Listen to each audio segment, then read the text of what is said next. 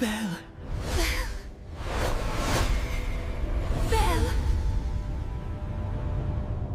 Hello everyone, welcome to What If Bell Lost His Past Memories and Went in Dungeon to Find Women of His Past Movie 3.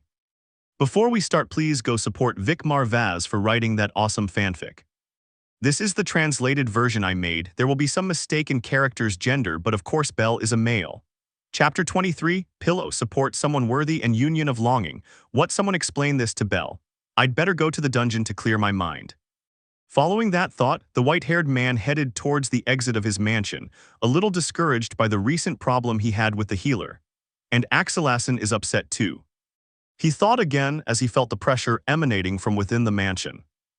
He continued walking while he absorbed his sorrows, and very soon he realized something, or rather saw something, a very funny and strange scene.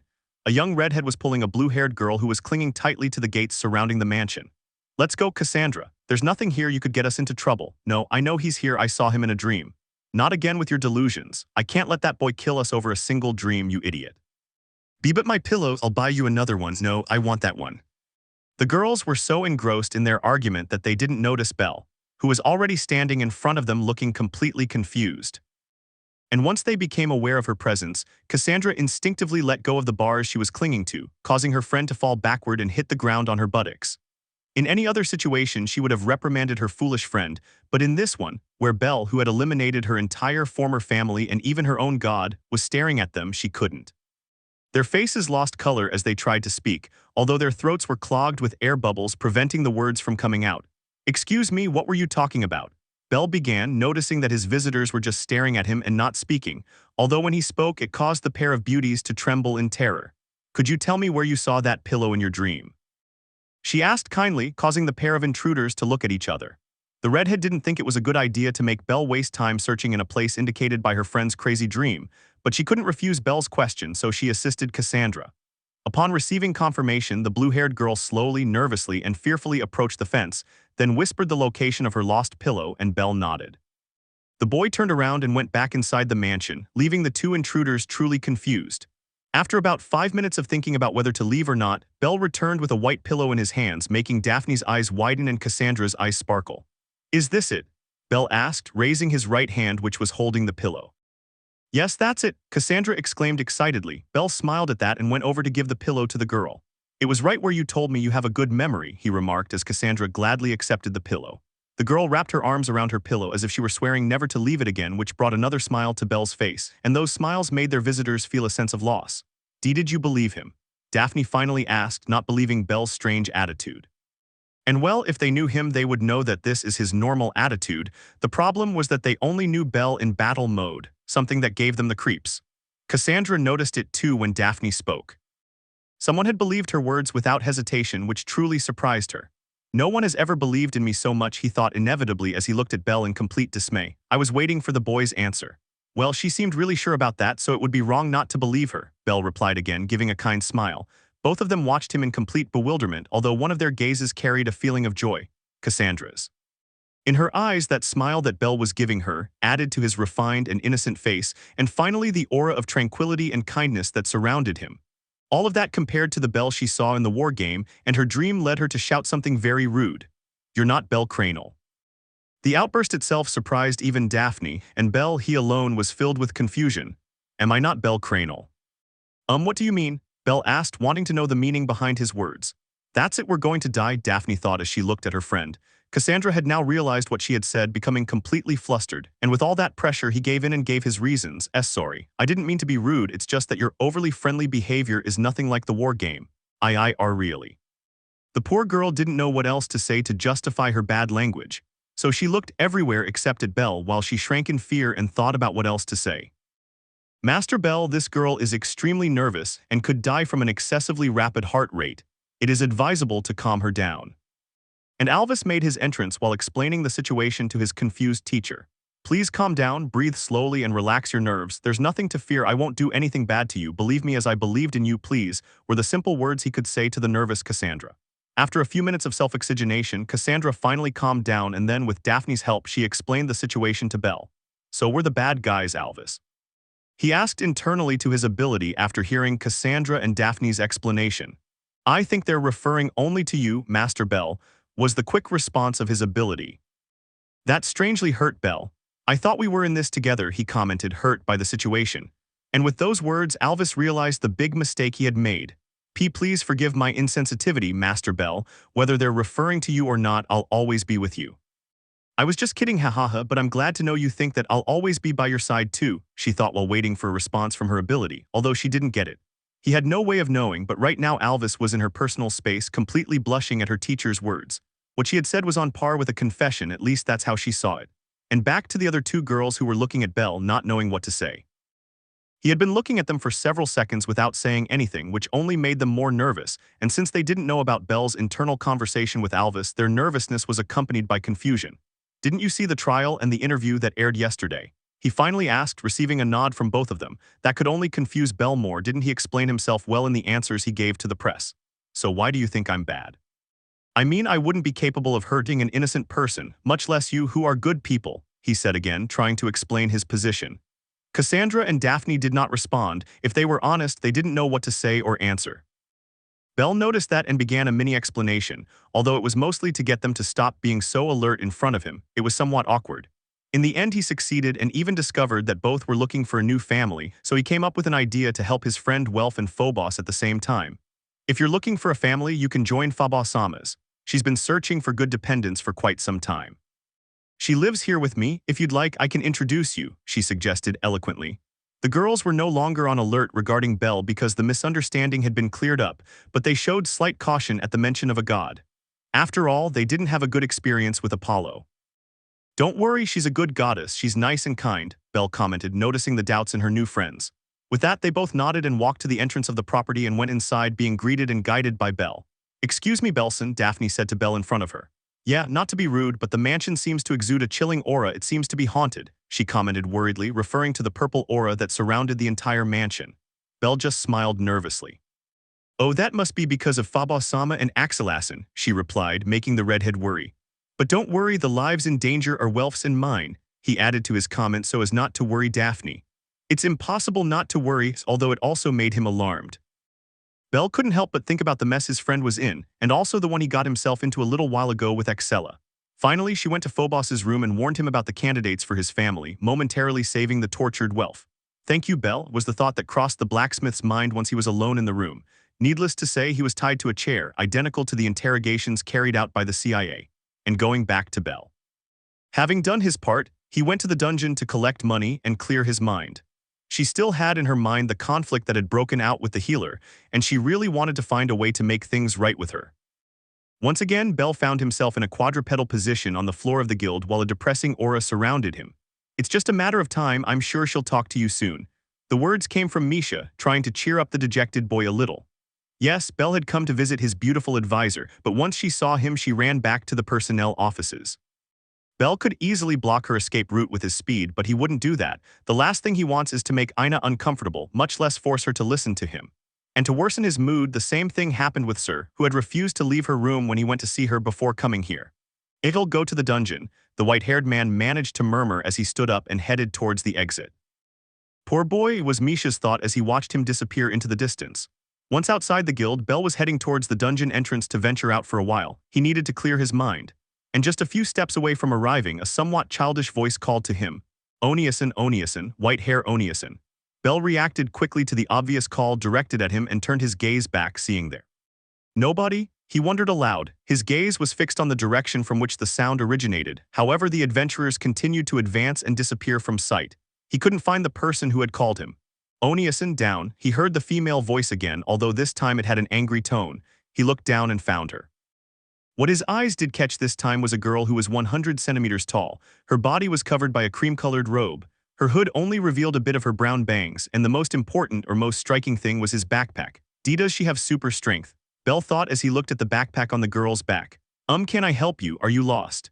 She asked as she crouched down to be at the girl's level. And he could clearly see the little girl frown, saying, it's nothing like that, and explaining her intentions. So you're an amazing support that explains the huge backpack, Belle remarked in a self-assessment. Yes, and a support that is essential for an adventurer has come to you, Oniason, the support stated and informed. I see, so you're not a girl but a hobbit. Oh, I'm sorry I was so rude, the boy apologized while nervously scratching his hair. A hobbit? What are you talking about, Oniason? Lily is a beastman. As she reported this, the young woman removed her hood, revealing fluffy wolf ears. Did I mess up again? Today's not my day.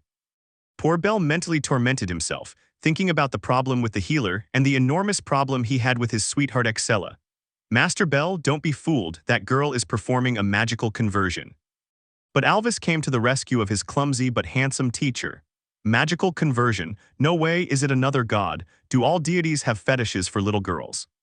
And Bell was comically complaining about the taste of the gods, while remembering the goddess Kali of Marin Harbor. No, Master Bell, a magical transformation doesn't necessarily have to be a god in disguise. It also applies to anyone who can perform a transformation. With Alvis explaining, Bell finally understood and analyzed the girl named Lily more seriously. Well, let's see where this leads, was his conclusion. I understand and I apologize for confusing you again. Now I'd like to accept your help in the dungeon, Lillison, he said kindly, a smile gracing his face. The little imposter smiled back and shook the hand Bell had offered her. Then they went to the dungeon, but not before going through something. They were both walking through the corridors of the first floor of the dungeon, with no intention of going down. Bell was a few steps ahead while Lily followed behind, although the latter was pulling a small cargo cart that Bell had rented in Babel. The beautiful Alvis was on alert for any potential enemies, using the first level of Bell's fire magic to eliminate the goblin and kobold who dared to approach her master. And with that said, Bell wasn't even on the defensive. He just saw small green goblins approaching him for a few moments, only to be incinerated by the scorching crimson flames of his magic. The same was true for the monsters with dog heads. They were burned as soon as they approached him or Lily. The latter was impressed. She didn't know if Bell was using a magic sword or a super short, inaudible chant. She could only watch the threats being burned. He's undoubtedly strong, but if he doesn't go beyond the first floor, it's because he's still a novice. But does he have magic so soon, or is it actually a magical artifact? Their doubts piled up while answers were scarce. It doesn't matter, at least I must get those daggers. I'll put aside the sword, but I need the daggers. With them I can escape the family. Lost in her thoughts as she walked, she snapped out of them when she saw Bell's feet stop. She turned her gaze towards the boy and saw him staring at the entrance to a small room. It's here, were his few words before entering. Lily followed him without asking, waiting for her chance to steal his daggers. Judging by his clothing and high-quality weapons, he must be a rich man who's just playing at being an adventurer. Judging Bell's life by his appearance, which consisted of his jet-black attire adorned with small pieces of armor, she entered the room while pulling the cart. It really is as the book describes it. They look like roosters, thought Bell as he hid behind a wall. Peeking his head out slightly, he managed to glimpse an extremely rare monster, appearance of a rooster with fluffy feathers of a yellow-green color. All right, let's begin the hunt. With his words followed by a movement of his arm, several orbs of crimson flame appeared around him. Ignoring the surprised Lily, who was staring in complete bewilderment at the monster, a fireball headed towards the rooster and charred it before it could escape. Lily's enormous eyes widened even more when she saw a golden egg fall, the drop item from the jackbird. Is it really a jackbird? He didn't even have time to be surprised anymore when a large number of the same monsters spread their wings and fled. But Alvis wouldn't allow that, firing incredible amounts of crimson fire projectiles. The fire rays scattered and located their prey, striking them and instantly carbonizing them. Lily fainted when she saw a large number of golden eggs fall to the floor of the room. It was normal, after all, each golden egg cost a total of 1 million volleys. Bell looked at the unconscious girl with some concern, and extending his hand towards her, she was enclosed in a ruby-red barrier, protecting her from any monsters while Bell finished his hunt. Another thing the white-haired man noticed was that his back was burning fiercely, exactly in the development skills section. Luck. 10 minutes later. Lily slowly opened her eyes and knew immediately that she was in the dungeon, holding her head in her hands to try to remember what happened to make her faint. Once she remembered everything, she thought she was going crazy. It's impossible for dozens of jackbird to be in the same loo. His thoughts were cut short when his gaze caught sight of the cart Bell had rented, completely filled with golden-colored eggs.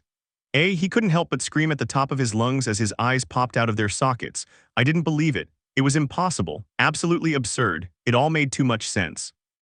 I see you're awake, I'm glad. Have some bread and recover from your fainting spell. We'll be back on the surface in a moment. We can't go any further down with our cart full. She listened to Bell's instructions as he suddenly appeared without even noticing him. And his words only confirmed what Lily was seeing, a cart full of items that were worth 1 million volleys each. How many are there? He asked unconsciously. Bell gave him a curious look and replied, 66 eggs, a good amount. It was about time something went right today and not just problems. The first was a response to Lily, and the second was more of a complaint to himself about the terrible day he was having. "It's crazy," Lily murmured as she turned her gaze to Belle. "How lucky are you?" Belle just smiled at her question. "You wouldn't believe me if I told you," he kept his thoughts to himself. A few more minutes passed and it was time for them to go upstairs, with Lily still not believing what was happening. I didn't understand anything at all. It took them almost no time to get back to the surface because they were on the first floor, walking up the stairs with Belle pulling the cart and Lily walking beside him. And of course, completely surprised, an imported look soon arrived, observing the pair who were carrying a cart with golden jackbird eggs. They arrived at the guild and it was the same, capturing the attention of everyone present, although no one said anything. After all, they knew Belle perfectly well. Jet black clothing, white hair, and rubbered eyes. In short, the white demon. Nobody was stupid enough to dare question or ask where he got all those jackbird eggs. "I'd like to sell these items," Belle announced to the person who bought magic stones and items. The employee nodded quickly and left the reception area to count the eggs, getting to number 65 when Belle politely asked him to stop. "I just want to sell the 65, please." With those words, the employee nodded. Others came and collected the golden eggs to take them to the guild's vault. Belle was left holding number 66 in his arms while he waited for his pay, which arrived in a cart provided by the guild. It was full of bags with valises, totaling 65 million. "My favorite floor is definitely the first one," Belle thought as he took the cart and left the guild. Ina was not present, otherwise she would undoubtedly have approached to ask, which would have pleased Belle greatly.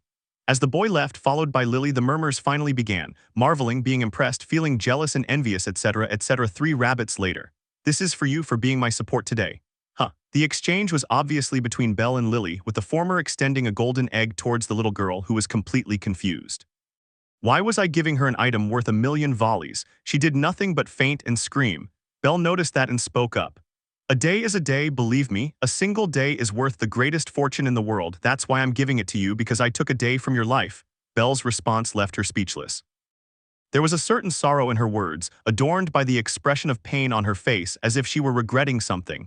Is one day really that important to him? Lily doesn't understand. This boy is too strange. Little Lily was puzzled, seeing this specimen of an adventurer who didn't seem like an adventurer. They are supposed to be violent, arrogant, and heartless. The aura of peace and kindness that surrounded the boy in front of her eyes was the complete opposite of the concept she had about adventurers. But with that, I can be free. Lily didn't think twice and accepted the gift Belle was giving her, bowing and completely forgetting about Belle's twin daggers. "Thank you so much, Adventurer-sama. Lily is very grateful." She gave thanks with a shout full of joy as her eyes welled up with tears. "Belle, call me Belle, and it's nothing. Remember, it's your payment for helping me." Lily smiled at Belle, nodding her goodbye and wishing to reach her god so she could leave her family. Belle just watched the little girl disappear into the distance as she ran. Master Belle. "I know, I realized that too." Although the problems for the white-haired man were not over yet, once Lillison got lost in the crowd, I jumped over the houses as a sort of chase began. I feel like a strange kind of stalker. Yes, it was impossible not to think about that. From any perspective, following a girl without her consent is harassment. There are no excuses. Even so, I didn't care much and followed her for a while keeping my distance so as not to be detected by anyone. I really wish I had the stealth ability that Axelassin acquired when she leveled up. There they are. I returned to my unsolicited mission and observed a group of people who were also following Lillison, although they had completely different intentions than mine. I felt it in their eyes when I was saying goodbye to Lillison, most of them being directed towards her. I jumped over another 2-story house and stopped, watching Lillison being surrounded by 8 people.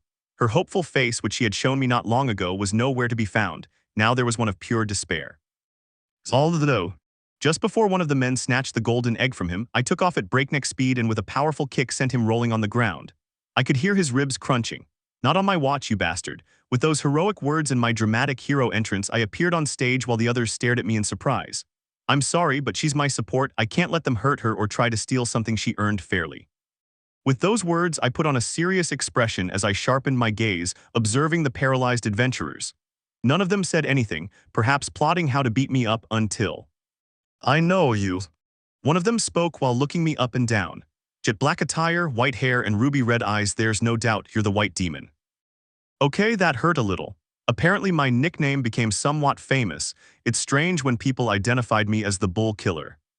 Forgive us, we didn't know it was your support. We're leaving."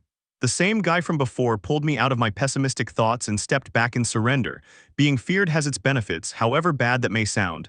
Thankfully, it was resolved peacefully. No problem, just don't go near him again. With those words, they nodded and left, even leaving the one I kicked alone. Well, it's not my problem, he can go to pharmacy to get it treated. Ignoring the man lying on the ground, I turned to Lillison, asking if she was all right, and she nodded. After that, I asked her why they wanted to rob her. I could see the doubt in his eyes. Okay. But in the end, he agreed and told me everything. He was on his way back to the mansion, pulling the cart with today's earnings. Oh right, before following Lillison, I had entrusted the cart to a lady who has a vegetable stall. I was really grateful when not a single volley was needed. Of course, I gave him a bonus for the favor he did me, and I even bought vegetables and fruit while I was on the cart too. Now the most complicated thing of the day was undoubtedly Lillison's problem. Once I heard her story, I couldn't remain silent, so I went with her to the Soma family headquarters and requested her release from her condition. Sure, they thought I was crazy for arriving unexpectedly and demanding things, but once they recognized me, they let me pass to talk to the god Soma and the captain of his family. One look at Xannies was enough to know he was a bad guy, demanding large sums of money to release Lillison. Although I silenced him when I threw the golden egg at him, I then asked for Lillison's release and obtained it. They could have refused, but it wasn't in their best interest. And now that I've freed her, she's walking beside me without taking her eyes off me, as if she wants to analyze my entire being. Her exposed ears made slight movements while her wide eyes studied me. Speaking of ears, now that I think about it, he's undergoing a transformation, although I won't ask him about it. I'd have to explain how I discovered it, and I don't want to expose Alvis. We continued walking towards the mansion with her watching me, until we reached the gate and went through. Why did you give so much money to those orphans, Belsama? And before we went through the front door, she asked me that. Your question is due to the 5 million volleys I gave to Mariasin so that she could support the orphanage for a while. I don't really find anything strange about it, anyone would do it. It's simple, if you help one, you help everyone. If you got the reference. I was honest in my answer, leaving the obvious hanging in the air and receiving another one of the many strange looks that Lillison gave me. With that, we entered the mansion where I was greeted by a cruel and murderous look from my beautiful Axelassin. I think I'll be cold tonight. So you didn't care that I was upset, you defended that healer, you left all day, and you come home with a girl. Do you want me to kill you, Belle? The question was asked just as Belle passed through the front door of his mansion accompanied by Lily.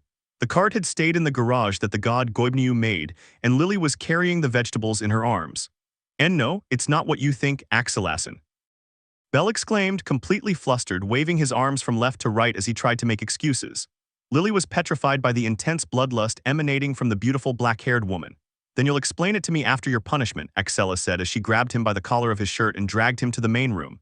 Belle didn't even resist, he knew it would be worse for him if he did. Well, give Lillison a room. I'll explain everything to you tomorrow. He made sure to ask a favor of his friend who was watching him being dragged away, unable to help him. I'll take care of it. With that, Belle disappeared up the stairs and the others remaining in the room exchanged glances. Phobos, Welf, Cassandra, and Daphne looked at Lily, with the latter not knowing what the hell was going on. He looked so heroic when he saved me, yet a single girl overpowered him. I need to be careful around her. Although he made a mental note not to anger Axela, he didn't know her and was already afraid of her. With Axela and Belle, Aga asked to stop. What are you saying, you damned unfaithful rabbit? Speak clearly, I can't hear you. Belle was lying on his back on his bed with Axela straddling his waist, and they were arguing about what had happened that day. And although Belle tried to explain himself, he had no way to do so since Axela was suffocating him with both hands around his neck.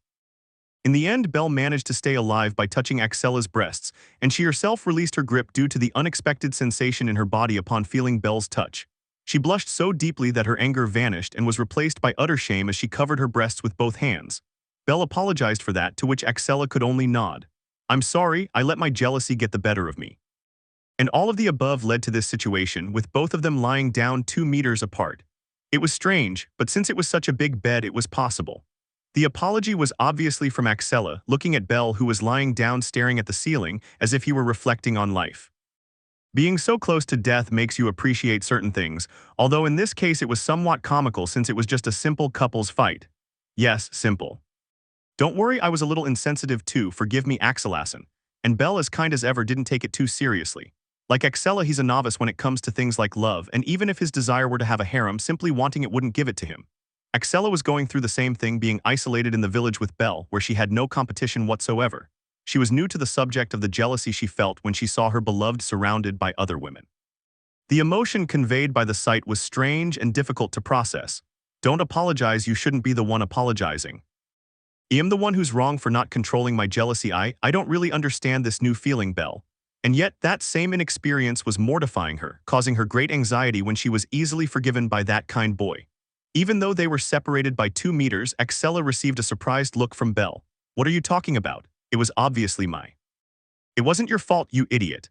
As Belle tried to calm the swirling problems in his girlfriend, she interrupted him when she noticed he was about to apologize again. Those same kind words only made his tormented heart ache more. "She was mine and mine alone." He even moved a little further away from Belle, confusing the boy. "A soul as broken as mine is not worthy of someone like you." And he said the words that had been sailing through his mind for a long time, not wanting to accept the absolute truth, but also unable to deny it. And the same distance that the beautiful but sad girl had created with Belle was eliminated in less than a second. She opened her eyes in shock as she felt her body surrounded by a comforting warmth, understanding shortly afterwards that she was being hugged. She couldn't form words to ask what was happening. She just let Belle hug her while she unconsciously wrapped her arms around the white-haired man's back. She felt good, she felt safe. Such a corrupt soul was being protected by a pure one. "After all, if I've been blatantly insensitive to you, Axella." And Belle spoke as he tightened the hug and pressed Axella's body against his, not letting her move away even a millimeter. She wanted to speak, but she still couldn't. Her throat hurt, she didn't want to make a sound. "Let me tell you something, Axella," and she refused to follow his orders with every word the boy whispered to her. "We are all broken, that's how the light gets in." A distinctly stronger heartbeat than the previous ones pierced Axella's body, feeling Belle's heartbeat against her chest. "Please let me be that light, okay?" The dampness invaded Belle's right shoulder where Axella rested her chin, letting silent tears fall onto the young poet. Her body was hugged tighter, with Axella clinging with all her might to the boy she loved so much. "It's not fair." And it was his turn to speak, to respond, to give an answer. "It's not fair that only you heal me. I also want to be a support for you. I want to be the pillar that never crumbles and that holds you up until the end. I want to be someone irreplaceable for you, but what I want most." The humidity increased, with tears sliding down Axella's soft cheeks and falling onto Belle's shoulder. It looked like a waterfall. "What I want most is to be someone worthy of you." And the crying was born and intensified, with the night confessing one of its most cherished desires, and the moon listening. "Don't be silly, it's not necessary to be worthy of someone. The simple fact of loving someone is enough, and I know that you love me too much, so much that even I couldn't put it into words." Stating the obvious, the hug intensified. "That's why you shouldn't try to be worthy of me. I'm not special enough to deserve that effort. But if you want to do something, then live for me, that's all I ask." Axella was listening to the lyres that Belle was playing, concentrating so much that she didn't know when she had fallen on top of Belle on the bed. "Remember that living for nothing is pointless. It's much better to die for something. In short, live for me and I will die for you, Axella." With that, the silence lasted for a few moments until the girl's light sobs filled the air. She didn't know, and neither did Belle. A starry night is nothing without darkness, just as darkness is nothing without the moon and its stars. And for there to be light, there must be darkness. What better than to unite both in a single being, in a single life? In one love, Belle. The girl choked back her sobs and whispered to her beloved, "Yeah, I love you too, Axella." They both shared a different kind of vote and with different feelings than normal, some so intense that they incinerated the sad atmosphere. Axella lifted her face from Belle's shoulder and looked directly at him as she stood above him. Aqua met Ruby and Ruby met Aqua. A crystalline background that trapped a gem, giving a red background in Axella's moist pupils. His face, which had slowly risen, began to lower. Their faces drew closer without breaking eye contact, completely immersed in their own world. Their noses touched and their lips were brushing. Their heavy breathing overlapped, creating a longing atmosphere full of yearning. The girl brought her soft hands to the boy's cheeks, caressing him and etching his shape with just her touch. She wasn't the only one. Her cheeks were also being subtly caressed by Belle, as if he were portraying the most beautiful view in a work of art. His fingers are the paintbrush, his eyes the inspiration, and his mind the canvas. The touch of their lips was so intense that their moisture was transmitted, sending a myriad of different emotions through both of their bodies. And they joined together. A frenzy of emotions assaulted them the instant their lips collided. His sight had been blocked by his eyelids, eliminating one of his senses to intensify the others. The feeling was indescribable. It was a kiss, not a passionate one, it was just a simple kiss.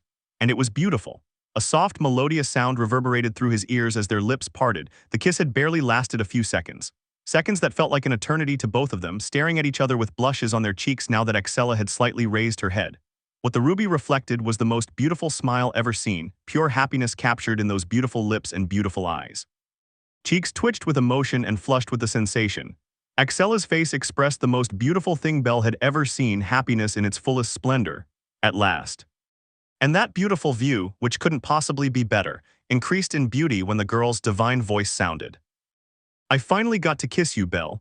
Belle was captivated by another beautiful smile that widened his cheeks, leaving him speechless. My eyes are not enough to admire your beauty, Excella. The boy kept his comment to himself, lost in the beauty of the face before his eyes. Finally, I could feel your lips against mine. Finally, I could transfer these feelings to yours. Finally, I could be one with you, even if it was only for a few seconds. Now the waterfall was one of happiness, excitement, and love. The crystalline depths of her eyes could only amplify everything with more beauty, giving her the appearance of a beautiful spring that let its pure waters fall upon Belle's cheeks. I love you, I really love you so much, Belle. Another kiss was given, one longer than the first. The touch of Excella's hands on his cheeks as she kissed him was something that was accelerating Belle's rhythm to unknown speeds. The kiss was destroyed. I love you 3 million, Belle, and it was rebuilt as quickly as it was. 3 million, wow. Belle's thoughts could barely process and keep up with his emotions, being as happy as or even happier than Excella. Not bad, girl, and Alvis was silent as she watched, of course, feeling a huge amount of jealousy. 3 million, that's crazy. And once their lips were parted, Belle replied. The equally happy smile caught Excella's eye, making her blush even more at how beautiful Belle was in her eyes. No one will ever be able to match the love I feel for you, and if that someone does exist, I will love you even more. And opting for a proud expression, he also spoke. And you are the light that took away my darkness, that's why no one will love you more than I do. An extremely strong pulse hit Belle's chest as Excella once again lowered her lips to join them with his. The feeling was so beautiful that Belle would become addicted without hesitation. Belle, can we stay together for longer? And Excella's question, once their lips had parted again, confused him a little, and he watched, somewhat dismayed, the blushing face of his beloved. Do you mean a longer kiss? Well, I'm no expert, but yes, I'd like to kiss you for longer. At her words, steam began to rise from the back of the dark-haired woman's neck. The rabbit was too innocent, although she wasn't a pervert. The fact that Belle didn't understand her words was a little mortifying for her, as she considered herself innocent. Listen, Belle, don't think I'm a pervert, but what I mean by spending more time together is making love. His face, as red as metal and fire, was adorned by embarrassed eyes that turned to the right. Even her body had begun to heat up because of his words, which Belle could feel as he stood beneath her. And Belle himself had short-circuited when he heard Excella's proposition. Making love, Ax. SHHH, if you don't want to, that's fine, I won't force you to do it. Belle was interrupted by Excella's index finger on his lips, with the girl saying she wouldn't force him. Although there was some sadness and shame on her face for being rejected, and that idiot Belle noticed, being struck by a memory of his grandfather. Listen, Belle, if a girl offers you her body, it's because she's not really offering you her body, she's offering you her soul. He's giving you everything. If that moment comes, don't reject her, love her. When a woman is rejected, when she gives her all, she breaks, whether she shows it or not, she does. If you ever reject a woman completely, I'm sure I'll hit you as hard as the ones in $%. As if those words were spoken for this precise moment, Belle took Excella's cheeks in his hands and drew her lips towards his. Excella was surprised but gladly returned the kiss, enjoying the sensation of joining her lips with Belle's.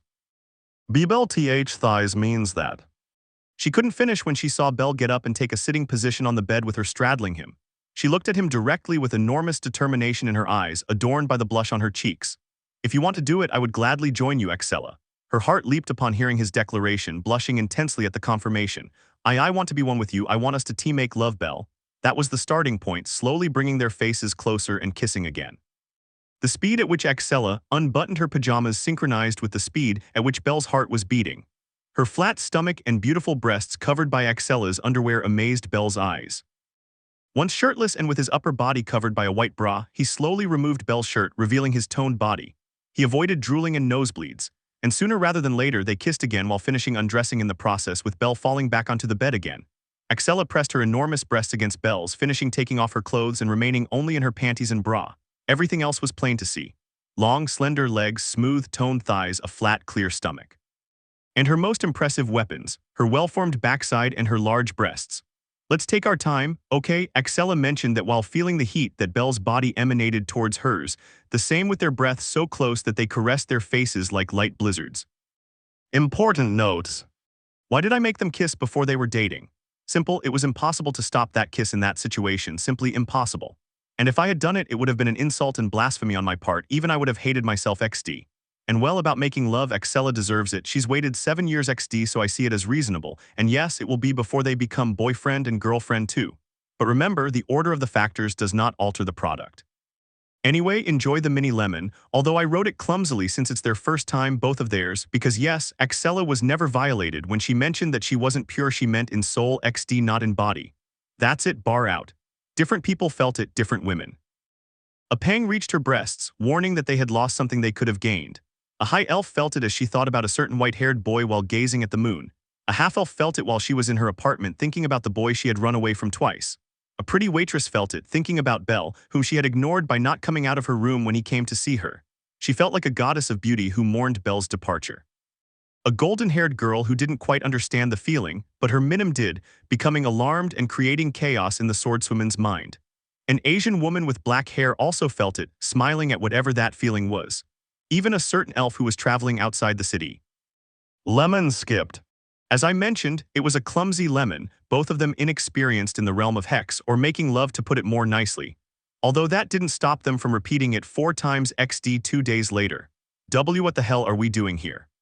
Belle asked the internal question, standing next to Axella in front of a headquarters that Belle knew by its symbol. Did he find out? Did he find out about her? And no, he's not going to start a war game, is he? They had gone for a walk at Axella's request, saying that she would take him somewhere, although she did not mention that it would be the headquarters of one of his girlfriends. At this moment, Belle was feeling true terror. Belle, come on, his girlfriend's call brought him back to reality. The boy nodded nervously and they went through the doors of the headquarters when they opened. They walked hand in hand down the path toward the main entrance with a smiling Axella. "Oh, Axella, what are we doing here?" asked the rabbit fearfully. Well, I'd like to tell you, Belle, but it's a secret," was the simple reply from his now officially girlfriend. That and Axella's neutral expression only served to make him more nervous, praying to all the gods that nothing would go wrong. It was then that Axella stopped walking when she saw a woman coming out of the front door. It should be noted that she was armed. Belle could only sweat profusely when he saw her. Suddenly, Axella let go of Belle's hand, filling Belle with doubt, and walked towards the woman who was also heading towards Axella. Both were armed, staring at each other without even breaking eye contact for a second. And just as Belle was about to intervene, both girls lunged at each other. What? Belle could barely react. The two girls were hugging each other while huge, happy smiles adorned their faces. Axella was even shedding tears of emotion. Belle almost fainted at the sight. He continued to watch the pair of excited young women, completely perplexed by this. "I will pray for your soul, Master Belle." Even Alvis, her skill, was surprised, although she had already put 2 and 2 together and solved the mystery, quite the opposite of her master, who continued with his eyes wide open. And suddenly, Belle. His name was spoken, causing the boy to tense up with tension and nervousness, turning his gaze towards Axella, who was calling him. Going into autopilot, Belle walked towards his girlfriend. Once he was next to Axella, she hugged him tightly and kissed him on the lips. "He's my boyfriend, his name is Belle." And he presented it to the other young woman who was just looking at Belle's face with an amused smile. "Belle, she is my childhood friend, the one who helped me leave the East with Tsukeyama-sama when what happened to my clan happened." And Axella was introducing her friend to Belle, although it wasn't necessary since Belle knew her perfectly well. "Her name is Kaguya, my best friend." The white-haired man's world was falling apart. Her eyes and her nervous smile said it all. Life was playing a bad trick on him, and the no-renowned Kaguya gave a mocking smile and an amused expression as she watched the defeated Belle. "Hello, Belle." With that greeting and amused smile, his world ended. Will this be the end of Belle Cranel? Chapter 24, Appointment. Let the date begin. 3. A day had passed since Hermes had said goodbye to Belle at the entrance of the guild after acting as his lawyer. "Okay, we're almost there, Lawyerchin." His words were directed to the beautiful elf who accompanied him as a guard. "I can't believe you brought me on this trip, Hermes-sama. It's always a Svisson who acts as your personal guard." And the beautiful elf did not hold back her complaints about the trouble her god was putting her through. Hermes was hurt by the cold and direct comment typical of the elven race.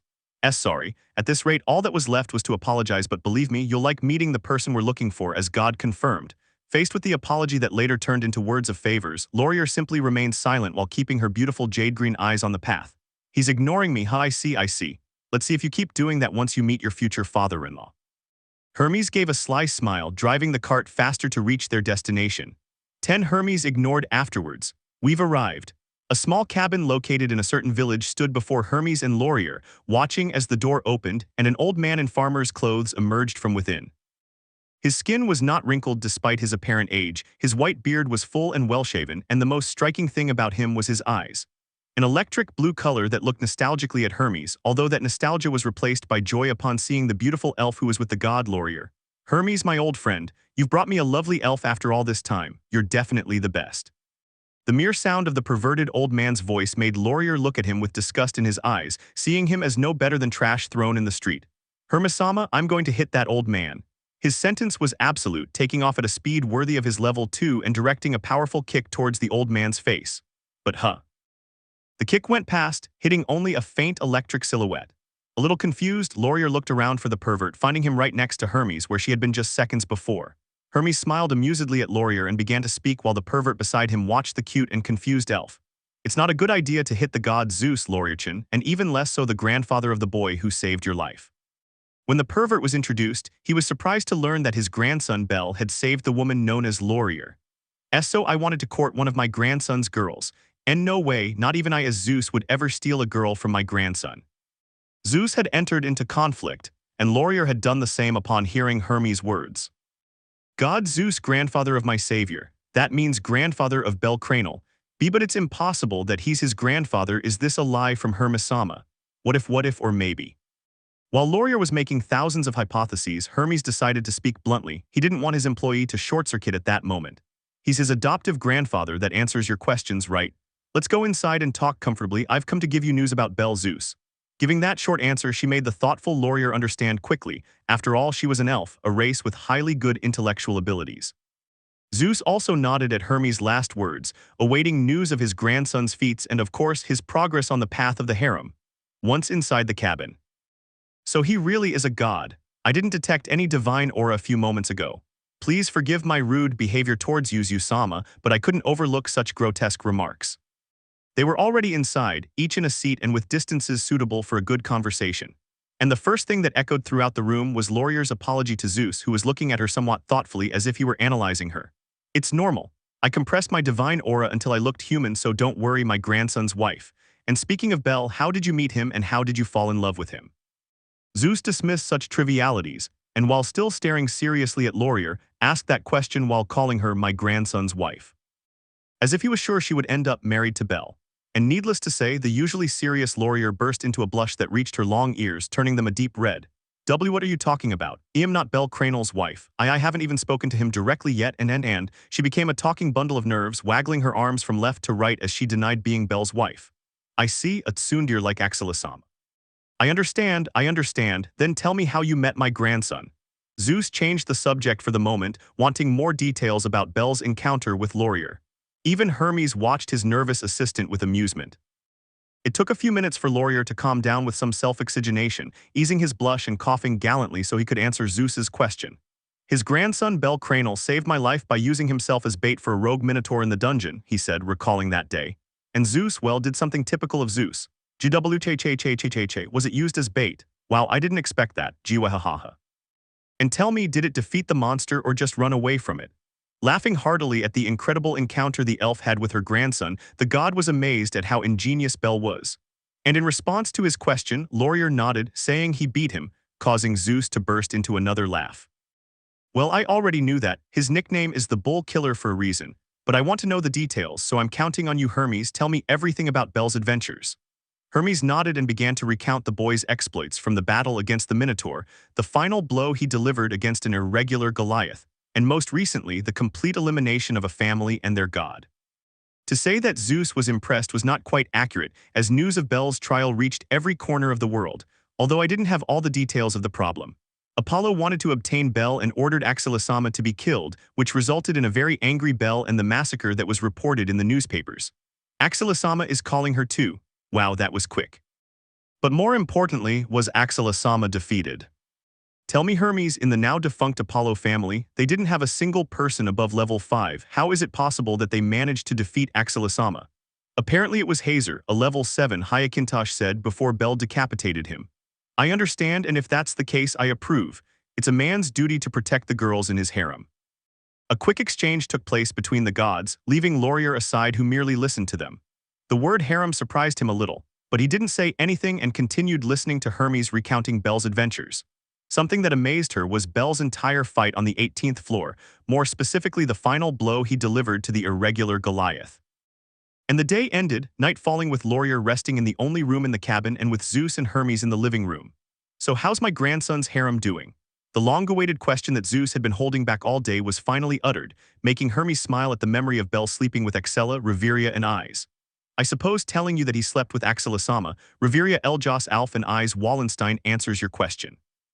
Zeus' jaw dropped as low as possible, his widened eyes decorating his surprised expression. Did he sleep with the elf princess? The question was obvious. The most impressive thing is that Bel slept with a high elf belonging to elven royalty.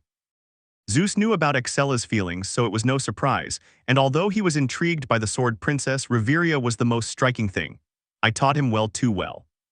That's all he could say, impressed by his grandson's true feats. And that's not all, there are different types of girls interested in him. You really raised him well by guiding him down the path of the harem. Zeus smiled again at that. He was truly following his teachings. That boy fills me with pride, he concluded, his expression turning nostalgic as he recalled Bel. The conversation continued a little longer, with Hermes recounting the accident he caused by spying on the women on the 18th floor and using a redhead named Welf as bait. Then they slept, Hermes. Or so it must have been, were it not for a sharp pain that attacked Zeus's chest, shouting his friend's name and causing him to become alert. Trying to ask what had happened, he couldn't when Zeus spoke again. It's Bel right now. Bel is crossing the threshold of manhood. He's entering supreme territory. He babbled rapidly, barely understandable words, while looking up at the ceiling of the room note beyond at the starry night that was revealed. So that girl did it. She turned my grandson into a man. His divine premonition was absolute, being activated because right now Bel was in an intimate moment with Axella. Still staring at the ceiling, Hermes observed the silent tears of pride that ran down his cheeks and got stuck in his beard. He asked for an explanation and received it from Zeus, joining his old friend in tears of pride. From the room, Laurier wondered what the sudden crying was about, but he dismissed it and continued his sleep while feeling a strange pain in his chest. It didn't hurt, but she felt she had missed an opportunity in something. It was morning, the leaves were damp and the air was fresh, adorned by the chatter of birds. The sun's rays streamed through the uncovered window, illuminating Bel and Axella, who were asleep, embraced by each other on the large bed. The first to wake up was the girl, feeling discomfort on her closed eyelids due to the sudden illumination. He opened and closed his eyes a couple of times, focusing his gaze around him and exiling his blurry vision. And once she did, she lifted her upper body as she assumed a seated position on the mattress, and without realizing it because of how drowsy she was, she pulled away from Bel's embrace. A few seconds passed while his system started up. The first thing he noticed was the pain in his private area. That snapped her out of her drowsy state and she opened her eyes in shock, carefully analyzing everything around her. I'm naked, I feel pain in my groin. Bel is naked and we woke up in the same bed. That means. This time it wasn't a dream. The girl raised her arms in victory and then launched herself into a hug with the sleeping white-haired boy, who miraculously did not wake up when he was hugged. And Axella, she was rubbing her cheek against that of the sleeping Bel while pressing her naked body against that of her beloved. It hurts a little, but I can move fine. He also recalled the pain in his private parts, which grew slightly due to his abrupt movement when he hugged Bel. Although it's normal, after all, we did it 4 times.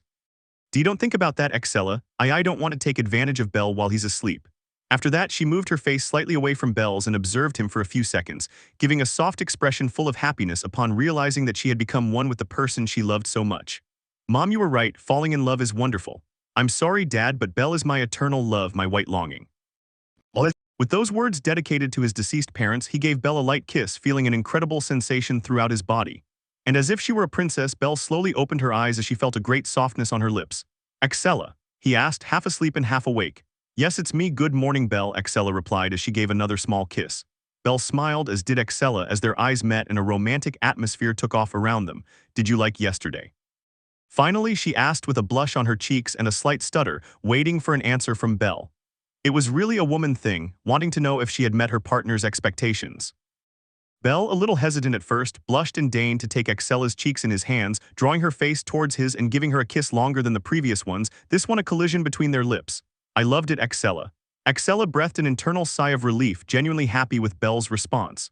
I'm glad, she commented as she hugged him affectionately and stroked his white hair. They stayed embraced for a few seconds until the dark-haired woman spoke again, although it was a self-comment to herself. Now that I think about it, I'm 3 years older than you, and even though you'll be 15 in a few months, 2 years is a big difference. I feel strange not feeling anything strange about falling in love with a boy younger than me. The young woman kept muttering things like age is just a number and jail is a room, causing Bel to give a nervous smile at her behavior. That reminds me of the time you tried to grape me because I was drunk, haha, she spoke suddenly, pulling Axella out of her thoughts. The girl blushed as she remembered that day. Flashback on. It had been 2 weeks since Belle and Axella officially became members of the glorious Freya Familia, with Belle cheerfully going to the dungeon day after day and Axella training her healing magic. And right now they were in Axella's room, sitting at the table for two with a meal that Belle brought from the Lady of Abundance. There was also a bottle of alcohol in the center of the table with 2 glass cups next to it. It was a good week, Belle commented as he uncorked the bottle and poured 2 drinks. Axella could only sigh wearily. Speak for yourself, Belle. I have to train with Heath every day and can't accompany you to the dungeon. I feel like it was all a plan by that nymphomaniac goddess. There was clear annoyance in her words as she disagreed with not being able to accompany her beloved to the dungeon. Faced with that, Belle could only smile nervously. Well, it's only a month and then you'll be able to leave. Remember that improving your magic will be a good thing if you get hurt in the dungeon. Giving a good point in favor of her training, Axella had no choice but to surrender and nod. Well, I'd better enjoy this dinner with him. With that thought, she turned her gaze to the food. They enjoyed and savored their dishes while chatting animatedly, with Belle frequently complimenting the girl and her blushing because of it. Everything was fine until Axella made a sound, holding the glass to her lips and taking a long gulp of the drink. They were both new to alcohol, so they wanted to experience it together for the first time. Belle curiously observed Axella's face, which became redder and redder with each passing second. Her gaze became lost as a soft hiccup escaped her pretty lips. It was then that Belle Axella had a sudden personality change. Belle was surprised by that, not understanding anything about Axella's sweet and playful tone. Axellason, are you by way? The boy couldn't finish speaking when Axella abruptly stood up from her seat and with a speed worthy of her level 3 approached Belle, grabbed his arms and threw him onto the bed that wasn't too far away. What the hell is going on?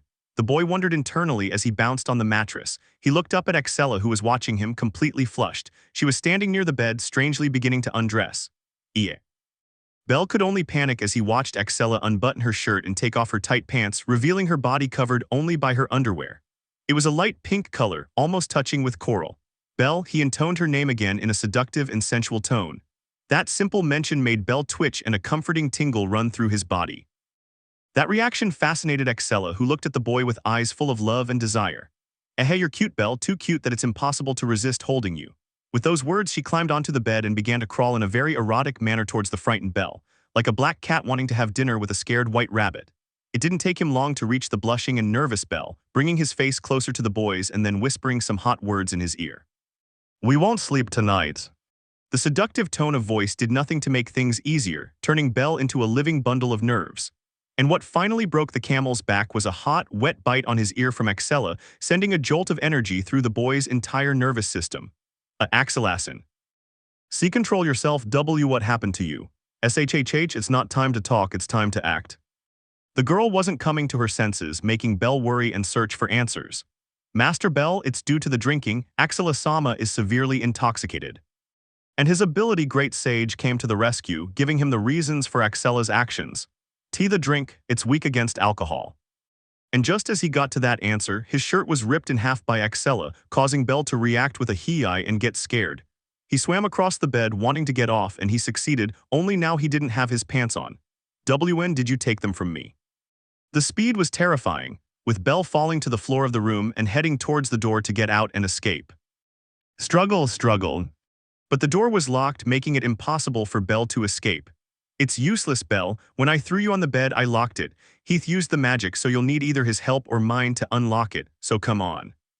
Belle turned his gaze back, seeing Axella on the bed in her underwear, giving him a seductive and lustful look. But the young man did not succumb to temptation. Please call the Ganesha family, I'm being grod. And he asked for help, hoping that the room wasn't soundproof by banging on it loudly. There was a faint click of the tongue and then everything became heavy for Belle, forcing him to fall without being able to move. Axella had used her ability, forcibly immobilizing him. She got out of bed and went over to Belle lying on the floor, looking at him with an expression of affection, desire, and perversion. Finally, she climbed astride him.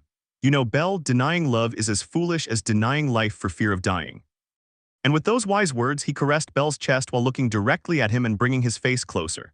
Saying such a sweet phrase in this situation with hearts in your eyes doesn't suit you, Axellason. She ignored Belle's protest, wanting to kiss him once and for all. Even in her drunken state, she knew that if Belle kissed her, she wouldn't be able to resist and would get what she wanted. In short, evil would triumph. But what the heck is going on here? The door was opened and a very annoyed Freya and a surprised Heath entered through it, looking directly at poor Belle and the girl who was about to kiss him. Freya quickly rushed to stop her, unaffected by Axella's ability since she was only focusing it on Belle. Flashback off. Don't remind me, it was the alcohol, it wasn't because I actually wanted to grape you, Belle. She was making excuses, wanting Belle not to see her as a complete pervert who was only after his body. But you also tried to grape me the day before the war game, don't you remember? And her excuses were thrown out the window by Belle's comment, causing Axella to hide her face in the white-haired man's chest. Whom in the end I didn't need to grape you, that's what matters, was his final comment as he began to rub his cheeks against Belle's chest. The boy smiled amusedly, then heard murmurs from Axella as she explored his chest. Things like goo goo gaga, a kind of childish pout that tickled Belle because of the zero distance. Yes, Axella had become a little girl who wanted a little affection, which she got when she felt her hair being caressed by Belle's soft hands. In the end he finished humming while giving a pleased expression. They remained like that for a few moments until the girl spoke again. Belle, do you remember yesterday I said my wish was to help you? She asked, still with her face against Belle's chest, receiving a yes in response. Well, isn't there anything you want me to do? It can be anything. Belle paused for a few seconds, undecided about whether to say it or not. If you say anything well, would you let me have a ha-wah? The silly boy didn't finish speaking because Axella had tightened the hug, pressing their naked bodies together and making Belle feel all the softness of her breasts and legs surrounding him. You never learn, do you? She asked once she loosened the hug and looked directly at Belle with annoyance in her eyes and a pout. At least I tried, he thought nervously. Before Belle could say anything in his defense, he was silenced by a kiss from Axella. You're mine and I'm yours, it's that simple, okay? I won't share you with anyone, end of story, she declared once the kiss was over. The determined and firm look only made Belle sweat from nerves, wanting to find something to change the subject. And before Axella could make sure that Belle promised to be only for her, the boy spoke. All right, he exclaimed nervously. Did you take the birth control potion yet, because of last night? Her move was wonderful, making Axella, who was sometimes clumsy, forget about the harem issue and giving Belle all to herself. Oh, that? And his tone of voice was suspicious. Belle instinctively had a bad feeling, as Axella was staring at him curiously. After a few seconds of exchanging glances, Axella smiled and pointed towards the desk that was in front of the bed. Belle turned her gaze to the indicated location and there was a light purple bottle, making her understand that this was the anti-pregnancy potion. Haven't you taken it yet? I'll get it for you, wait for me. Trying to get up and break free from Axella's embrace, he failed to do so when his sweetheart clung to him, preventing him from moving. I don't want to, she said with an amused smile on her face. That definitely sent chills down Belle's spine as he looked fearfully at the smiling Axella.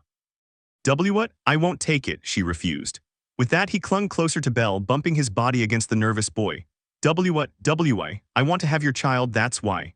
The nerves subsided and fear took over, causing Belle to pull Axella away and take her by the shoulders to look directly at her. The sly smile the girl gave him only made him ridiculously terrified, sweating profusely at the thought of a possible child. Don't say that, Axella, we're too young to be parents. Stating the obvious, he was ignored by the girl. My mother had Flair Wanasama when she was 18, Belle, I'm 17. Again, that funny, devilish smile was present. Belle kept giving more valid arguments about how early it was to have a child, completely desperate to convince his girlfriend. And finally, Fine, I'll take it, she conceded, sighing as Belle sighed in relief. However, there was a condition which made Belle swallow hard and await the verdict. Promise me you'll give me a child when I'm 19. I want to leave you with a memory of me when my time is up, she said with a gentle expression. The mocking and playful smile had vanished, replaced by an expression that was both sweet and sad. Belle gave a complicated expression at the mention of Axella's remaining time, but upon feeling her cheeks being held by Axella's hands, she replied, I promise, Axella. With that promise, they both smiled and kissed again.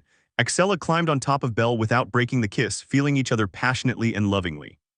We'll continue with what we started last night before taking the potion. You can't object to that.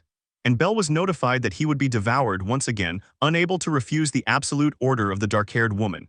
He simply nodded, blushing as he accepted his enviable fate. Conventional 1-hour timescale. Having already completed their perfect morning routine, and with Axella having taken the anti-pregnancy potion, the pair of lovers were about to take a bath. We should hurry, today is our appointment, and it was those words that made Axella excited. The girl remembered that today was her date with Belle, having forgotten about it because of last night and what had happened a moment ago. It's true, it's today.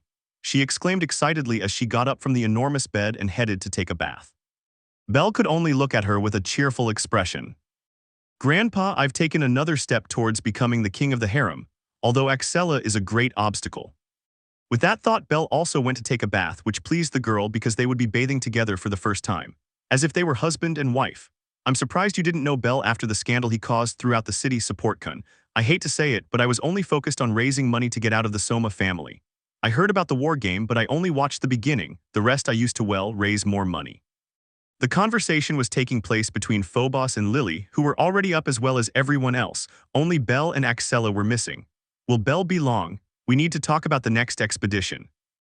Even though she brought 60 million volleys yesterday and says it's for everyone, we can't take advantage of her kindness. The comment came from Welf, who was waiting for his friend to come down so he could resume his dungeon adventures and raise his own funds.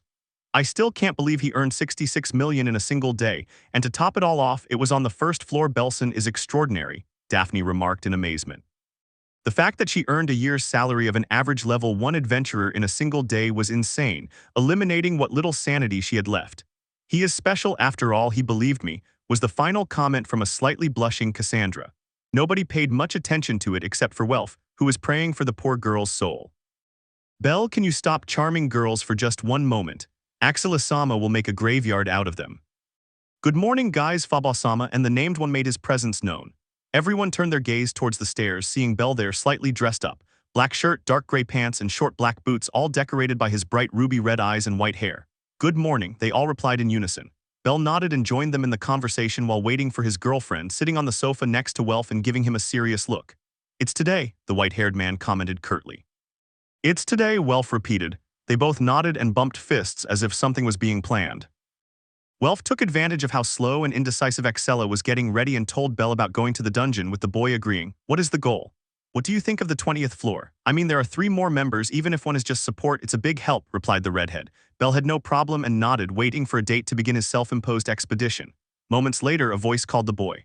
Belle, I'm ready, she said cheerfully, drawing everyone's attention. There they saw Axella, wearing a very unusual outfit for her, as it was not the one she was used to, covering her entire body. A dark gray skirt that reached halfway down her legs, adorned with stockings that covered half above the knee, leaving almost nothing visible. Even so, Axella wearing a skirt was quite peculiar. On top she wore a matte white button-down long-sleeve shirt, even closing the opening of her neck, combined with a soft brown sweatshirt that was also long-sleeved. And her black hair was being adorned with a white silver pin with a rabbit design, like the moon in a vast starless darkness. In case you want some visual context, there it is. She looked beautiful. How do I look? He asked Belle. The man looked at her for a few more seconds and replied with, you look beautiful, making the girl blush even more. And as if Phobos had suddenly forgotten his fear of Axella, he asked a rather joking question. They took too long to come down, were they doing something wrong? A smile crossed his face as he said these words. In Belle's case, she inevitably blushed, just like Axella, but in this case she was able to respond. We didn't do anything. Upon hearing his short answer, Phobos smiled, having detected a lie. You know, you can't lie to a god. With that, a bit of silence fell. Lily, Cassandra, and Daphne had blushed slightly at the thought of Belle with Axella in action, and Welf, he just inwardly congratulated his friend. Huh, are you calling me a liar, goddess? Axella's embarrassed demeanor turned into a terrifying one. Phobos broke out in a sweat upon hearing that, remembering that this girl had very few friends and was not at all good with jokes. Sorry, I was just kidding, she apologized, almost bursting into tears. That's fine, we can all make mistakes, replied the now calmer-haired woman. The calm atmosphere had also returned, with everyone sighing with relief from the previous tension. And the white-haired man just watched the scene with a nervous smile, hoping that Axella wasn't so harsh on a god. Although I killed one, but no, it's different with Phobos-sama, yes. With that, Belle stood up and walked towards Axella, taking her hand ready to leave for their date. Well, see you tonight. With those words and a wink to Welf that went unnoticed, Belle left, of course with a very happy Axella walking beside him hand in hand. What should we do first, Belle? How about we go have breakfast? We didn't get up too long ago after all. They were walking down the streets with the girl's arm around Belle's right arm and a wide smile on her face. And the first thing on today's list was breakfast. That sounds good to me. I'm actually a little hungry even though I ate a carrot a few moments ago, she replied calmly, although the last part was delivered in a honeyed tone. That definitely made Belle blush, also filling him with nervousness because of his girlfriend's bold words. Axella, someone might hear you. Besides, that's not food, she scolded nervously. Much better, that way they'll know you're mine and no harpy will come near you, the possessive Axella replied quickly. That made Belle sweat a little, noticing that Axella was too jealous, and although he liked her possessive side, at the same time he was worried about the harem issue. I'll manage one way or another's. That thought, they continued walking towards their destination, receiving glances from passers-by who recognized the white-haired man. 3 rabbits later. They didn't take too long to reach their goal, standing in front of the entrance of a very well-known bar, although at that moment it was a cafe, the Lady of Abundance. Oh, Whitehairnya, Axellanya, exclaimed a cheerful cat girl with light brown hair. He greeted the couple at the entrance with a wave and a smile, prompting Belle and Axella to return the greeting.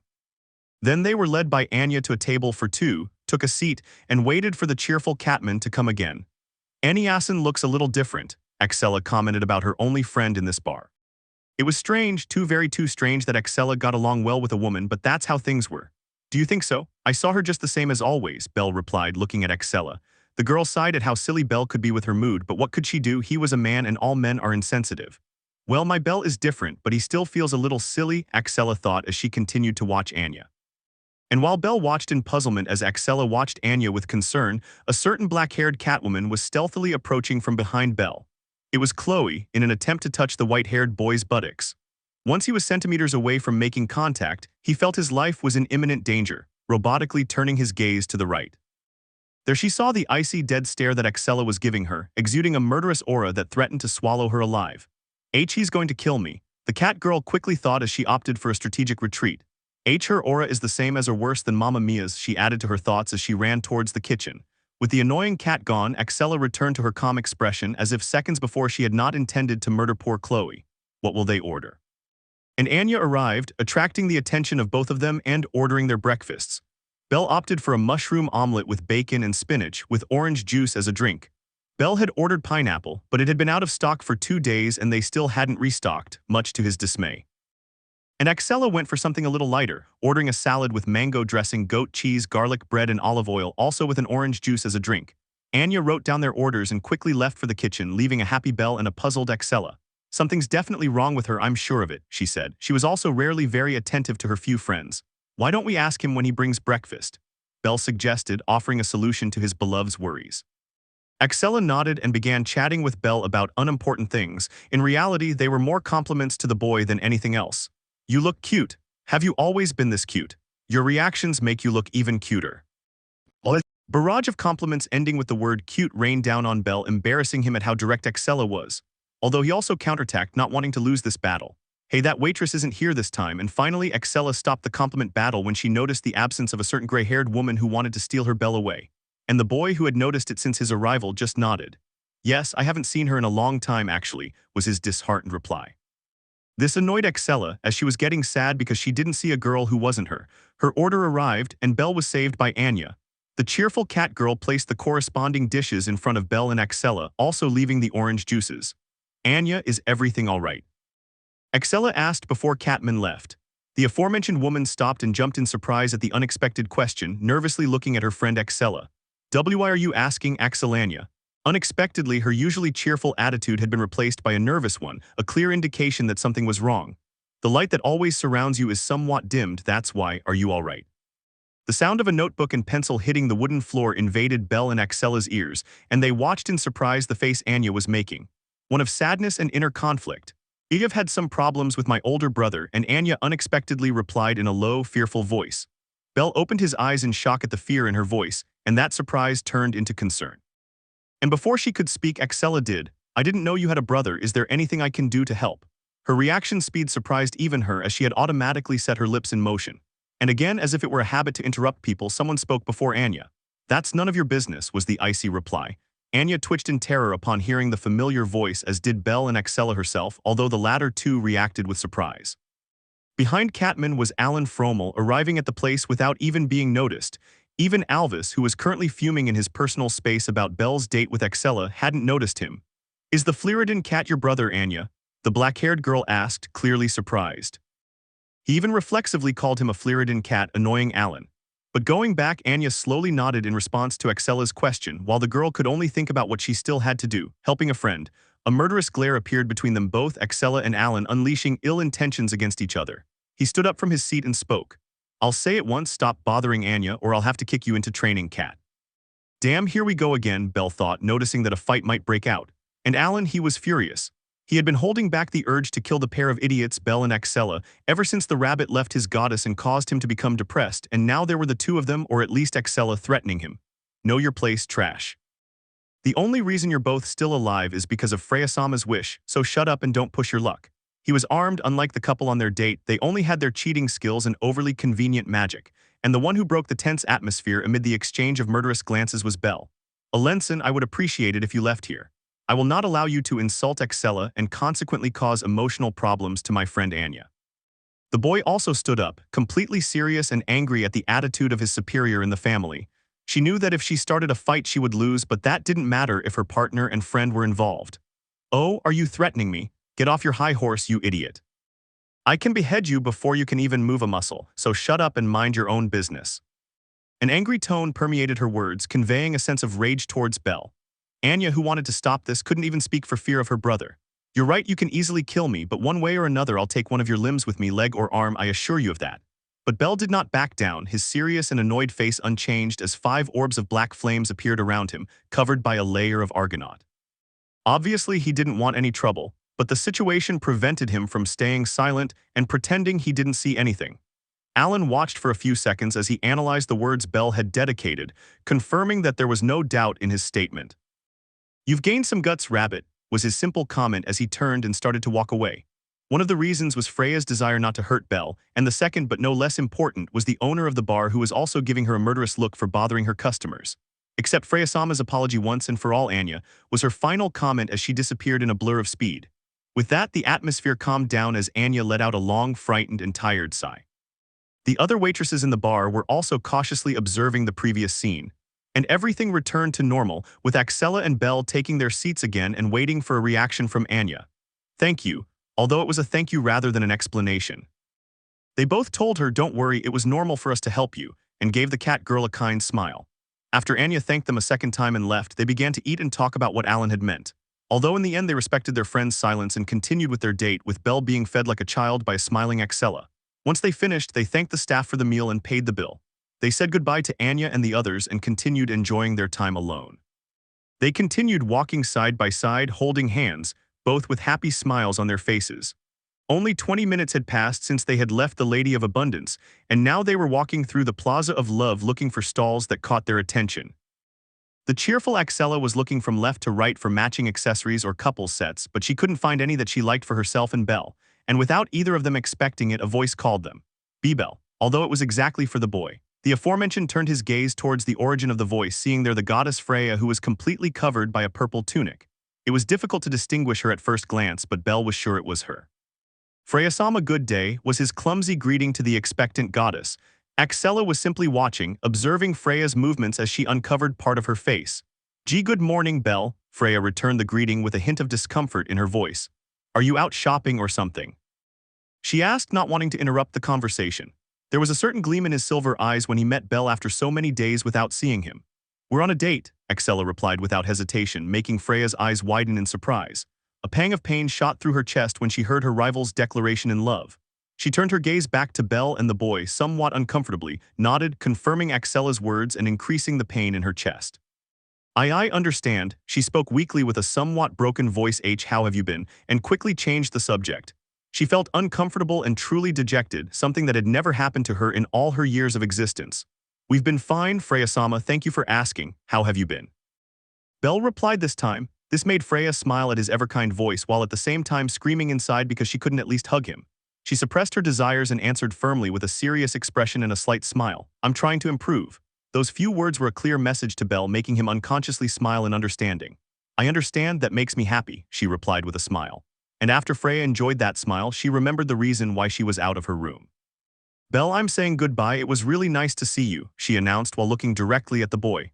"I have to go, enjoy your date." She finished the part about the date with some difficulty. It hurt like hell just to mention that subject, but she did it anyway.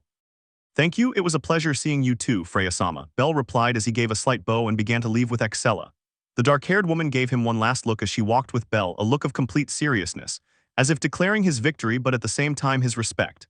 Freya stood there waving goodbye as she watched their backs disappear into the crowd. It was then, once they had left, that she covered her face again and a huge outpouring of tears began to wet her cheeks. I really miss you, Belle."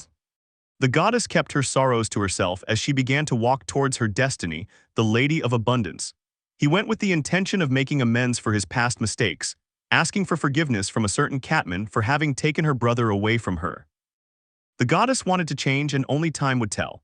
"Wow, there are too many," exclaimed Axella as she looked at the products that were for sale. Belle simply looked away, blushing slightly at the place Axella had brought him to. They were buying clothes for both of them, searching and selecting from different styles that they liked and modeling them for each other. And everything was going well, buying what they liked best and giving the address so that they could send it to them, but now they were here. In a women's lingerie store. There were all kinds and all colors, some daring and some romantic, such as balconette, strapless bra, bodysuit, panties, bralette, corset, culotte, kimono, garter belt, stockings, multi-way, baby dolls, sport bra, push-up bra, and even thongs. And as Axella surveyed her potential weapons to seduce Belle tonight, she picked up two pairs that caught her eye. It was normal for a girl to buy underwear she liked, but it was too uncomfortable for a boy to be asked for his opinion. Which of these two looks better on you? Axella asked, holding a lingerie set in each hand. Belle blushed at that, looking at the pairs of underwear, one light blue and one light pink with black polka dots. Looking from left to right at the lingerie, she gave her answer, but not one the girl expected. He inhaled deeply to gather courage and spoke. Both look great, but I prefer that one, she commented, pointing to a mannequin next to Axella. She turned her face to the right and saw the lingerie, staring for a few seconds in bewilderment at the mannequin modeling the product. It was a corset accompanied by black stockings and suspenders that joined both the corset and the stockings, making it quite erotic lingerie. The young woman blushed slightly and asked the rabbit somewhat shyly, "Do you want me to try that one on, Belle?" She had been caught off guard, which is why she blushed. This time, Axella had lost an embarrassing Belle. "Oh, I won't force you if you don't want to." Although Belle had blushed at his own suggestion, that amused Axella, so she mustered her courage and grabbed the lingerie the mannequin was wearing. "And no, since it's the one you selected, I'll go try it on," she announced, blushing slightly, already holding the lingerie in her hands. Belle just nodded sheepishly, hoping she wouldn't be long. After all, he was the only man in the store, and that made him feel uncomfortable. He didn't have to wait long when his name was shouted, making him approach the fitting room where Axella had gone. Before he could ask what was happening, a hand reached through the curtain and grabbed his arm, then pulled him inside. Belle had been swallowed by a dressing room, although it was obvious that it had been Axella. Once he opened his eyes, having closed them in surprise at being dragged into a fitting room, he could see his beloved in front of him, blushing and wearing his recommendation. This is. It was a beautiful view, simply wonderful. Axella's slender, long legs were covered by semi-transparent black stockings that revealed a slight hint of her white skin. These same stockings were being held up at their upper edges by garters of the same color, with their end holding light black fabrics that covered Axella's hips and lower abdomen. The panties were obviously a match, being black and covering her crotch completely. Last but not least, her cleavage. A medium black bra, revealing the surface of Axella's enormous breasts and giving her an image that was impossible not to want to touch. Belle was treated to a completely erotic sight, marveling at such a sculpted body. What do you think? Do I look good? And it was the same model who pulled Belle out of his world. The blush on her cheeks only enhanced her beauty. "Why, you look very pretty in that," he replied, completely blushing and without taking his eyes off Axella's breasts, and also very erotic. He added the last part in a light whisper, a whisper that Axella managed to hear, smiling accordingly with a deeper blush as she made up her mind. "Okay, I'll take this one then, I'll wear it tonight," she commented as she began to remove her black lingerie, although she forgot that Belle was still with her. Axella. "I'll let her go first," Belle exclaimed immediately upon noticing that the girl was taking off her bra. He even caught a glimpse of Axella's right nipple. And the aforementioned woman remembered that Belle was with her, foolishly covering her chest and gesturing for her to come out. Belle nodded and ran away, leaving an embarrassed and blushing Axella behind. I think because we already did it, I've lost a little bit of my inhibitions around him, but I have to be careful about where I show him my body." With those complicated and perverted thoughts, she began to get dressed again. It didn't take long, and he went with Belle to pay for the weapon he would use on Belle once their date was over. Thus her shopping time ended, leaving the store and heading to a new destination. There was still much to do. Sunset was about to make its presence felt in the streets of Arario and in the city itself. After leaving the lingerie store, the couple spent their time strolling through the city's stalls, buying things they found attractive. Axella got a white rabbit plushie and Belle got a matching accessory, a half-white, half-black moon. And of course the black-haired girl's plushie was sent to the mansion on request as they didn't want to carry any extra weight for the rest of the day. "Is there anywhere else we should go, Belle?" Axella asked as she walked beside him holding his hand. That was what she liked most about all of this, intertwining her fingers with Belle's and feeling his warmth in hers. "Yes, there are 2 other places I want to take you to. Let's go to the next one," Belle replied as he quickened his pace. Time was running out for him, and if he didn't hurry, he wouldn't make it in time for his plan. The young woman nodded and kept pace with Belle, her heart pounding frantically at the mere thought that perhaps the next stop would be where Belle would ask her to be his girlfriend. And well, after a few minutes walking down the street and crossing through the alleys, they arrived. "Is this it?" she asked, somewhat confused as she looked at the place Belle had brought her to. Instead of answering, the white-haired man simply took her arm and guided her towards a small alley that led to her destination. Yes, they were at the end of the city wall. And the first thing that caught Axella's eye was the beautiful sunset that was about to fall and hide behind the distant mountains. A reddish light enveloped them both, with Belle letting go of Axella's hand. That definitely caught his attention, drawing his gaze towards Belle when he didn't feel his touch against his skin. Axella, the boy named her as a light blush covered him. A peaceful smile and calm eyes gazed at Axella's beautiful face. That scene, which was etched in the girl's eyes, told her that it wasn't the time for her to speak, she should only listen. Even his breathing became inaudible as his heart, for some reason, began to beat faster. This is, will he do it? Will he ask me to be his girlfriend? Although her thoughts were free to cause a scene, a serious expression adorned her face as she tried to suppress the joy that was about to overflow and was ready to listen to Belle. Love is about timing, the white-haired man began his speech. If you don't say what you need to say at that moment, it doesn't matter if you were meant to be together, everything will fall apart. Even if you regret it, it will be too late. His words reached Axella's ears as she closely observed Belle's face, intensely recording his possible declaration deep in her heart. And I don't want that to happen. I prefer to trust and regret it than to doubt and regret it. That made Axella's heart race even more. I know that love isn't as simple as following the same path, I know, but I'll still try. I'll follow this path so I can be happy with you by my side. The pace quickened again. It was now impossible to suppress the smile that was on Axella's face. I can't forget the moments we spent together. They leave me wanting more. You were always there for me, and that's all I needed. Only you. For some reason, I didn't feel sad or broken. It just didn't feel real when my grandfather passed away. And by the time I realized it was real, you were still there waiting for me. It was as if you injected color into my life. You alone changed my life at that precise moment when I was about to fall into the abyss. I could easily say the same, you fool, Axella thought, her eyes beginning to water. And I will never lie when it comes to my feelings, so. As the boy voiced his feelings and the young woman listened, the sun continued to sink deeper behind the mountains. No matter how high you fly, you will always be the most valuable person to me in this world. And I know I'm saying a lot, but when you fall in love with someone, you start wanting that person to hear your feelings. He also emphasized his lengthy statement, but that didn't matter to Axella, who wanted to continue listening to the words Belle was dedicating to her. That's why no matter how strongly you feel something in your heart, if you don't transmit it to the other person, it's pointless. Of all the days I've lived, only those I've spent with you seem real. This time, she exclaimed softly, her words filled with emotion, her voice intensifying with the warmth and fierceness of her feelings. That day I learned that loneliness is painful. I understand it so well now. I have family, my friends, but if you're not there, it would be the same as being alone. She even recalled the day her grandfather died, and that if it hadn't been for her, she wouldn't know how things would have turned out. And that's why I want you to be happy. I want you to laugh a lot. I don't know exactly what I can do for you, but I'll always be by your side. It was after these words that he took a step closer to Axella, standing about 60 cm apart while looking directly at each other. The ruby was reflected in the crystal, and the crystal reflected the ruby. I want to be with you. From now on, I want to spend each and every one of my days until my death with you. No matter what line of love, what moment it is, or where I am, I will always love you. I'll say it one more time, I love you. And now he was using stronger words, but without the slightest doubt in them, making Axella want to trap him in a hug and a passionate kiss. But he held back, it wasn't the right time yet. You will always have a place in my heart, so today I am responding to the feelings you expressed in my grandfather's cabin. Just as you said, it will be an equivalent exchange.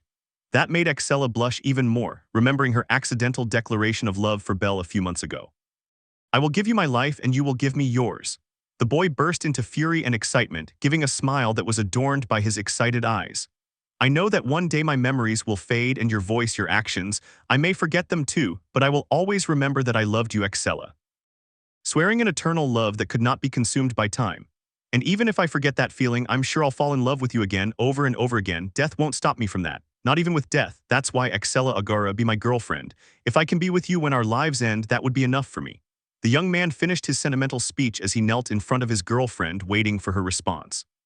She knew that kneeling was something more like marriage, but the feelings were so pure and intense that they transcended that rule. And Axella, she was at the height of happiness, watching Belle with eyes full of love, desire, excitement, affection, and longing. Her moist eyes began to release light lines of crystalline tears that slid down her cheeks at the same time as her lips moved in response. Her chest felt like it was going to burst from the frenzy of emotions she was experiencing. Yes, I would love to be your girlfriend, Belle. Of course I'll stay with you no matter what happens, forever and ever. She burst out with that response full of emotion and love, taking the hand that Belle had extended and making him stand up. It didn't take a single second before she hugged him tightly, not wanting to be separated from Belle under any circumstances. Belle didn't hesitate and returned the hug, wrapping his arms around Axella's waist and pulling her body closer to his. I want to spend a lot of time with you, but I don't want you to think I'm annoying. When you're away, I'm always wondering what you're doing and thinking. And those whispered words reached Belle, making him smile nervously at how sweet Axella could be, and of course possessive. It's normal, I feel the same way, Axella. I'll always be by your side, just like the wind that flows around your hair, was his sincere reply. The hug lasted a few more seconds until they released each other, although they did not separate, keeping their faces close as Belle wrapped his arms around Excella's waist and she wrapped her arms around his neck. Their eyes were drawn to each other like a magnet to metal. Will you love me even when my time is up? Excella asked, slightly dejected without taking her eyes off Belle. The boy reacted mildly to that, indicating that he didn't like talking about how much time Excella had left. But he smiled, gave a huge smile and answered, I will. I will continue to love you until I die and take your memory with me. And if I can find you again against odds of 6 billion to 1, even if your body can no longer move, I will find you and continue to love you. The smile she was giving was contagious, spreading from cheek to Excella's as her excitement continued to grow. You know, I was dead until the moment I met you. I was a helpless corpse pretending to be alive.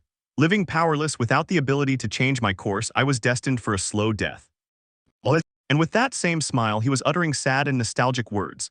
But you changed me, you taught me that power is nothing without being guided by love. That's why I will too, I will search for you even if it takes me an eternity. Her face moved slightly closer to Belle's, causing the boy to do the same as he felt attracted. I hate waiting, but if waiting for you means I'll be able to be with you, then I'll wait for you forever. Their words ended as their faces drew ever closer. Even these last words that Excella said had been intoned at a level of less than 20 decibels. They continued to maintain eye contact as the seconds ticked by. 1, 2, 3, 4, 5, 6, 7, 8, a comforting time for both of them who were waiting to be able to join their lips. With no one watching them, just the two of them, just two souls locked in their own world of love. A bit corny, but that's how hearts that yearn for each other are, how souls that attract and intertwine. The ambient noise was equally perfect, not interrupting with any annoying or out-of-place sounds. It was just the wind blowing through their hair as they lost themselves in each other's gaze, letting the situation control them and their bodies act automatically. And the level of ambient light was the best one could ask for. With the sunset, they were already disappearing among the mountains and illuminating their bodies with a dark reddish light. The beauty of the surroundings could not be improved, being an uninhabited, quiet place and beautiful because of the background view it showed. The seconds they spent looking at each other had reached 30, making their pupils react to the almost non-existent proximity between their faces. The ambient points were at their maximum theoretical value. Her eyes unconsciously closed and her lips, which had been brushing against each other, met, giving life to a beautiful kiss filled with endless emotions. What a great anime, damn. And although they weren't numbered, they were all good. After a few seconds, they broke the kiss. I won't forget this day, Belle, I swear to you, Excella said with a huge smile on her face. The boy smiled, completely relieved that everything had gone according to plan, without him stumbling over his declaration and without being rejected by Excella. I won't either, Excella. They shared smiles and their lips met again, with Excella tightening her arms around Belle's neck so as not to break it so soon. But the oxygen wouldn't allow them to do it indefinitely, much to Excella's dismay, so they broke off the kiss as Belle gave a final warning. Okay, let's go celebrate that we're finally dating, Excella. That certainly confused the young woman, and she was strangely remembering that Belle had said there were 2 more places he wanted to take her to. The wall was the first one, now there was the second one. Where are we going? She asked, wanting to know what Belle had planned. Unfortunately for him, Belle gave an amused smile once again. It's a secret. With that, he stopped wrapping his arm around Excella's waist and took her hand to climb down from the wall, heading to the last place of the day. Chapter 25, My girlfriend is my girlfriend's best friend, that AXELA forgive HIM. One last thing, the dialogues. I'm just thinking here. Here I am whispering. And here I am talking. They were finally dating. Cranel had asked her to be his girlfriend, and the way he did it couldn't have made her happier. I'd never seen his romantic side before, ehihe. The beautiful young woman thought that as she went back down into the cage that was the city of Arario, all while Belle took her hand and pulled her along. Belle, tell me where we're going, I don't like so much mystery mhh. The pout on her cheeks, she demanded an explanation or some clue, but she didn't get one.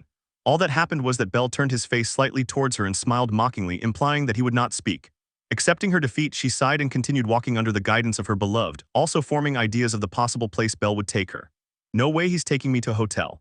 Belle, I didn't think you'd be so aggressive and direct all of a sudden, hehe, though it doesn't bother me. And of course, she had reached a perverse conclusion that couldn't have been more wrong.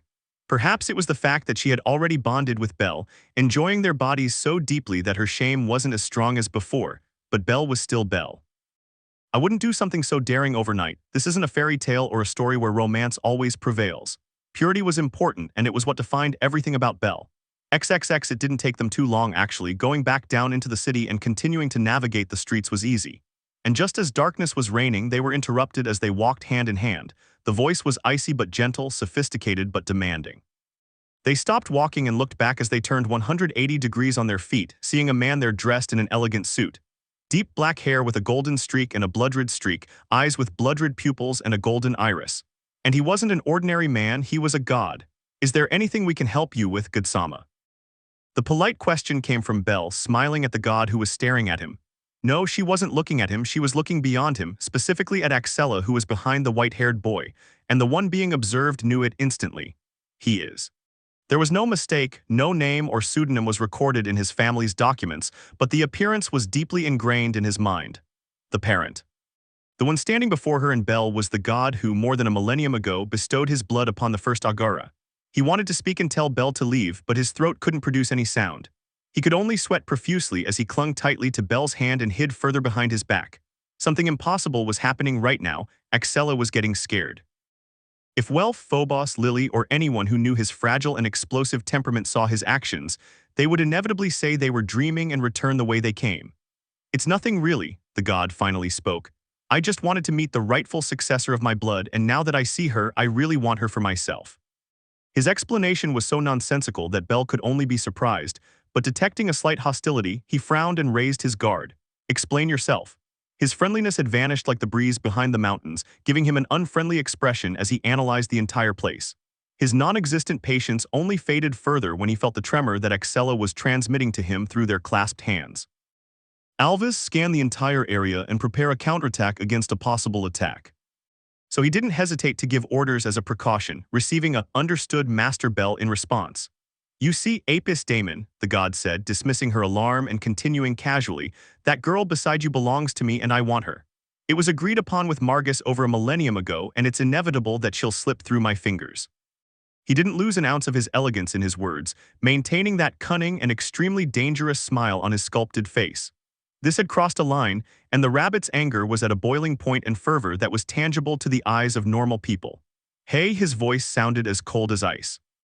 "I don't give a damn what you're implying, but if you touch a hair on Axella's head, I'll send you back to your longed-for heaven, you piece of shit." A rubbered flash of intensity gleamed from Belle's enraged eyes, without taking his eyes off the god and reinforcing his grip on his girlfriend's hand. If they wanted to ruin Belle's life or the life of someone important to him, that aggressor would end up pierced by a spear like the god Apollo. Kukuku and his pronouncement provoked a sinister laugh from the god as expected of you, Bell Cranel. "That murderous intensity you exude from one moment to the next fills me with ecstasy. However, although I am also interested in you, right now I only want the girl, so you are an obstacle." The god moved his hand, covered by a white glove, and extended his arm, waiting to be taken. In short, he was waiting for Axella to walk up to him and take his hand so they could leave that place. "By the blood contract I command you, Axella Agara," he didn't need to ask her name since Belle had mentioned it, "repay the favor your predecessor signed and come to my side, you will be my queen in this boring world." Her words only enraged Belle further, but Axella's actions had captured his attention before he could react. Turning his gaze towards his girlfriend, he could see that her eyes were losing their crystalline brightness and becoming dull. She had become a doll that could not disobey an order from her master, ceasing to exert pressure on Belle's hand and letting go. That sent a sharp pain through Belle's chest, leaving him completely stunned and confused, not knowing what to do. And with Axella, she took a step towards the god, making him smile maliciously. "She's fine, that dark soul and that dignified appearance, she's perfect." Another step was taken and Belle shouted his beloved's name, but his shout fell on deaf ears, with Axella taking another step towards the god. And before a third step could be taken, Axella's body was covered by a light but intense white light. "Belle." A cry for help, filled with terror, emerged from the frightened girl as the crystalline brightness returned to her eyes. The aforementioned man did not hesitate for a second to approach her and take her in his arms when he saw that she was collapsing, receiving a look full of fear and tearful eyes. "Belle, I'm scared. I couldn't hear anything, I couldn't feel anything." He was a trembling walking doll, his thoughts faltering as more tears began to well up in his eyes. That shattered Belle's sanity, and he stood up with Axella in his arms as she clung to him, not wanting to be separated from her moon for a single second. "That's strange," the god's voice sounded, as bewildered as could be to see his blood contract torn to pieces. "How did you do that?" There was also annoyance in his voice. A blood contract was supposed to be unbreakable, with no way to remove it. And luckily for Belle, Hero's protection wasn't limited to that, protecting Axella just like that time in the dungeon from those monsters. "Anyway, if she doesn't come willingly, I'll take her by force." the god continued, ignoring the curiosity he had about the light that still enveloped Excella. I'm not sure, but I detect a slight connection with you, Cranel. The aforementioned did not respond. He had no idea what was happening and he wasn't going to ask Alvis, so he remained alert, ready to flee. Leaving his girlfriend on the ground was not an option, risking that one of the surrounding presences would take her. People like you should be killed because you could be a big problem later. It's a shame, but this is goodbye, Cranel. He said that with a confident smile, and moments later a huge man appeared beside him, beyond Belle's notice. My name is Lucifer, son rejected by my father. Consider my introduction a professional courtesy before your death. After her words, adorned with a smile, a blow sounded and struck her prey, sending it soaring through the air, passing through the houses that stood in its way. That. Belle was surprised. He was sure that the man next to the one called Lucifer had launched himself at him at an incredible speed and out of his world, but he was sent flying from one moment to the next. God Lucifer, is this a declaration of war against the Freya family? And the explanation came with a stoic voice, causing Belle to turn his gaze towards the source and see his captain there. Captain Otter. His whisper was heard but ignored as they watched the exchange that Otter would have with the god Lucifer. Warlord, I must say your presence was unexpected, he began, as elegant as ever. But this is not a declaration of war. I have only come to claim what is rightfully mine, that is all. Cranel and Excella Agara belong to the Freya family. My goddess will not overlook any attempt at aggression against her children. Cuckoo, I understood you had become independent. Even so, that girl belongs to me and I demand her. I don't think you're in a good position to refuse. Their words were delivered with seriousness, giving weight to both their statements, but the last thing Lucifer mentioned made Otter look around.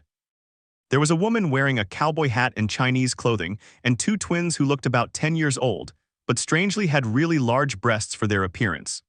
It's her, but without the rifle obviously. Use your imagination to give her a sword. The man who not long ago had sent the most dangerous one flying was also back. Navy blue hair with eyes of the same color, heavy armor, but only on his torso, left arm, waist, and lower legs. The most striking thing was his enormous sword of an opaque gold color, along with a cape divided into three. Jeer Belial, Otter intoned as he looked stoically at the others. The aforementioned merely smiled, casting a fierce glare at Bose. It is not my pleasure to defend the idiot human, but these are orders from my goddess. And as if it were a day of surprises, a voice sounded from the top of a house. A white elf in refined attire being accompanied by a dark elf, both with their swords, while the dark elf struck a strange pose and the white one adjusted his glasses.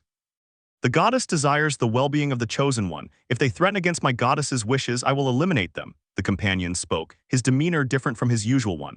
Now the atmosphere was different, with Belle carrying the frightened Excella as a princess and his family's executives standing in front of Lucifer and his executives. Cuckoo, and that didn't take away the god's amused expression. The cards have been changed, we're leaving. With that, her children nodded and the breasted twin lolies and the Chinese cowgirl disappeared. Only Jeer Belial remained by his god's side. Sooner or later I will hold you in my arms, Excella Agara. Once your body dies and your soul is lost, you will be with me too. With those words the god bowed in farewell, turned around and began to disappear into the distance. His assistant was walking beside him. XXX, the girl remained clinging to her boyfriend, burying her face in Belle's chest and refusing to let go of his arms. Belle wasn't worried about that and continued carrying her, hoping she would calm down a bit. Thank you very much, Otterson, Hedinson, Hognesson, truly, thank you very much. And while the frightened girl clung to her boyfriend, he was thanking his superiors who were looking at him with different emotions. Hogni had reverted to his chubby side, so it wasn't anything to worry about. Otter was as usual, but the important thing was Hedin, giving Belle a look that instilled fear. Obviously, it was the rabbit's departure that caused the sadness of their goddess. It was Freya-sama's wish. You don't need to thank us, was Otter's simple reply. Belle gave a complicated face at that, noticing that his goddess continued to protect and love him despite his departure from the family. I see, I'll be sure to thank her once I see her, he replied, giving a slight bow to his superiors.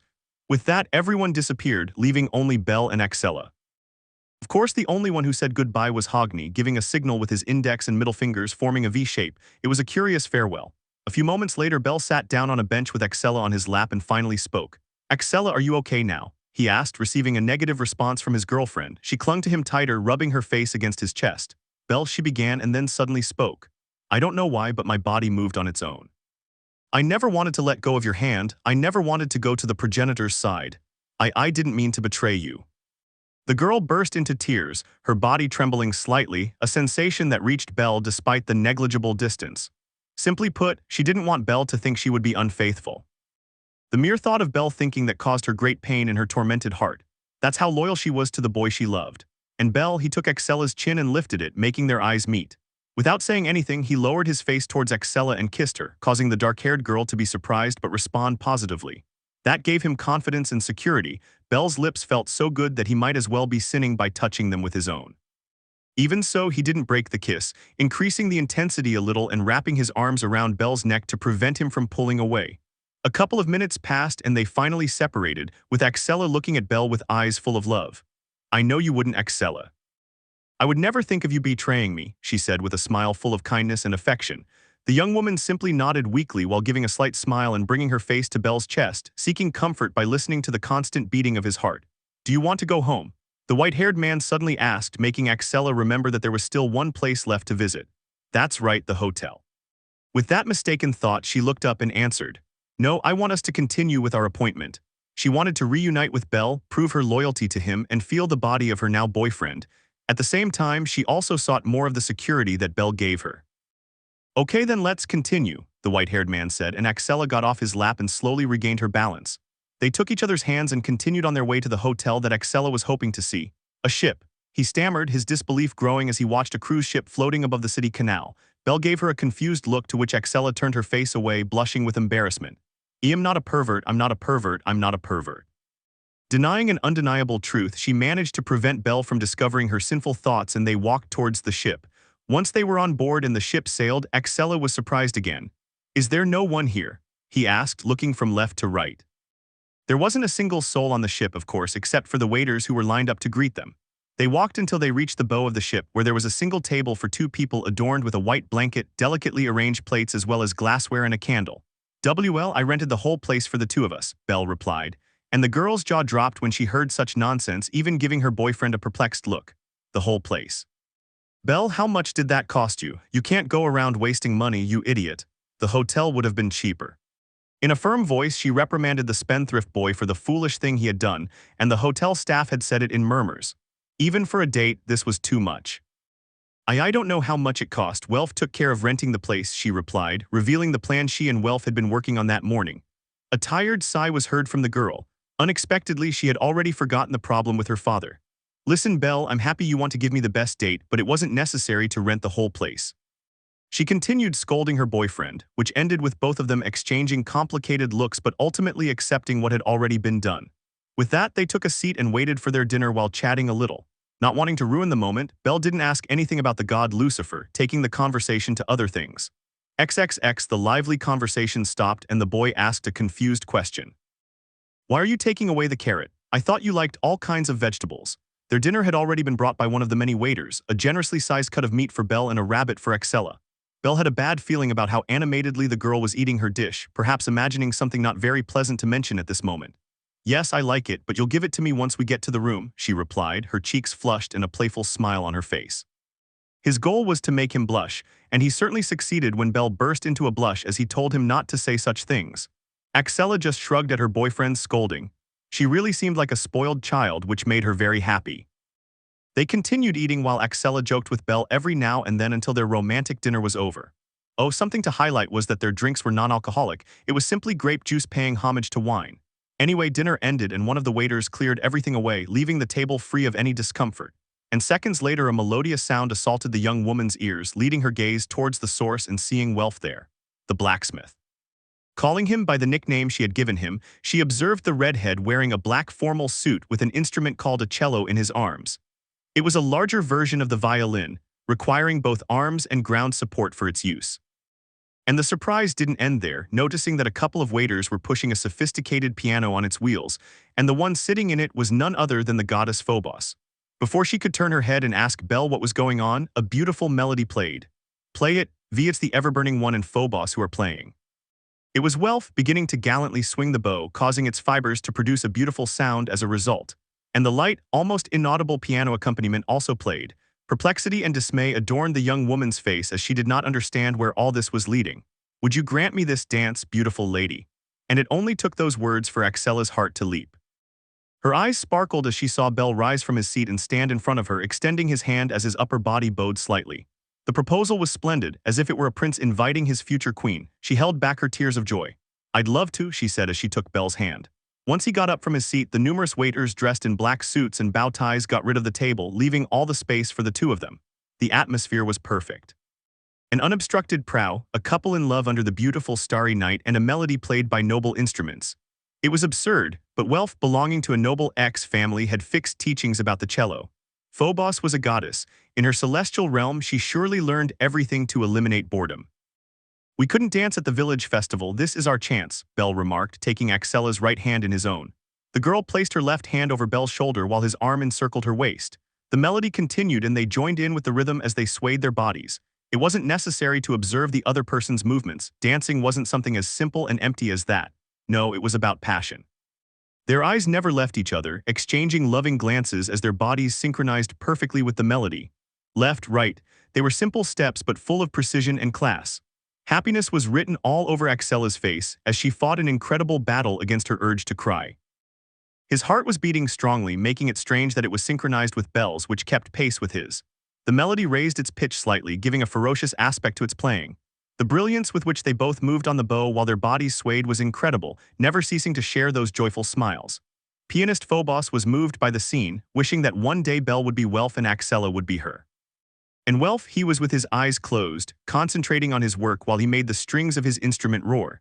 She had immersed herself in her own world while the happy couple danced. "How is it possible that you make me so happy?" The question came from the excited Axella, following the rhythm of Belle, who looked at her with love. "There's nothing that complicated as an answer. I'm just myself. I'm glad that makes you happy." They continued exploring the open space, step by step and turn by turn. Their intertwined heartbeats were in sync with their movements, going up and down in rhythm with the melody that was playing.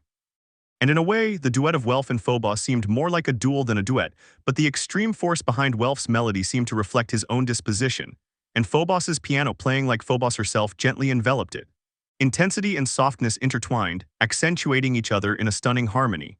With that, the melody faded away with the wind and the dance stopped.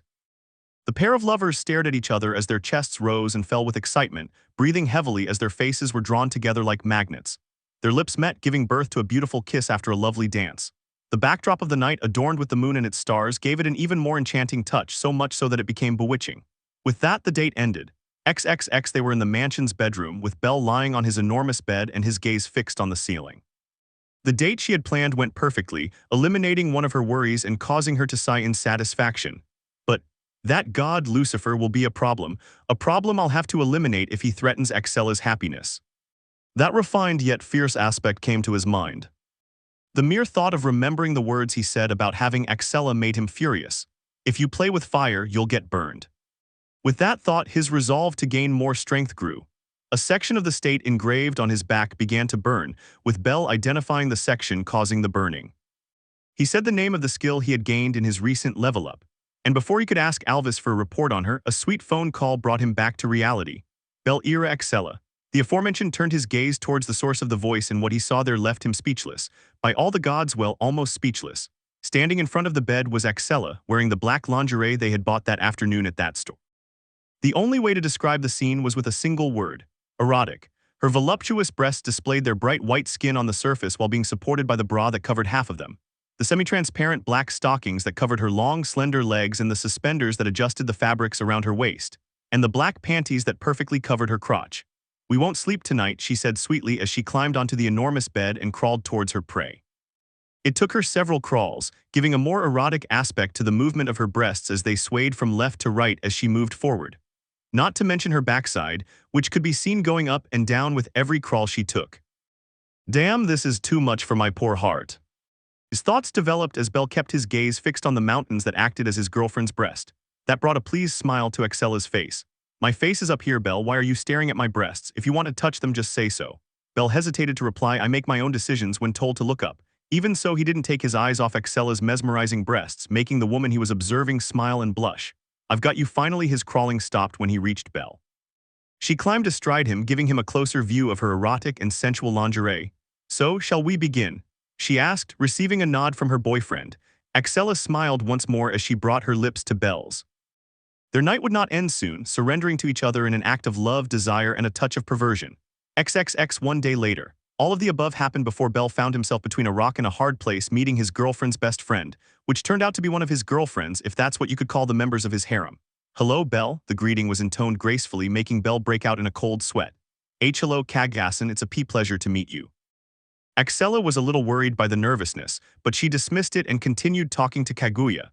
They even moved to a guest table in the headquarters garden, with Belle as quiet as a stone. Now tell me, why haven't you come to visit me all this time you've been in a rare? I even started to think you didn't want to see me. There was clear annoyance in Kaguya's tone, almost pouting at the thought of Axella not visiting her. And no, it's not what you think, Kaguya. The thing is, I didn't want to come here without being Belle's girlfriend first. I wanted to introduce him as my boyfriend, she replied, a little nervous and embarrassed at the end. That caught Kaguya's attention. Did he ask you to be his girlfriend?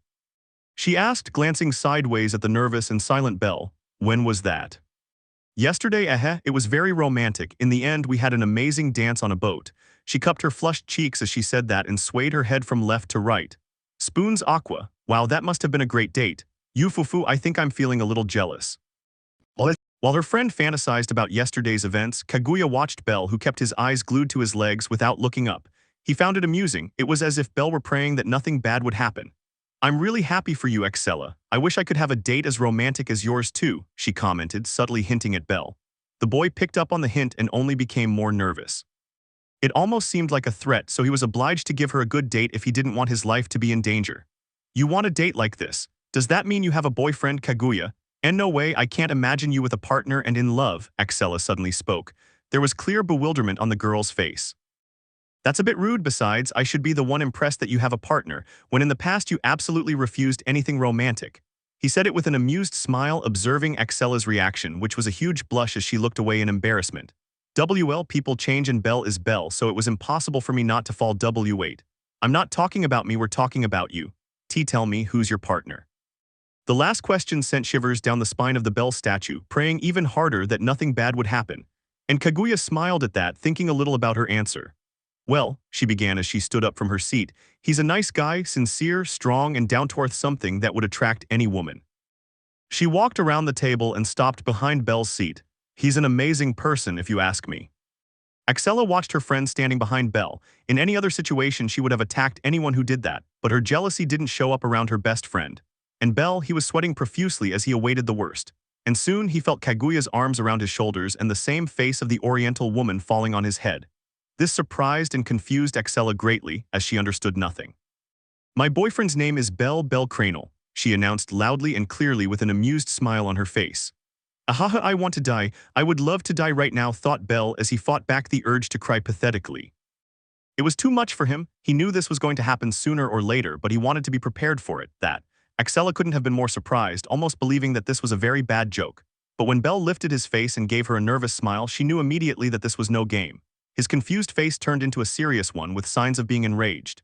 Axella, I can explain it to you, that's all Belle could manage to say before the table was cut in half. It had been the dark-haired woman, using her katana in a swift draw and slashing the visitor's table. This is not funny at all, she said, giving her boyfriend and her friend a death glare. The latter viewed everything with amusement, observing Axella's reaction with clear surprise. Wow, she's incredibly angry. Yufufu, I think I went a little too far. Axella, please calm down, let's talk this out like adults and civilized people. Belle pleaded for a peaceful resolution in very funny words. Shut up, you unfaithful rabbit. Imagine cheating on me with my best friend. I believed your words yesterday only for it to turn out like this. I hate that I can't hate you right now. With that statement, which made Belle feel a pang in his chest, Axella stopped looking at him and turned her gaze towards her friend Kaguya. Is she crying? He thought as he noticed light tears rolling down his girlfriend's cheeks. Kaguya, explain yourself now, Axella demanded, now that the cause of her current pain was out of sight. She had almost everything figured out. Her unfaithful rabbit had courted her best friend behind her back at some point, but something was missing. Kaguya's reasons. What are you talking about? Her friend asked innocently. Stop acting, tell me why you were interested in Belle. And you unfaithful one, go home and wait for me in the room. I'll punish you once I'm done with Kaguya. I had no patience for anything at this time. And while Belle was trying to talk, he was stopped by a furious glare from his girlfriend.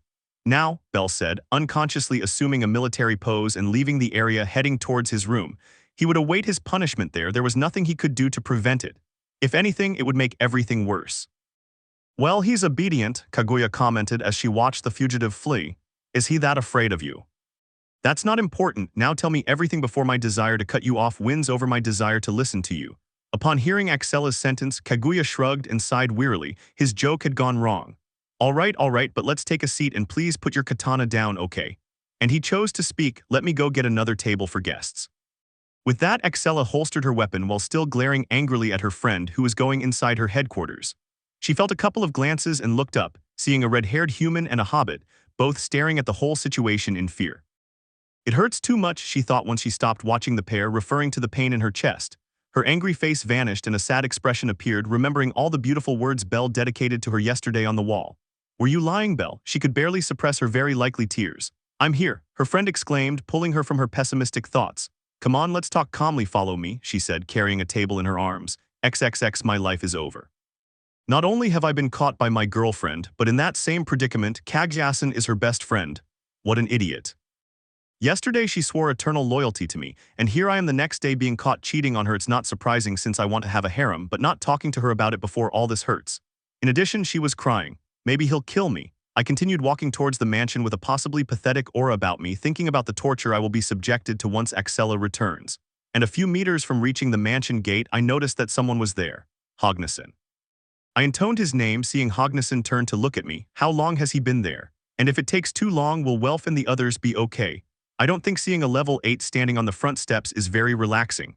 Chosen, and I was pulled from my thoughts of worrying about the dark elf. I never knew why he called me the Chosen One, but it's a nickname he gave me himself when I reached level 3. Is something wrong? I asked as I eliminated the short distance between us. I need your company, Chosen One. We will go to the realm of gambling and greed, and with those words or orders I was taken by Hognesson to a place unknown to me. A kingdom of gambling and greed. I've never heard of such a thing. XXX, I'm listening and be quick. The order came from a serious Axella sitting at the new visitor table.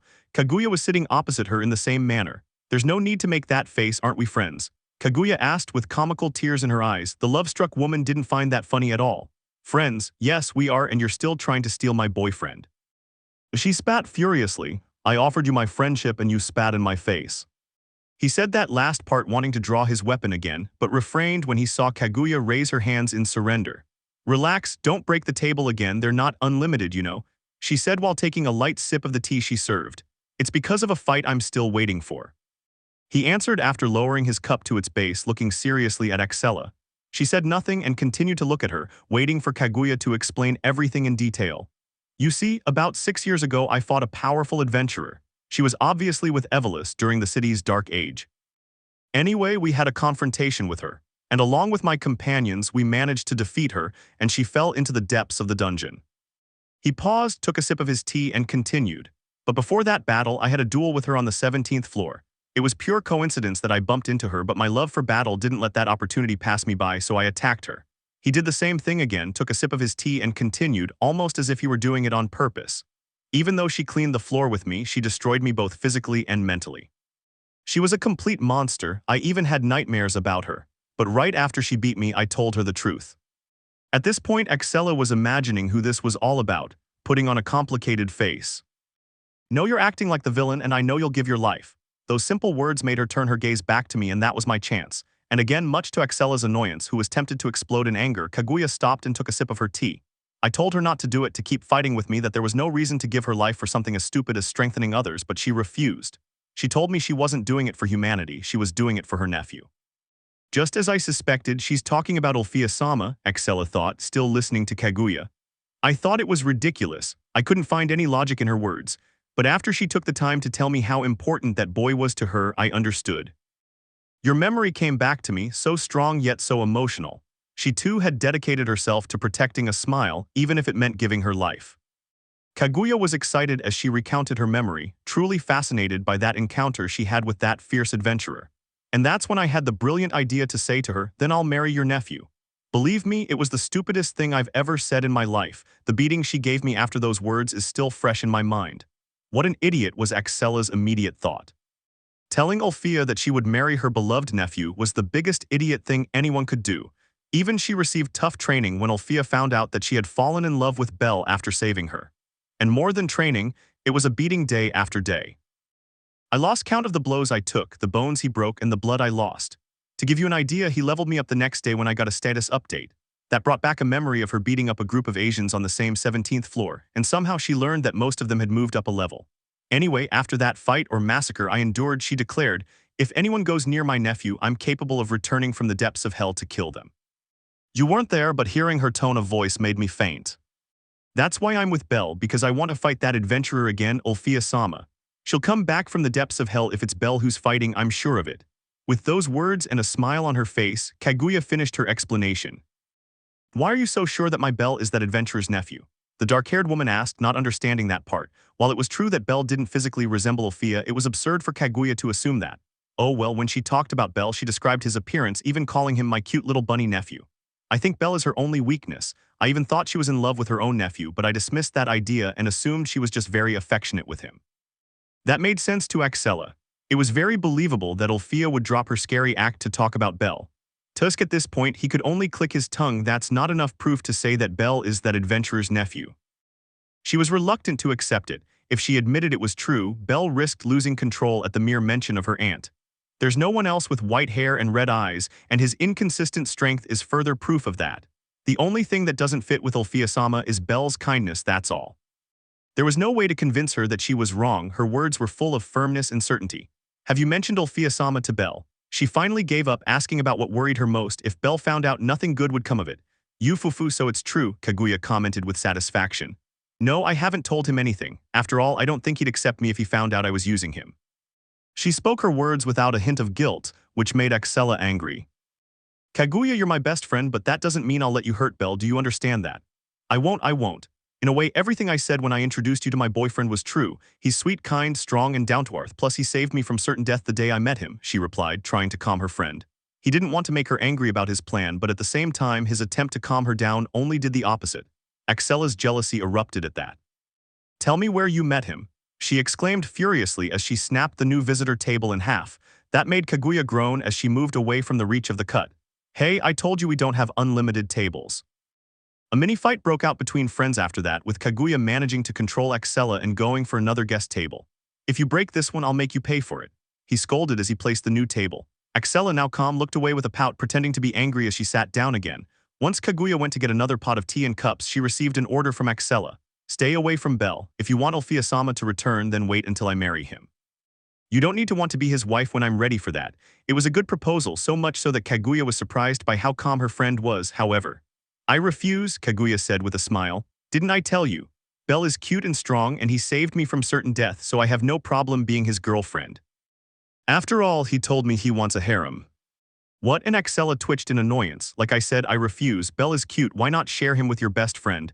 With that suggestion, the visitor's desk was in danger again. Why don't I just cut you in two? But he was saved, and tell me once and for all how you met him. It was during the accident on the 18th floor, that's where I proposed to him, but he said he was too young, so I asked him to be my boyfriend, which turned out to be that he already had a girlfriend. I had no other option but to ask for the position of lover. It was ridiculous. Axella was listening to her friend's slightly strange explanation while nervous beads of sweat ran down her forehead. As carefree as ever, he couldn't help it.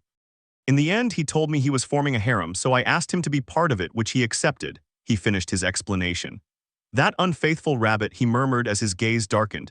She really didn't expect Belle to be building his harem without her noticing. She had to admit it was clever. But that would not prevent the punishment he would give her once he arrived at the mansion. But if it's as Kaguya says, Belle didn't ask her to be part of her impossible harem. She was the one who asked him, so Belle, not knowing how to refuse, ended up accepting. And she was also trying to excuse her boyfriend herself. No, of course not, that doesn't excuse his infidelity, she concluded with that murmur as she got angry again with her unfaithful boyfriend. And Kaguya, who was watching the distraught Axella, could only mock her actions. Hey, putting aside our boyfriend Belle, I suppose you already know that the progenitor has a family here and they're not weak. Just as Axella was about to split the visitor's table in half upon hearing our boyfriend, she was stopped by Kaguya's next words. The parent. That was one of the reasons Axella came to visit her friend, although it was also to show off her boyfriend Belle. She never expected him to be Kaguya's boyfriend too. Yes, he showed up yesterday at our appointment. He wanted to take me with him, but somehow I managed to get out of the contract his predecessor made. She quickly forgot about the fact that she was sharing a boyfriend with her friend, as unbelievable as that was. And a little of the fear he experienced when he couldn't do anything in front of the progenitor also returned, remembering how his body moved on its own to take the hand of that god. You broke the blood contract. How is that possible? I remember you saying that your family's writings explained that there was no way to break it, she asked, clearly surprised. When Axella's clan was alive, on one of her visits to their lands, she was informed of this by Axella. I don't know, but I'm not going to question that either. Whatever it is, it allowed me to stay by Belle's side. I've also come to train with you. I have to get stronger if I want to stay with my boyfriend. She wasn't beating around the bush, declaring her intentions quickly. And Kaguya nodded in response, implying that she would train her. After all, Excella is a level 4 and Kaguya is a level 8. Okay, then let's start now. I suppose you want to take out your anger on me for being Belle's girlfriend, she commented playfully. His smile was like that of a little devil who had succeeded in his mischief. However, the dark-haired woman was not amused at all. He's not your boyfriend, he's mine, Excella replied quickly, swiftly drawing her katana. The visitor table trembled with fear for her possible death, but luckily for her, Excella's attack was directed at Kaguya. With that, a duel began. Kaguya was also with her Kodachi, so she exchanged blows with her friend while a smile spread across her face. This is nostalgic. Do you remember our training sessions as children? Kaguya asked as she deflected a slash. If he hadn't done it, his head would be rolling right now. Yes, it's kind of fun training with you again, but if you keep holding back, I'll behead you. Don't think my anger over Belle has gone away. Other clean slashes were delivered by Excella, with Kaguya dodging and counterattacking.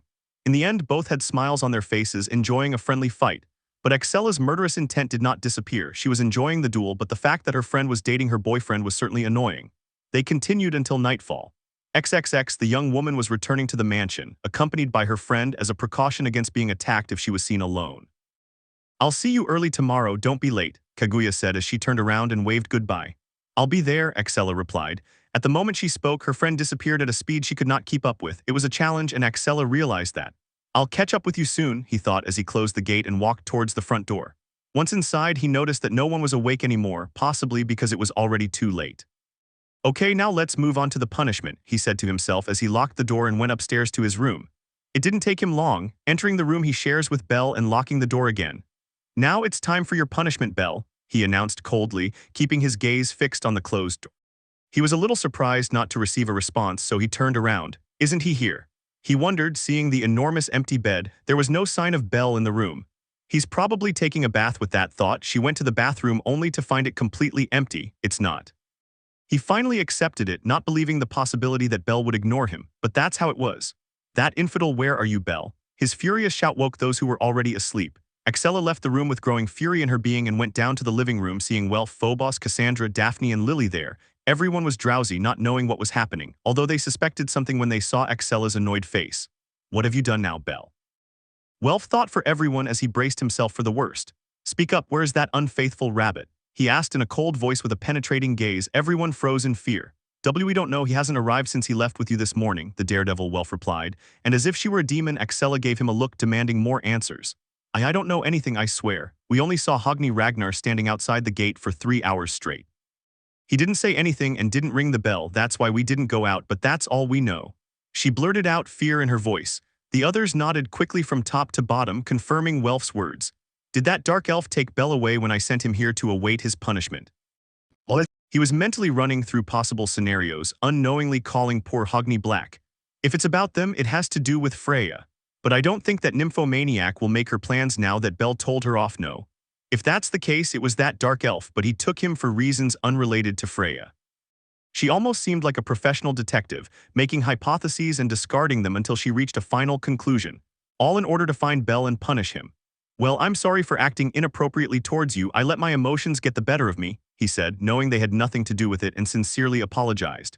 He also gave a slight bow, a sign that he was serious and accepted his mistakes. And those present just nervously denied it, saying there was no problem at all. I'd like to go look for him, but I risk being attacked by the progenitor, and that would cause problems for Belle. Yes, the best option is to wait for him to arrive and explain. I'm going to sleep, I'll wait for him to arrive. Again, I'm sorry for waking you up at this hour. With that, she went back upstairs and locked herself in her room. He buried his face in one of the many pillows as his thoughts were invaded by Belle's words on the wall. Liar, she managed to murmur as she closed her eyes and fell asleep from exhaustion. Training all day with a LV-8 took its toll on Belle's behalf. Did we win again? Asked Hogni, completely confused. They were at the Grand El Dorado Resort Casino, both betting on French roulette where everything depended on choosing the number or color where the ball would fall. And Belle was already breaking a record with 10 consecutive wins. How lucky you are, chosen one, the dark elf asked in amazement as he went for another round. Of course, Belle chose the number or color. Hogni only needed Belle to win 3 times in a row to know that Belle was in luck, so he wouldn't waste the opportunity. Ahaha, I didn't know you liked gambling, Hognison Belle commented as he placed all his chips on the bet and chose a number and color at random. That scared Hogni a little, but he kept his faith in the chosen one and responded. Gambling is fun only when you win, he began, without taking his eyes off the roulette wheel. I've already been banned from 2 casinos for losing and then starting to destroy everything. He said that last part as if it were the most normal thing in the world, but it caused Bell to smile nervously and break out in a cold sweat on his forehead. They won, the croupier commented, completely saddened to see that it was the 11th victory. Hogni raised his arms in celebration, then grabbed all the winnings and put them in a metal cart where they kept all the money earned. Chosen, this one's over, let's go to blackjack, he commented as he pushed the cart full of money and chips. She almost looked like a married woman with a shopping cart, only she had money instead of household products. Okay, the chosen one nodded, following Hogni behind him towards a blackjack table. The dealers assigned to the blackjack tables were trembling with fear, praying that they wouldn't be assigned to one of their tables. At this time, Bell and Hogni had become the terror of all the casinos in the city of Arario. Their names would go down in history and they would be remembered as legends. And all these events were being observed by a beautiful elf with long golden hair. Her blue eyes widened in surprise. Bell Cranel, you're too lucky, she thought as she walked over to the white-haired man to ask him for a favor. She was here undercover, on a mission to rescue a young woman who was sold to the owner of this casino. Now he just hoped Bell would accept his request. Chapter 26, Betting and Winnings. Happy New Year. One more thing, here's Bell's status after the fight with Apollo. Remember that he hasn't received an update since that day. State. Name Bell Cranel, age 14 years, race human, LV, 4 basic skills. Strength I0, endurance I0, dexterity I0, agility I0, magic I0, development skills. Luck F, magician F. Spiritual healing G, charm G, abnormal resistance I knew. Magic resistance I knew. Magic. Inazuma no Yor, Fire and Dragon, Frages Svalen, Folkvanger, new, level sealing magic, open any seal with the first level. It allows you to seal anything with the second level, activation chant. First level, seal magic, map of the routes to the 9 worlds, guide before uncertain paths, all runes work in and from the Miagard, Folkvanger. Second level, it unites the 3 aspects of the mind, consciousness, will, and intelligence. It projects harmony in the reconciliation of feelings with thoughts. It conjures mental clarity to transcend one's existence on this plane. It invokes the assistance of Freja, seal that connects with work in mystery and individuality. Folkvanger Freja. Skills. Hero's Wish, Great Sage, Argonaut, Sovereign of the Flames, Titan Killer, Blood Destruction, God Killer. New, exponentially increases all abilities when fighting against divine beings. The weapons wielded when activating this ability acquire divine power. Its use causes extreme fatigue. Note, I've created a monster. Part 1, he was supposed to be sleeping, and in fact he was. Welf Krazo had a rough day. His goddess continued to punish him to this day. He couldn't be in his workshop to improve his inventions, and a level 8 Hogni Ragnar was outside the mansion observing the interior for 3 hours straight. That definitely wasn't a good relaxant. And to top it all off, Bell went out somewhere without telling his girlfriend, which made Excella so angry that she woke them up and gave them a huge scare. Yes, it definitely wasn't a good day for Welf. So he was finally relaxing, sleeping peacefully in his room and possibly dreaming about the goddess Hephaestus. Hey blacksmith, wake up and tell us where it is. The rabbit dam. Welf was fed up with these situations, unable to rest even at night. And right now he wasn't in his room. For some reason he was lying face up on the cold concrete roof of some house. When was he kidnapped? I have no idea where he is, he said, observing the quartet of hobbits who were staring at him. Strangely, they didn't have their characteristic armor nor their weapons. They were only wearing black suits, so. You will help us. Go find it. Herrero, once again Welf cursed his luck, also cursing the quartet of hobbits who were now dragging him towards an unknown destination. Although she told them to allow her to dress properly, she took the opportunity to bring something extra. XXX. Bell is dressed like this. Naturally Hogni made him change, just like Hogni himself BV. Legends, monsters, geniuses. With those 3 words they were referring to the pair of adventurers who were at a blackjack table, a table that was being squeezed until the last chip. You're definitely the chosen one, the dark elf remarked, referring to Bell sitting beside him. The aforementioned could only nervously scratch his hair, somewhat embarrassed and flattered. The most remarkable thing is the trio of trolleys loaded with tokens and tokens. The profits were enormous, with Hogni giving a somewhat grim smile, although it was an attempt to smile happily. Bell Cranel, a soft female voice called to the boy. The aforementioned turned his gaze towards the source, where he saw a very well-known elf friend of one of his girlfriends. Damn, once I get to the mansion things aren't going to go very well for me, he thought as he saw Ryu. Lamenting his inevitable fate, he gave Ryu a smile. Hi Ryusen, I didn't know you liked these kinds of places, she began, emphasizing her surprise at seeing her there. Is there anything I can help you with? It was incredible indeed. To Belle Rue, she didn't seem like the type of elf who would enjoy places where gambling predominates, and I was curious to know the reason. I need your help, Belle Cranel, and the rabbit was asked, please help me. The beautiful and proper fairy made her request with a serious face, but included a slight bow towards Belle. That made the white-haired man realize how important all of this was. Please don't bow, Ryusen. For a beautiful elf to bow before a human like me is unheard of, he intoned seriously. Belle became so serious that he overlooked the compliment he paid Ryu, though it didn't affect the fairy. She was one of the few immune to Cranel's charm. How can I help? He asked quickly, following Ryu after she signaled him to go somewhere more private. Hogni. He wasn't worried and kept betting, just like Belle was also in luck. It didn't take them long. Belle followed her friend to a place outside the casino where they couldn't be overheard, much less bothered. I want you to be my partner for tonight, Ryu quickly announced. That eliminated any trace of seriousness in Belle, bringing out his nervous and innocent personality. A couple, she asked, blushing. Are Ryusen and Ano? Before Belle could jump to any completely inaccurate conclusions, the fairy stopped him. Please don't misunderstand, I'm referring to an undercover mission, he explained, his face remaining serious. There's a human girl I want to save and I need your help for that. And although her beauty was not overshadowed by her serious face, Belle was able to return to her normal state thanks to the explanation. He was even a little embarrassed to think that an elf like Ryu would notice him. I understand, please forgive my actions. I will listen to you and help in any way I can. Ryu didn't take that seriously, so he told her not to worry and proceeded to explain everything he knew so far. A week ago, a girl who worked at a flower shop was kidnapped and sold to the owner of this casino, although the reason for her kidnapping was due to a bet that her father lost. Did her father bet on her? What a jerk, Belle thought, but without interrupting the elf. The request for his rescue came from his mother. That's when I started gathering information from those who won the bet with his father, and it all led me to this place. I tried to find the girl named Anna, but there's strict surveillance everywhere, mostly by members of the Ganesha family. Wait, she couldn't stay silent this time. Are there members of the Ganesha family here? Does that mean they're involved in the girl's kidnapping? That was troubling, according to Belle. The fact that the city police were allied with kidnappers was bad, and he definitely wouldn't let it go unpunished. No, forgive me, I didn't explain myself well, Ryu said, dispelling his doubts. Some time ago, the guild accused the owner of this casino, and when they couldn't prove their accusations, they were left in a very bad state. That's why the Ganesha family, affiliated with the guild, provides adventurers as guards. It was actually very complicated, bureaucratic stuff that wasn't relevant to this. That makes sense, Belle commented, then continued listening to Ryu. It was a relief that he was wrong. He wouldn't have to fight the Ganesha family. As I was saying, because of the guards I can't make a scene, so I opted to go into the VIP lounge. Upon hearing the mention of this room, Belle gave a slightly confused expression, implying that he was unaware of its existence. It's a room where bets of different levels are placed and only those invited by the owner can enter, and according to an adventurer, that's where the owner, Terry Cervantes, shows off his lovers. In short, that's where the girl I'm looking for is. I understand everything, but how could I help? Belle asked, confused at not finding a use for it. Ryu did not answer immediately. She remained silent for a few seconds while looking at Belle. A little embarrassment was visible in his expression. I know how to play poker perfectly and all kinds of games that involve calculations and mental games, all thanks to Lyra, but I don't have enough funds to be able to access the VIP room.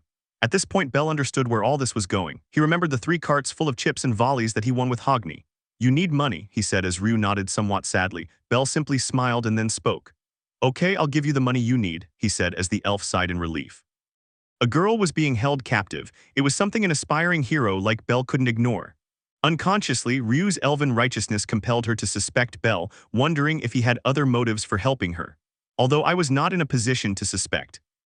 Thank you, but take this, she said, handing him a bottle of blue liquid. It's a magic item that changes the color of your hair and eyes. I'm sorry, but after the war game, it's impossible for you not to attract attention. Belle received the flask and examined it. Alvis analyzed this potion was his instant thought. His skill did what was asked and verified that it was not a poison or anything else that would affect his physical or mental state. With the green light given, Belle drank the liquid and the effects were quick to arrive. Her white hair turned black and her rubbered eyes turned a deep navy blue. Did you analyze it before drinking it? The elf asked, a little perplexed, not believing that Belle would distrust her. It's a bit ironic since she did the same thing minutes before. Sorry, Ryusen, it's a habit, the black-haired man explained nervously. He hadn't realized that he had given the command to Alvis automatically. Not giving it much importance, Ryu took another bottle with the same liquid and its changes left Belle speechless. Her beautiful golden hair turned to snow white and her beautiful sky blue eyes turned to ruby red. It reminded him of Alvis's ability, but in an elven version. It looks good on you, she complimented, a slight blush rising to her cheeks. It was impossible not to blush. After all, it was Ryu Lion with white hair and red eyes. "Thank you," he replied without flinching. "You look good too, although your original look suits you better." With their flattery over, which didn't seem like flattery because of the fairy's stoic face, they returned to the interior of the casino. "What should I call myself?" Bell asked along the way. If they were undercover, he couldn't use his real name. It was too stupid and would ruin his change of appearance. "We will use the name of a noble elf, although I will be the noble's daughter and you will act as my husband," Ryu replied quickly. She didn't notice the slight jump Bell gave when the word husband was mentioned. "You will be called Elude Maximilian, husband of Siren Maximilian, and I know it will be awkward for you, but I need to go around your arm," he said quickly. Bell didn't really care, being more interested in his fake name. And while he was thinking about that, he offered his right arm for Ryu to put hers around, unaware that the elf was conflicted about whether to touch him or not. "Please, I don't want to hit Bell Cranel," Ryu thought as he put his arm around Bell, and in doing so, she exclaimed in surprise at not feeling any disgust or revulsion when touching her husband. Bell did notice that. "Is something wrong?" he asked, glancing at the distraught Ryu. The elf stepped out of her world and shook her head slightly from left to right, following Bell's lead to one of the tables to begin her plan. Of course, he went to take a cart of chips from the undefeated and addicted Hogni. XXX. "I look like a decoration, ahaha." The thought came from Bell, or Elude Maximilian, an opportunistic human who married an elf belonging to the nobility. In short, a vulture. Of course, it was just a facade, but Bell always adapts to his roles perfectly, even if he dislikes this one a little. "We've been playing, or rather my wife has been playing, for over an hour, and incredibly, she's winning almost all of her bets." After agreeing on their roles, Elude devoted himself to watching his wife play, with her betting large amounts of money, sometimes losing and sometimes winning. But the profits were definitely higher. And while they were focused on getting attention, their efforts paid off when a man dressed as a butler approached them. "Cervantes, the owner of this place, wishes to see you," were his simple words, accompanied by a forced smile. "They fell for our trick," Ryu thought as he stood up from his seat. Bell did the same, maintaining his characteristically kind expression. "I am extremely honored that the owner wishes to meet a young woman like myself." Ryu began with a slight bow. "Where should we go?" In response to her question, the butler simply said, "Follow me," and began to walk. They followed him, and it didn't take them long to reach a small group of people talking, with a dwarf at the center of it. "Oh, so you're Miss Maximilian," the dwarf said once he noticed Ryu and Bell. "This is the one with a harem," Bell thought as he watched the dwarf. Large beard, characteristic dwarven body type, and a wicked smile. Bell barely saw him and knew he wouldn't get along with this man, and even hated him to such a degree that he disliked him. "I'm Terry Cervantes, the owner of this casino. Thank you for coming tonight," the owner said, pulling Bell from his thoughts. And as planned, Ryu responded. "Thank you for inviting us here. My name is Siren Maximilian," she introduced herself with a slight bow. And because of the purple and slightly revealing dress Ryu was wearing, Terry gave a perverted look to her chest area. That look, and it was noticed by Bell. "This is my husband, Elude Maximilian," Ryu said again as she introduced him. Bell smiled and leaned in slightly, not speaking and only listening. "I wanted to greet you earlier, but as usual there are a lot of customers," he said, extending his hand to Ryu. "Thank you again for coming." Although the dwarf's hand remained in the air, not being taken by Ryu. "I'm sorry, but I have sworn my love to my husband. No one else but him can touch my skin," the beautiful fairy explained. That made Bell a little embarrassed, but he dismissed those thoughts and returned to the situation. And Terry, he was initially surprised, then he smiled. Well, it seems that Miss Maximilian is a magnanimous woman, Mr. Elude. Without a doubt he is loved," she remarked to Bell with jealousy in her voice. The man in question simply smiled nervously as he scratched his hair. Somehow, being an actor this time wasn't going well for him. "By the way," Terry spoke again, "from what I've heard, you're having a very lucky day." "Here he comes," Ryu thought, noticing that his plan had worked completely. "That's why I have a proposal for you. Why don't you come into the VIP room?" The gears clicked. The fourth VIP room, although he had to feign ignorance. They couldn't say if it would be suspicious quickly. "Yes," Terry replied. "In short, we play high-stakes games while enjoying the best service and the best games that we can only find in there." At this point, both imposters expressed surprise at the explanation.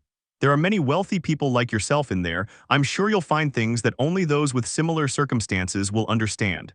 With his explanation finished, Bell acted first. "Darling," she announced without any shame, "I'd like to go there," she finished with an innocent smile, very characteristic of Bell. "That was a splendid performance," Ryu praised her husband internally. "Since my husband wants to go, we'll take his suggestion," she announced quickly. "Splendid," Terry replied, completely pleased. That idiot was useful for something, the dwarf thought to himself. Bell didn't know what was happening, but he felt he had been suddenly insulted, almost convincing him to win this casino. XXX Part 2. They followed Terry until they reached the doors of the VIP room, passing through them and entering. The place was extremely luxurious with few tables compared to the outside, suggesting that it was more of a lounge than a room. "Please come to this table," Terry said, pointing to a table with more people at it. They both nodded. And as was fitting, Terry had to introduce his guests to those already present at the table who showed interest in the newcomers, or more precisely to the white-haired elf beauty. They don't show even the slightest discretion, Belle thought, somewhat annoyed. "Let me introduce them," Terry began. "These are Siren Maximilian and her husband Elude, who have come to this casino for the first time," she informed, while giving little importance to Belle's introduction. "That hurt a little," the young actor lamented comically. "It's a pleasure to meet you," he said, bowing slightly. "We were invited here by the kind owner. Please treat us well," Ryu said, and he did the same, causing everyone to give her cleavage lewd looks. Although Belle and Ryu ignored it, they couldn't ruin their infiltration plan now. With that, they both took the seats that had been given to them, and quickly a beautiful blonde elf left a drink for Belle. The boy looked at her and felt a pang of pain in his chest when he saw the elf's face. "Thank you," he said gratefully, suppressing his instinct to save girls. "They have such emotionless smiles, ugh.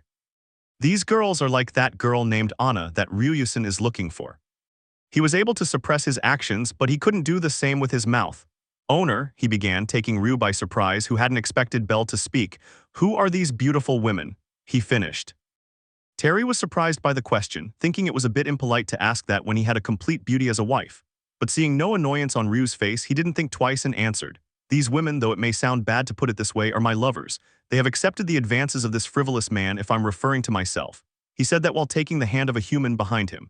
"However, I would be punished by the goddess of beauty if I tried to keep them all to myself. That's why, though it may seem arrogant, I have them helping to serve the alcohol for everyone's enjoyment. This makes me sick." His explanation caused Belle great repulsion, although he refrained from doing something stupid. "I see, so that's why," he commented dryly, ignoring the man who was exclaiming his jealousy next to him. "But that confirms it. These women are just like Miss Anna. Terry used his fortune to obtain them by force through various methods. In other words, they are his collection." The mere fact of thinking all this while maintaining his sanity was incredible, since through the words and teachings of his grandfather, Belle was raised with the idea that women are treated like queens, not as slaves. "Those necklaces, it's like they're meant to show they're theirs," he finished his thoughts as he observed the women's necks. Black necklaces adorned with a gem. "Now that I think about it, I heard he recently got a beautiful woman," one of the players said. That made Belle pay special attention, as did Ryu beside him. "That's true, I heard that too. I heard she's from a faraway country," commented another person present. The owner laughed cheerfully at the well-informed men. "You all have good ears," he began. "That's right, I've got myself a new mistress. Since we're on the subject, why don't I introduce her to you?" Following that, he signaled to one of the waiters, who responded quickly by going to a place. Ryu and Belle watched him, observing as he opened the door and a truly beautiful young woman entered. "It's her," Ryu thought as he confirmed the description Anna's mother had given him. The young woman walked over and approached the table. "It's a pleasure to meet you," she said immediately in a voice devoid of emotion. "I'm Anna." "What?" "I see, she is absolutely beautiful," Belle thought as he looked at her. That empty expression also caused a pang of pain in his chest, suppressing the urge to hit everyone here and take that girl away. "I must save her from the clutches of that wicked dwarf," he finished his thoughts. The other men present at the meal showered her with compliments, saying things like "another beauty, charming, a true gift beyond us." And suddenly, "You did well to find her, owner," the three commented with wickedness on their faces. That was noticed by Belle and Ryu. "I met her while traveling abroad," Terry replied cheerfully. "It must have been the grace of the gods to see her and immediately fall in love with her beauty." "What?" And while Terry was showing off in his explanation, Anna's gaze, as empty as it was, turned towards Belle, who was looking at her intently. She assumed he was looking at her with bad intentions, but she was wrong. "Who is this person? Their gaze feels different from the others," she thought as she got lost in the deep navy blue of Belle's eyes. They exchanged glances for a few seconds, which Terry noticed and became annoyed. "Mr. Elude, is there something on your face?" he asked with a slight annoyance in his voice. Belle, however, continued to look at Anna for a few more seconds before giving her a warm smile. "No," he replied curtly, wanting to avoid problems for Ryu's plan. With that, he broke eye contact with the girl, Anna. That relaxed Terry, and at the same time, he remembered something. "By the way," he said so everyone could hear him, "I've met a new girl, a complete beauty who stole my heart the one time I saw her on the city streets." That alone indicated that she was an upcoming victim, but it didn't worry Belle or Ryu because everything was ending today. "Oh, and who is that young lady?" asked one of those present at the table, an old beastman with round glasses. Her question brought a wider smile to Terry's face, prompting him to speak. It wasn't like him to talk about a young woman he didn't yet know, but this girl in particular was a beauty. So beautiful that it forced him to show her off without even having her. "You see, she's a young woman, no older than 18. She has beautiful hair as black as night and aquamarine eyes with a beautiful crystalline background. Terry was traveling with his gaze, getting lost in his mind as he brought to mind that beautiful girl and continued talking. She has a fantastic body and has oriental features, Belle was saying. At this point, something was bothering Belle, and when I investigated her name, I discovered that she's an adventurer who's recently arrived in town. That was a bad sign. Her name is Axella Agora, she announced with a shameless smile and a disgusting blush on her face. Upon hearing his girlfriend's name, Belle felt everything around him become silent and time stand still, and the others. I've heard of her. She's only been seen a few times on the city streets, but every time she is seen, she's definitely the center of attention, exclaimed a fat human with a stupid hairstyle. Certainly, I too have heard the rumors of that beauty, and to think she's your next target, master, the old beastman said. And before Terry could say that the only impediment was that the girl belonged to the Freya family, the entire room trembled from an immense pressure in the air. Everyone present felt their hearts stop for 2 or 3 seconds, sweating profusely under the immense pressure that loomed over them. The culprit was obviously Belle, extremely furious and glaring at Terry. Even the guards who were in the hall were frozen in shock at the sudden bloodlust that arose. And an instant before Belle initiated his black fire magic, he felt something hit his cheek. Humid, warm, and soft. That snapped him out of his rage, looking confusedly at his wife sitting next to him, still with her lips on his cheek. When Rue noticed that the terrifying pressure disappeared, she pulled her lips away from Belle's cheek and firmly squeezed her husband's hand under the table. A type of relaxant. Damn, I lost control, Belle thought, looking down. He sighed and performed an oxygenation on his own, hoping that the plan wouldn't be ruined because of him. And back to the suicides. They let out a heavy breath when the pressure disappeared, confused and unsure of what had happened. The guards, upon emerging from their immobilized state, quickly realized where the murderous instinct was coming from, but before they acted or spoke. The truth is, Belle said, now looking up, I know a girl who looks a lot like her. This confused Rue and the others, although Anna continued to watch Belle. Terry didn't know what his guest meant, but eventually concluded that he was referring to the girl named Axella. And yes, I was right. What about her? The owner asked. This is a story about an acquaintance. He was lured in by a gang of thugs and now he was referring to Anna, attracting her and Terry's attention. He tried his luck by gambling. In the end, he lost his entire fortune and his only daughter was taken away as well. Anna's eyes widened in surprise.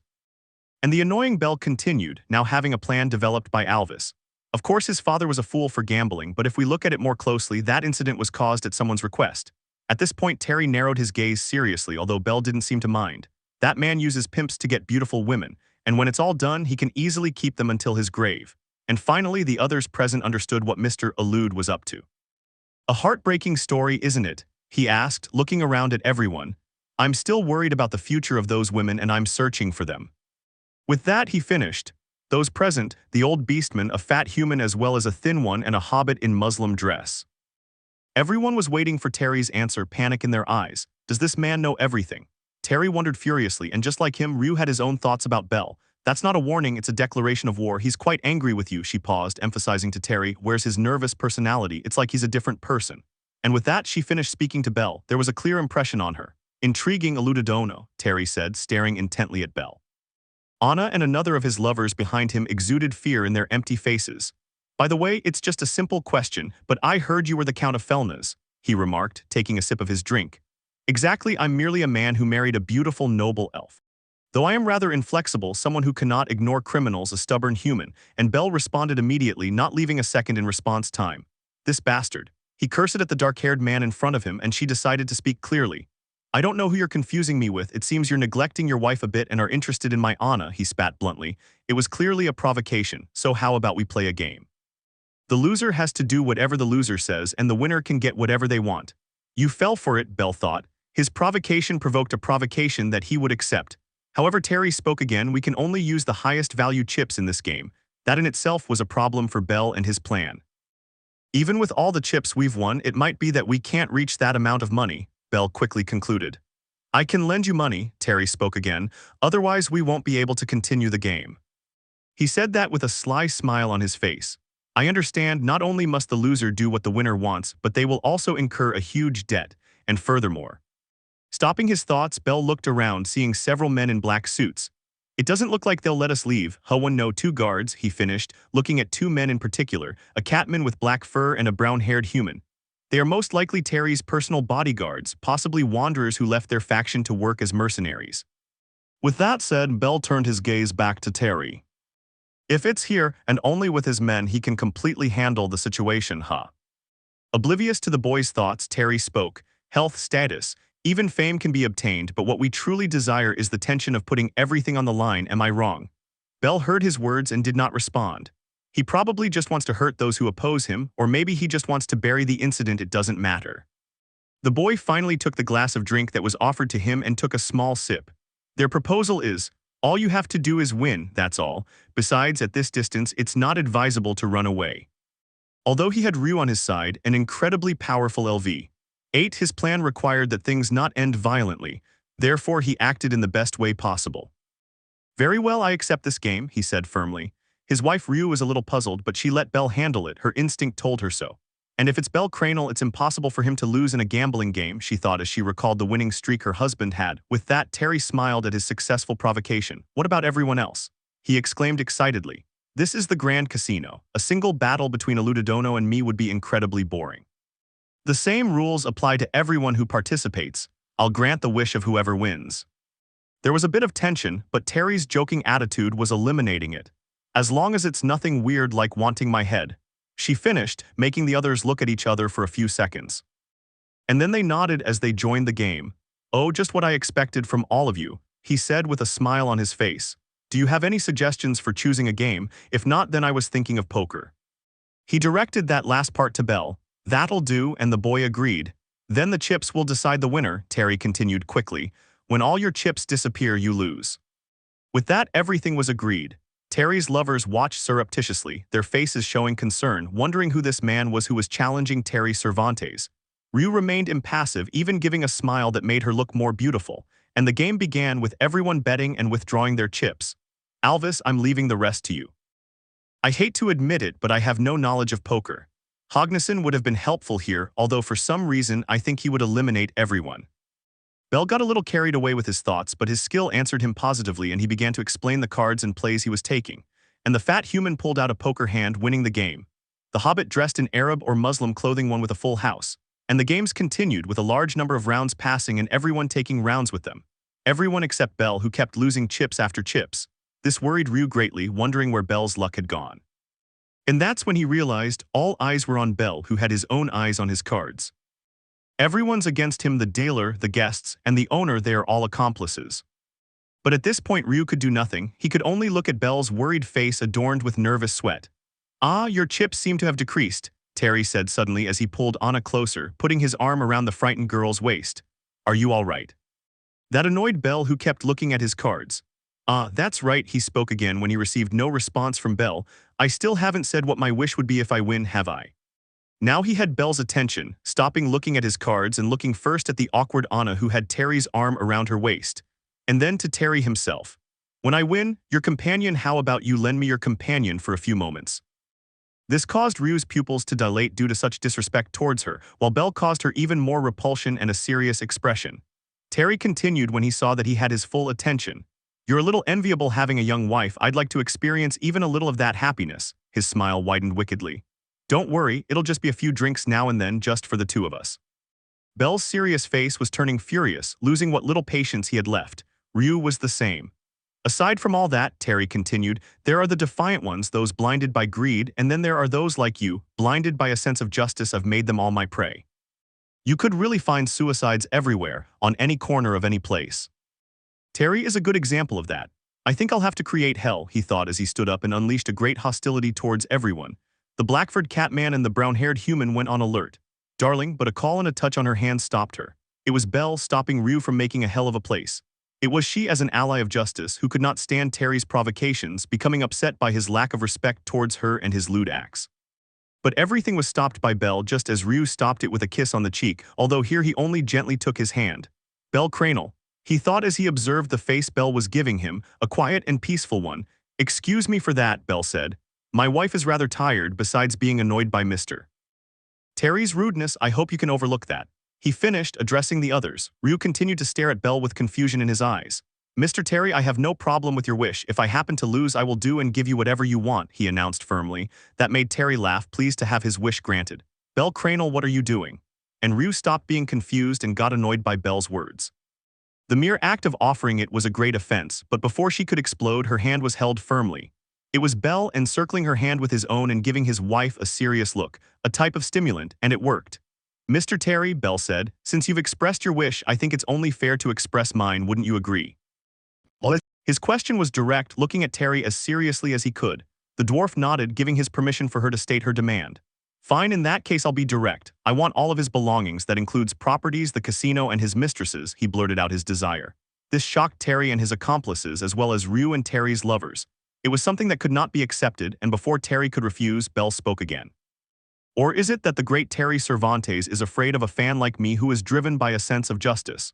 He provoked, and a very good one, because the veins immediately stood out on Terry's face. I accept, was all he could manage to say as his teeth squealed from the friction of being clenched. He was very upset. This insolent young man thinks he can defy me. I didn't like him from the start. He's incredibly reckless if he thinks he can get his hands on my property. Does he think he's some knight come to save damsels in distress? It was unheard of that they would make such a mockery of him in front of his lovers and partners. He would not let it go. But I'm not worried. Soon I'll take his wife and wipe that serious face off his face. And like the other fools who have opposed me, I'll have you crawling at my feet. There was no imminent danger. After all, he hadn't won a single game since the start of the game. After that, he glanced at Belle's wife. No, wait, I have a better idea. It'll be fun to try her and Anna, whom I haven't done anything to yet. A wicked smile appeared. Oh, I can't wait for it to happen. And with his thoughts finished, the game began again. Although Belle sent an order to his ability, Alvis, unleash the luck ability. They're already under treatment and there's no need to contain it. Understood, Master Belle, releasing the limitations of the ability, luck. Everything went downhill after that confirmation. The game began and the cards were dealt. Everyone checked and meticulously observed their decks. But Alvis's plan was simple, to explain to Belle in detail the usefulness of his ability luck and suggest suppressing that same ability, gradually increasing its effectiveness. Its effect would increase with each passing moment. And when she was freed from her chains, she would fall like an avalanche on a snowy mountain. Did I lose? And the result of that was obvious. The avalanche swallowed up those who were resting on the mountain. Only the one at the top would be saved. The one who lost was the old beastman, running out of chips to bet after a couple of rounds in the game. The others panicked just as much, not knowing what was happening with the sudden change of fortune. Poker, straight flush, all the most valuable hands were always taken by the black-haired man, greatly increasing his chip count. He said, I'm someone who gets carried away by the sentimentality of justice, Mr. Terry, Belle suddenly said. The game continued, but Terry and Belle exchanged glances, with the former listening to the latter. It's true, I am guided by justice, by what is right and noble. I detest immoral things, deceit, crimes, anything that has the slightest hint of evil. I abhor all of that. He was saying nonsensical things. Did I lose? And another of the accomplices fell, this one being the fat human. Belle didn't pay any attention to it and continued. I recently had a problem with a family who tried to take something important from me, something precious, simply my treasure. For different reasons, she lost a certain vitality in her life, if you could call it that, which consumed me with anger. Again, he was talking nonsense, me too. Said the thin human, leaving only the hobbit in Arabian clothing and Terry himself. Although it didn't take long for the Arab to fall, leaving only Belle and Terry at the table. In the end, I ended up eliminating that family, he finished, his serious gaze shifting to a furious one. Terry didn't understand anything at all, but before he could ask what she meant, he saw her deck of cards. It was their chance, poker. His deck said internally, and it wasn't just any poker hand, it was one with all the Ks and a wild card of the same color being the highest possible combination. The only one the goddess of victory smiled on in the end was me. It doesn't matter if he's lucky anymore, his streak ends right now. With those thoughts, he took all his chips to the betting area. I'll bet everything, he said firmly and excitedly. Right now it was just Belle and Terry, leaving everyone else out. Even the surprised Rue looked on, completely perplexed. I'll take control of everything again, thought an excited Terry, and that action did not disturb Belle, asking for a change of card and smiling at the sight of it. I owe you one, Alvis, he said, thanking his incredible skill. I'm betting everything too, he followed, carrying all his chips to the betting area. With that, the dealer asked them to show their cards, with Terry noisily dropping his and exclaiming his deck, poker. A smile of relief appeared on his allies' faces and a smile of sadness on the faces of Terry's lovers. Ryu was equally worried, preparing for a possible escape, but Belle, he remained impassive while giving a slight smile.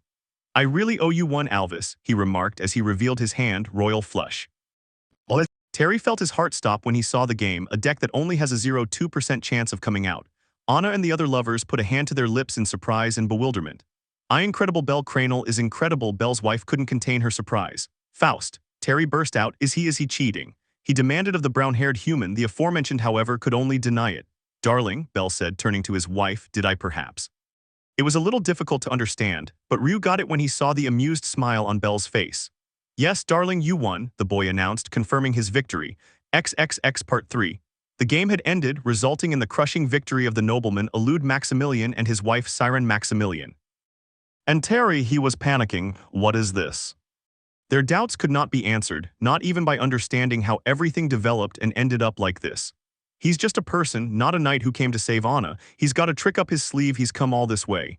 A trick up his sleeve, that's it. He was creating his crazy theories all by himself, furiously watching the smiling Belle next to the beautiful elf that he couldn't prove. Mr. Terry, I hope it's as promised, Belle said, pulling him out of his reverie. The dwarf could only clench his teeth tightly. If the promise, the bet made before the game, I can't refuse a bet, even if it means losing everything, but I can postpone it. Anna at the same time had a hopeful face as she looked at Belle, seeing him as a hero who came to her rescue. Well, Terry began, I was thinking of taking her on vacation. If you think about it, after arriving recently from that country, it's logical to be tired. His words brought terror to Anna's face, although it was more accurate to say that it reached her entire being.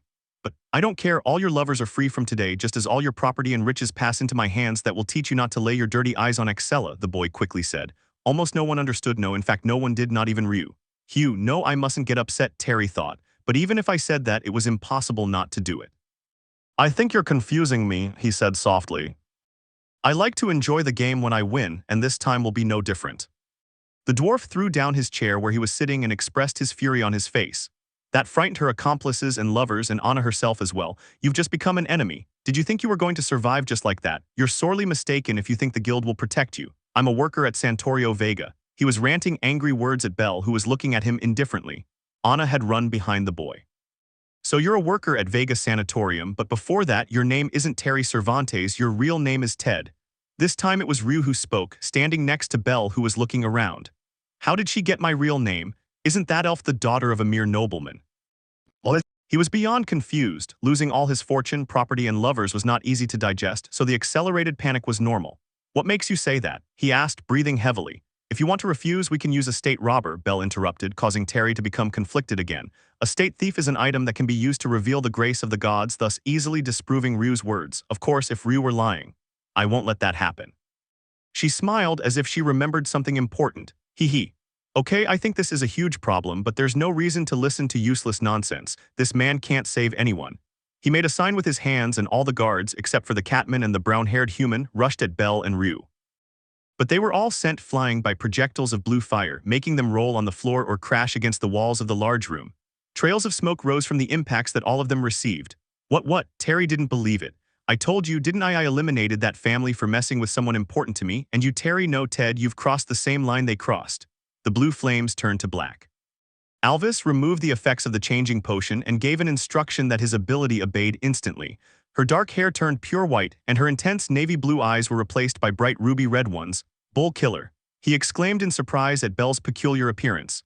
He's cute, thought all of Terry's lovers, including Anna. Belle, noticing the attention on him, gave another command to his ability. Alvis, deactivate the charm ability, he ordered when he saw the women looking at him with blushes on their cheeks. Nevertheless, Master Belle, the ability charm is not activated, her ability replied, somewhat annoyed. Belle said nothing, barely able to suppress his embarrassment. Whatever, he said, trying to control his nerves. I'm Bell Cranel, or better known as Bull Killer. The boy formally introduced himself and announced his alias as an adventurer, being immediately recognized by everyone. After all, not too much time had passed since Belle's live performance and his trial. That being the case, Terry only had one thing left to do. Everyone, kill them both. He exclaimed in fury and fear, also including Ryu. It was then that the attack returned, with those who had been knocked down standing up and drawing their weapons, as well as the black catman and the brown-haired human who had been watching until now. I'll take care of the strongest ones, Ryu commented beside him with Belle nodding. He was unarmed unlike his opponents, but it was nothing that blows covered with argonaut couldn't fix. Come on, Belle exclaimed as he raised his guard. Ryu also advanced towards the most dangerous ones, but in reality he was handling them very well. Although Belle was not far behind, using his fire magic to keep his distance from his opponents and striking those who approached. The impacts with Argonaut arrived, and the sound of certain bones sounded like a melody, being drowned out by screams stifled by pain. It was a one-sided fight. Belle's enemies were probably no higher than her, and those fighting Ryu were at most level 6, nothing problematic for the strong elf. But then, Anna's startled scream caught Belle's attention. Looking around, he saw her being grabbed by the arm by the fake Terry, who was forcibly dragging her outside. Belle glanced at Ryu and she nodded, implying that he should come and save her. XXX, I believe the Chosen One needs my help. The comment came from Hogni, having lost all the profits Belle had made before he left him alone. The 2 carts that were full were now completely empty. But when he lost all his money, he had a hunch that told him Belle needed a big commotion to get out of trouble. And no, it wasn't at all like needing to vent his anger about losing all his money. Yes, it wasn't anything like that. Let's begin, he said as his shy side vanished and a terrifying one emerged. The rest is history, hitting customers for no reason, and if you asked him for one, he would say it was because of the Chosen One. It was almost believable that he would start yelling for the Chosen One, while hitting anyone who got in his way. Yes, it was definitely to help Belle. That's why he kept breaking tables, chairs, and the bones of the poor idiots who were within his reach. And then out of the corner of his eye he saw him. A dwarf, Terry, running while pulling a beautiful girl against her will. He went on to hit more people, including the Gaincha family guards who were trying to restrain him, and he did so without taking his eyes off the dwarf who was kidnapping that girl. He hesitated, wondering whether to go or not, but 2 minutes later he saw the Chosen One going after the dwarf. That proved his actions, and this time he shouted it out. For the Chosen One. Accompanied by his shout came a couple of blows he gave to a member of the Gaincha familia, sending him straight to sleep. XXX Terry shot out while pulling Anna hard, hurting her in the process. Several of his employees who saw him leave were surprised, asking what had happened and also wanting to report that a dark elf was destroying things and hitting people. But the fugitive Terry cared little or nothing. Stop the human who's chasing me. He shouted angrily without breaking stride. While Anna complained about being roughly dragged, the dwarf was looking for ways to escape from Belle. That monster will catch us soon. I have to get out of here before it gets me. His panic was real and justified. As he was one of those who watched the broadcast of that war with the Apollo family and the Bull Killer, he knew that Belle could be categorized as anything but human. This way, he murmured, turning a corner and opening the nearest door. And while Terry kept running, Anna couldn't stand it anymore. She was on the verge of tears. She was supposed to be saved by that handsome white-haired prince, but in the end that faint hope was snatched away. How far will it go? He wondered before receiving the answer. Terry arrived at a door that was guarded by a man who opened the door as soon as Terry yelled at him to do so. Once it was open, they went down the stairs at the same speed. A basement, but what? At this point, I no longer knew what would become of her. She continued to be dragged along by Terry, trying to keep up so as not to hurt herself further. And once they had finished going down the stairs and walking down a long corridor, he saw the door to a large vault.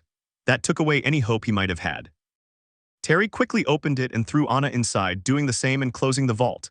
It definitely hurt more to receive a little hope only to have it snatched away than not to receive it from the beginning. I feel much calmer now that I'm here, he commented with an amused smile. Anna lifted her face from the ground where it had fallen and surveyed all the money in the vault so much that you would die before you could count it all. Ah, this is your first time here, he said, noticing Anna looking around the interior. There are billions of dollars worth of coins in this place. It's the largest underground vault in the arcade. Anna listened to his words while continuing to observe everything. This is the Golden Municipality, and I'm the only one who can freely open this door, he said in a suggestive tone of voice. That's why this vault is made of the strongest material in the dungeon, adamantite. That was bad news for Anna. Nobody can enter here, they can't even break it. In short, it was an impregnable vault made with the best materials and by the best blacksmiths. Anna gave a blank expression at that. There won't be any problems here, not even the Bull Killer will be able to get in, I just have to wait for the Gaincha family to catch him. Upon hearing Belle's alias and his capture, Anna's expression changed from blank to one of concern for her prince. Until then, Anna, now Belle was coming in danger given my frustration. It's just going to be the 2 of us here. She screamed and backed away, crawling on the floor, moving away from Terry. He was just trying to get in my way, but he won't get in here.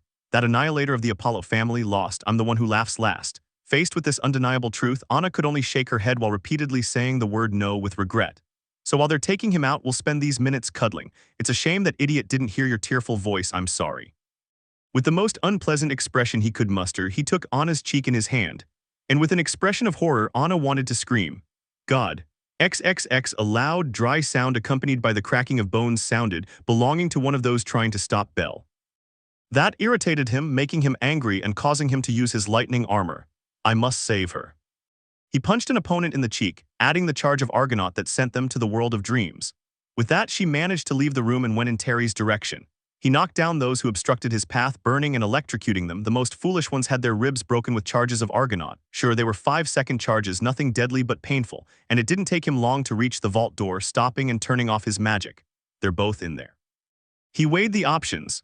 He could destroy the vault with a fully charged Argonaut attack, but there was a risk that he would crush Anna with the door or debris. It could incinerate metal with its black fire, but it could cause third-degree burns to Anna. I guess I'll use my ace in the hole. I have no choice, he thought as he prepared to go in. XXX returning to Terry, Anna wanted to scream for him to stop, but the dwarf silenced her scream with his sturdy hand. And just as he was about to undress poor Anna, his hand stopped inches from her chest because of a characteristic sound. Tock, tock, tock. They knocked on the vault door 3 times. Terry smiled, guessing who it was, so he shouted one last thing. I hope you enjoy listening to this bitch's wailing, you idiot. With that, the dwarf turned his gaze back to the frightened Anna. Seal magic, map of the routes to the 9 worlds, guide before uncertain paths, all runes work in and from Miagard. Folkvanger, with that short chant, the vault made a clicking noise and opened by itself. Everything happened so fast that Terry was left speechless, barely able to ask how he had opened the door. It's something I won't tell you, was Belle's simple reply as Anna looked at him with tears in her eyes. He took a step into the vault and headed towards the dwarf, who, seeing that his possible death was near, wanted to take Anna hostage. But Belle was faster and gently took the young woman by the arm to pull her towards him, causing Terry to walk past and stumble. And to prevent Anna from falling, with his other arm he encircled her forehead just below her breasts, embarrassing the young woman by making her feel pressure in an area near her breasts. She balanced it and turned towards Terry, cornering him like prey. I told you that you crossed the line, he commented before hitting him with all his might, powered up with 20 seconds of Argonaut. That sent Terry soaring through the air, stopping when he crashed into the wall at the back of the vault. Seeing her eyes roll back, he turned around and spoke to Anna. It's time to go, she said softly, and Anna wasn't convinced. The Gaincha family will take care of him. They will all testify against him, so he will not escape an investigation. With that, she began to walk after him, leaving the vault. For me and everyone else, seriously, thank you so much. He leaned towards Belle's back and Belle turned around. Aren't you hurt? He asked to Anna's surprise. She nervously replied no, causing a relieved smile to appear on Belle's face.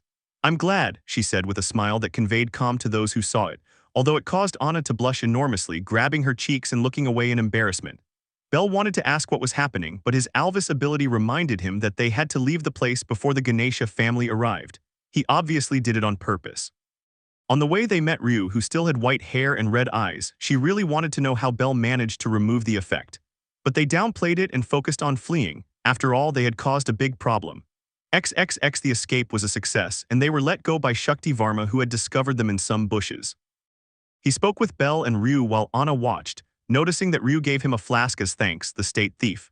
He also heard that an elf friend of his hero was restrained by using almost the entire Gaincha familia as reinforcements, and that he was waiting for him outside the district. He was also banned from the casino due to violent behavior. However, something that seemed strange to the young woman was that her savior turned pale when he was informed that Shakti would send a letter to his mansion detailing the problems Belle caused at the casino. The strangest thing was that Belle mentioned Axela is going to kill me once she finds out I was in a casino, but decided not to ask since the poor boy really looked distressed. And with that said, they now stood before the doors of a carriage that would take Anna to her parents, but of course the young woman had something to say to her savior. As Belle opened the carriage door for her, Anna gathered her courage while her face flushed. He began hesitantly before exploding. I know you have a wife and that you love her very much, and what I'm about to say is probably something that might embarrass you, but even so. Belle was surprised by Anna's words, as was Ryu when he noticed the girl's slight mistake. They were not married, not for now. Anyway, Anna continued. You protected us, you all protected us, she said as Belle's face was reflected in Anna's beautiful eyes. I have fallen in love with.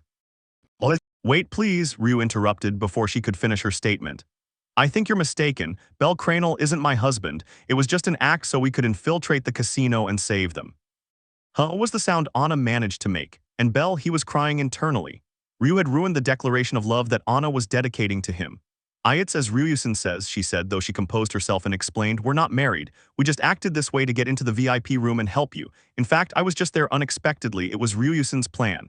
It was a coincidence that I was here, so you should thank her instead of me. He also made it clear that if it weren't for Ryu, he would have been squeezing the casino dry with Hogni until dawn. Honesty above all. That means you don't have a girlfriend or wife. But Anna didn't care much or at all. She gave a grateful smile and approached Belle, capturing the boy's lips with her own in a tender kiss that lasted only a couple of seconds. With that, she broke off the kiss and got into the carriage, slamming the door shut out of embarrassment. It'll look for you these days, he shouted from inside in an excited voice. Thus, the carriage was pulled by the horses and disappeared into the street, leaving a shocked Belle speechless and unable to process what had just happened. The same was true for Ryu and Alvis, who definitely did not expect such a direct move, throwing tantrums in their personal space of Belle's subconscious. I must say that was unexpected, the beautiful fairy finally spoke. Although I will inform my friend Kaguya about this, please don't take it personally, Belle Cranel. At this point, Belle felt like his soul was escaping from his body. If Kaguya-san finds out, that means Axella will too, and on top of that, I ignored her order. Damn, nothing good awaits me once I return to the mansion. And as he lamented in silence, he felt Ryu's hand on his shoulder, drawing his gaze towards the elf who was looking at him. Thank you for lending me the money and your strength, you helped me a lot. And I'm also sorry for getting you involved, I'll always be indebted to you. With those words, he released her shoulder and gave a slight bow in thanks. Please don't say that, and if you want to get out of your debt, I have a request, the boy replied calmly. Ryu paid total attention to that. I won't turn a blind eye to the kiss Anna gave you, I'll definitely tell my friend Kaguya about that, she commented without hesitation. The seriousness in his voice indicated that he truly suspected Belle would ask him that. And no, that's not it, although I must admit it crossed my mind, but that's not it, exclaimed the embarrassed rabbit. So what's it about? Ryu asked. Belle coughed a little to shake off the recent embarrassment and spoke. Please just call me Belle, it's a little strange that you always use my full name, she said with a nervous smile. Ryu thought about it for a few seconds and nodded.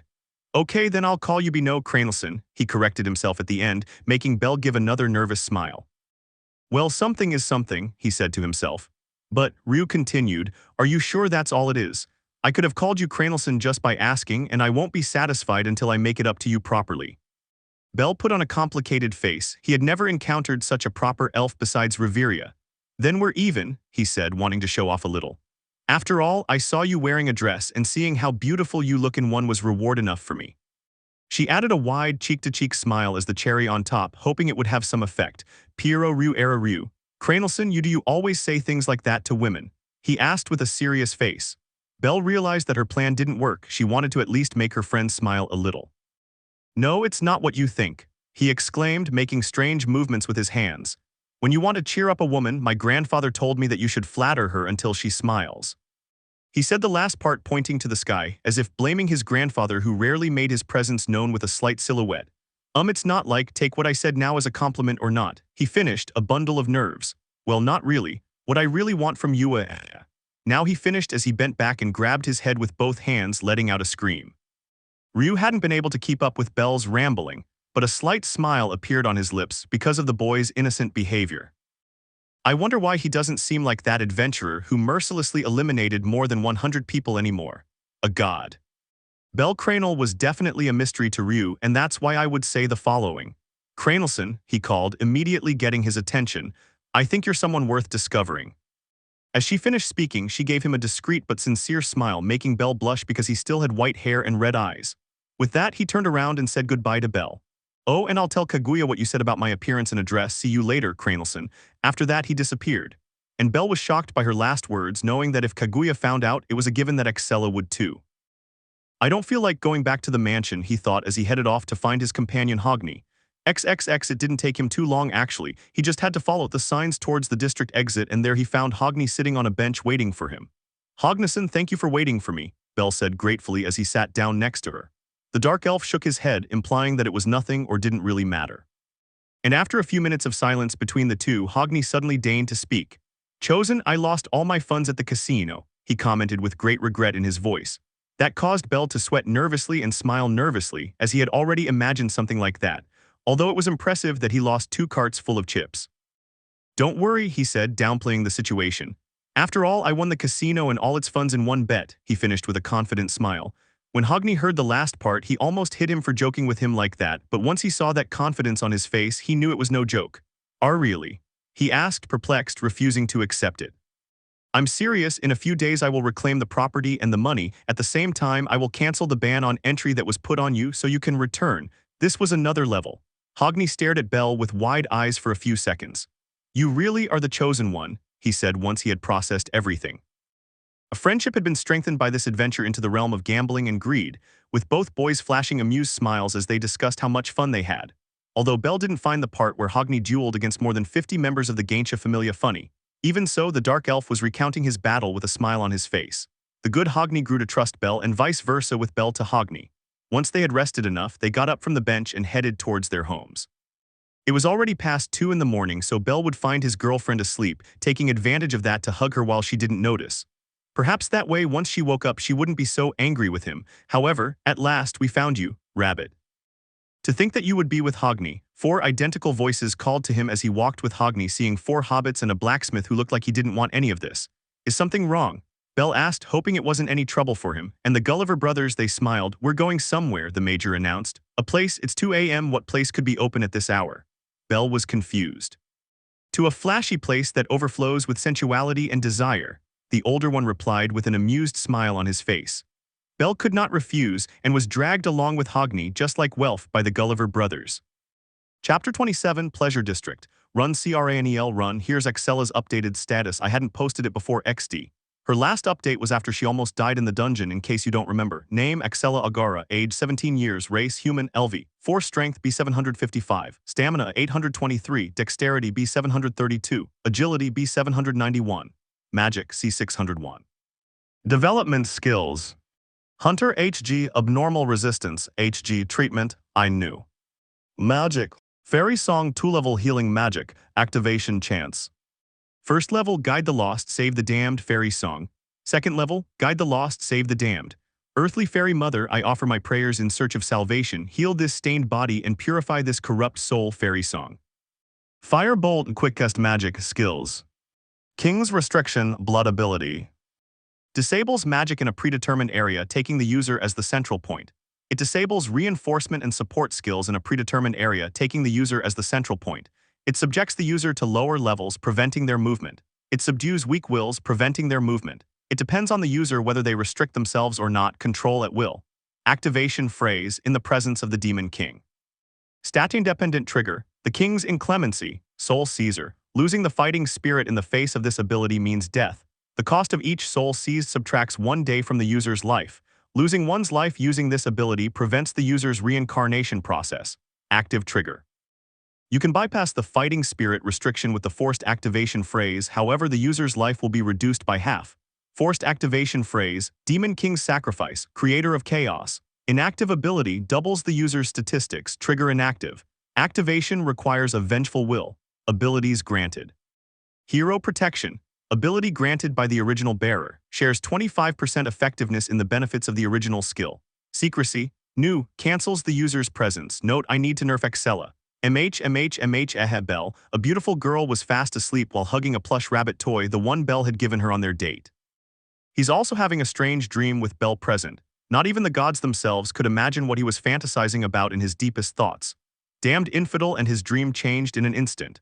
Quick scenes unfolded, Belle gambling in a casino and then pretending to be the husband of an elf. The story unfolded with the boy betting to free an army of beautiful women and succeeding, receiving a kiss at the end. So you have chosen death, he pursed his lips as he murmured words in an unknown language. But what bothered her most about that dream was the scenario where Belle visited a city of brothels, all resulting in the rescue of a golden-furred renard. He squeezed the stuffed rabbit tightly in his arms. She was in danger of waking up, but her dream changed again to one of her with Belle, making her smile contentedly. The stuffed rabbit also stopped being suffocated, being gently hugged and sunk into the girl's large breasts. Note, I've noticed I haven't mentioned Excella's voice, and it's hard to really picture her without one, so I'll just tell you what it sounds like in my head XD. Final note, like her, in fact she's identical and even similar in personality, but that's Excella's voice by XXX. While Excella was sleeping, Belle was at the entrance of the place where the Gulliver brothers had brought him. The red outline predominated over the shops in view, men constantly entering with perverse smiles and countless women on the streets that I could focus on. Belle knew immediately where he was. I'm not going that way, he exclaimed quickly, wanting to turn around and leave. His beautiful girlfriend came to mind, knowing that if she found out he had been in this place for even a second, she would castrate him. He didn't want to add to his problems, so he would go home to beg for mercy from his girlfriend, who was probably asleep. No, Belle, Welf said, but he grabbed his arm. The white-haired man looked at him in surprise. Not leave, we stay, were his words, making Belle tense up. He never expected Welf to say this, not after the constant daily torture he received from Phobos. Are you out of your mind, Welf? You know my life will be in danger if Excella finds out I was here. There was clear fear in his face and his words. Welf, however, smiled, scared Belle. His friend's bold smile and provocation made him smile amusedly. Now that I think about it, I haven't spent much time with him because of all the problems I've had. An adventure together wouldn't be bad. It was true of all his acquaintances. Welf was the most reliable, always supporting him in whatever he decided and being the first to be his comrade in arms. It wouldn't be bad to have a little fun with him, so he risked dying at Axella's hands and with a sigh replied, "Not a bit, Welf." The Gulliver brothers behind them smiled maliciously when they saw that Belle had agreed to stay. "All right, then let's not wait any longer and go inside, the night is still young." Ulfrig said that, receiving nods of agreement from his brothers, and began walking alongside Welf and Belle. But someone was missing. Hognisson, aren't you going in?" Belle asked the dark elf who was just staring at the entrance. He looked at Belle and shook his head. "I'm sorry, chosen one, but these lands are not to my liking. The realm of gambling and greed is my only hobbit, everything else is in honor of Freya-sama." Belle understood quickly, nodding and extending his hand towards the elf. Hogni was surprised by that. No one had ever extended a hand to him in farewell. "I understand, then I'll see you later, Hognisson," he said as he shook Hogni's hand. The elf nodded. "See you later, chosen one. Let's repeat the trip to the realm of gambling another time." They let go of each other's hands and Hogni quickly disappeared, possibly to rest. Belle just stared for a few seconds where he had been before, considering his actions a little more. It's not fair to make Axella worry. He turned his eyes towards Welf and the four hobbits, the latter showing some concern.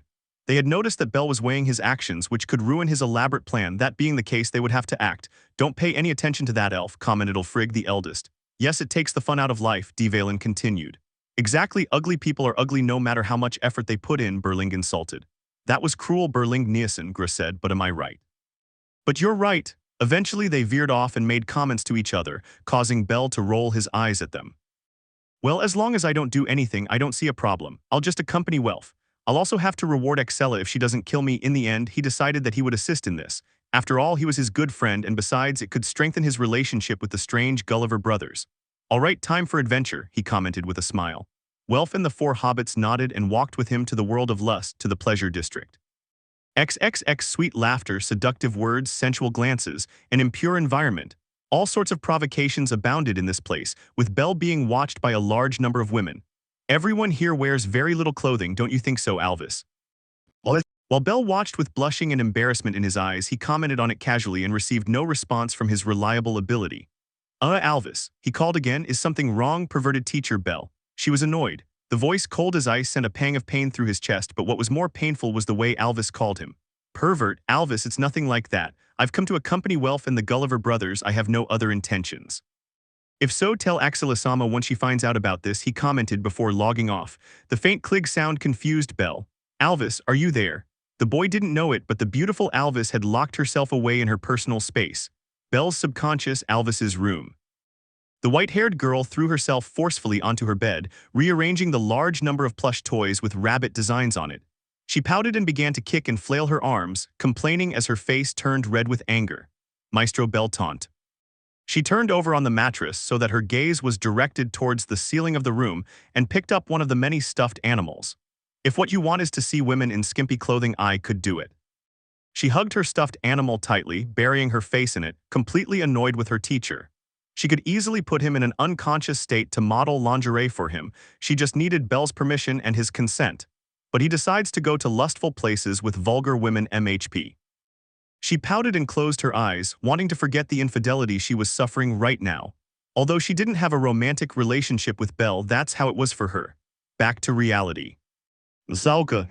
Belle sighed and gave a nervous smile as he continued walking alongside Welf and the quartet of Palums. "Alvis has abandoned me." She had to accept that sad reality and continue with her night. She thought it was cute that Alvis was jealous, so she would apologize to him once she returned. If he even comes back, worry adorned her face. And as he continued walking, he felt the touch of a hand on his shoulder. But it wasn't a squeeze, it was a caress that traveled up to her arm, a type of physical stimulation that functioned as sexual provocation. "Hey handsome, don't you want to have some fun with me tonight?" Incredibly white skin like snow, long and pointed ears, short golden hair and jade green eyes. She was an elf, one of Belle's weaknesses, and extremely beautiful. A dress the same shade of white as her skin, with a slit up the front all the way to her navel, revealing her ample bust. Belle immediately became nervous, freezing and stopping walking. Her beauty and seductive aura took away her voice. Welf didn't notice because he was excitedly looking around, but the Gulliver brothers smiled maliciously as they saw Belle about to be caught. Considering Belle as a simple, ordinary human, they concluded that they could not refuse that elf. They continued walking and disappeared into the crowd with Welf, satisfied that they had accomplished their mission. And the nervous white-haired man's reaction was obvious, although a little silly. "Sorry, I'm just looking." he said as he bowed slightly and began to walk away. The rejected girl felt a blow to her pride watching the boy quickly walk away. I'd never been told no before. It was a new experience for her and she didn't like it. Finally, he sighed and lamented. So handsome he could have it all, but too weak to take it. With that thought, she returned to her job, looking for someone who would meet her expectations. Although I knew I wouldn't find anyone who was up to the standard of that white-haired guy. XXX, so what do we do now? It's obvious we have to leave this place. Yes, I don't want to be here for another second. Then let's go. The rabbit has already fallen into the clutches of that boar. The subsequent conversation was between the Gulliver brothers, beginning with the youngest and moving to the oldest. They had also abandoned Welf, who had gone towards a red-haired girl, taking advantage of that moment to lose him. Their plan was complete, and they had nothing to do in a place where their goddess was not. And of course, now all that remained was to wait for Freya to realize that Belle visited the pleasure district and slept with several women. I would definitely stop loving someone so ordinary. A very stupid plan, but it worked for them.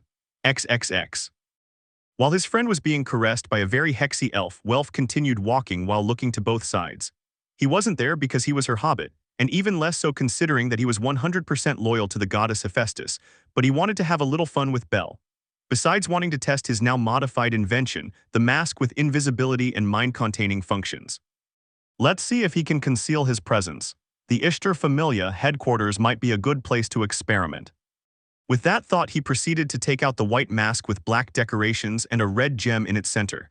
But he noticed he was alone, and feeling strange about it, he looked around for Belle. And he found someone he knew, but it wasn't Belle. Short crimson hair and amber eyes, a woman he had recently met who belonged to the Phobos family. What is he doing here?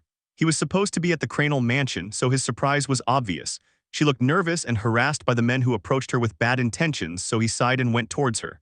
Finally, I've found you. Let's go to a private room, he said as he took Daphne's arm. The girl was surprised and blushed at Welf's words, but seeing his serious face, she knew immediately that he was helping her. She nodded shyly and followed him. The humans and gods who were hoping to have an evening with Daphne clicked their tongues in defeat and went off to find new prey. I never expected to see you here, but judging by your behavior, I suppose it's your first time, Welf remarked, having already released the girl. And no, that's not it. I'm looking for Cassandra who got lost here. She explained, blushing. The fact that Welf thought he was there in search of that for some reason embarrassed him. Cassandra, her being here is even stranger, Welf said again. It's not that either. She woke me up and said something very strange about Belson being swallowed by a toad. After that, she dragged me to this place and I lost sight of her. Welf rolled his eyes at that explanation. Belle being swallowed by a toad. What strange dreams that girl has. He considered the possibilities, but it was simply impossible. There were no toad-like monsters on the surface, and those in the dungeon were no match for Belle. And you, what are you doing here? Daphne's question pulled him from his thoughts. Where you looking for that? Phobos-sama will definitely kill you if he finds out. There was a bit of hesitation in his initial question, almost like a feeling of jealousy, but no, in the end he mentioned Phobos, making Welf sweat cold as he remembered the tortures he received from his goddess. It's nothing like that, I'm just here to test one of my inventions, he replied, waving his hand dismissively. He was more worried about Cassandra. With her introverted personality, it was certain that many would target her in this place. But that will be later. I'll help you look for your friend, he said, making Daphne gasp. Really, we haven't known each other for very long, you'll still help me. The kindness and attention that Welf gave her was a peculiarity compared to her previous family, so she was perplexed. What are you saying? We're from the same family, of course I'll help you when you need it, Welf replied with his usual attitude. Although this time he gave her a slight smile, one that inspired confidence. Daphne blushed slightly and nodded, beginning the search for Cassandra who wanted to save Belle. The lost girl couldn't allow Belle to be swallowed by a toad. XXX, but what happened? I only lost sight of them for a few seconds. Belle was worried, surrounded by beautiful women who were making advances towards him and unable to escape. I didn't want to use force, not with them. Delicate caresses and his face being drawn to large, soft, round necklines, Belle was being swallowed by the pleasure district. I need to escape urgently, he told himself as he pulled himself away from the chest of an Amazon. It was a pure miracle that Belle was able to escape unharmed, taking advantage of a moment of carelessness from the army of women, by using his monstrous speed and turning a corner to hide. It was then that he bumped into something soft, and because it was so recent and also because Axella always pressed him against her breast when they slept, he knew immediately what it was. He fell onto his bottom and looked up, seeing a sensual Amazon looking at him in confusion. Copper skin and enormous breasts, long and slender legs, clothing that only covered the indicated places, leaving the rest of her body uncovered. Note, I'm here to tempt you BV. But that confusion turned to surprise. Bull killer, huh, what a surprise to find you here. The Amazon quickly lifted him up and pressed him against her chest, seeing Belle's nervous eyes. And that look that inspires fear, where is it? Observing the boy's nervous attitude and his attempt to separate from her without hurting her confused her. This was not the one who mercilessly murdered a god and 100 adventurers. Those cold eyes he gave at the end of the war when he took off his mask, those eyes that had made him shudder through the divine mirrors. But that doesn't make it any less beautiful. She ignored all that and licked her lips. If you're here, it's because you're looking for entertainment, right? If so, I'll be your companion. Her seductive words made Belle blush, but she shook her head rapidly from left to right as she tried to speak. She couldn't form words because of the breasts in her lower face. He continued to shake his head, but that only provoked the Amazon more, giving her a mischievous smile and a longing look. Ara, you're good at that, but not here, kid. Let's go somewhere private with that. Aisha started walking to a place she had in mind. Balit Babali, seat of the Ishtar family. Wait, please, I didn't come here for that. I was just passing by. Belle finally managed to pull his lips away from Aisha's breasts and spoke. The kidnapper in question stopped and raised an eyebrow, then smiled and reached into Belle's pants pocket. Upon feeling a bottle, she smiled. Oh, if that's true, why do you have one of these with you? He asked, holding a bottle of pink liquid in his Hansen aphrodisiac. Belle's jaw dropped, not knowing how that had gotten into his pocket. I had paid attention and not angered Alvis. I would know that the Gulliver brothers left it in their bag as they walked. That's not mine, I'm telling the truth, I don't know how it got there. All she could do was speak honestly. That can't be true, stop complaining and let's go have some fun. Her excuses were ignored. Alvis, please come back. She really missed his ability these days. His face was brought back to Aisha's voluptuous breast and he continued to be dragged to a place he did not know. Belle's subconscious, Alvis's room. I wonder what Master Belle is doing. Alvis was still lying on her bed, staring at the ceiling of her room as she thought about her teacher.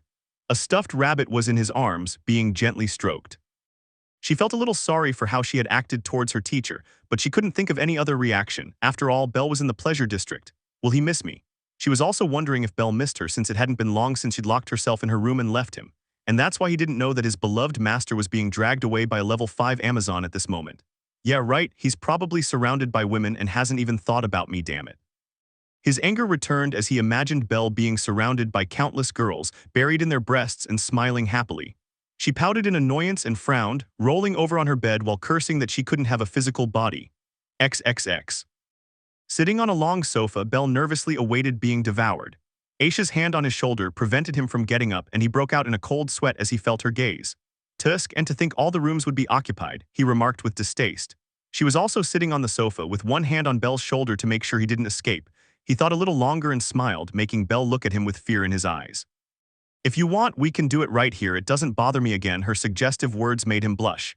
This Amazon is crazy. He couldn't help but think that. Aisha was a potential beauty, so it was difficult for him to maintain a serious demeanor with her given how direct she was. I'd rather wait for a room, the boy replied quickly.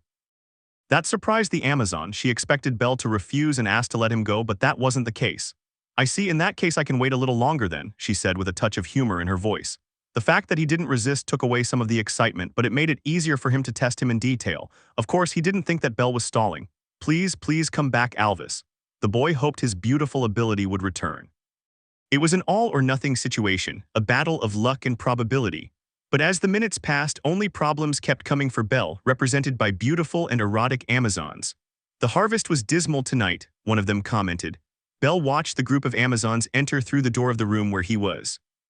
Do I smell the blood of an innocent man? And it was noticed. Who is that, Aisha? The aforementioned woman turned her face to one of her companions, smiling and being discreet. Someone I found on a street corner who will be my dish tonight. He didn't want attention on his prey, and the prey in question was lamenting its bad luck. This is where you should function, Luxon. He wondered if his skill only helped him with gambling and women. I haven't seen a man like that in a long time, one of the Amazons remarked. Fufu, is this your first time in the pleasure district, kid? They all quickly surrounded him, observing how cute he was when he was so nervous. And suddenly one of the Amazons jumped, surprised to recognize Belle's peculiar appearance. Hey, wait a minute. This human boy, isn't he the bull killer? There was clear exaltation in her voice and Aisha clicked her tongue in disgust. White hair and red eyes. Is he the one who massacred the Apollo family and God himself? And the fastest adventurer to reach LV? For Belle lamented and cursed the reputation that preceded him, beginning to cry internally. Alvis didn't appear, and what kept arriving were more and more Amazons looking at him with lustful eyes. A gleam appeared in all their eyes, looking at Belle like a piece of fresh meat on a skewer, making him break out in a cold sweat. Is this the end for me? The moment after he thought it, they all rushed at him. Finally, a strong one arrived. Hey, I'll make sure you have a good time. Ignore them and come with me. A tsunami of Amazons fell upon him, saying one thing after another but all with sexual intentions. Shoulders, arms, hair, legs, everything about him was being pulled by the eager Amazons. Easp, ouch, oh. At this rate he was going to be dismembered alive, or so it should have been if not for a pull stronger than all the others, taking him out of the pile of Amazons and plunging his face back into soft breasts. She knew immediately that they were Aisha's. I found him first, he's my prey and nobody else can have him, understand. A sharp, stern look appeared on Aisha's face, causing her companions to back away and her lips to curl. At least let us try it once you've done it, exclaimed one of them. The others nodded. Yes, I asked to be second, I'm third. The Amazons kept mentioning their turns, making Belle shudder to hear that they were dividing it up in turns. All without his consent, they would just suck him dry. Aisha, who was holding him in her arms, sighed. Okay, I'll let you try it once I'm done with him, he agreed to his subordinate's requests. As the true captain of the Berbers, she was easily obeyed by all the Amazons. And the copperskin girls smiled triumphantly while Belle continued to cry internally and was terrified in Aisha's arms. And that's why she didn't notice something that the Amazons did, all of them looking worriedly towards the bedroom door, even Aisha. They were listening to the echoes of footsteps, many and very heavy, heading towards where they were with their prey. Belle. What do we do, Aisha? Phryne is coming this way, one of them said what they all had in mind. Belle was surprised by the excessive concern in her voice, wondering how bad it was that this Phryne woman was coming this way. He even thought it was a cute name, so he was confused when he saw them scared. Hey, hide here. Aisha's words pulled him from his thoughts. Pointing to a place with a false background, Belle was directed towards a possible hiding place, but it was too late, the doors had been opened. Boom. And they were ripped from their hinges, sending them flying due to the strong impact when they were opened. The nearest Amazons covered themselves for protection, with Belle as surprised as he could be by the sudden gust of wind. I smell a young man. A hoarse, unpleasant voice reached Belle's ears, causing him to shiver and turn his gaze to the new presence. Nostrils opening and breathing deeply. A massive woman at least 6 feet tall with arms and legs of pure wheat-colored muscle. Her entire body resembled a rock, making her tiny limbs look eerie. His head was too big, so big it looked unnatural. He had something like a black mushroom on his head, but upon closer inspection he realized it was hair. Its appearance was better and easily described as that of a bullfrog with small but bright eyes and very long lips. That wasn't a human, a monster. Belle couldn't hold on to that thought. Note, I'm not even jokingly posting a picture of him, I got chills just describing his appearance. XXX. In a very remote place in Arario, a cabin with an old man waiting for the sunrise sitting in his rocking chair. He tilted his head in confusion for a moment, but then a chill ran through his entire body and sent terror through his whole being. It was a theory, but Belle was possibly experiencing a terrifying and traumatic scene at that moment. Stay strong, Belle, he said, closing his eyes and sending his best wishes to the boy he was so proud of. He opened them and gazed into the dark night. Dark times are coming. He sent his grandson's strength, hoping that he would overcome all the obstacles that came his way. XXX. With a laugh that reminded me of the croaking of a frog, the enormous Amazon crossed through the now shattered door. So you found a man, Aisha. Even this monstrosity wanted to devour me with a voice that for some reason bothered my ears. I noticed Aishasen click her tongue against her. What brings you here, Phryne? A little bird told me that an attractive and delicious young man entered this place, so I came to check it out. I simply listened to them, praying with all my heart that Aishasen would not hand me over to the clutches of that woman. I would die if that were the case. I have no proof, but I also have no doubts. I noticed it started to approach, knocking over tables, chairs, and sofas that were in its path without slowing down. The Amazons who had taken turns devouring me were now lined up like a wall with me behind them. They were the only thing separating me from that frog woman. Keep your spirits up, please don't let it happen. I had to beg for their victory in the possible confrontation, putting all my faith in them. And he stopped right in front of the Amazonian wall, close enough to look over and observe me completely. Her long lips curled into a horrible smile that made me want to scream in terror. She had recognized me just as they all had. Wow, it really is the bull killer. You're a little too cute for my taste, but definitely my type. A tremor invaded my entire being when I heard her. Her cheeks puffed out and her chin wrinkled as her lips stretched into an unpleasant smile. My skin prickled. G. With that unpleasant laugh again, her eyes sparkled. Bending that body to my will, ruining that pretty face, I'm going to have some fun tonight. I'm dead. My veins flooded with fear, my breath stopped and didn't pass through my lungs. The look he was giving me was the same as the look the god Apollo gave me when I challenged him at his headquarters. It was then that Aishasen sat me down on the sofa and headed towards the Amazon wall to block her path. You can do it, don't let this opportunity pass you by. I supported them internally again. I know I'll look pathetic, but it's the only thing I can do. I could use force, but without Alvis with me I couldn't battle so many high-level Amazons at the same time. Let me have some fun, Aisha, I'll pay you back. Who do you think I am? I caught him, he's my prey. Get yourself one. Aishasin was not backing down from the strong aura that woman was giving off and even seemed ready to fight. I must look pathetic being protected by women, but I can't complain in this situation.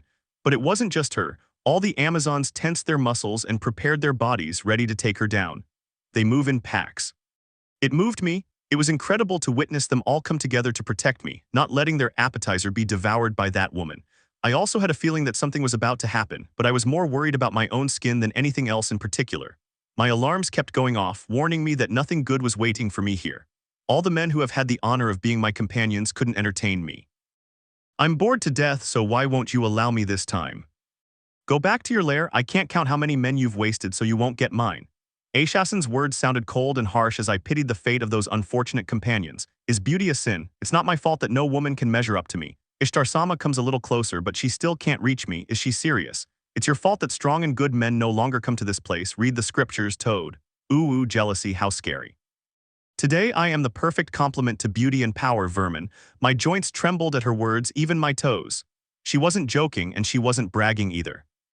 I could tell because I had a higher level. Of all those present here, the one with the most overwhelmingly imposing aura was that thing called Frine. It was the same feeling as being in the presence of first-class adventurers like the Gulliver brothers. I also noticed that my protectors were gritting their teeth, clenching their fists, and tensing their shoulders. They couldn't take their opponent lightly, with all of them ceasing to appreciate my presence. Wait, this could be. This was an opportunity, and of course I would take it. While they ignored my existence due to the tension of the moment, I began to walk on tiptoes. The idea of using charm on them crossed my mind, but I felt that something very bad would happen if I did, leaving me no choice but to run away. Walking away slowly and silently, the space between them was growing, with my hopes increasing more and more. Enough games. If you don't give it to me, I'll take it by force. My face went pale when I heard those words. We are proud Amazons. We take any man we deem suitable. Isn't that right, Aisha? This is bad, this is bad, this is bad. Let's settle this our way, or are you scaredy? Hehehe. Again that laugh that reminded me of the croaking of a frog. Go ahead, Toad, and Aishasin accepted his challenge. My protectors turned around and saw me mid-escape with about 10 meters separating us. There's no other option, I'll have to use it. Grant me divine power, God of lightning, Inazuma no Yor. I chanted my spell as quickly as possible and without holding back my mind for fear of being devoured, causing a colossal electric armor to cover my body. I turned my gaze back to the confused Amazons, but that confusion soon faded and they all licked their lips. I think they had fun. The first one to reach it gets to keep it. The scream of that thing called Frine was the signal, with them all taking off towards me and me disappearing with the speed of lightning. I spun around and darted across the room, so fast I could barely hear the battle cries of the Amazons. Everything slowed down as I searched for a way out of this place, spotting a window and rushing towards it without hesitation. The glass broke and a symptom of levitation appeared. He was in the air. But I was outside, so I let go of my nerves and balanced my body, ready for the 20-meter-high landing. The Amazons were hunting me, starting a race to life or death. XXX, the boy was falling, the cold air running over his sweaty skin. He didn't need to look back to know that the Amazons were chasing him. Breaking the window, he jumped out of and even the wall. Thud. With a rough, muffled sound, Belle landed and ran. Being one like the wind, a white lightning bolt that escaped with ferocity. After him, don't let him escape. The screams of their predators reached their ears. The magic stone lamps, the brothels, the men and women who stared at the lightning in surprise, everything was passing by like trails in Belle's eyes. Why is this happening to me? He reminded himself not to anger Alvis. Their speed was incredible, taking the Amazons by surprise and losing them. His movements crossing streets and corners had borne fruit, losing all the Amazons who loved him like bread for chocolate. Jeje, except for that thing that looked like a human. She was the only one he couldn't lose, her laughter like the croaking of a frog echoing in his head. It could develop into trauma. Is there a shadow over me? It was then that he realized, a shadow that grew ever larger was settling over him, swallowing the moonlight. Is it coming from above? He realized too late. The shadow descended and crashed into the street in front of him, sending debris flying everywhere and causing Belle to halt his swift run. The monstrous woman named Frine raised her fist from the street and turned towards him with a creepy smile. You won't escape, bunny. Ggggh. That croaking was already bothering him. The toad-like thing lunged at him, its chubby hand reaching for his face to grab him. Dodge it, Cranel. He called to himself and barely managed to dodge it.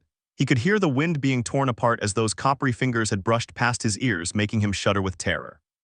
He had to begin a dance of escape, moving his body from side to side and slipping through the openings of the woman who was trying to capture him. Just stay still, Frine was annoyed. The fact that he was as fast and elusive as a rabbit didn't work in his favor, in addition to that powerful electric armor that gave him more power and speed. Pieces of wood and stones flew everywhere, trying to capture him and finally managing to grab him by the neck. A serious mistake. His hand was burned by high-voltage electricity. He groaned in pain that even his LV-7 body couldn't counteract, then swung Bell like a bow and slammed him to the ground. Bell's armor prevented him from feeling any pain in his back, but thanks to that the destruction was greater, causing a crater beneath him. Damn it, I need to use my other skills at this rate. Just as he was about to use his most powerful ability and beat this thing to a pulp, they arrived. Halt, frog, halt, frog, halt, frog. 3 Amazons screamed in unison as they tackled Phryne, who had jumped towards Bell, making her disappear from sight. Get out of my way, ye, although it didn't last long. The frog Amazon struck the trio of women and made her way back towards the white-haired man, but more and more Amazons kept appearing from the rooftops of the brothels, jumping and fighting with Phryne. Keep that idiot busy. Aisha's shout reached the ears of the boy, who was already up. With his command, more Amazons began to rain down on Phryne, almost resembling the scene of an army against a Rex monster. They were breaking family ties for their prey. Bell, this is my chance. He started running again, dodging the Amazons who rushed towards him to capture him. Ah, he escaped, one of them complained. It doesn't matter if he escapes, just don't let Phryne catch him. Aisha exclaimed as she followed the boy. Even at LV-5 she could still keep up with Bell at LV-4 with his lightning magic at maximum, but it wouldn't last long. He's fast, I have to admit it, he said, praising the boy and continuing to chase him. In her race after him, a grotesque shadow passed her, knowing perfectly well that it was that toad woman. It didn't take Phryne long to catch up with him, seeing him turn a corner and doing the same. Croc. But he crashed hard into a rubbered barrier, causing his face to become more deformed and his tongue to stick out of his mouth. The cracking of his nose could be heard, indicating how strong this barrier was. It looked like a mosquito hitting a car windshield or a bird hitting a window. The trick had been Svalin Freja, Bell's defensive magic that he had activated as he crossed the street corner, hoping to buy himself more time. And with the boy in question, he had found his friend Welf. That's it. She could barely make out what the redhead had in his hand, but she was happy to see that he had it with him. With lightning speed, he sped past his friend and snatched the mask from his hand, causing Welf to open his eyes in shock. What the hell? He wondered in surprise. Bell overlooked the pair who were with the redhead, namely Daphne and the previously missing Cassandra. XXX, he could only see the bluish-white trail as it passed by in a swift flash. A second later, the mask was no longer in his hand. What the hell? Welf wondered in surprise and anger. His mask had been stolen, his precious and incredible invention that had just been modified and improved. Hey, give me back my mask. He shouted towards the place where the lightning disappeared. He wanted to go looking for it, but suddenly he saw a short thread falling like a leaf in the wind. He reached out and caught it, looking at it closely. A white hair. A light bulb went off in his head. White hair, terrifying speed with lightning magic, and most importantly, he's the only one in this place who knows what his mask is for. Bell, what trouble have you gotten yourself into this time? He asked with an amused smile on his face. His question was answered immediately in the form of countless Amazons, arriving from different streets and from the rooftops of brothels, shouting things like, follow the rabbit, don't let that boy escape, don't let dinner get away. They too got lost while following their prey. Welf's eyes turned white and his amused smile disappeared.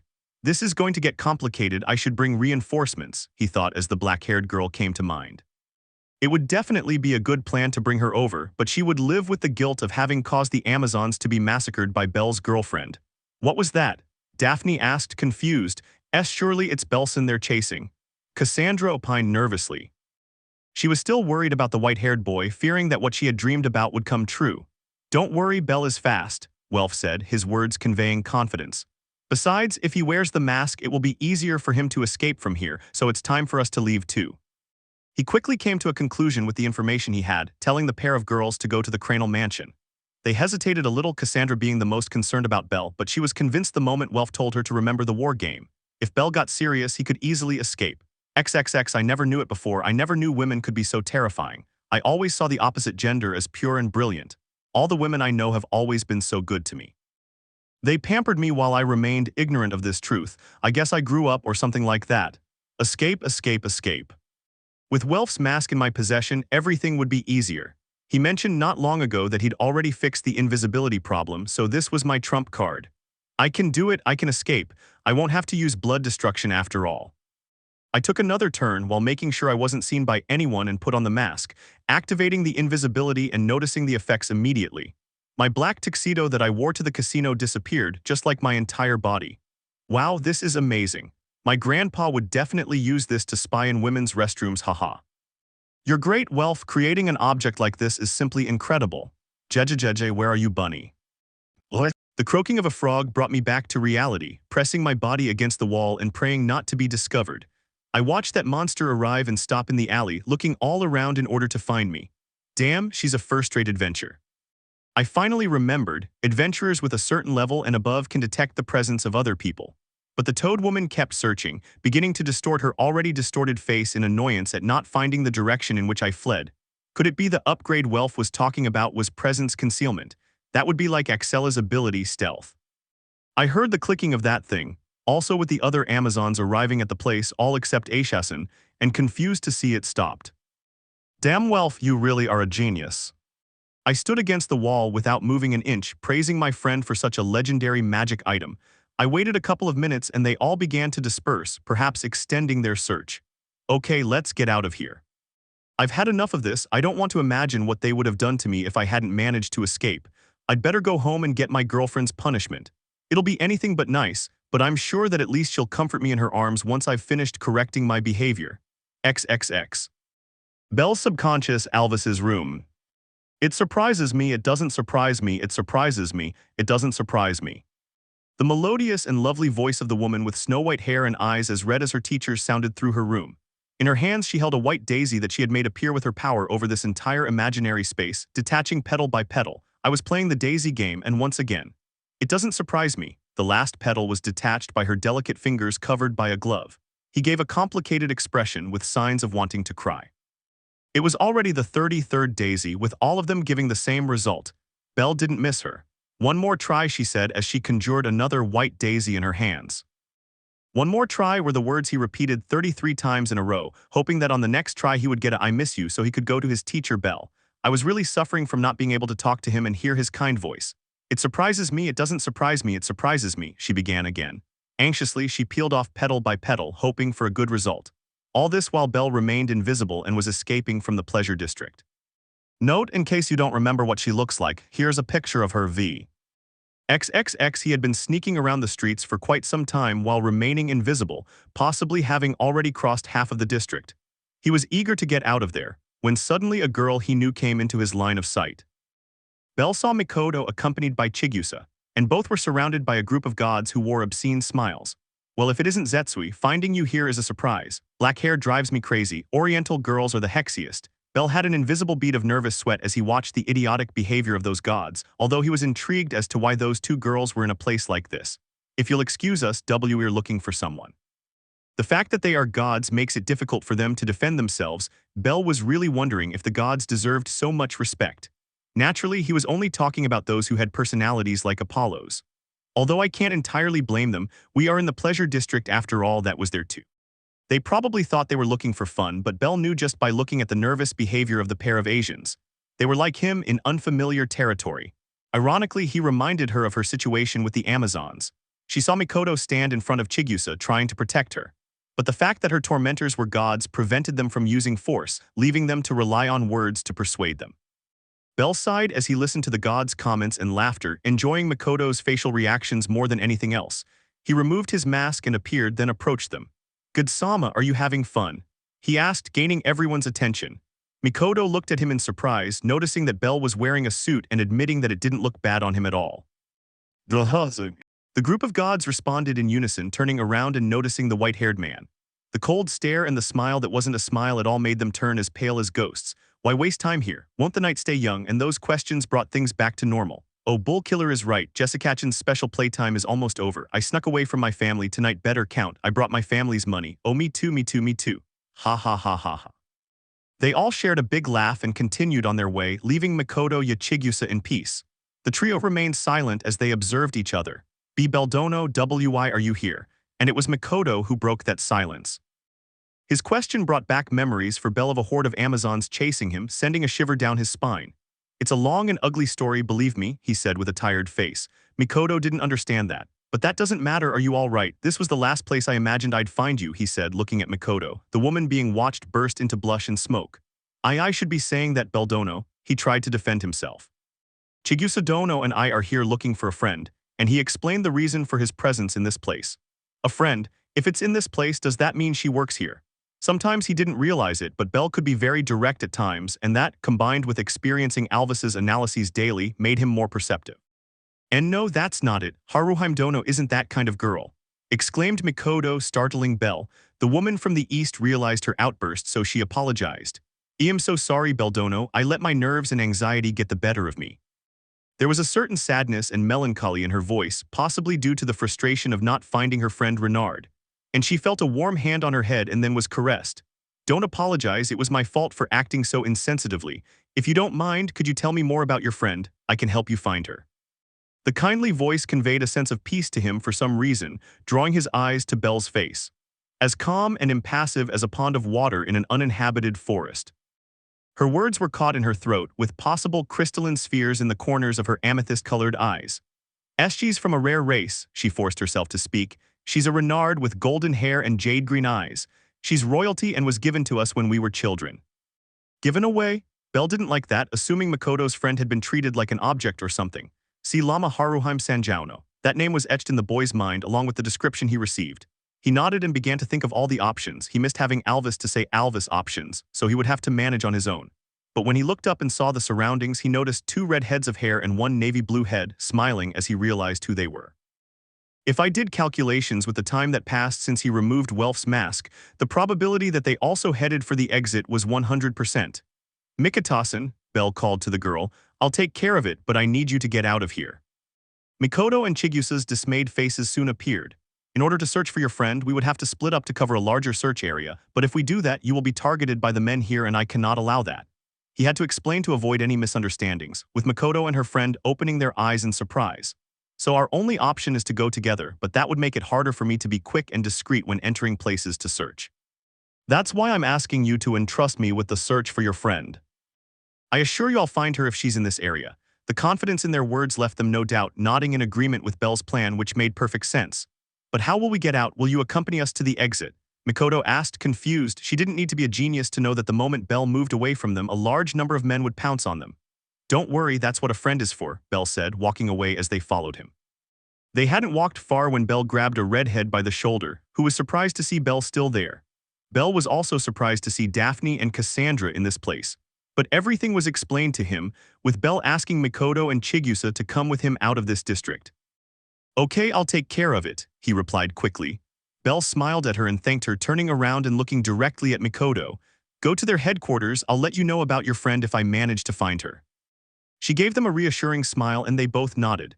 Beldono and Mikoto called to him, "Thank you very much, I will be grateful until my life ends." Being as honorable as ever, she bowed and then straightened her body again. Bell smiled again. "It's not necessary, I owe them more than I could ever pay," he replied, obviously referring to Axella's ransom. Bell also found out about that from Axella and was truly grateful to the entire Take Mikazuchi family. Once Mikoto joined the other girls, Bell asked Welf for one more favor. "Hey Welf, about this, could you keep it a secret and not tell Axella anything?" A nervous voice and smile emerged from the boy, scratching the back of his head while Welf chuckled softly. "Of course, I don't want Phobos to find out about this either." They shared a toothy grin and bumped fists. "If all this turns into a war against the Ishtar family, don't start it without me," Welf joked. "Of course you can't do it without me. I'll send a signal to the sky," Bell played along. With that prophetic joke from Welf, they both parted ways and went to their respective jobs. Welf escorts 4 girls out of this place and Bell searches for a lost Renard. XXX, this is really bad. I was running again. After separating from my companions, I began my search, but I did so without my mask on. I hate how careless I can be. I jumped to the 2nd floor of a brothel, through the window on that level and landing in the room. I quickly noticed a woman's surprised scream and her male companion fainting. It seems I interrupted them. I am sorry. I quickly apologized and left through the partition that served as a door, the portable, foldable paper dividers. My escape down the stairs didn't last a second, with women peeking out to find out what was going on. But they quickly hid as the sounds of breaking glass reverberated due to the Amazons who were following me. At least, it hasn't found me. I was lucky to only be chased by the regular Amazons and not by that woman who would probably kill me if she managed to capture me. I have to find a hiding place. I continued evading my pursuers, going up and down the levels of the building and turning down corridors so I could lose them. Finally, I turned down one that had no end, being a dead end, so I opened the sliding door closest to me. Sigh. I closed the door and walked away, panting for breath, leaning my hand against the wall of this room to guide me because of the darkness. Is that a light? And while I was exploring my hiding place, I came across another separation being illuminated from the other side. I turned around to make sure I was completely alone here, and with a deep breath, I slid the door open and stepped inside. It was then. I have been eagerly awaiting your arrival, master. A beastman was sitting on her knees on this side. She is. I recognized her immediately. Long, shiny golden hair, a fluffy tail to match, and ears on top of her head. The red oriental kimono confirmed my suspicions. She was Mikitasan's friend Haruhime-san. I couldn't take my eyes off those beautiful jade-green crystals. She leaned forward in her seated position with 3 fingers extended in front of her on the bamboo mats of the Far East. Axella told me that it's called tatami, a material widely used for the floors of houses in the East. Then she lifted her face slightly. Yes, there was no mistaking her, it's her. I will be your companion for the night. Please address this humble servant as Haruhime. She looked me in the eyes and said that. This way, master. He gestured backwards without getting up, his tail moving across the tatami, making me freeze in place. She stood up and crept closer to me, taking my hand and gently leading me inside. We passed through a set of golden sliding doors, and in another room a futon was laid out on the tatami. Seeing pillows in it brought me back, noticing the pleasant smell and comfort of the interior. Is something wrong? Haruhime-san's soft voice reached my ears, perhaps noticing my confusion. No, wait. Another spark of nerves appeared in me, making me move fiercely on my feet and stumble as I tried to flee. I lost my balance and accidentally caught his neck with my arm while trying to hold onto a wall. We both fell onto the futon. I couldn't balance myself and fell backward onto the futon. Even my head failed to hit the pillow. An acute moan of pain sounded beside me, opening my eyes and meeting Haruhime-san's. Her big, beautiful green eyes saw right through me, not letting my words out. His breath hit my face because of how close we were, on top of me and pressing his hand down against my chest. A seductive atmosphere settled in the room. We stayed like that, both of them staring at us without blinking. Their cheeks grew redder and redder. We didn't move a muscle, just like decorations on the padded futon. The magic stone lamp illuminating the room shone a light on the right side of his face. She's beautiful, stunningly beautiful. She had an aura of tenderness about her, giving her the look of a maiden. She wasn't wearing makeup, so compared to the voracious and ferocious women I've encountered tonight, she seemed pure. And he's probably my age. Is this your first time? I was so captivated by her pristine eyes that I barely noticed the movement of her lips, perhaps imagining the tidal surge of nerves inside my head. I answered with my shoulders trembling. Is this your first time in a brothel? Yes, it is. I answered in a fit of nerves with a raised voice. Oh no, they'll hear me if I scream like that. What? I covered my mouth with both hands, making Haruhime-san look at me confused. He looked at the despair on my face and my intertwined fingers covering my mouth before finally bowing his head. I think he's misunderstood something, with me watching in confusion as he cleared his throat. If that's the case, I, Haruhime, will guide you. Her eyes changed to a determined one, but I began to doubt whether I could. He straddled me and began removing his clothes, making my eyes pop out of their sockets at his sudden actions. In no time at all, she was in a thin fabric that looked like underwear. Please wait. Please remain calm, master. Trust this, Haruhime. I'll take care of it. And no, I tried to relax. Her pink thighs glistened before my eyes, but they were nothing compared to her full, curvaceous breasts. That kimono can really hide things well. I wonder if it'll do the same for Axella. I'm sure she'll look beautiful. And a flash of black caught my attention, drawing my gaze to that necklace around her neck, but my heart pounding because of the situation diverted my attention.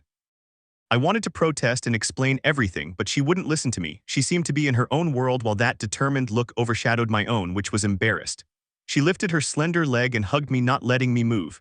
I don't know why, but my body wouldn't respond. I will offer you my services, master.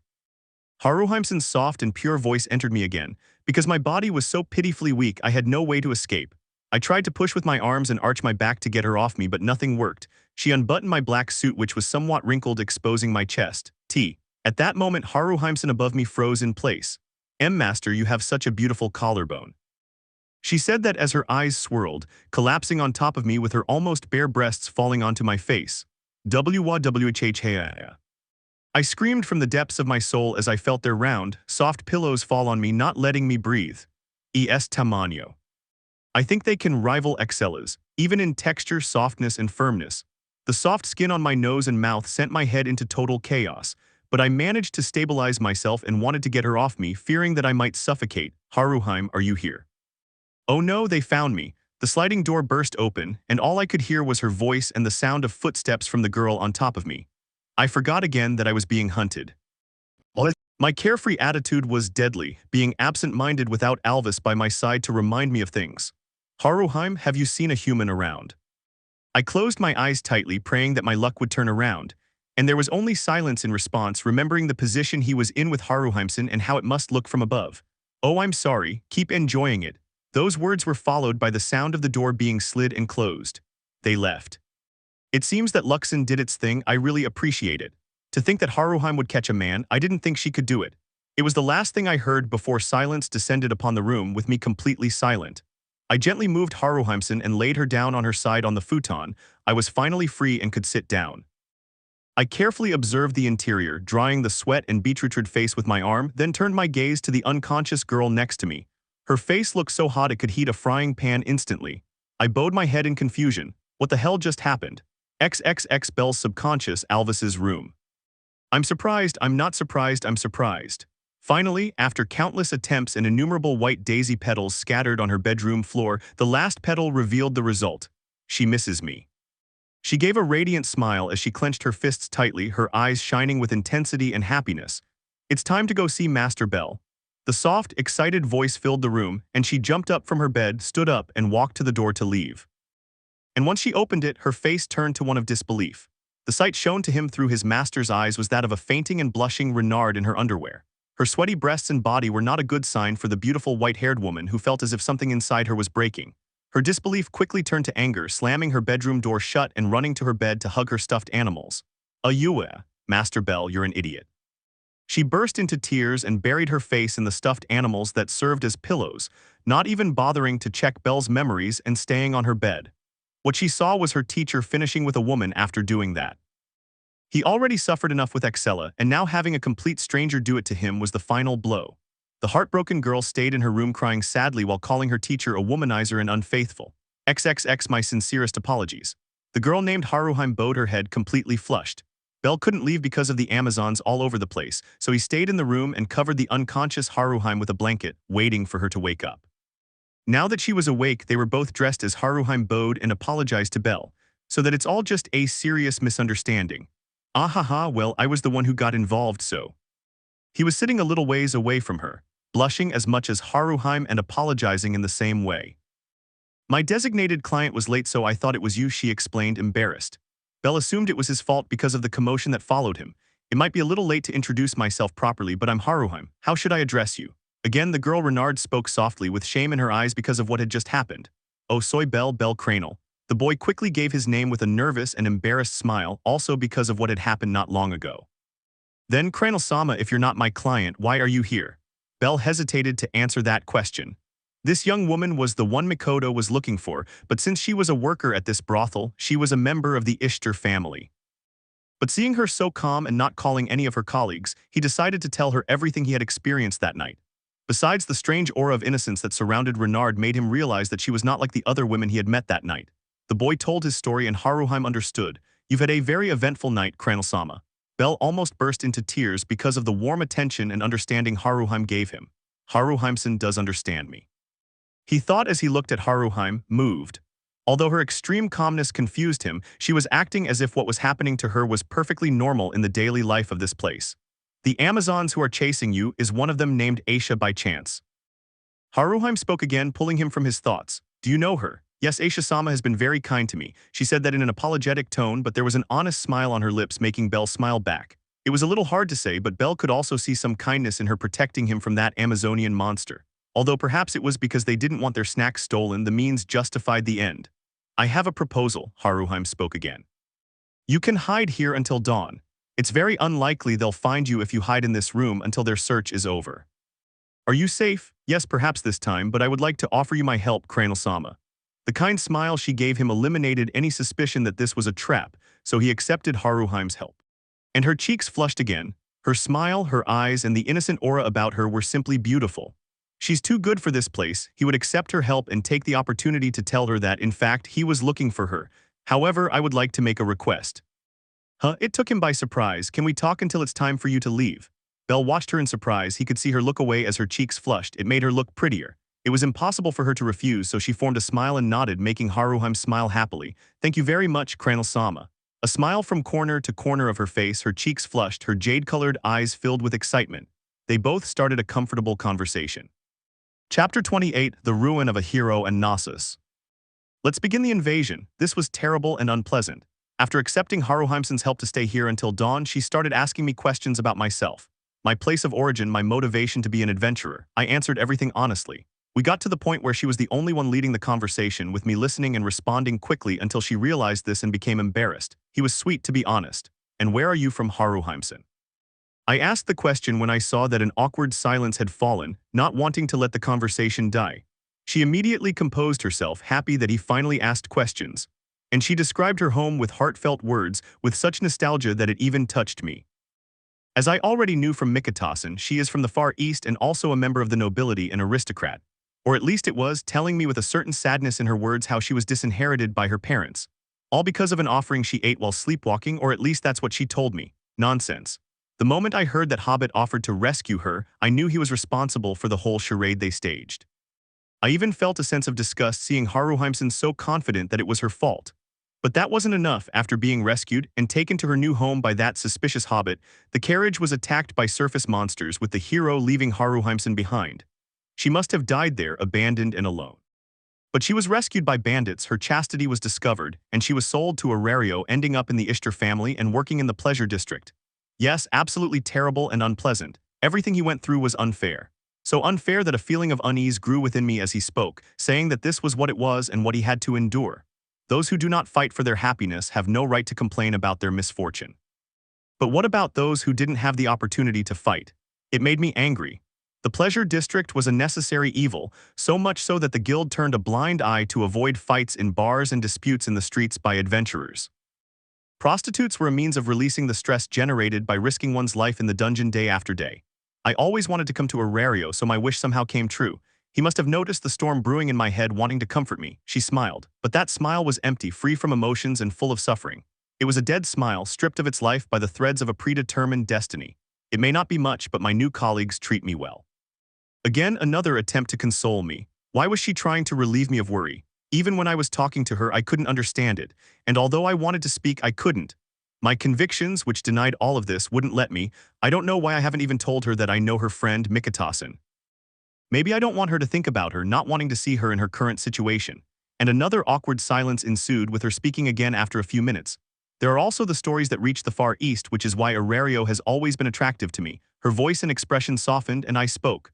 Are you referring to Dungeon Oratory? Yes, that's the one. A slight smile appeared on my lips. She was referring to a collection of heroic stories.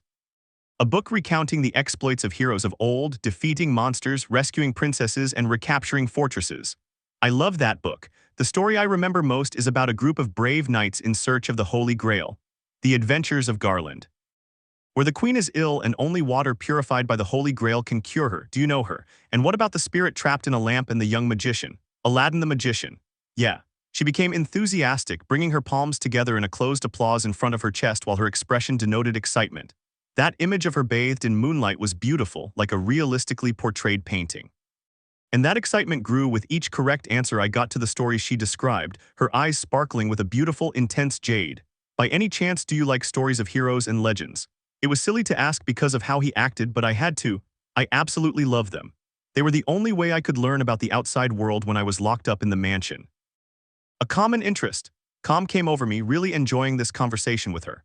I never had the opportunity to talk about this with anyone, not even with Axella, since she always said that she knew a cooler hero than the ones in the books my grandfather gave me.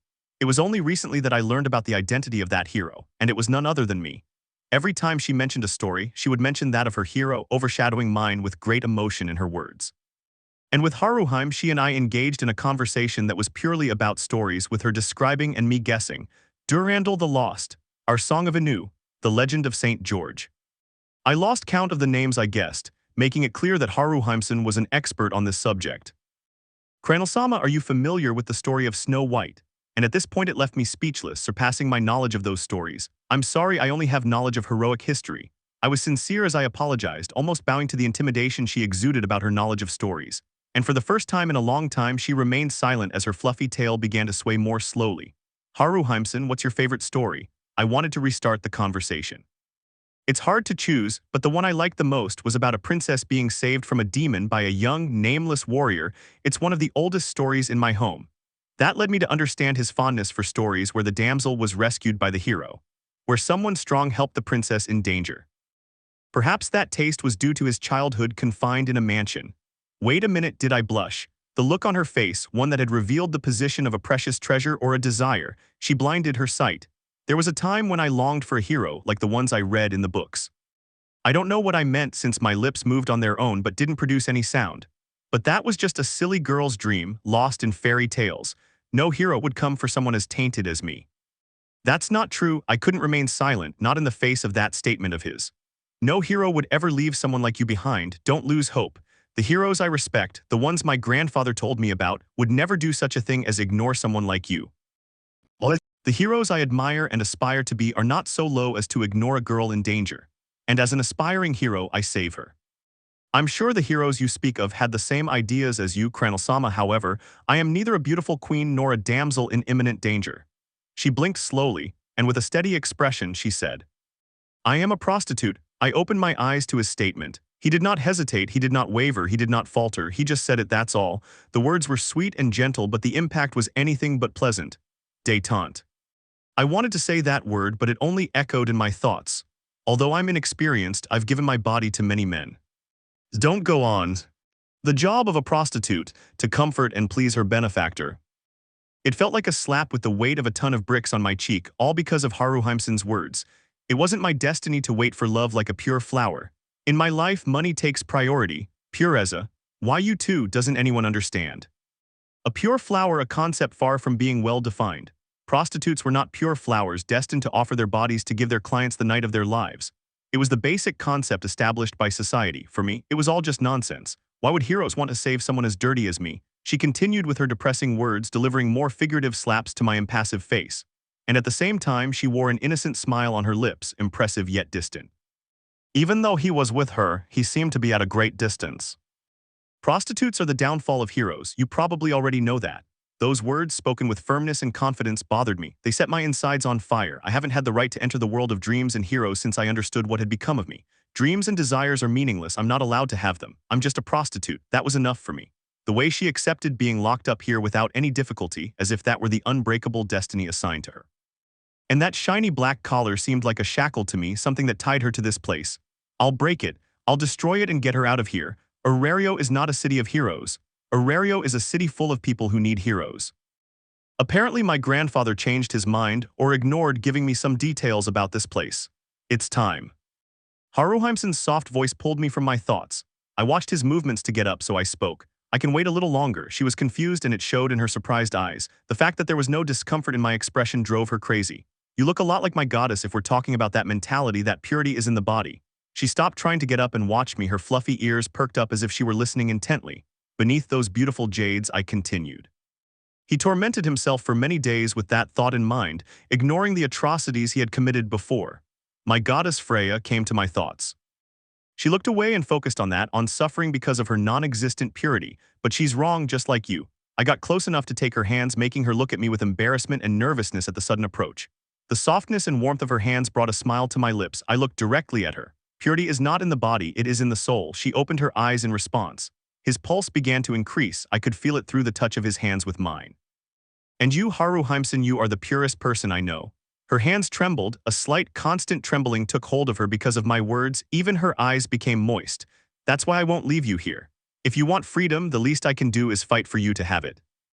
So tell me, do you want me to save you? Do you want to be free? Do you want to feel the breeze and warmth of dawn on the walls? I overwhelmed her with my questions. I tightened my grip on her delicate hands and brought my face close to hers, so close that our noses were touching. She blushed with hints of tears in her eyes.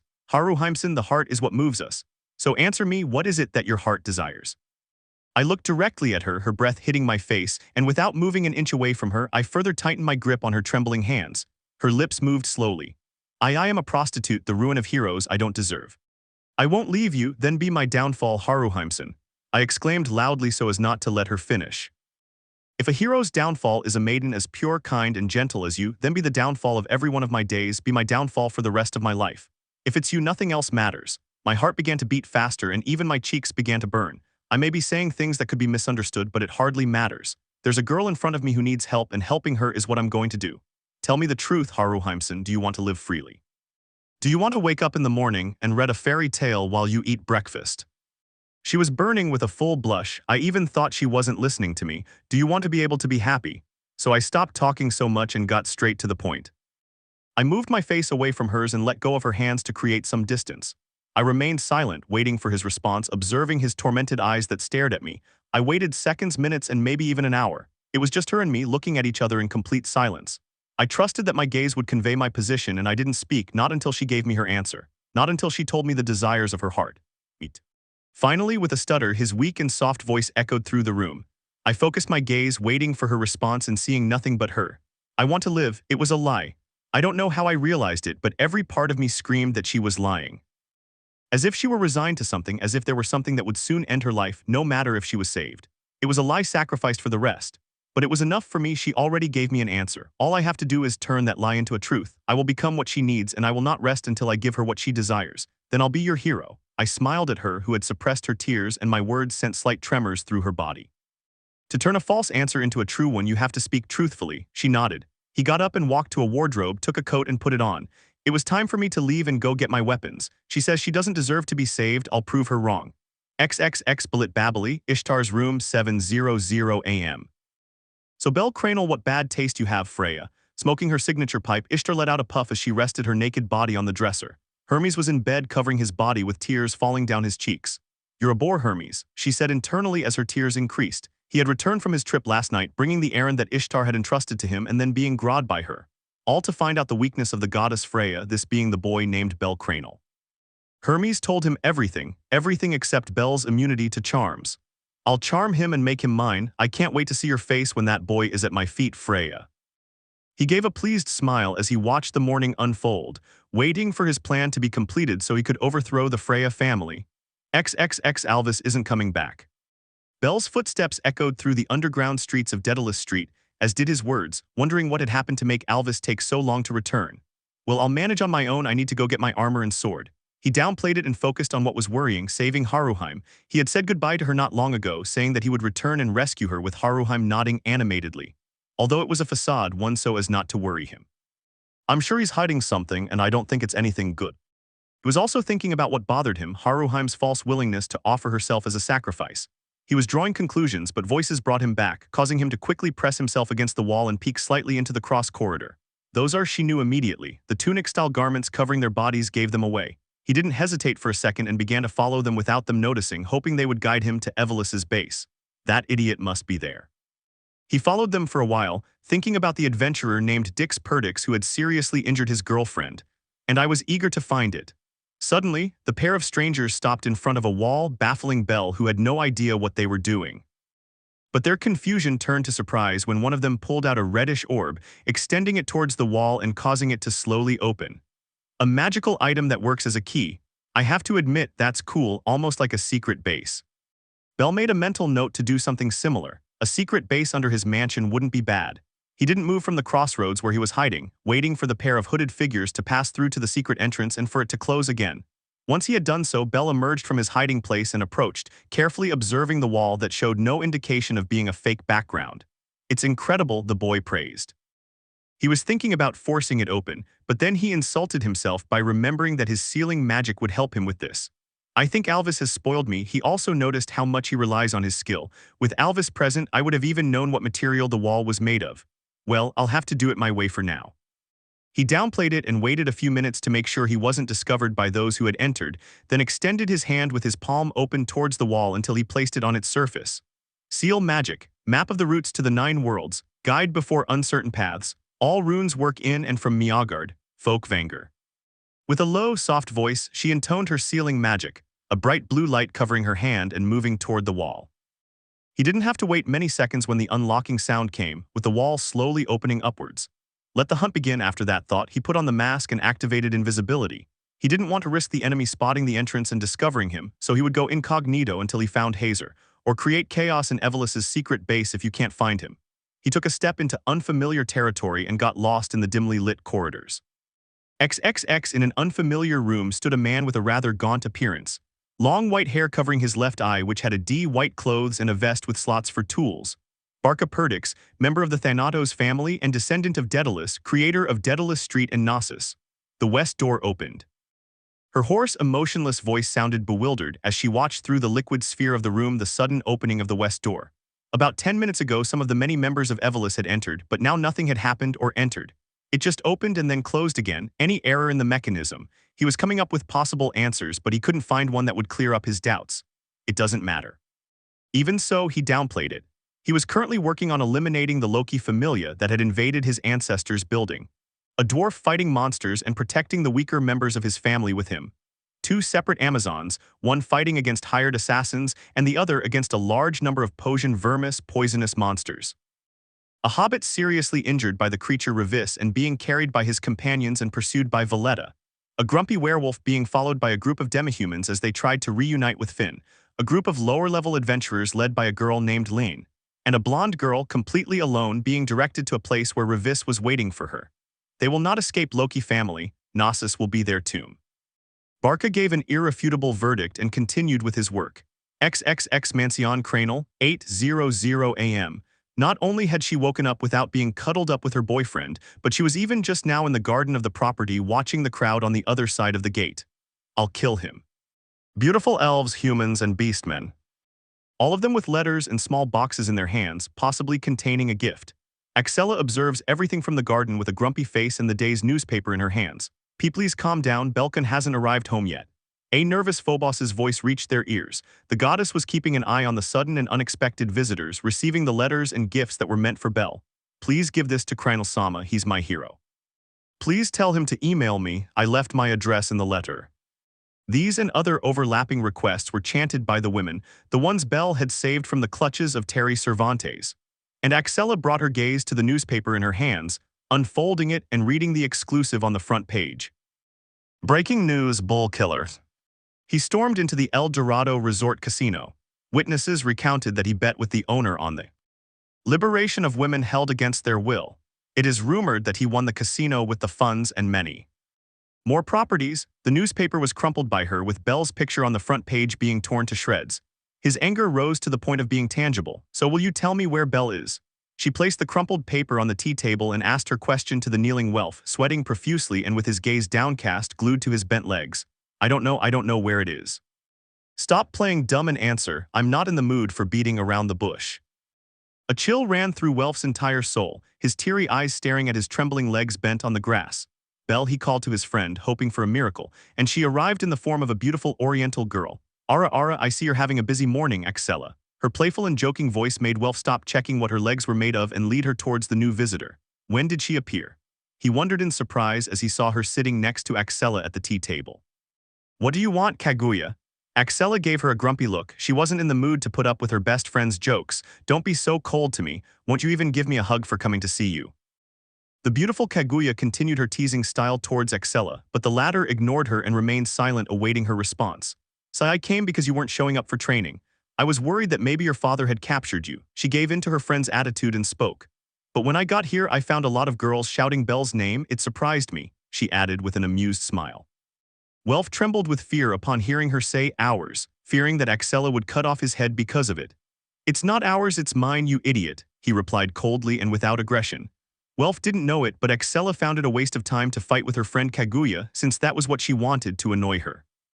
As you wish, Kaguya replied disdainfully, a little dejected at her provocation not bearing fruit. You know, yesterday Ryu told me something very funny about our Bel. But she smiled maliciously again as her amethyst-colored eyes shone brightly. Axella looked back at him, not knowing what he meant and waiting for the full story. You see, Ryu met our Bel at a casino. I already know that, didn't you read the newspaper, you idiot? Axella interrupted her. Kaguya scolded her for letting her finish, with the black-haired woman huffing and puffing as she listened to the whole story. The way Ryu asked Bel for help to rescue a girl, the fact that they pretended to be husband and wife, and the kiss Ryu gave Bel on the cheek. The kiss that Anna, the girl rescued by Bel, gave him as a farewell, and the praise that Bel gave Ryu when he saw her in a dress. And that was all, Kaguya finished, her expression happy at not being interrupted. Welf was gone. He had fled after seeing his opportunity upon hearing the part about Anna kissing Bel. I knew nothing good was about to happen. And Axella, she was being covered by a layer of dark purple miasma and her sight was covered by her bangs. I'll kill him. He said that and grabbed Kaguya's yukata collar, standing up and dragging her across the garden. Huh, what's wrong, where are we going? She asked as she was pulled. Go find that cheater, was Axella's simple reply.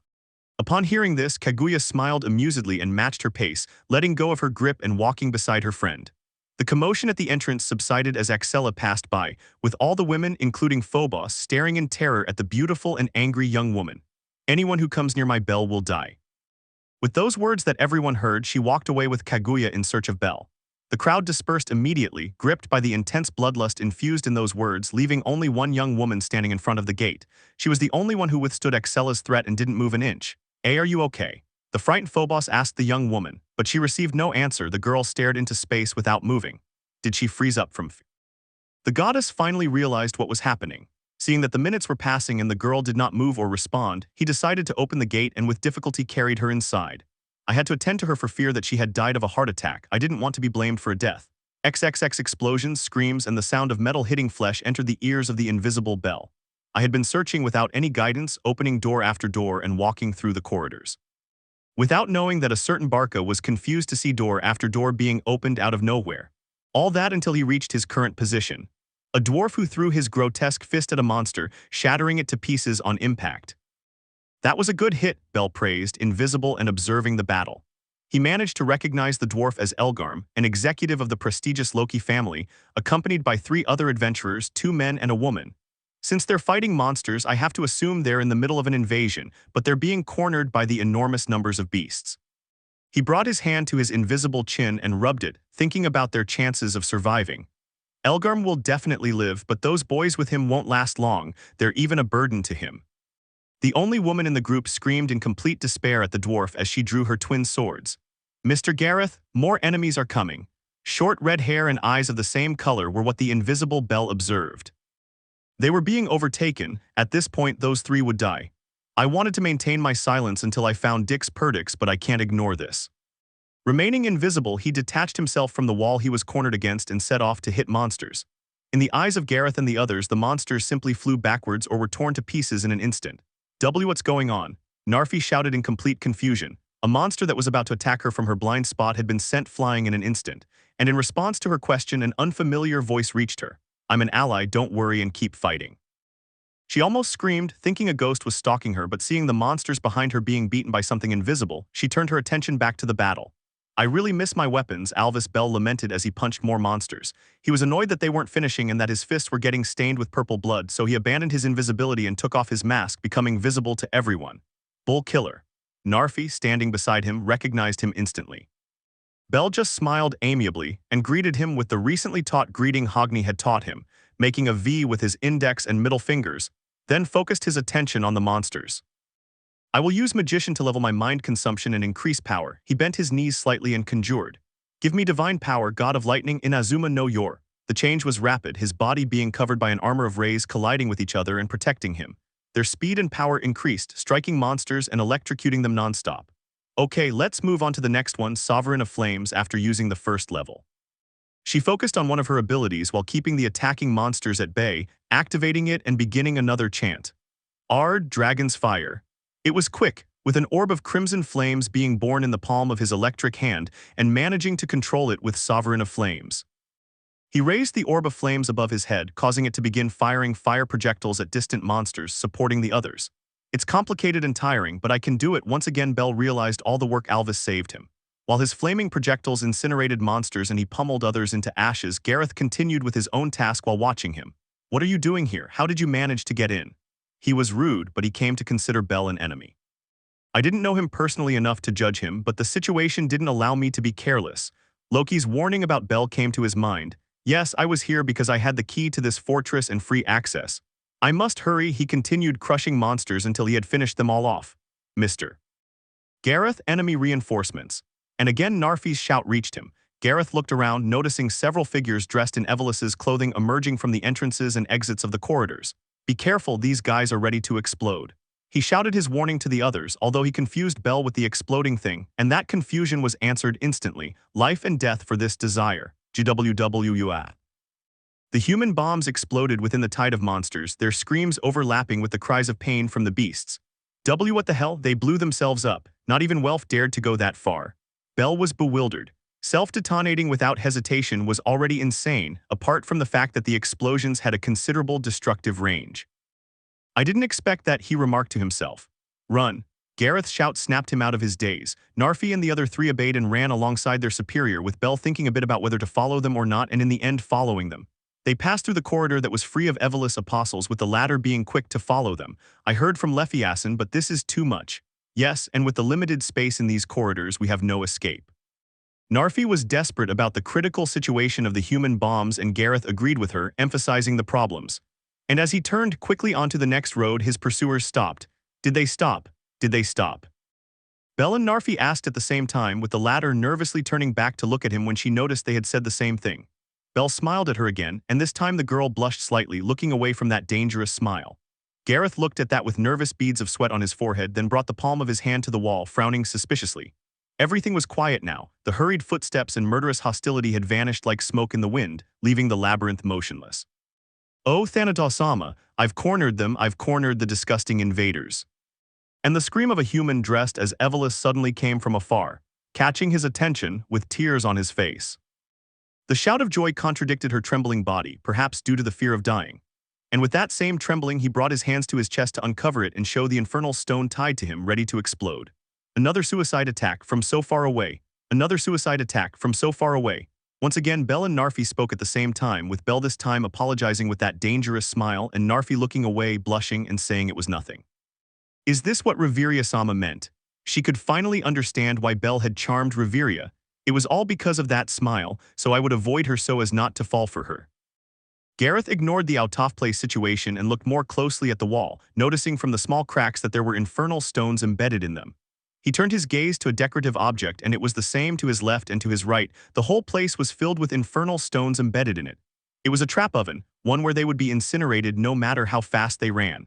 The ranged attack now made sense. "My lord, I beg you," the suicidal apostle spoke. "I beg you to grant the desire of my heart." The man self-destructed in a thunderous explosion, activating all the embedded stones around him, detonating the entire corridor. "Run!" Gareth's shout was drowned out by Belle's. "No." Belle shouted and raised his voice over Gareth's, pulling Narfi's arm and bringing her together with the other two. "Huh." Narfi blushed and was surprised by Belle's unexpected act. Once they were all together, Belle extended his open palm towards them and intoned, "Phrages Svalen."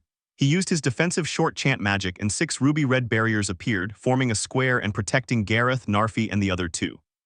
The 4 sides, the base, and the surface, forming a perfect cube with 4 adventurers inside. "Well, this will protect them," Belle commented nonchalantly.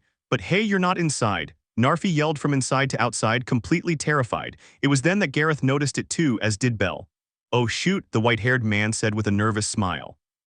The heat and shock waves engulfed him, swallowing his form and filling the entire exterior with scorching flames.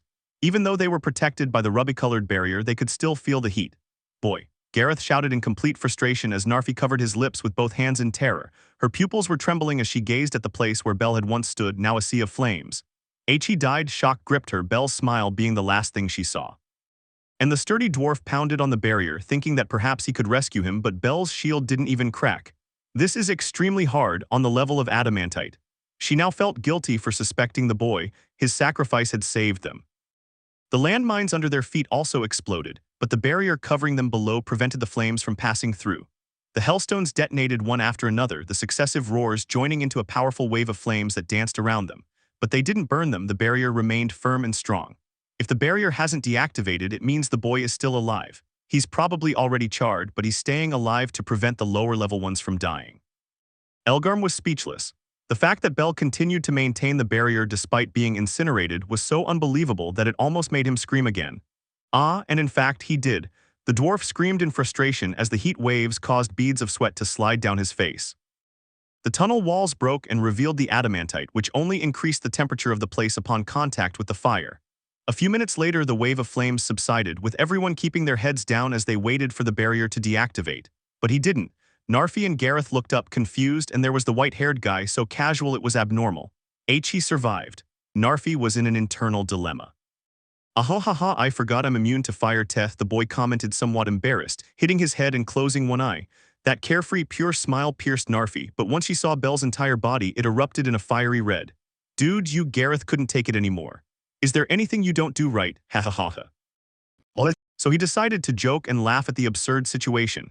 "And no, don't think I can do everything, Garethson," Belle replied to the dwarf's attitude. He dismantled the barrier and let them out, with Gareth taking it all in and mentioning something of utmost importance. "Hey kid," Belle turned to look at him. "Yes, your clothes burned up, you're naked," he casually informed her.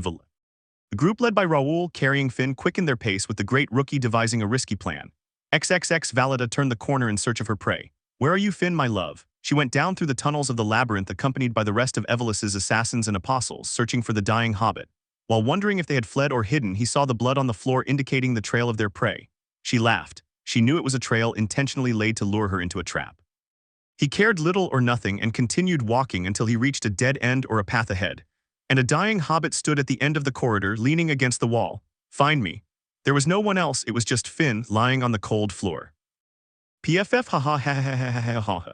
Valida burst out laughing. To her it looked like an abandoned doll, which caused her to burst out laughing. Your followers abandoned you, Finn. Did they decide you're a burden to them? Jaya ha ha, how inconsiderate. The hobbit did not respond, his chest rising and falling with each breath, indicating that he was still alive. Therefore Valida went in towards him to kill him, and suddenly something attacked her from her blind spot. Ralgod jumped out from the shadows, having concealed his presence and waiting for Valida to stand before attacking. He unleashed himself like nitrogen being contained and suddenly released. Is that all? But it was easily dodged by Valida. Nga, Raoul passed by with his attack, unable to obtain the Valida. That necklace was what prevented the spider monsters from attacking them, perhaps as a repellent. Forget the level difference, did you really dare, great rookie, as if your stupid half-baked plan would work against a level 7. She spat, belittling Raoul. The absurdity was even enough to make the assassins with Valletta mock him. The pink-haired girl snorted, remembering the dwarf who was one step away from death. You've got a real good-for-nothing by your side, Finn. I almost feel sorry for you. Ha ha ha ha ha, he mocked Raoul again, who had fallen to the floor. And Finn, he lifted his face, looked at her and smiled. It was slight, almost imperceptible, but it was a smile. What are you laughing at? That annoyed Valletta. That confident smile, the smile of a hero that brought back memories of the Dark Ages, that smile exasperated her. Before he erupted in anger, Finn moved his lips weakly. Good for nothing. Raoul is a hero just like the rest. The difficulty was extreme for the hobbit, but he conveyed his words firmly and audibly. Heroes, don't make me laugh, you idiot, she snorted. Are you as blind as you are stupid, hero created by the home? Before he could finish, she turned her dismayed gaze towards Raoul, who was lying on the ground with his limbs outstretched like a starfish. She was so focused on him that she had forgotten that she wasn't the only one with Finn. Just like the others, where are those vermin who follow that dwarf? Lady Valletta, they have reinforcements. One of the assassins replied. She turned her gaze towards one of the many tunnels adjacent to the corridor, with a catman running towards her and an enormous horde of spider monsters behind her. There were 3 more in the rest of the tunnels coming towards her. She understood that while she was focused on Finn, they had toured the place to attract monsters, a large-scale parade pass. Damn it. Before he could speak, Raoul was already up and had thrown a rotten-looking powder at him. Finn's companions who attracted the monster parade stepped aside as waves of spiders launched themselves at Valletta and the assassins with her covered in dust. Damn it, she complained. Raoul took advantage of the moment and grabbed the necklace from Valletta's neck, quickly going towards Finn and carrying him in his arms. You've got to be kidding me, he continued, killing the monsters that were attacking him. The assassins on their side gradually lost out to the sheer number of monsters. Retreat. Their objective was already complete. They had nothing more to do there and quickly withdrew. Finn. Valletta's furious scream reached everyone's ears. She was being swallowed up, but being a level 7, she was slowly getting rid of the monsters. Even so, Raoul and the others did not stop, running from corridor to corridor until they were sure they would not be followed. His plan had worked with difficulty, but it worked. XXX. They had already escaped, but a wall too high had stood in their way. Viola's monstrous plants of a sickly green color. Take the captain. Raoul shouted as he threw the hobbit onto his arm, landing with his partner Aki. Raoul, he wanted to protest, but he already had Finn in his arms and Raoul had already launched into battle with a war cry. The other 3 joined him, hoping to get out of this place alive. Forward, it was a suicide attack. Boom, but an explosion stopped their stampede. A fire projectile had struck one of the violas, burning it on contact. Then, the war cries of Gareth, Narfi, and the other 2 members of the Loki Familia sounded. Raoul almost burst into tears when he saw his comrades, but he suppressed his emotion and joined in the killing. And while they were finishing off the violas, Bell had approached Aki from behind. Can I see it? He asked casually. Aki jumped in fright and almost drew one of her daggers to attack, but when she saw Bell she screamed, Why are you naked? Are you some kind of pervert? And what do you want me to let you see? 3 questions in a row were thrown at poor Bell, making him feel really hurt to learn that they considered him a pervert. Although in his current situation it wasn't very easy to deny or defend it. It's a long story and I didn't mean anything like you're thinking, I meant braver in your arms. He explained, embarrassed. Aki suspected that this was true, so she took a couple of steps away from Bell just to be safe. Approaching a man in his underwear in the middle of a dungeon that functioned as a death trap was definitely not a good idea. Akisson, Belson is telling the truth. Her clothes were burned in a previous battle. It was then that Narfi came to her rescue.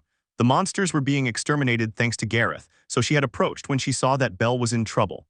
If you say so, and it was a great help as Aki placed the injured Finn on the ground. Bell approached and knelt down to get closer, with Finn opening his eyes slightly and looking at him before smiling sarcastically.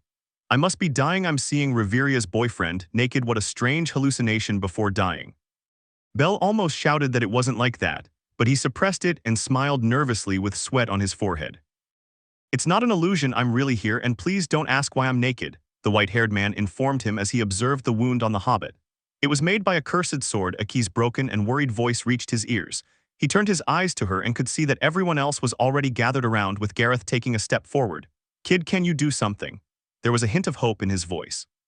And if it was about his friend Finn to save him, the dwarf would bow down to ask for his salvation. Bell smiled at Gareth's nobility. I think so, were his words as he turned his gaze back to Finn's wound. A diagonal cut from the shoulder to the waist, quite deep and still bleeding. Alvis said it worked against curses, but I don't know if it will leave him unharmed. He sighed and bowed his shoulders. You have to try it to find out, he told himself as he extended his hand toward Finn. Burn, burn, disintegrate hell, purify the heavens, Agon Dracona. A sphere of pure white fire originated in the palm of his hand, and he didn't hesitate to throw it at Finn and burn him. The white flames consumed the hobbit's body. Iha. Disbelief filled the faces of everyone present with blank eyes and open mouths. They couldn't believe what they were seeing. Bell was incinerating the captain of the Loki Familia, and he was doing it with a chilling calmness. You burned it. Aki exploded in anger as she approached Bell. Let me finish, she said, but the boy's demanding voice stopped her. A few seconds passed and Bell eliminated the white flames with Sovereign of Flames, revealing Finn's unburned body. There was only that horizontal wound, but it no longer had the constant bleeding caused by the cursed weapon. Did it work? Why are you the one who surprised Belson? Rahl shouted his question in complete nervousness. The aforementioned man looked back at him nervously and with an apologetic smile. Ah well, I wasn't sure it would work. Ahafez. To say that the others were as angry as they were bewildered was an understatement, of course. Everyone except Gareth and Narfi as well as Rahl. Thanks, ugh. Finn's thanks echoed down the hall, ending with a groan of pain. Bell shook his head, saying it was nothing. Let it seal the pain. With those words, he extended his hand once more toward the hobbit. Seal magic, map of the routes to the 9 worlds, guide before uncertain paths, all runes work in and from Miagard, Folkvanger. A bright blue light spread towards Finn's body, covering him for a few seconds and then disappearing. The effect was immediate, with Finn giving an expression of relief and breathing regularly. You cured him. No, I only sealed the pain. The wound is still there, but this will stimulate your nerves and prevent the wound from reopening. Bell explained to the surprised Narfi, getting an ooh in response from the redhead. It was funny, according to Bell. He stood up and walked towards Gareth, with the dwarf looking directly at him. I'll leave you now, I have to find someone, the white-haired man commented seriously. Gareth smiled at that, extending his hand. Thank you so much for everything, kid. Please just call me Bell Garethson. They shook hands. Okay, thank you very much for your help, Bell. It's nothing, it was the least I could do. They broke the handshake and Bell smiled and made a V with his fingers towards Narfi, who blushed at the sight of the boy but was able to return the greeting with a V as well. Give me divine power, god of lightning, in Azuma no Yore. His lightning armor appeared after his spell, being of low power and focused on his legs to increase his speed. Take care, he said, giving a slight bow and disappearing with an electric blue trail behind him. The members of the Loki family expressed their gratitude internally. As brilliant as ever, Belson, Rahl said, but being half-naked took away some of that brilliance. He added to his words, causing everyone to look at him with beads of sweat on their faces. They rested for a few minutes and continued their exploration, with Gareth carrying Finn. XXX, a few minutes had passed since he separated from the Loki family, maybe 20, and right now Bell found himself in a half-destroyed room with the walls and ceiling chiseled. There were illustrations on them, a mural. That's a dragon. Bell turned his gaze to the most outstanding painting, a dragon with 6 women around it who appeared to be praying. Sacrificial maidens, was his only conclusion. He heard from his grandfather that these rituals were performed in the past, in ancient times, all to calm the anger of the monsters that were rising to the surface, and that dragon is. Bell was intently observing the image of the dragon, and suddenly, Nidhogg is the name you're looking for. A gaunt but refined voice resonated and reached his ears. He searched for the funeral voice, and a god emerged from the shadows. Behemoth Leviathan, the one-eyed dragon, the marks of the 3 great quests. But before those black dragons tormented the land, there was another, a terrifying creature that plunged the surface into the depths of terror and despair. Who are you? Bell ignored all that introduction and got straight to the point. His eyes sharpened at the sight of the god. Long hair like a woman's, features shaped by the same shadows and with the refined appearance characteristic of the gods. Even so, he looked gaunt.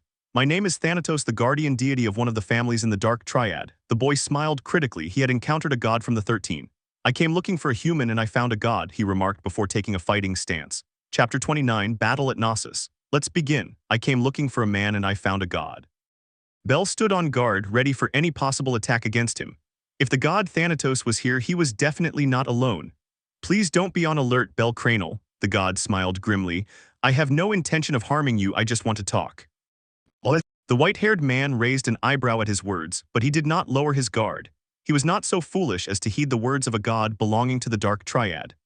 I must admit I had no idea who you were until recently, and I was very surprised that you, the young man for whom she sacrificed so much, are here. There was amusement in his words, as if he was enjoying all of this, the fun of a bored god, and once I discovered your blood relation to Silence, I was filled with joy. Someone who should never have set foot on the battlefield did. I'd like to see their despairing face when they find out. What the hell is he talking about? Bel wasn't understanding anything at all. The voice of that god was imbued with a feeling of pity, as if he were taking pity on him. Stop talking nonsense, I don't have time for that, she said dismissively. If you're one of the evil gods, all I have to do is eliminate you. And he pronounced his judgment, causing Thanatos to be confused. The population is full of false heroes and criminals who use their power without control. They must be eliminated, he clarified. This time Thanatos smiled. Eliminate me, you mean kill me? Oh, it will be an honor for me to receive divine punishment from the god-killer.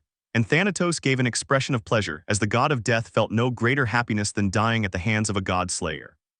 But that will have to wait, I cannot die, not until I fulfill my purpose, he said as he took a step closer to Bel. The distance between them was about 15 meters, your mission. What do you mean? Think about it for a moment, please. I am Thanatos, the god of death. Once again that wicked smile played on his lips. Just by mentioning the word death, Bel understood. This god, like all those he had encountered, was a sadist. Perfect, I see you understand. Thanatos exclaimed upon seeing Bel's expression. I am a god of death, isn't it normal for death to desire as many lives as possible? An unpleasant sensation ran through Bel's body, and as Bel processed that everything made sense, Thanatos smiled and raised both hands in the air. Just kidding, just kidding. His attitude was already tiring the white-haired man. Honestly, I did my job in heaven, so well that you could consider me a workaholic. And he began to explain something that Bel hadn't asked him about. I handled the ascending souls, giving them a cleansing and then sending them back so they could have a new beginning. That caught the boy's attention, so much so that he couldn't help but ask the question that instantly popped into his head. You say you were in charge of reincarnating the inhabitants of this world. There was a hint of hope in his question. He was genuinely interested in the topic because of Axela's problem. If Thanatos was telling the truth, then he and his girlfriend could meet once more in another life. He may not have shown it, but Bel lived every day with that in mind. Exactly. I gave those old, worn-out wings a new perspective on life. They're as pure as babies when they leave me. It was fun. A complicated expression appeared on the white-haired man's face. He knew it wouldn't be the same and that Axela herself wasn't worried about it since she enjoyed her days with him, but Bel couldn't stop looking for a solution. Even one more day or one more minute would be enough. I say that, but right now I'm not with her. How hypocritical can I be? And he also criticized himself. But it's different now, Thanatos pulled him from his thoughts. Things changed when the dungeon was sealed. Bel knew immediately that he was referring to ancient times, that it was in that era that Thanatos amused himself in his work as a purifier of souls. In short, he enjoyed it when humanity was in danger of being wiped out by monsters. I know it's not right, the god remarked. I know the monsters shouldn't have crossed the border and created chaos on the surface, but that doesn't mean I'm not okay. He didn't know what she meant by that last part. What? Bel didn't know why he was even listening. The underworld is teeming with life now that they have received the gift of the Fauna. Life and death are two sides of the same coin, do you understand? Without souls ascending to heaven, the cycle stops. That is why I developed a new ideology or philosophy. Thanatos smiled and made a gesture with his index finger and thumb, giving the symbol for quantity and letting out a wicked laugh. It would be okay if a few more children died. Bel received a blow with an electric sensation. Instead of an emotion of horror, one of anger and rage appeared in the white-haired man. It's different. This god was different. He was not like one of the evil gods who wished to destroy order and snatch lives for fun. No, he was one who was guided by a moral obligation. A god who had to correct the world in the only way he knew how, unrestrained death. The concepts of good and evil meant nothing to him. The only concept he understood was nihilism. He personified death itself as his dominion dictated. But just because it's different doesn't mean it's right. Still, there was a way to do things, and this god's was wrong. That means he also remembered something that bothered him. Hey, if what you're saying is true, then your followers are, yes, the self-destructing terrorists. Thanatos widened that smile. Exactly, I offer my children a path after death. It was a trigger for Bel. Did you offer them a path to the next life? Even asking made him seethe with rage. That's what I did, he didn't deny. One by one I forged their contracts. They sacrificed themselves to my will. The fact that he said it as easily as drinking water bothered him. Once Aurario has been destroyed, and once everything has returned to heaven, I will restore your lives, as well as those of any loved ones you have lost. They were tempting words. Humans and any living being become easier to control when a loved one is involved. And for those who had lost someone irreplaceable, when they were overcome by the grief of losing a friend, a family member, a lover, or partner, it was nothing short of a lifetime's work, something worthwhile. For Thanatos, however, they were easy choices. With tempting words, he lured them in, promising to reunite them with their loved ones in the next life. How could you do such a thing? And although many would accept that deal without hesitation, Bell was not one of them. On the contrary, a feeling of intolerance was born in him. I will not forgive you, I will not forgive what you did. The veins in his face began to bulge. Thanatos raised an eyebrow in response, intrigued and confused. Oh, I don't need you to forgive me. Do you think you can do whatever you want with human life? These are our lives. Bell didn't let him finish and shouted furiously.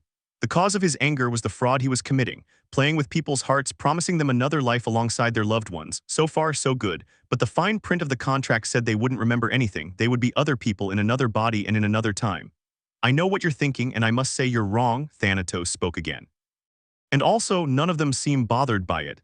They accept without hesitation even though their memories are affected. The god smiled with obvious joy.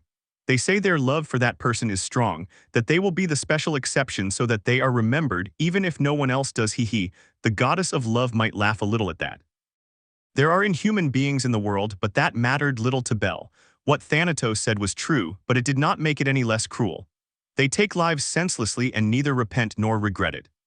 Tyrants who play with people's hearts, I will never forgive those tyrants. His fury increased as his teeth squealed from the friction of being clenched with extreme force. Her pupils dilated and the veins in her eyes became prominent. The dead don't come back to life, he exclaimed from his position. Thanatos almost burst out laughing at that, but a few seconds later he understood. They don't come back. Bell wasn't talking about reincarnation. Why do they do it? His words sounded familiar to Thanatos. Why do they trample on our lives? And he remembered it immediately. Materia, a funny and nostalgic smile appeared on his lips. What's so funny about it? What do you find so funny? Bell continued, taking a step with each of his questions towards the god, wanting to get closer and eliminate him. What is life to you? All the gods up to now have viewed human lives as mere entertainment, and that angered him. Why don't they understand? Bell was tired of it. His right fist began to glow as it was covered by a white layer, activating his ability. The clinking had been silenced in one way or another, making it impossible to know how long it had been charging. You're the one who doesn't understand. Shut up, I've heard enough. Bell interrupted the god for the second time and quickly lunged towards him, his fist ready to strike his face. It was going to be a quick death, Lord Thanatos, and someone stepped in. Bam, his fist collided with the open palm of a stranger, preventing it from hitting the god's face. The trails of air and dust as well as the cracked floor spread out after the collision. What was impossible to form in a closed room like this, a blizzard formed. That indicated that the charge of Argonauta had passed over the minute mark. You really are a dangerous person, Cranel, the stranger said with an amused smile. Bell quickly moved away while the new presence looked at his right arm. And to think that an attack like that would burn my arm, he remarked as he sprinkled a potion on his wound. Who are you? The boy asked without hesitation. The man had blonde hair and bright green eyes, accompanied by a slim build covered by clothing that was not armor but rather a two-piece suit. But the stranger did not speak and perched behind the tranquil Thanatos, acting as a guard for the god. Ha ha ha ha ha ha. Well, just in time, luckily I was able to keep him busy long enough for you to arrive. Thanatos sneered as he spoke to his attendant, causing Bell to clench his fists as he realized he had been taken for a ride. Damn it, I was fooled. All Thanatos was doing was buying time until one of his dependents arrived. He was never protected. Forgive me for that, but I cannot ascend, not at the moment, the god remarked. And let me introduce you, this is the captain of my family, Baloo Hypnos, a level 8 at the end of the path and an S grade. Another stronger grip was present in Bell's fists. The S grades were categorized as those that were about to reach LV 9 and the double S grades were those that were about to reach LV 10, and Bell knew it from the moment his fist struck the palm of the one now identified as Baloo Hypnos, and now that Thanatos had confirmed it, he had no doubts. A level 4 like him had no chance against a level 8 grade S. I'm not arrogant enough to fight him, I have to withdraw, he concluded. Kuku ha ha ha ha ha. Thanatos let out an unpleasant chuckle. Now that he remembered, Bell brought back memories of a woman he had met about 16 years ago, Materia. And if you looked closely, Bell was very similar to that woman. They both dumped you, she remarked with a laugh to Bell, who was looking for an opportunity to leave.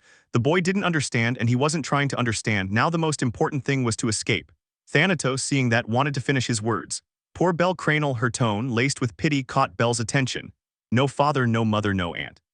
The white-haired man's pace sped up. She didn't understand why it happened so suddenly, but her heart was beating so hard it could burst her chest. You're alone. That ecstatic smile sent a shiver down his spine. You're wrong, and his accelerated pace slowed. I'm not alone, she's always been with me, he said firmly. He understood nothing about his father, mother, or aunt. He didn't remember any of them. The only father figure he knew was his grandfather, but he wasn't alone. After all, Axella was always with him. And just as Thanatos was about to ask for him to be eliminated, a powerful magical blizzard entered the room. Wind, her white hair was ruffled as she asked herself the question. Things have taken a rather interesting turn, I see. Revision got carried away again. Thanatos ignored Belle's confusion and turned around, ready to leave. Lord Thanatos, won't you eliminate him? Asked Baloo Hypnos. I knew Belle would be a problem if he wasn't eliminated right now. Leave him alone, Belauchen. The boy is part of a cycle. If we force him out, that cycle will break. With those words, the god disappeared into the shadows, leaving Belle and Baloo alone. I hope I can fight you another time, Bull Killer. Just like his god, the captain of the Thanatos Familia disappeared, leaving Belle alone in the room. For a moment I thought I would have to lock myself away in Svalin Freja, she remarked, letting out a sigh of relief. However he looked at it, his chances of victory were nil if he had fought a duel, even with Alvis by his side. So he would create a mini-room with his defensive magic. That was his plan. More importantly, this wind, he put aside the previous situation and focused on the wind that caressed his body. He was half-naked, so it gave him an icy feeling, but something inside him told him it was a sign for help. It's coming from the north-central region. He located the origin of the blizzards and prepared himself. Grant me divine power, god of lightning, in Azuma no Yor. He conjured his lightning element enchantment, and an electric armor covered him, reinforcing his defense, speed, and strength. Burn, Agon Dracona. And he did the same with his fire magic, conjuring the first level and manipulating the crimson flame with Sovereign of Flames to split it in two and impregnate it into his legs. The flames merged perfectly with the lightning, increasing the power and producing the sound of birds singing in hell. This will give me more speed. With that thought, he took off towards the source of the wind. An explosion was left on the floor, reinforced by their footsteps, causing it to crack even more than it already was. What? There was a thunderous sound as its wind was dispersed by Revis's blow, sending Iza's body sailing through the air. Her golden locks were stained with blood. It crashed to the floor and rolled several meters until it hit the wall of pipes in the room. He tried to get up. His body trembled as he leaned on his trusty rapier, desperate, but his legs lacked strength. The remaining pieces of his armor stood out against his wounded and blood-stained skin. Even the blood from his head flowed down like a river and covered one of his beautiful golden eyes, now closed. He was barely standing. You're reckless, I admit that, Revis said as he made his way towards her. She wasn't unharmed either. Like eyes, her clothes were torn to shreds and her skin had deep wounds, but unlike the Sword Princess, Revis had her regeneration. A cloud of vapor surrounded his body, floating particles of magic covered his wounds and regenerated them. It was their characteristic self-regeneration ability, making Eyes grimace in frustration as she watched her attacks being eliminated by that cloud of magical particles. You're strong to still be standing after the blow you received, he spoke again. Their surroundings were wrecked, signs and evidence of the intense battle that two people with LV 8 and above could create. Broken pipes wrecked floors and walls, even the tanks were smashed to pieces. With his chest heaving, Eyes laboriously prepared his sword for another attack, only for Revis to repel that effort. He took a step forward and grabbed her face, slamming it against the wall, causing Eyes to scream in pain. Ungag. The cracks expanded from the point of impact, reaching one of the pipes and breaking it. His lungs demanded back the air that had been forced out of them by the blow, and deafening spasms coursed through his limbs like electric shocks. Revis didn't stop there and shook the girl to the left, slamming her to the ground like nothing more than trash. Enenga, another groan of pain came from Eyes. I'm getting tired of this, the creature commented indifferently. Her voice sounded as cold as ice to Eyes' ears as she groaned in pain on the ground, reminding her of the times they had faced each other. First in Riviera, then in the pantry on the 24th floor, then in the forest on the 18th floor during Evelys' attack, and finally here in Knossos. Whenever he faced Revis, he inevitably lost. A humiliating defeat followed by a relentless pursuit. It always haunted him. That's what Revis meant by getting tired. This pattern of fighting had been occurring for some time, and once again Eyes found herself on the verge of death. Let's finish this. Revis approached her lying on the ground, ready to deliver the final blow, but Eyes' consciousness returned. I have to stop my sword, I can't. Her mind was a mess, and even Mini Eyes was broken. Her body ached with blood and pain, but somewhere deep inside her mind, she found one last shred of willpower to keep fighting. She could see the little girl inside her hugging and crying, but she chose the sword that was on the other side, forming the Sword Princess. He shouted to his legs and arms not to give up, to regain their strength and get up. That's enough, Arya. There's no point in fighting, you're weak. Ravis's emotionless voice sounded again. You can't win in your own state and no one will come for you. This ridiculous maze has made sure of that. It's the monster that will devour you and your friends, that's for sure. Aiza's fingers scratched the ground. There's no one coming to save you. I know, Aiz agreed with Ravis. Yes, she knew it very well. There would be no help for her, no one to lend her a hand to help her get up, no sword to stand in the way of the death that stalked her. There would be no hero for her, no hero would save her. The hero he had longed for ever since his father protected his mother had never arrived. She was alone. Despair was a game to her, crying and screaming until she couldn't anymore, until her heart froze and she could no longer smile. That's why he took up the sword. She would not wait to be saved. She would blaze a trail with her own strength. She would crave power, pursuing it with reckless abandon, so that she could achieve her one true desire, her deepest wish, the longing of her heart. It was all that remained in the shell it had become. I hadn't had anyone, there was no knight in shining armor. Yes, that was the case until not too long ago. But now, he struggled to get up. His arms reached out and lifted her off the ground, making her legs tremble but raising her to her feet. Finally, he opened his closed eye wide. I am not alone, never again. She had friends who loved her, adorable rabbit-like prodigy novices, trusted allies, and adults who cared for her like a daughter. A fun, cheerful, and compassionate family who taught her to smile again. So I won't give up. She set his heart ablaze. Ravis raised an eyebrow as she looked at Aiz standing there in surprise. Her golden eyes flashed with great determination. You won, I agree with that, and I'm not going to deny it. He admitted that he was no match for Ravis. It made him angry, but it was the absolute truth. But if there's one thing I won't let you take from me, it's them. It was the only thing she could no longer give up. Although she was willing to admit defeat, she would never admit the loss of another loved one, so he closed his eyes and prepared his sword. Ravis was an upgraded creature surpassing level 9. Even with her wind, she couldn't defeat it, so overcoming her was impossible. His body was badly wounded and he wouldn't withstand another confrontation. But his mind was still intact, that is. He would ignite his own soul and call his friends. His enemy was no longer Ravis but the artificial dungeon itself. Gnosis, wake up, Tempest. Her eyes snapped open. Wake up, Tempest. She screamed again as she ignored her battered body, which was once more enveloped in the fierce wind that came out of her. Roar, Tempest, he screamed for the third time, and a fierce gale broke out, intensely expressing the dormant power that lay within her. What the hell? The wind was stronger than he had ever imagined. The wind of the Great Spirit. Ravis narrowed his eyes. The wind slipped through any opening, traveling through the tunnels and cracks around it, expanding. He knew immediately that she was using it as a distress signal, an SOS. If you keep this up. But that wasn't what worried him. She could awaken the spiritual embryos that lay dormant throughout the structure of Gnosis, reacting to Aiz's wind. Realizing this, Ravis lunged at the blonde to finish her off before she could awaken the embryos, but the swordswoman accepted the blow head-on with the help of her wind and escaped. Ravis's expression changed to one of irritation. With his cursed sword, he pierced the air with Aiz as his target, but the swordswoman dodged them. The simple fact of being protected by a colossal wind armor gave her the advantage when fleeing. Stop moving. Ravis was worried. He did not want the spiritual embryos to awaken. But time and again his attacks were thwarted by Aiz's wind. He could not bring her down even with the wounds he had inflicted. There were no blind spots either, as they were covered by the wind that threatened to send her flying if she didn't concentrate. The wind was no longer armor, it was a fortress, and Ravis grew increasingly irritated with each failure in his attacks. Not yet. Aiz was struggling. He would wait until his friends arrived. Her tempestuous storm raged with her giving her all to avoid Ravis's attacks. He would wait until his cyclone conquered the dungeon called Gnosis. She bet everything on this plan that only postponed her inevitable death, or so it seemed, and its wind let out a great war cry. Just fall and stop fighting. Ravis shouted again in irritation as he tried to break through the wind fortress. Gah, and finally he managed to penetrate her, landing a blow on Aiz. Ravis's sword broke and pierced the wind, and although Aiz managed to raise his rapier, it was snatched from his hands by the creature's incredible strength. One of his knees hit the broken ground, marking his limit, then its wind vanished.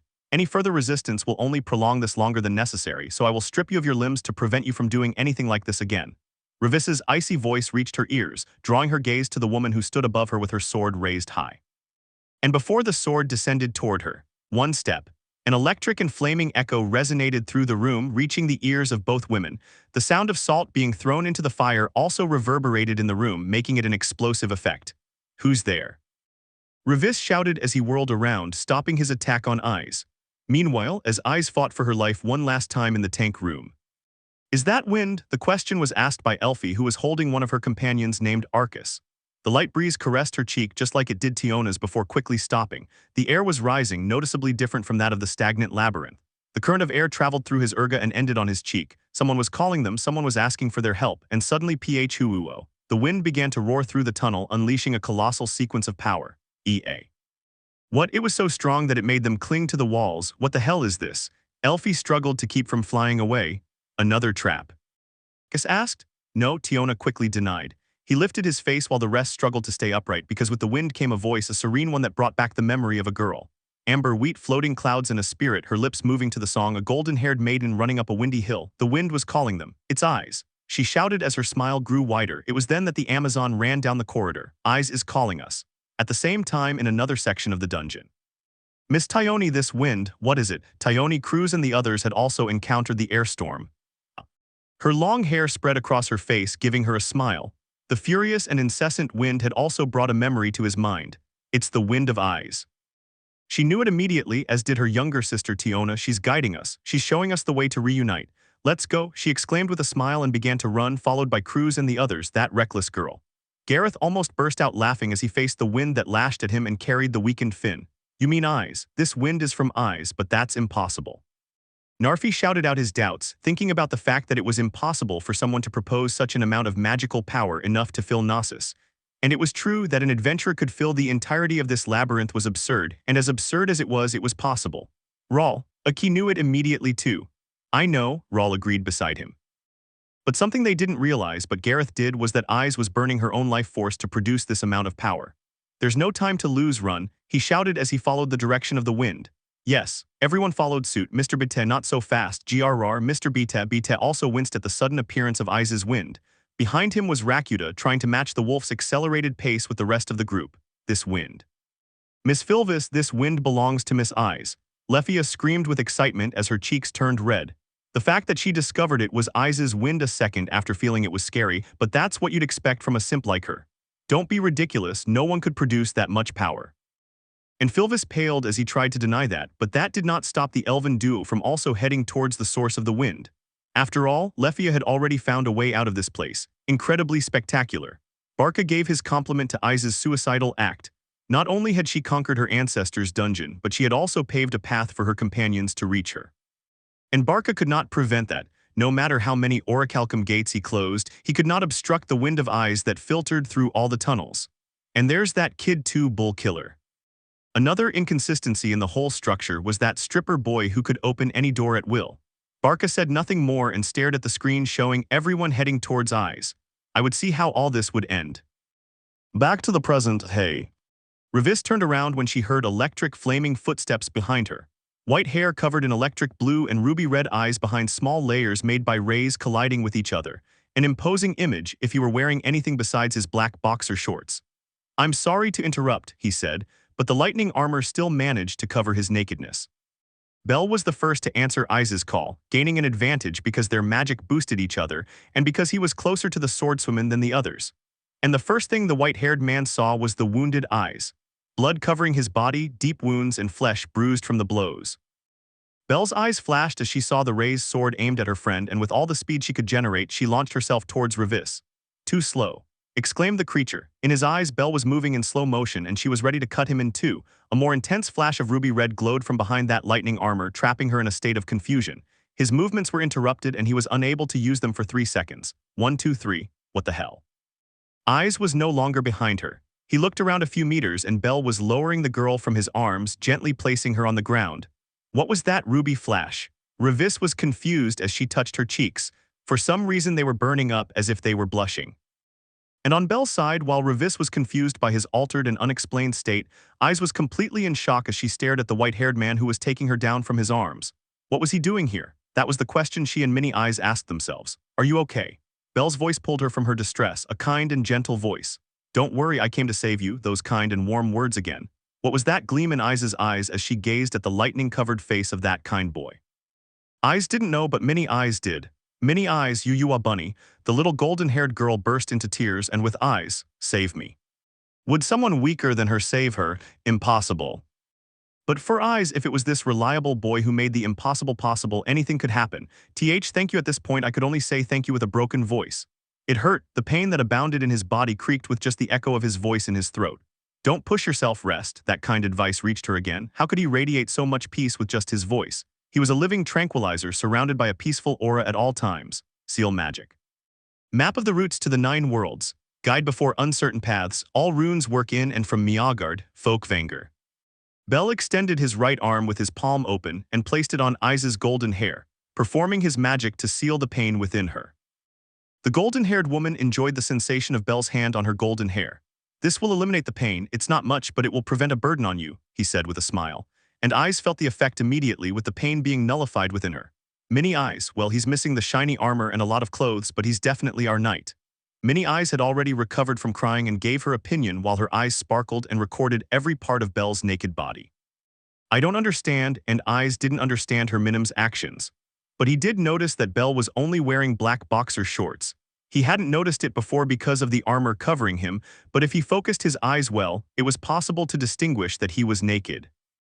"Okay," Bell patted Eyes' head affectionately. "Let me distract the girl over there until the others arrive." With that, he turned around and turned his back on Eyes, facing Revis, who was watching him cautiously. I still didn't know what I had done to him recently. And while Bell had her back to him, Minnie Eyes made sure to record every part of her buttocks. But putting aside the perverse acts of Minnie Eyes, it was Revis's turn to speak. "Nephew of Eden, what did you do?" he asked, clearly annoyed. "Nephew of Eden, I don't know what you're talking about, forgive me," he replied, confused. He didn't know any Eden, so he was surprised when they suddenly called him their nephew without warning. "What did you do, nephew of Eden?" But Revis persisted. With only a few meters separating them, Bell exhaled a breath of electric air with trails of crimson fire. "You loved me," was his simple reply, making his eyes flash an intense ruby beneath his armor. And once again that feeling of being disconnected came over Revis. Her cheeks began to burn and her conscience was awakening. "It doesn't have too much of an effect since it's still at a low level, but it's enough to interfere with your concentration," he explained quickly. His right fist, covered in lightning bolts, began to tinkle, gradually glowing whitish. "You as annoying as Eden."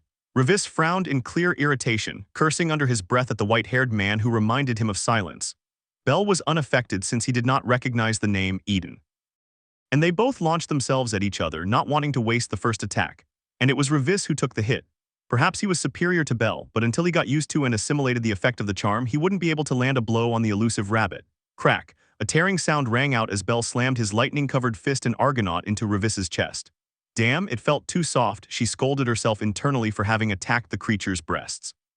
And Revis was sent hurtling through the air until she crashed into the wall of the room, cracking it and becoming embedded in it by the force of the impact. She struggled and fell to the floor, bringing her fist to her lips to wipe away the blood as her breasts became covered in a cloud and regenerated. "I understand you're not human, but that you once were. I'm really intrigued by that, what happened to make you plunge into such darkness." And suddenly Bell began to speak as he approached her. "Tell me, what happened to make you end up on this side?" The boy himself didn't know much about her, but he understood that it had been revealed that she was once human, so I wanted to know her circumstances and whether she could be saved. Perhaps she was speaking because she was a woman, who knows, but the desire to know was genuine.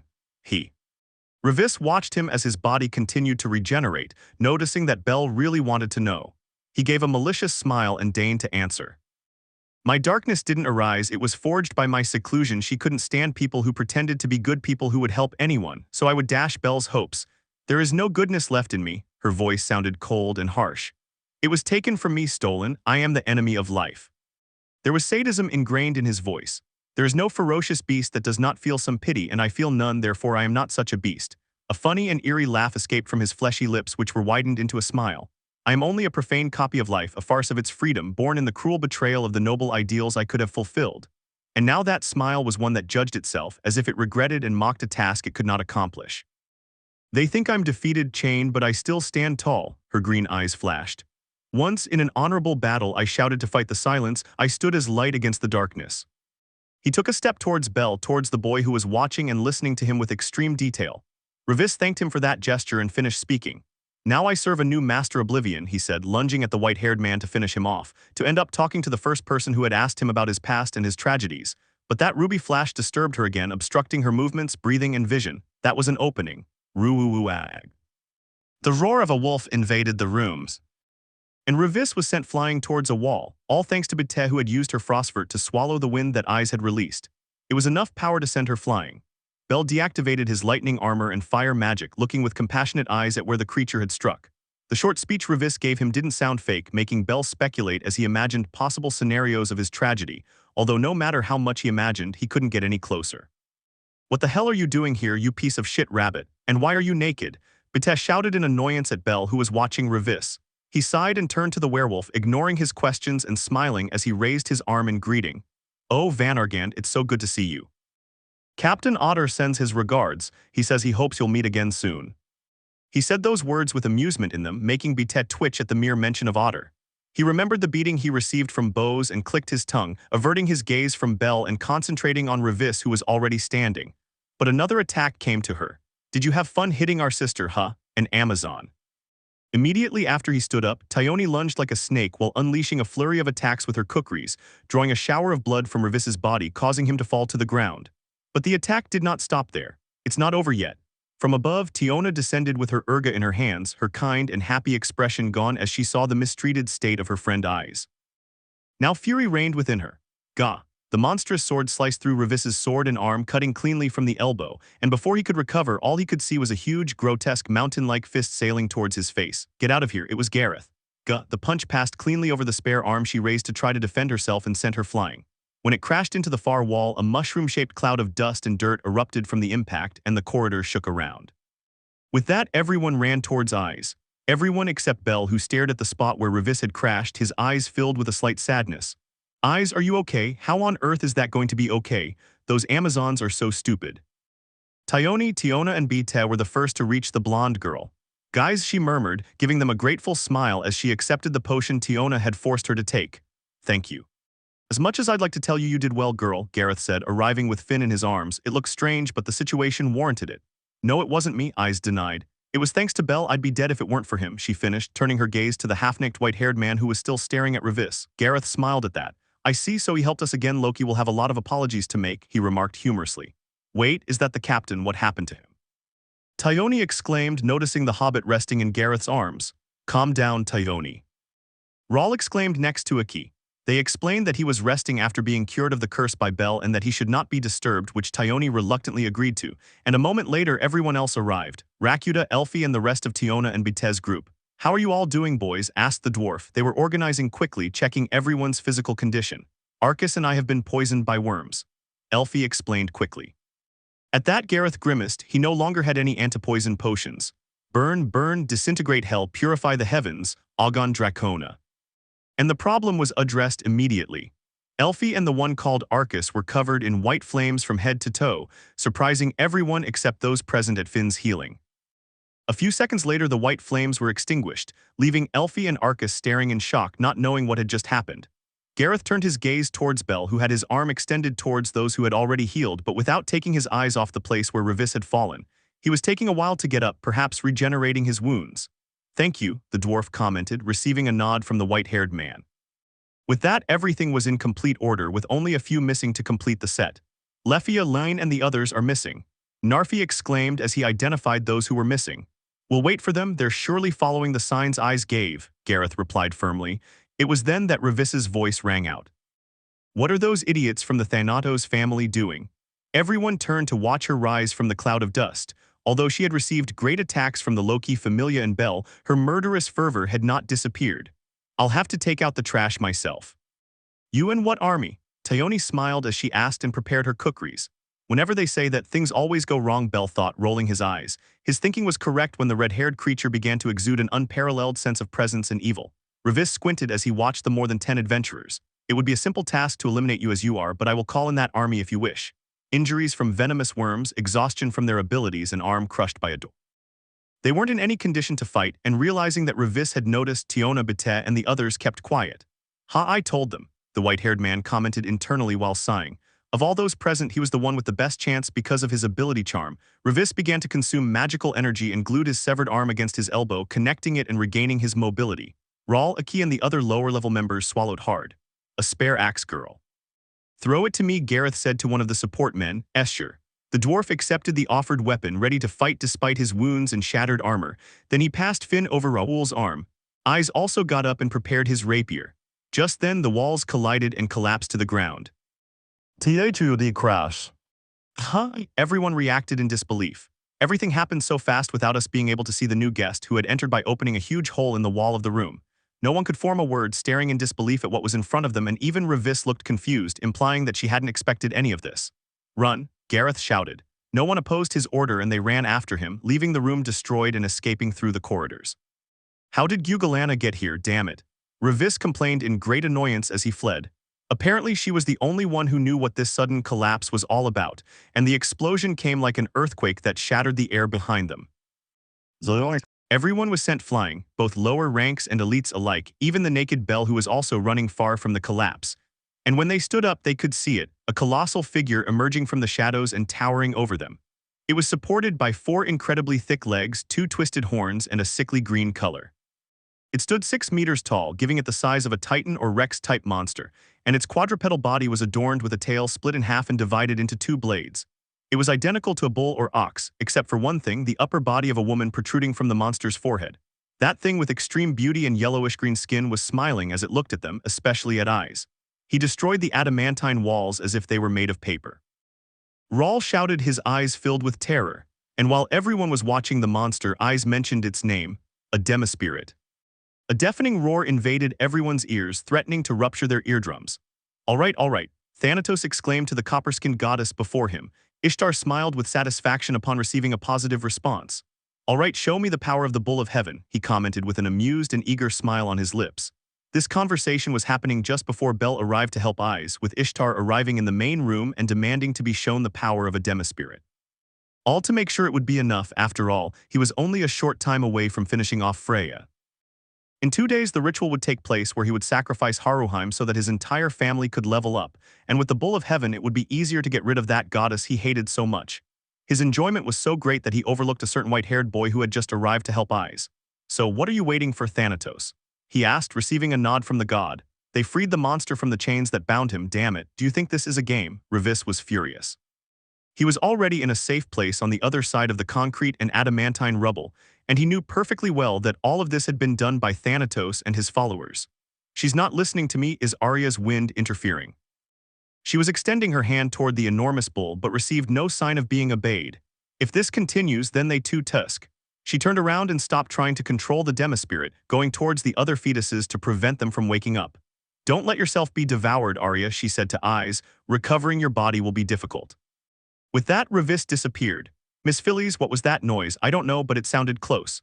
The elven duo were running through the corridors, having lost their guide when Eyes' wind had ceased but regaining it from the roar that had not sounded too distant. And they didn't run much further when they managed to see their companions, including a certain swordswoman with golden hair and eyes. Miss Eyes. Leffia shouted, her cheeks flushed and her eyes sparkling. Although she received no answer, she was stunned to be ignored by everyone, including a naked Belle, and walked right past her. But their confusion was short-lived as they quickly saw the colossal bull following behind them. Both elves did not hesitate to join the race for the survival of their companions. The frightened Leffia thought it was a bad time to meet up with her companions, even ignoring the naked Belle who was running a little ahead of her. And the Bull of Heaven pursued them, wreaking havoc on the walls with its horns and causing tremors with its stampede. What's the plan? Fight or run? Bitesh shouted. It was a stupid idea for them to fight that monster in its current state. Don't be silly, dog, it's obvious we have to go, the captain is exhausted. Tayoni replied, running to his side. She was more worried about her captain than anything else. But that thing is going to follow us and we have no idea where the exit is, Tiona added in a very strange way. He rarely said anything coherent. I'll distract him while they escape. No, you won't. Suddenly, everyone was shouting out their choices, with Tiona rejecting the idea of Eyes being used as bait. They were in complete chaos. Belle couldn't believe that the second most powerful family was in such a situation. But he did not interfere. It was not his place in this case, so he remained silent as he kept pace with the others and restored his worn-out mind with his ability, spiritual regeneration. And while everyone except Belle was offering suggestions or complaining about not knowing the escape route, Leffia shouted out her information. I know where the exit is, I can take you there. It was now that the elf had been noticed, receiving hopeful expressions and compliments from her companions. Leffia felt useful, and now all that was missing was a plan to hold off the thing that was following them, which was where everyone kept their comments while increasing their hurried pace. Gareth, it was then that Finn's weakened voice reached everyone's ears. Finally, Belle thought, knowing that it was Finn who would have to give orders to his disorganized team. He wasn't judging them, he would never do something like that, he was just relieved that the command voice had returned. Let him out, Finn, Gareth commented with his confident expression. He was waiting for instructions from his captain who was being carried by Raoul. I leave the back line in your capable hands. He truly struggled to utter those words. Perhaps he had already been freed from the curse by Belle's magic and his pain had also been sealed away, but fatigue was a different matter. Understood. exclaimed the dwarf, ready to give orders. All troops fall back and leave. Lefia, you're in charge. It happened in an instant and everyone obeyed his orders, with Lefia and Filvis taking the lead and guiding the others towards the exit. But 3 people didn't move, staying put next to Gareth. I won't let you be the only one showing off. I have to earn my captain's praise after all. Tyone remarked with a smile. Me neither, Tiona shouted. The 2 Amazon twins stood in front of Gareth, making it clear that they were not going to obey orders, causing the dwarf to smile with amusement. Bite, eyes, you need to protect others. Finn's weak words stopped the werewolf and the swordswomen who were showing signs of staying to fight as well. HMPH. Bite snorted unpleasantly but obeyed orders just like eyes. Tiona, Tyone, Gareth. The hairdresser mentioned those who had stayed behind to stop the demispirit. Don't lose, he confided in his teammates and left the place with the others. Are you really okay, Tyone? I mean, putting Finn aside and all, Gareth asked the Amazon who was ready for battle. If anyone's going to follow the captain's rear, it'll be me. That's mine to have, after all. Since when did this become about her ass? In response to Tyone's shout, Tiona gave a blank stare at her sister's actions. I don't know why, but she reminded me of Excella, Belle thought nervously as he watched the Amazon drool, possibly thinking of her captain. Hey kid, thanks again. I'll make sure to tell Reveria how much you helped us so she can reward you. Ha ha ha. Gareth, beside him, thanked him and joked about the Reveria topic, with Belle giving an embarrassed smile while scratching the back of his head. Thank you, he said at first, unsure whether to thank her or say it was nothing. But I can't say no to a battle after all, he finished in a more serious voice. He was preparing to go into attack mode, although he certainly regretted that Alvis hadn't returned yet. Well, in a way it's good, that way I'll have experience when I challenge Excella to demand the prize she promised me, he said to himself as he got ready. Okay, with Gareth speaking, the joke stopped.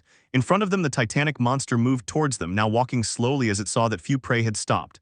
Give your hearts in this battle, boys, he shouted, and the 4 charged towards their enemy. Belle's subconscious, Alvis's room. While his master was engaged in a life-or-death struggle against a colossal monster, Alvis had turned his room into a meeting room with the snap of his fingers. The enormous bed and its countless rabbit-themed plush toys had disappeared, as had all the other furniture, being replaced by a long table with 13 chairs. Well, I've made you all aware and gathered you here because I want to hear your opinions, Alvis said from the head of the table. I don't understand, what do you need from us, Alvisama? Asked one of the summoned women. She had a witch's hat and clothing characteristic of sorceresses, black hair and bright sky-blue eyes, a voluptuous body and a beautiful face. That's what I'm getting to, magician, but I have something to ask before that. Why are they all women? He shouted, clearly irritated. Hey, I'm not a woman, a male voice said, catching Alvis's attention. He noticed a boy the same age as his teacher Belle, and even his face was similar, but his hair was black and his eyes were royal blue. And who are you? He asked without interest. That's rude, I'm Master Belle's most powerful ability, luck, the boy replied, clearly offended. More powerful? Don't make me laugh, idiot. All you're doing is letting Master Belle bump into women and make money, Alvis replied indifferently. Whom you wouldn't understand, Luck whispered from his seat, crossing his arms and acting indignant.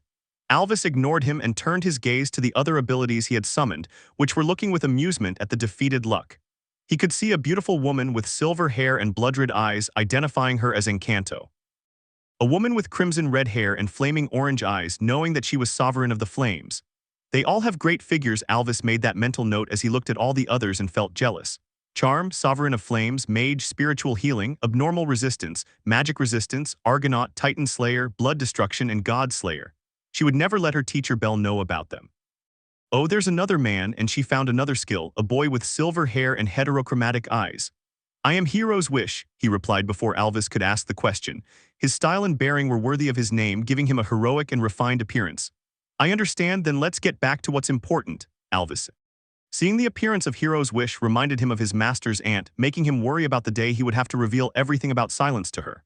Yes, we heard you, Alvisama, one of the abilities said, short, straight, obsidian black hair adorned with platinum black eyes. It was Titan Slayer who spoke, causing the others to pay attention to Alvis's words as well. They're here because they're the best of the best in Master Belle's skills, except for Luck, the white-haired woman began. Exclaimed Luck when he was offended, but again he was ignored. Master Belle was unfaithful to me and I want to hear your opinions about it. I wanted to return to him, but I feel very sorry for coming back so suddenly. I would like to have some words to say to him once I am with him. She gave a quick and concise explanation which was understood by everyone, and the first to speak was Suerte. Haha, I made that Renard crush Master Belle's head with her breasts. I really am a barbarian, he commented happily, truly proud of his work for his master, and what he received was not a reprimand. Alvis snapped his fingers. And an electric shock struck Luck and he began to fade from the boardroom, all obviously under the cold gaze of a very annoyed Alvis. "We don't need useless people like you," were his words to Luck, who was disintegrating, and the affected party in this case. "Master Bell, I don't want to go, Master Bell," were his last words before disappearing into dust. Her seat was also removed from the table, with everyone and Hero's wish giving complicated expressions at that. It had become clear who held the power in this place. "Okay, let's start the discussion. I need options to apologize to Master Bell for acting so rudely, but also for him to reward me for being unfaithful to me." With that, Bell's abilities began to give their opinions, offering possible words of apology and demands that Alvis could make. All while Bell was risking his life against a demispirit. Chapter 30, The Fervor of a Hero. I think I overreached the fight. Note so you remember what the monster looks like. BV.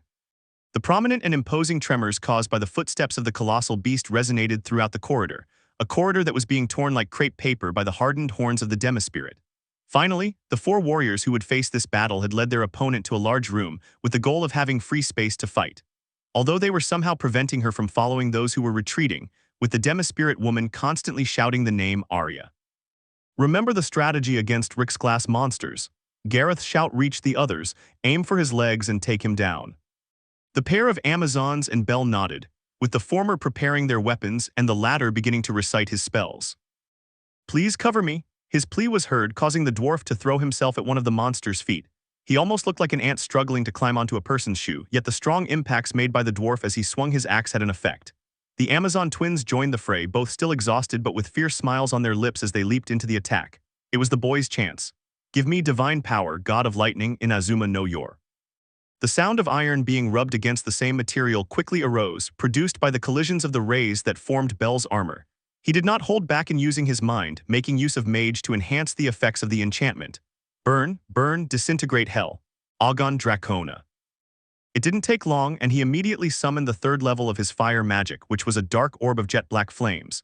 He controlled it with Sovereign of Flames and made it levitate around him, splitting it into two orbs ready to attack at any moment. Using blood destruction is very risky. It will be in case of emergency, he thought, opting to save his most powerful ability for the time being. A coppery blur that passed right by him pulled him from his thoughts. It was Tiona who had been kicked and sent flying into the wall of the room. Bell was worried, but his eyes went white when he saw Tiona get up with a smile full of ferocity and run back into the fight. "Well, just what I'd expect from a level 8, he said to himself. He put everything else aside and headed at great speed towards the demispirit, having no other option but to use his lightning-covered fists to attack, while at the same time using his flames to burn the beast. Right now he was cursing himself for not having asked the other members of the Loki Familia for a weapon, although a backup weapon wouldn't have been of much use to him. "I miss my sword," he remarked as he landed a powerful blow on the bull monster. "Kick his legs as hard as you can. Don't let him get out of this room and reach the others." Once again, the cry of the brave dwarf who was attacking the monster reached everyone's ears. "Arya, Arya." The woman's sickly yellowish-green audible murmurs echoed through the room, making it clear that her interest was solely in Arya, in this case eyes. He moved forward in the direction of the tunnel through which the others had fled, ignoring the flies that bothered him around him. Because the attacks he received did not have much effect on his bull-like transport, he began his forward charge, leaving his attackers behind and sending them flying through the strong gusts caused by his footsteps. Worthy of a Rex category. And seeing him run freely, Gareth shouted to Tione, who for a moment had stepped away from the fight. "Tione, we don't have much time." The aforementioned clicked her tongue and began to conjure awkwardly, knowing that magic was not her strong suit. "Desire submerged in the sea of my heart. Thirst born from the seas of my heart, the moment has come. Take form, bare your fangs, and be the serpent. Break free from the sea, cross the rising mounds, and envelop the world. Time is yours to seize. Stop the seconds of fate and banish them into the void." The chant was long, so much so that the demispirit, still advancing towards Arya, had heard and grasped it, although he was still being slightly interrupted by the dwarf, the lesser Amazon, and Bell. Restrict Lorem, that's why he was able to finish it successfully. A blue-purple whip was born in his hands, wasting no time and throwing it towards the titanic beast. The throw was a success, coiling like a snake holding prey around the beast's left hind leg. The demispirit stopped suddenly from the pull he received, losing his balance and threatening to fall to the ground. "I've got him." Tione shouted triumphantly as she clung to the adamantine floor with both legs to prevent her prey from advancing. The bull of the sky was surprised, still in its decline and about to be attacked by Bell, who was aiming at the sickly green woman, intending to burn her alive. Although it was a trap, oh shit, thought the boy as the beast used its right front leg to kick his small body. With a strong impact, Bell was knocked off the board. The big leagues like these were no place for a level 4 rookie like him, and that was proven at this moment. Gareth and the Amazon twins looked worried, watching Belle's small body hurtling fiercely through the air and crashing into the adamantine wall, but it didn't stop there. He went through the wall. "Hey Gareth, will the kid be able to live after that blow?"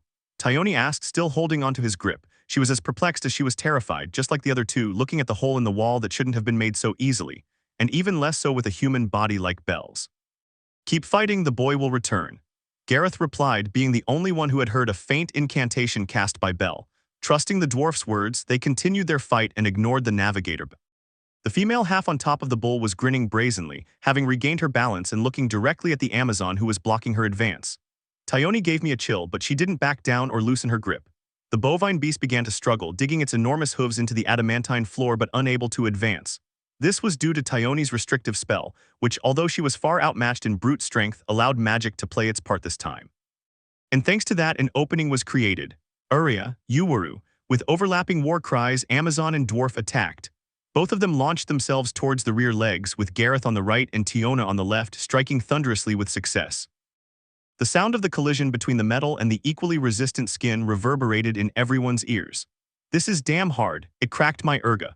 Tiona screamed loudly, highlighting the crack that had formed in her first-class weapon called Urga. Gareth was also looking at his axe, which had a considerably large piece missing, indicating that it had broken to a greater extent than Tiona's Urga. And it was to be expected. The Demispirit's skin was not only very thick, its hardness rivaled that of adamantine. "That hurts," the spirit groaned on the surface of the giant bull. After all, Gareth and Tiona weren't the strongest of the Loki familia for nothing, as demonstrated by the wounds that bled on the bull's hide. Seeing their small but remarkable achievements, they both launched another attack.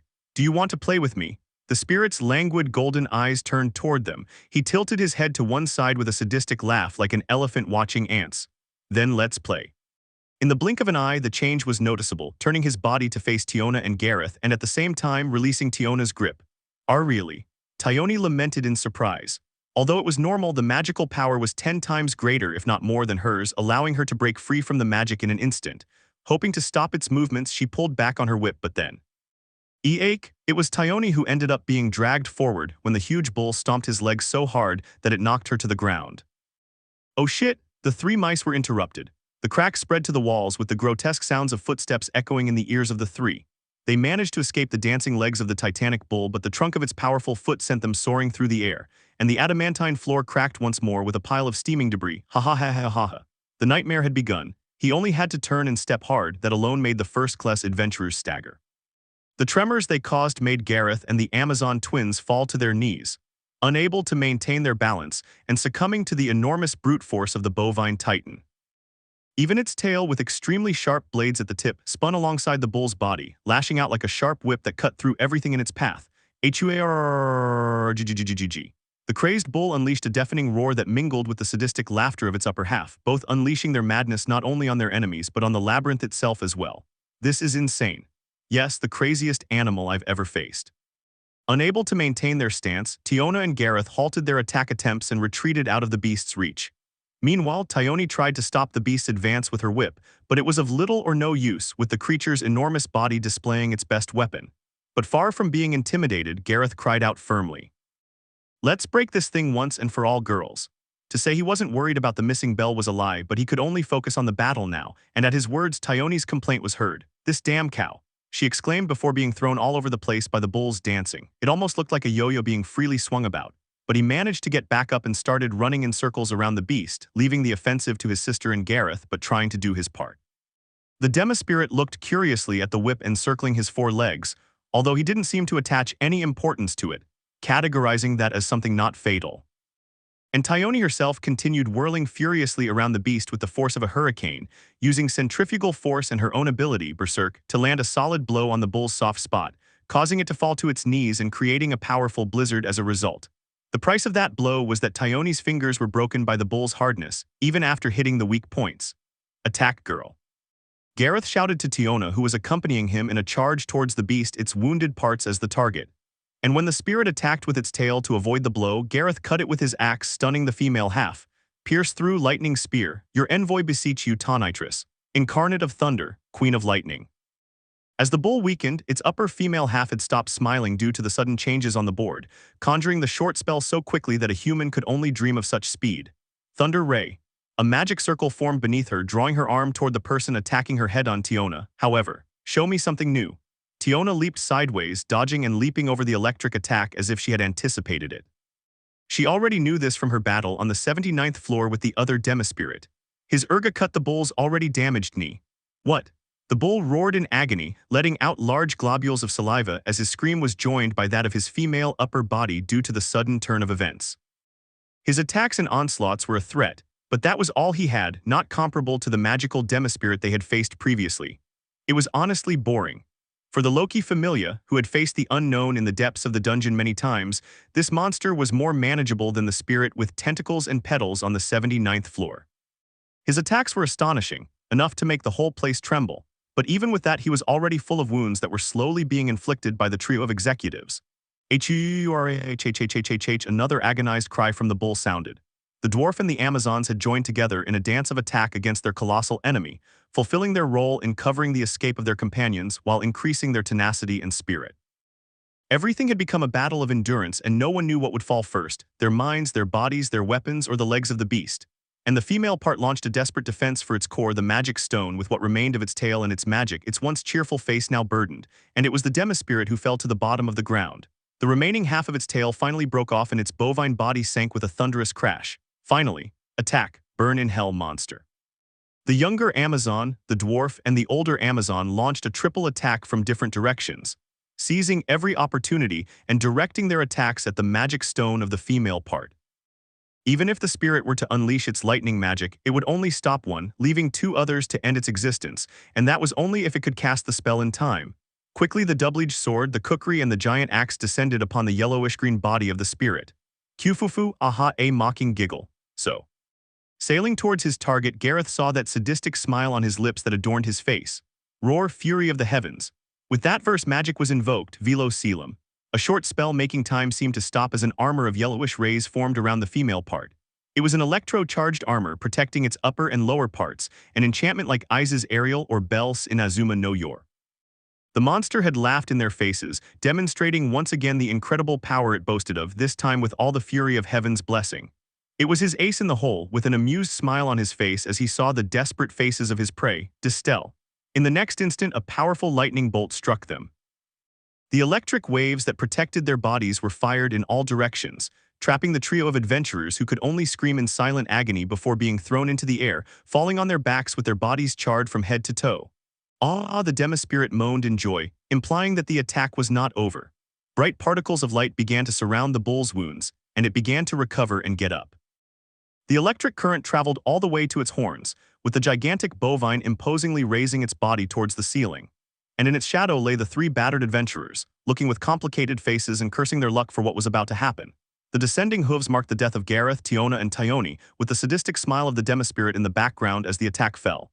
Are you? The explosion was on a catastrophic scale. When the thunder hooves crashed into the center of the room, countless shock waves and tremors of electricity flooded the entire place. The electric shockwave not only consumed Gareth and the Amazons, it expanded throughout the entire place, walls, floor, ceiling, destroying everything in its path. The world before his eyes appeared blindingly white as deafening noise flooded the room. The cracks widened as the ground trembled from the earthquake, held up only by thousands of layers of adamantine, barely managing to avoid collapsing. Aha, ahahahahahahaha. The spirit's laughter echoed as the adamantine walls contained its joy. Miraculously, they had withstood the magical attack. Remember that Gareth, Tiona, and Tioni were completely exhausted from spending so many hours fighting artificial monsters, human bombs, assassins, and poisonous worms. Ha ha ha ha ha ha ha ha ha ha ha ha ha ha ha ha ha ha ha. Ishtar's joyful laughter echoed throughout the room as she surveyed the destruction shown by the watery layer on the labyrinth's pedestal. Incredible, wonderfully incredible. Look at the way he's playing with Loki's brats like they're just mice or ants. Look, Tammuz, the floor bosses look like tiny fry compared to this. She was screaming like a boar reaching climax, her cheeks flushed as she watched the destruction caused by the Bull of Heaven, and his potential had shone through with the thunder enchantments, leaving no weaknesses before his enhanced strength and absolute defense being completely atrocious. The Bull of Heaven was truly in a league of his own. Even Ishtar, who had already noticed her next target, Bel, scoffed when Freya's favorite child was sent flying through walls. He considered it dead, regretting not having tried it but also downplaying its importance. This will bring Freya down. This is all I need to kill her brat right before her eyes. I won, Freya, I won, ha ha ha ha ha ha ha. The goddess laughed again like a deranged boar as her body leaned back maniacally. Mentioning Freya, who was in her room thinking about the white-haired boy, but was notified by Otter of Ishtar's intentions with Bel, something that made her furious. Although Ishtar herself did not know that.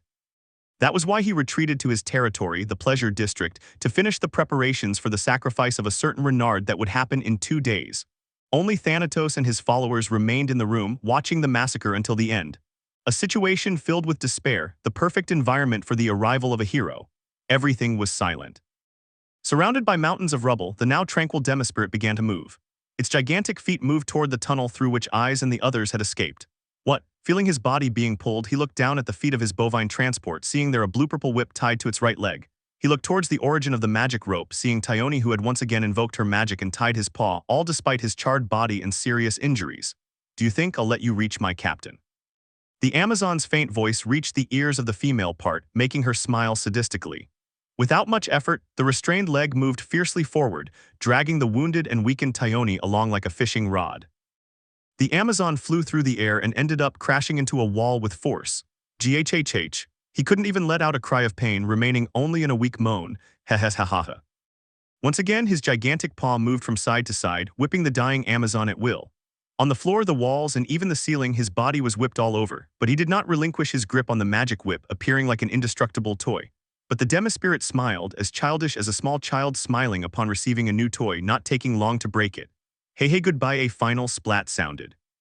The spirit turned away, leaving a twisted and bent Thyone on the rubble, staining the ground red. He started walking towards his true target, Eyes, when a faint voice sounded again. Wait. The whip this time had become entangled around his neck, and turning his gaze slightly, he saw Thyone standing once again. Her legs were trembling. His right arm was numb and he couldn't move it. His knee went weak as blood gushed out, his forehead being covered by a river of red liquid and his eyebrows arched with the desperation of someone giving it their all. If you leave here, my captain, I won't let you cow. She spoke those broken words through her erratic breathing as tears welled up in her eyes. The Demispirit frowned, instantly becoming enraged. She was no longer interested in Thyone. He was nothing more than a broken toy, and a broken toy should just be left lying around like the trash he was. I'll do what's necessary to protect them, to prevent you from reaching him. The fierce and tenacious Amazon pulled with all the strength she could muster from her bruised body, tightening the whip's grip on the Demispirit's neck. But it was useless. The force was not enough to cause any discomfort to the body of the woman with golden eyes. He continued on his way, intending to drag Thyone's emaciated body along with him, but again there was another pull stronger than Thyone's. This time it did cause him discomfort. He looked back again, and now there were 2 figures pulling on the whip. You hurt me well, girl, Gareth commented with an indomitable smile on his face. His body was bruised, battered, and bloody, but his warrior spirit was still burning. Clang. It was then that the vibrant sound of a bell resonated throughout the place, making everyone, including the Demispirit, startled. Clang. Again, heroes rose up in desperate situations on a battlefield without hope. They arrived and gave it. The sound of this bell did the same to Gareth and Thyone, pulling and even reaching the ears of the dying Tiona. Crack. And following the resounding bell ringing, the sound of a collapse came a few seconds later. The floor, the walls, the ceiling, and the entire room itself began to shake. An earthquake shook the entire place, causing Gareth to wonder internally what the hell was going on. Even so, they did not loosen their grip on the whip. Clang, clang, clang. The ringing of the bells became constant, with the collapses following the melody that boosted the morale of those who listened. The volume was so out of the ordinary that the ringing was heard by a certain black-haired girl on the surface, by a goddess of beauty who was being informed of something important, by the rest of the Loki familia who were on the run, and Reveria herself accompanied by Loki who were waiting at the exit of Knossos. In simple words, it was catastrophic. Suddenly, the wall that Bell had passed through when he was kicked trembled, as if it were being struck with a gigantic hammer that issued a death sentence, a verdict. Gareth's eyes widened as he stared in complete bewilderment at the wall that was noticeably cracking. The tremor did not stop either, increasing in magnitude and surpassing the earthquake. Crack. Another blow, another tremor, and more cracks in the adamantite wall. You must be messing with me, kid. Gareth already had an idea of who was responsible for this abnormality, and suddenly Tiona had joined them in gripping the whip, having weakly risen to her feet. Damn it. That scream confirmed it, having come from the other side of the adamantite wall that should be impenetrable and which was now falling to pieces. Crack, you damn monster. The fervor infused in the excited and frenetic voice sent comforting shivers down the spines of the Amazon twins, and one alert to the Demispirit who was currently opting to retire. Oh no, you won't. Dwarf and both Amazons shouted as the three of them pulled together with all their might. The Demispirit stopped only because the grip was on her neck from the female part, bending back from the sudden pull and coming to a halt. If he forced forward, his head could be torn off by the friction of the rope being tight, so he didn't take another step. Clang, clang, clang. The ringing of the bells continued, crack, crack, crack, just like blows filled with fury and emotion. And finally, everything collapsed. The adamantite wall fell to pieces, raising a curtain of smoke and with debris scattering across the plain. Finally, I've arrived, ha ha ha, his bloodshot eyes flashed through the dust. Once the dust settled, the bloodied body of the white-haired boy was revealed, giving off a rusty smell. However, something that meant danger for the Demispirit was all the bestial aura that spilled magical power surrounding Bell. The boy was experiencing the limit off for the second time, being activated by life or death situations, or in this case due to an enormous amount of damage received in addition to his abilities. Argonaut to the fullest and maximizing his other abilities. Blood destruction, breaking the barrier of level and logic regarding mind and physical state. Inazuma no Yor to the max. Agon Dracona at its third level surrounding both of the boy's fists. And to top it all off, Titan Killer activated and drastically raising all of his stats. Worthy of someone familiar with Ulfia-sama, Gareth muttered to himself, also recalling the adventurer who destroyed adamantite as if it were paper, Zald. The toothy grin on Bell's face showed that he was excited, completely immersed in the adrenaline of the moment as his body pushed beyond the limits of limits. He turned his gaze to the woman atop the bull, his stare piercing walls and souls alike. Damn, she began in a low but excited voice, remembering the walls she had gone through and that if it weren't for Svalin Freja she would be dead right now. He had longed for a fight like this, although sadly he had almost reached the end due to his journey through walls. And remembering that, Bell headed towards the titanic bull with a few final words. I almost thought you were going to kill me, you wretch, ha ha ha ha ha, she exclaimed frantically. His laughter was filled with pure enjoyment, denoting his excitement for the battle, a warrior's desire. The armor could not be predominantly one color, having a mixture of bloody red, bright blue, blinding white, and jet black. It was a bundle of living power, destructive power at its peak. The Demispirit sensed the danger and instead of pulling away, decided to charge at Bell and eliminate him right then and there. The three executives who were pulling fell backward due to the sudden lack of opposition, landing on their buttocks on the rubble-strewn ground. And Bell, in his euphoric state, ignored them and charged towards the colossal bull. He passed by as fast as lightning, hitting the bovine's right leg with his bare fist, and he destroyed it. The right leg was pierced by Bell's small but dangerous body, unbalancing the giant bull. The amount of power and strength behind his blows was enormous, so much so that only otter or an underdeveloped and irregular bull could withstand it. Bell did not stop there and leaped, breaking the ground beneath his feet, soaring into the sky to fall upon the spirit's female body. He concentrated all his power in his right arm, making it a ticking time bomb that could very well destroy him. His target was the female body, more precisely, its magic stone. And for the spirit herself, it would have been easy to attack him with one of her powerful short spells, but a grip on her neck prevented her from uttering a word. It was Gareth, Tiona, and Tyone pulling the whip again and choking her so she couldn't recite her annoying spells. At the same time, she restricted her movements by being strangled, leaving Bell free to deliver his catastrophic attack. Fight with all your might and burn the embers of your life, you damned monster. Bell's punch connected and pierced through his enemy's body. Although it was more accurate to say that it had destroyed the upper female part, advancing without stopping and equally piercing the body of the giant bovine. The explosion came seconds later.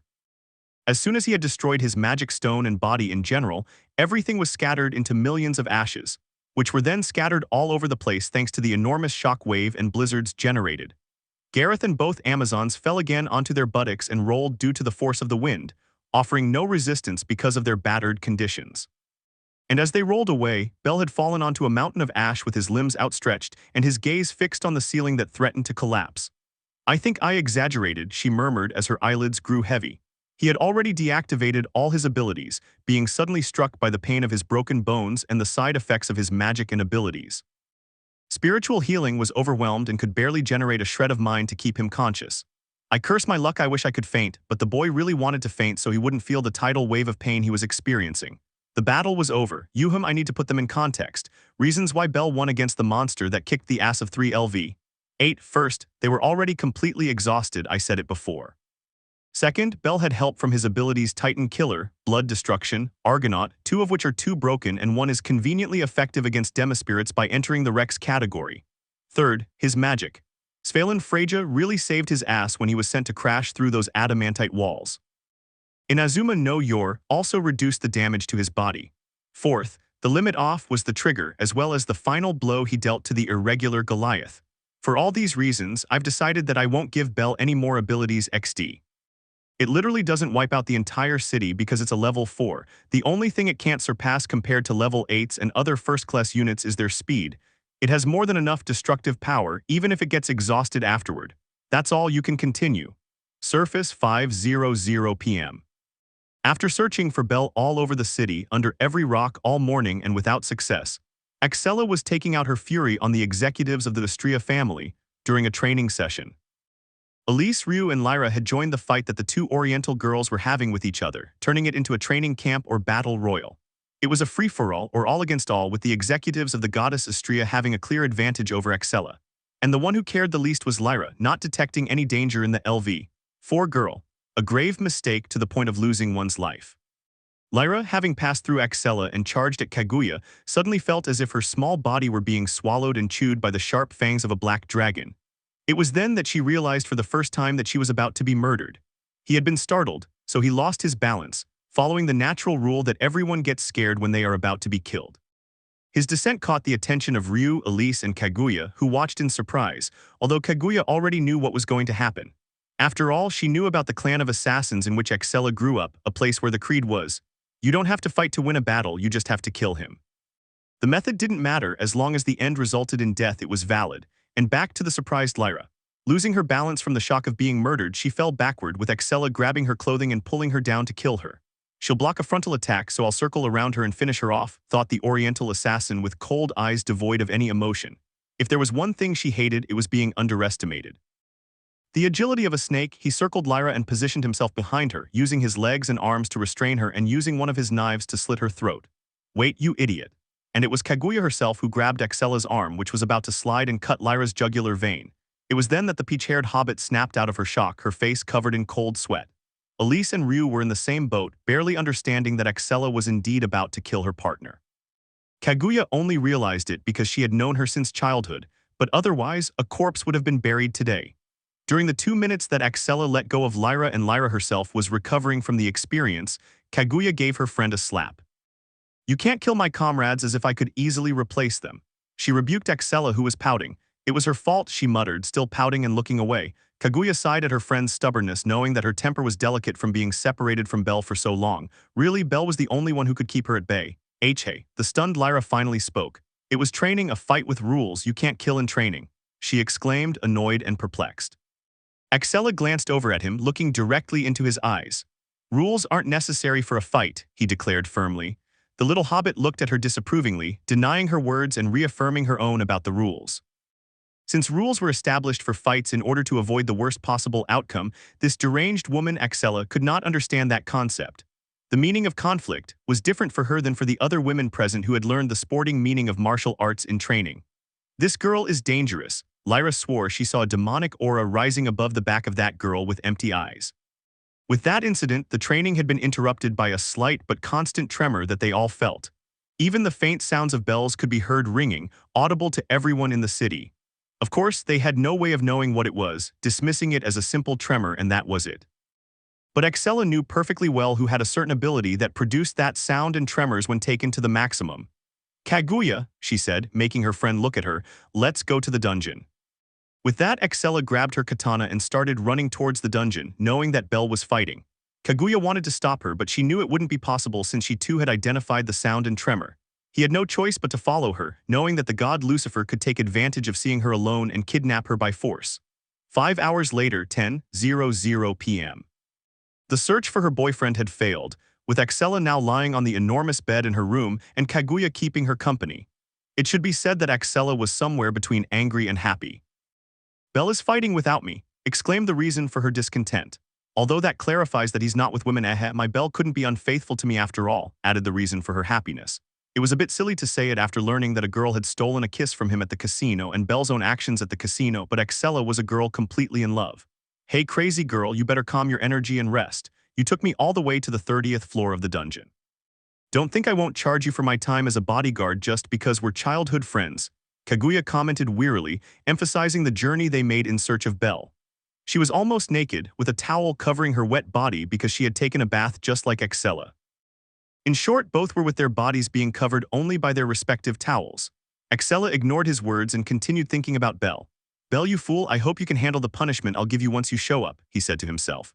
Her cheeks had formed a pout and her eyes had become slightly moist. The thought of being separated from her Belle made her sad, highlighting her bipolar personality and causing her to whine like a little girl while being watched by Kaguya. She ignored her friend's ramblings and began to look at the room where Belle and Axella slept, wondering why the bed was so exaggeratedly large. Axella waited until her body was completely dry and dressed in her pajamas, lending Kaguya one as well. Well, since our boyfriend Belle hasn't arrived, I'll stay put in case the progenitor wants to make a move, she remarked before throwing herself onto the enormous bed. Thank you, Axella said on the enormous mattress already wrapped in a sheet with a white rabbit print that she had recently bought. Kaguya waved her hand dismissively and settled in while wrapping herself in a different sheet. Axella hadn't lent her one of hers with a rabbit design. Hey, he asked then, why on earth is this bed so big? I really wanted to know because with the size of the bed I could easily play some sport on it. Huh, Belle said it was to have more space, Axella replied nonchalantly. It was then that Kaguya shifted her gaze, which had been fixed on the ceiling of the room, to her friend on her right side. There was a minute of silence as they both looked at each other, with Axella giving a look of confusion and Kaguya one of disbelief. PFFFFFF ha ha ha ha ha ha. She burst out laughing after confirming that Axella was serious. She even hugged her stomach because of the loud laughter she was having, feeling pain in her stomach muscles. This only confused Belle's girlfriend more, to the point where it annoyed her and she asked what was funny. Did I say something funny? He asked, annoyed. Huh, are you seriously asking? Ha ha ha, I'd forgotten that you're surprisingly idiotic about certain things other than murder, Kaguya replied, her eyes still wet from recent laughter. You seem to be having fun while you insult me, idiot, Axella reprimanded, already in a bad mood after being insulted. Although there was no hostility, after all, it was Kaguya she was talking to, her best friend. She didn't even get upset anymore when I said our boyfriend Belle. Sorry, he apologized. But obviously that was a lie from our Belle. This bed is meant to serve a harem, one big enough to fit in here maybe 15 women. Yufufu, our Belle doesn't waste any time. Will he be able to please 15 women in one night? I'll have to find out. He gave a giggle similar to that of a little devil as he dropped word after word to the shocked Axella, even commenting on the last one with a somewhat mischievous tone. And having mentioned our Belle more than necessary, that hadn't bothered Axella at all. Instead, the white-haired man's girlfriend was now in a complete trance. Several minutes passed as he absorbed everything, remembering the day he had first seen this bed and Belle's reactions when he asked him why it was an abnormal size. I will definitely kill him, she said in a cold, empty voice. He was about to go after the girl named Anna who was staying in a room of the mansion waiting for Belle and behead her, but Kaguya unconsciously saved Anna with another question. Hey, her tone was playful and suggestive. Have you had hex with our Belle yet? It was a surprise question. What? Of course not. I wouldn't do something like that.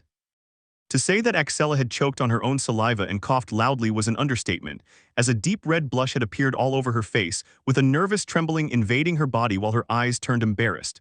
Heh, Kaguya hissed, smiling with enjoyment at Axella's reaction. So you did it, I must say you won at that. I would have liked to get our Belle's first time. I already told you we haven't done it. We'll do that when we get married. Axella retorted in an attempt to defend her now non-existent chastity. She was so red she could have roasted chocolates on her face, her embarrassed appearance further enhanced by the smoke billowing from her head. Kaguya ignored their protests and turned around, lying face down on the mattress, causing Axella to slightly overcome her embarrassment and look at her in confusion. What are you doing? He asked, noticing Kaguya sniffing the blankets. Smelling the aromas you left behind after the act, he replied quickly, continuing with what he was doing. Axella gave that a blank stare. I changed and washed the sheets afterward, so you won't find any evidence, you perverted idiot, she commented with superiority and confidence. And Kaguya turned around and went back, leaving her sniffing job and smiling with amusement. So you really did it with him, and not just once, Yufufu, if your father heard that he would definitely castrate Belle. It was then that Axella opened her eyes in shock and realized that she had been deceived, revealing her clumsy side that sometimes escaped her. It's not fair that you cheat, Kaguya ni. She complained with a pout and tears in her eyes. He had even started calling Kaguya again like in the old days. Tell me, how was your first time? Did he perform well in bed? Is his hennies a good size? How many times did you repeat the first time? What kind of hex have you experienced? The embarrassed girl was bombarded with a large number of questions, feeling overwhelmed by the situation and covering herself with her bunny sheet. Leave me alone. You should know that from your encounters. Don't ask me, you pervert. She yelled from under her rabbit-shielded sheet. The barrage of questions stopped, leaving Axella under her sheet wondering what had happened outside. I'm a virgin, I haven't had hex yet. Those words, free of lies, reached her ears. Axella did not hesitate to leave her rabbit shield sheet and expose herself to the outside, looking directly at Kaguya, who gave her a serious expression. You're lying, he shouted quickly. Hey. What did you mean by that? Kaguya retorted, clearly offended by her friend's reaction. Well, that's it, you're lying. Axella confirmed again, my attitude may show otherwise, but I really am a virgin. Kaguya retorted again, truly offended that Axella didn't believe her. They spent a few minutes denying and confirming until Axella finally believed him. Is she really a virgin? She asked herself, still stunned. Kaguya gave him the second slap of the day for doubting her chastity so much, causing him to let out an ouch. In reaction, so are you going to answer my questions or not? Playing innocent won't work, you already confessed that they did, Kaguya said with amusement. Axella naturally refused, but when persuaded and prevented from resting, she sighed in defeat as she deigned to answer, something that influenced her decision being that Kaguya was her best friend. About the first time, it was incredible, she answered the first question, her face flushed. We became one, we felt and touched each other's bodies, with longing. The love that emanated from his fingers, as they touched my body, was wonderful. It was a fairly acceptable answer for Kaguya, impressed by Axella's sincerity and his love explained in words. About the second time, she spoke again, covering half her face with the bunny-pattern sheet. We were both first-timers, so it was a little awkward, but that didn't take away from how much I enjoyed joining him in an act of pure love. So my younger best friend beat me. When it comes to love, it's kind of enviable, Kaguya thought as her lips formed a loving and happy smile towards Axella. He was happy to see her so happy, knowing that she had found her hero and had not succumbed to the darkness that threatened to devour her in the past.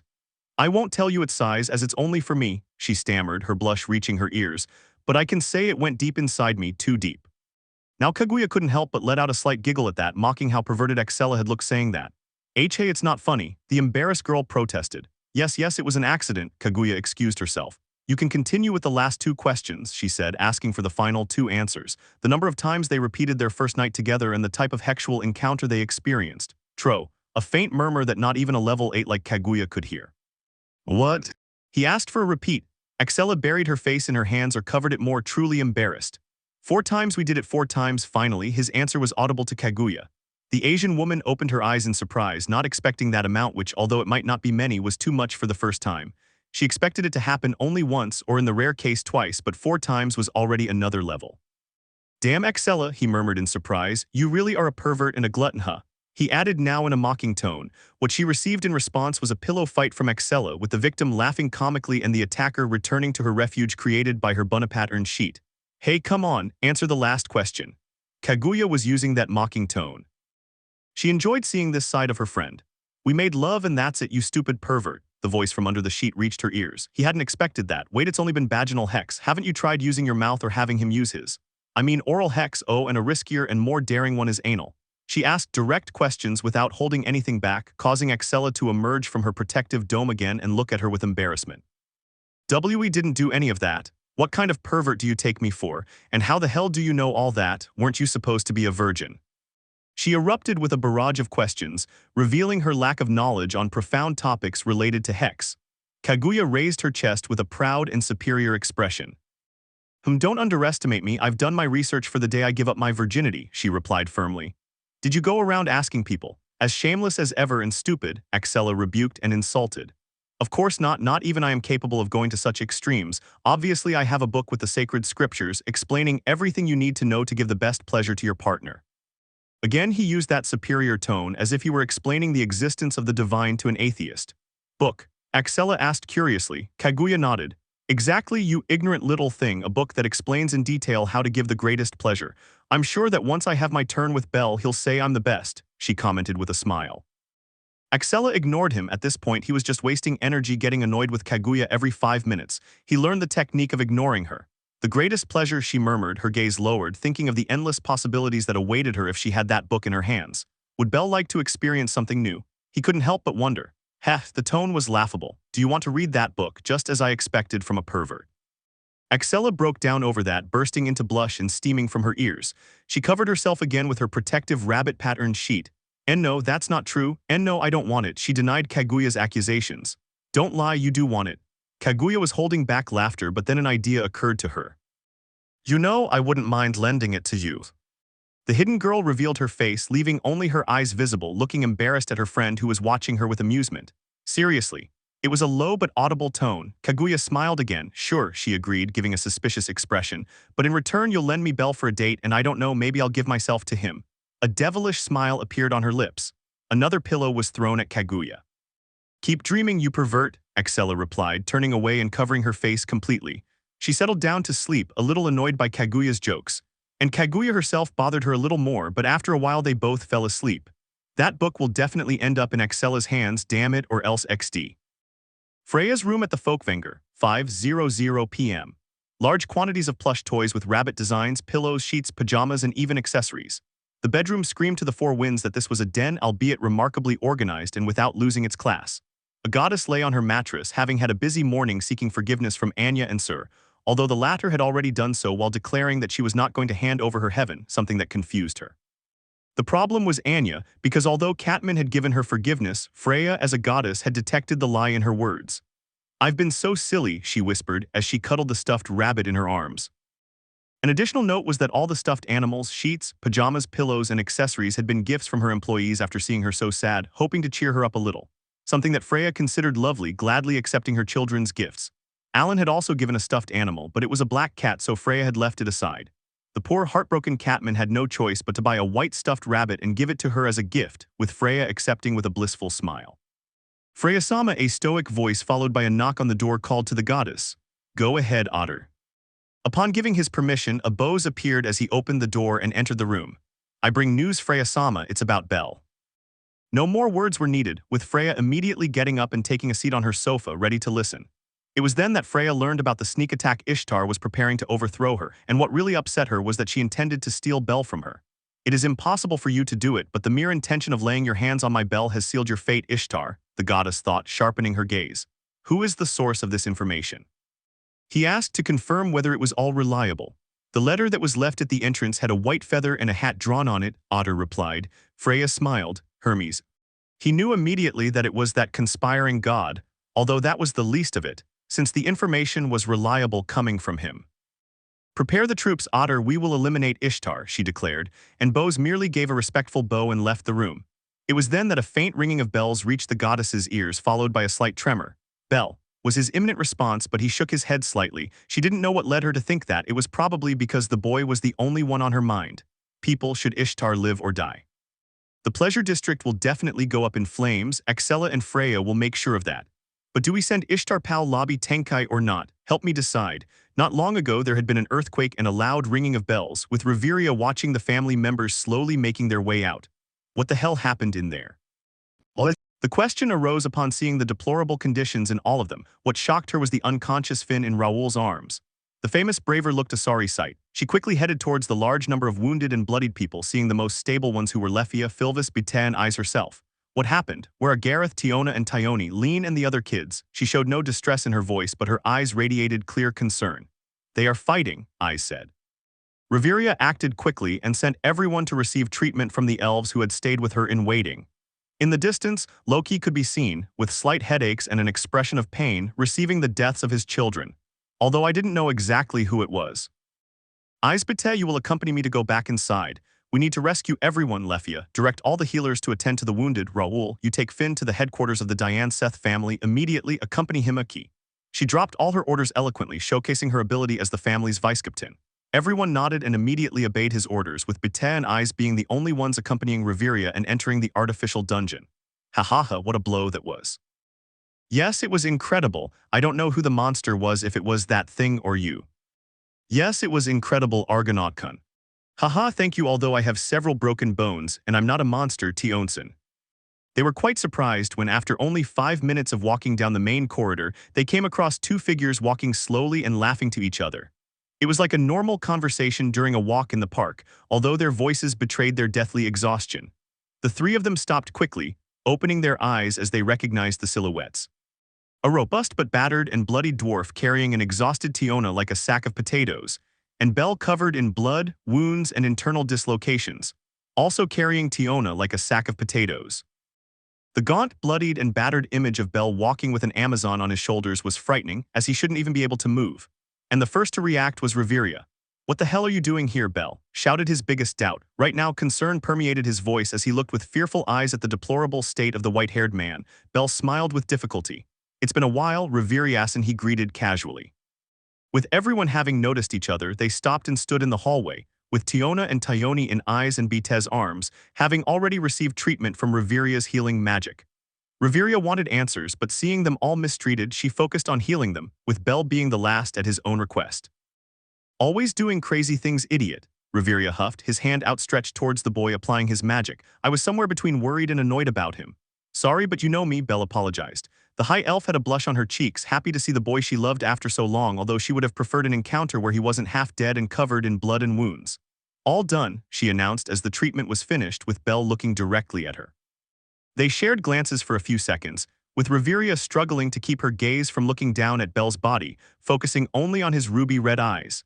This made Bell noticeably uncomfortable, as he saw Reveria's blush spreading all the way to her long ears. "So are you going to keep pretending I'm not completely naked?" he finally asked, with Reveria steaming and his embarrassed eyes traveling all over Bell's body. "Those boxers are in the way, W8, what are you thinking, Reveria?" The beautiful fairy was in an internal moral dilemma, cursing the armored boxers that covered Bell's crotch. "Reveriasan," the white-haired man asked again, now with nervous sweat on his face. His call was successful, making the blushing fairy jump, who was still slowly burning her semi-naked appearance into her memory. "Oh no, WL yes, just a little more." That caused Bell to roll his eyes and smile nervously, waiting for about 20 seconds before Reveria finally coughed gracefully. "T10, you can use this," and offered the cape of his magic suit. Bell received it gladly, although weakly due to his exhausted state. "Thank you," she said to the elf, who was as red as a tomato. Bell covered her body and turned her gaze once more towards Reveria, giving her a smile as the fairy disappeared into it. Somehow the image and appearance that Bell was projecting made him look more manly, something that Reveria liked. She immersed herself in her own world with Bell. "Hey, Earth to Reveria," Gareth's teasing tone pulled Reveria from her thoughts. He cleared his throat again and looked away from Bell, ordering the retreat. Chapter 31, May Your Heart Not Forget Me. And 1, 2, 3, I carry you inside of me to the root. Since they were already gathered, the return to the exit was unhurried, which allowed them to detect the faint aroma of iron oxide. It was the incentive or the clue to one thing only: blood, and too much to reach everyone despite their exhausted states. "I have a bad feeling," Reveria murmured before ordering them to go see him. No one objected. XXX, what they were presented with was a massacre.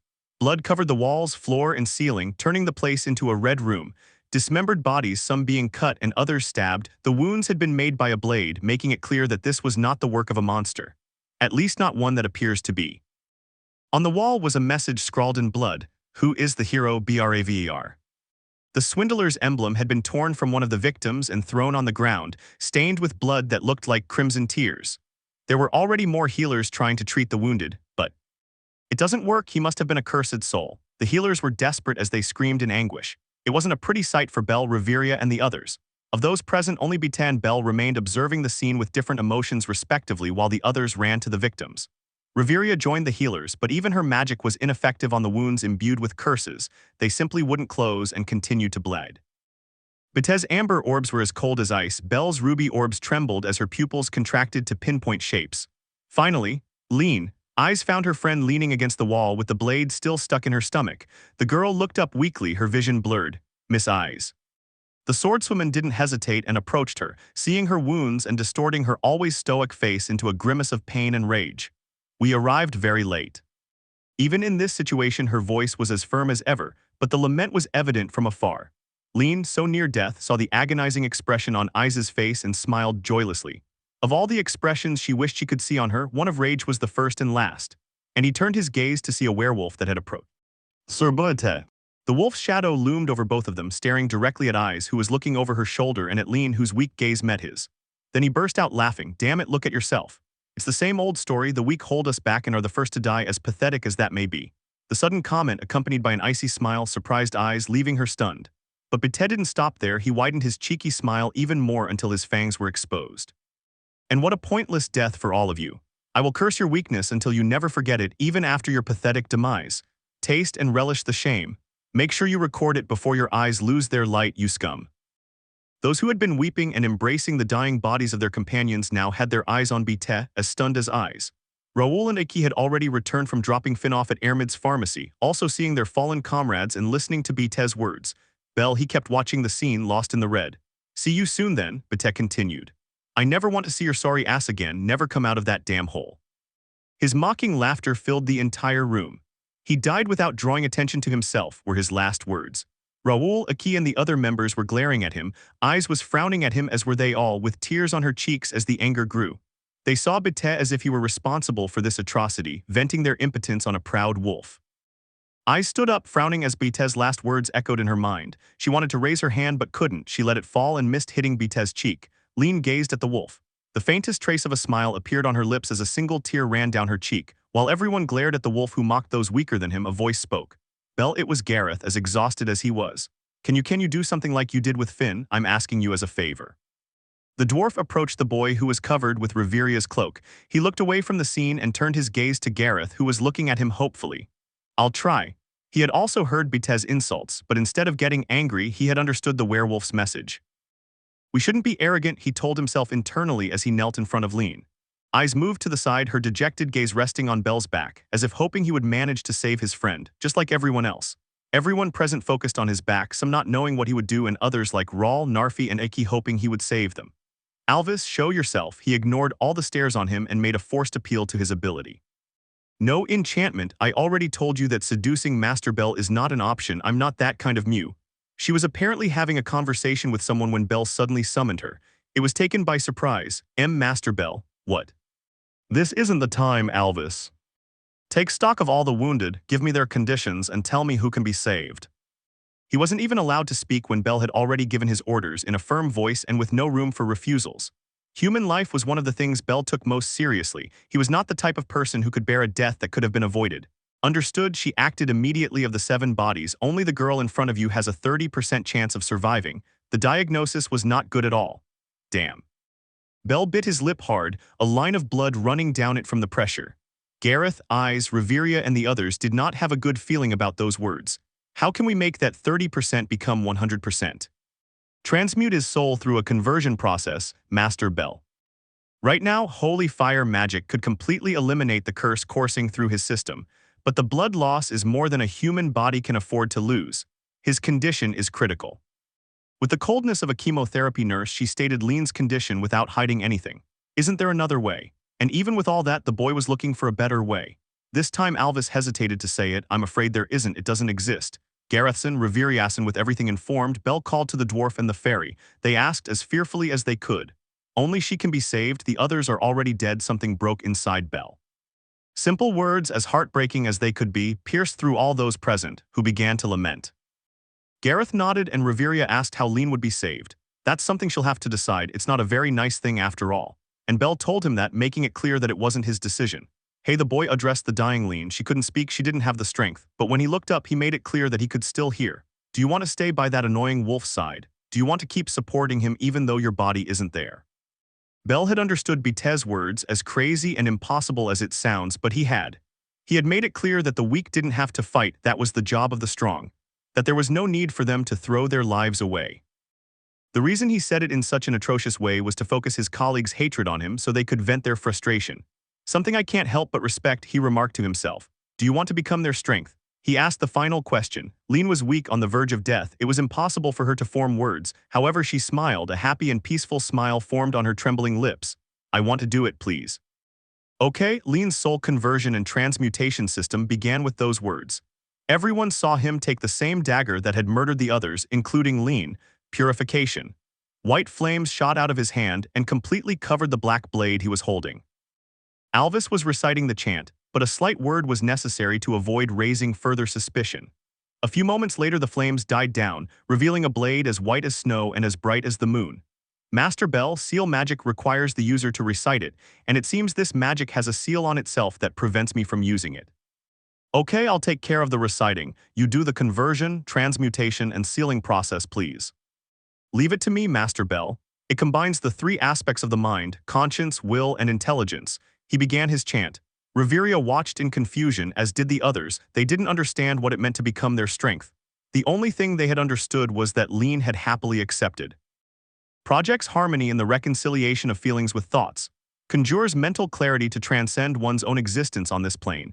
Every word pierced Belle's heart. This entire chant demonstrated his defeat in being able to save the girl in front of him. Invokes the assistance of Freja. Seal that connects with work in mystery and individuality. The spell was finished, although it seemed more like a curse. With the white dagger in his right hand, he raised his left hand, palm open, and placed it on Lean's cold forehead. It was a bridge between the soul and the dagger. Freja's folk festival. A blue flash appeared in the room. That same light concentrated and covered Lean's body and the white dagger. 60 seconds and all light disappeared. It's done. With those words devoid of any emotion, Bell stood up and headed towards Bete. He stood right in front of him, an arm's length away, and extended the white dagger against Bete's chest. Now she is your strength. Make sure you use her correctly and don't tarnish her sacrifice. The wolf gave him a look of disbelief. I sealed her soul in the dagger. Now this dagger carries Leneson's will. So he cleared everything up in the simplest way. All eyes in the room opened, watching the two boys staring at each other. It was his last wish, Van Argand. Will you fulfill it? The wolf, as proud as he could be, could well refuse and mock Lane's decision, but Belle's gaze denied any possibility. Her ruby eyes were colder than the pale moonlight and more precise than the gears of a clock. They were so perfectly serene that they seemed inhuman. Her gaze was neither terrifying nor penetrating. All emotion had simply vanished from her eyes as if a light switch had been turned off. There was a lack of real presence in his eyes, as if his soul were missing, and even though it wasn't terrifying or penetrating, everyone shuddered. One thing had become clear to Bete and everyone else who was watching. Bell had tasted defeat and he hadn't liked it. His ideals and convictions, as well as his ambitions, had been trampled and spat upon. Bete took the dagger pressed against his chest, observing it in detail and seeing that it now had a red L at the beginning of the blade. Thank you, and she said gratefully. Bell remained lifeless. Don't thank a demon. As if to make it clear that what he had done with Lean had been a deal with the devil. The boy began walking, heading towards the exit of this tomb. I'm sorry, those words were for the others. I failed you, you trusted me and I failed you. A great regret, I'm sorry. XXX. Several people were lying on the ground being treated by the elves. It was the first thing Bell saw before he caught sight of the goddess Loki. He was surprised to see her there, but he didn't hesitate to go towards her. I'm sorry. Once again he apologized. Loki, as surprised as she could be to see him emerge from Knossos, opened her slanted eyes in shock. She had felt the deaths of her children through the Fauna connection, and right now Belle was apologizing with complete sincerity. Being a goddess, she detected no lies. The boy lamented from the depths of his soul if he still had one, so drawing conclusions she came to a possibility. Why are you apologizing, kid? She removed the responsibility that he was possibly placing on himself. Even so, I'm sorry. Belle apologized once more, then fell backward to the ground. He had crossed the limit of the limit. The will that had kept him conscious had vanished. Loki was perplexed.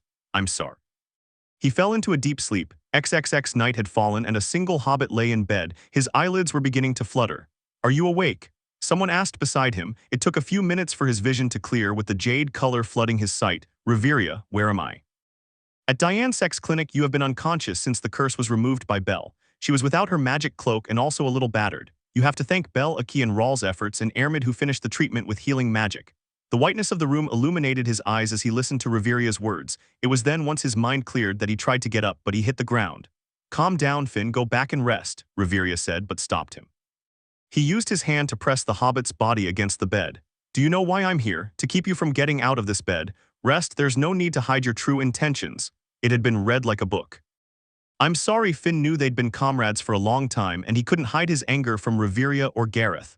So, the situation.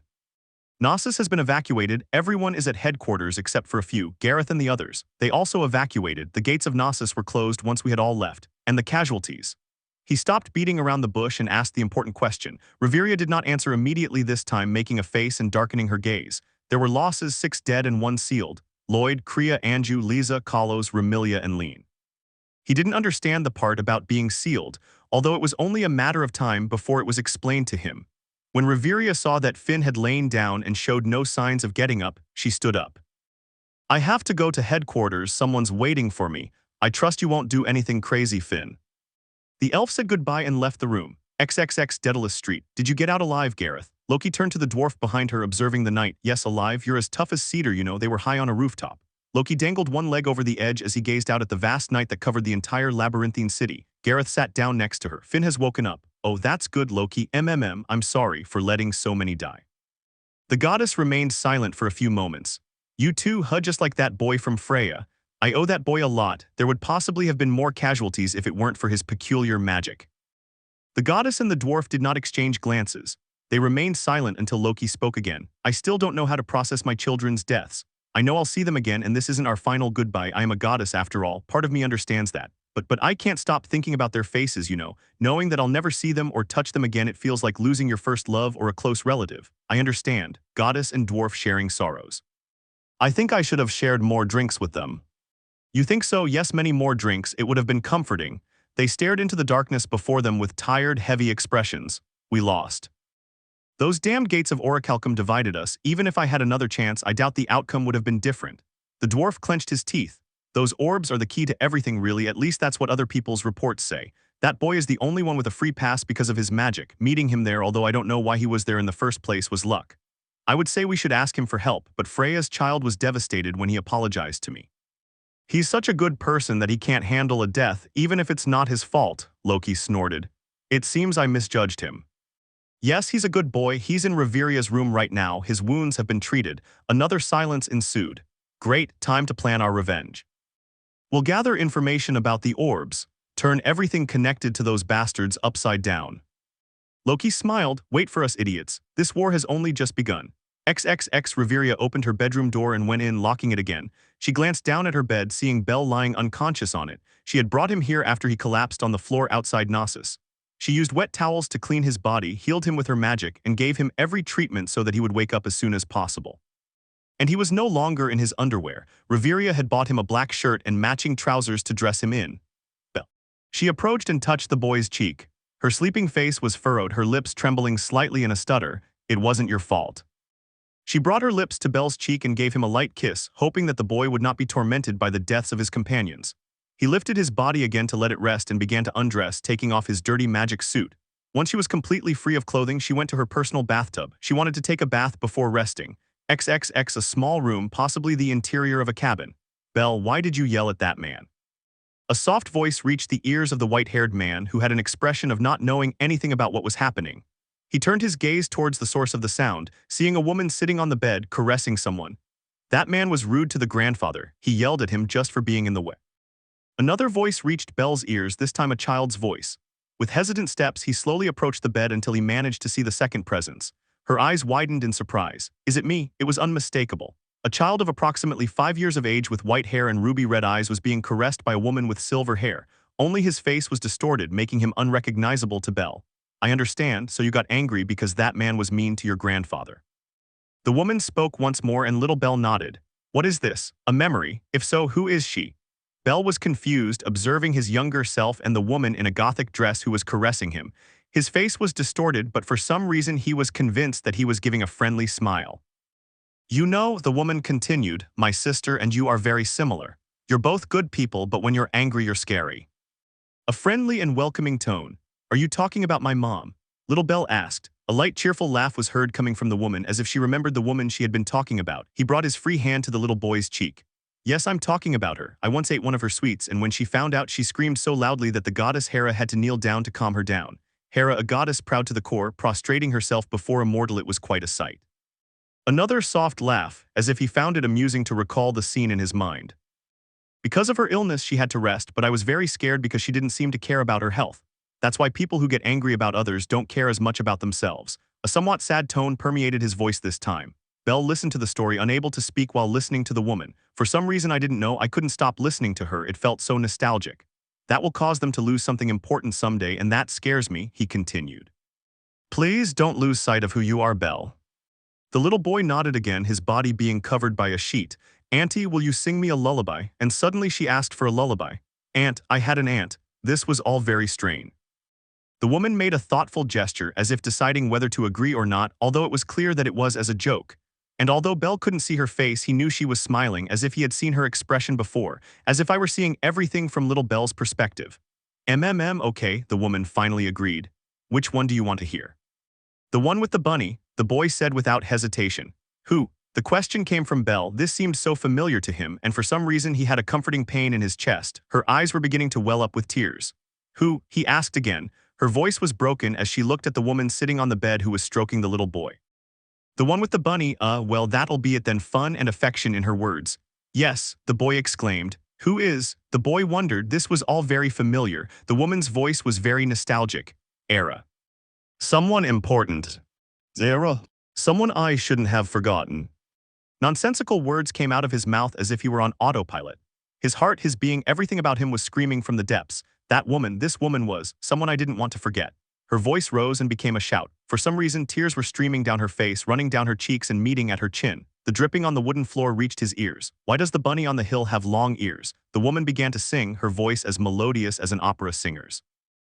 Because his mother ate long lives when he was a baby. A voice as beautiful as the song of a nightingale. Little Belle's expression softened, enjoying the woman's singing. Who? Belle continued to wonder. That's why he has long ears. Who? Even the lullaby sounded familiar to him. He moved closer to the woman, leaning his body to be in front of her, but it was as if he wasn't there. As if I could not intervene in this memory. Why does the bunny on the hill have red eyes? She continued singing. Love, affection, and warmth filled the small room. Who are you? Because her mother ate red berries when she was a baby. What's your name? I wanted to know.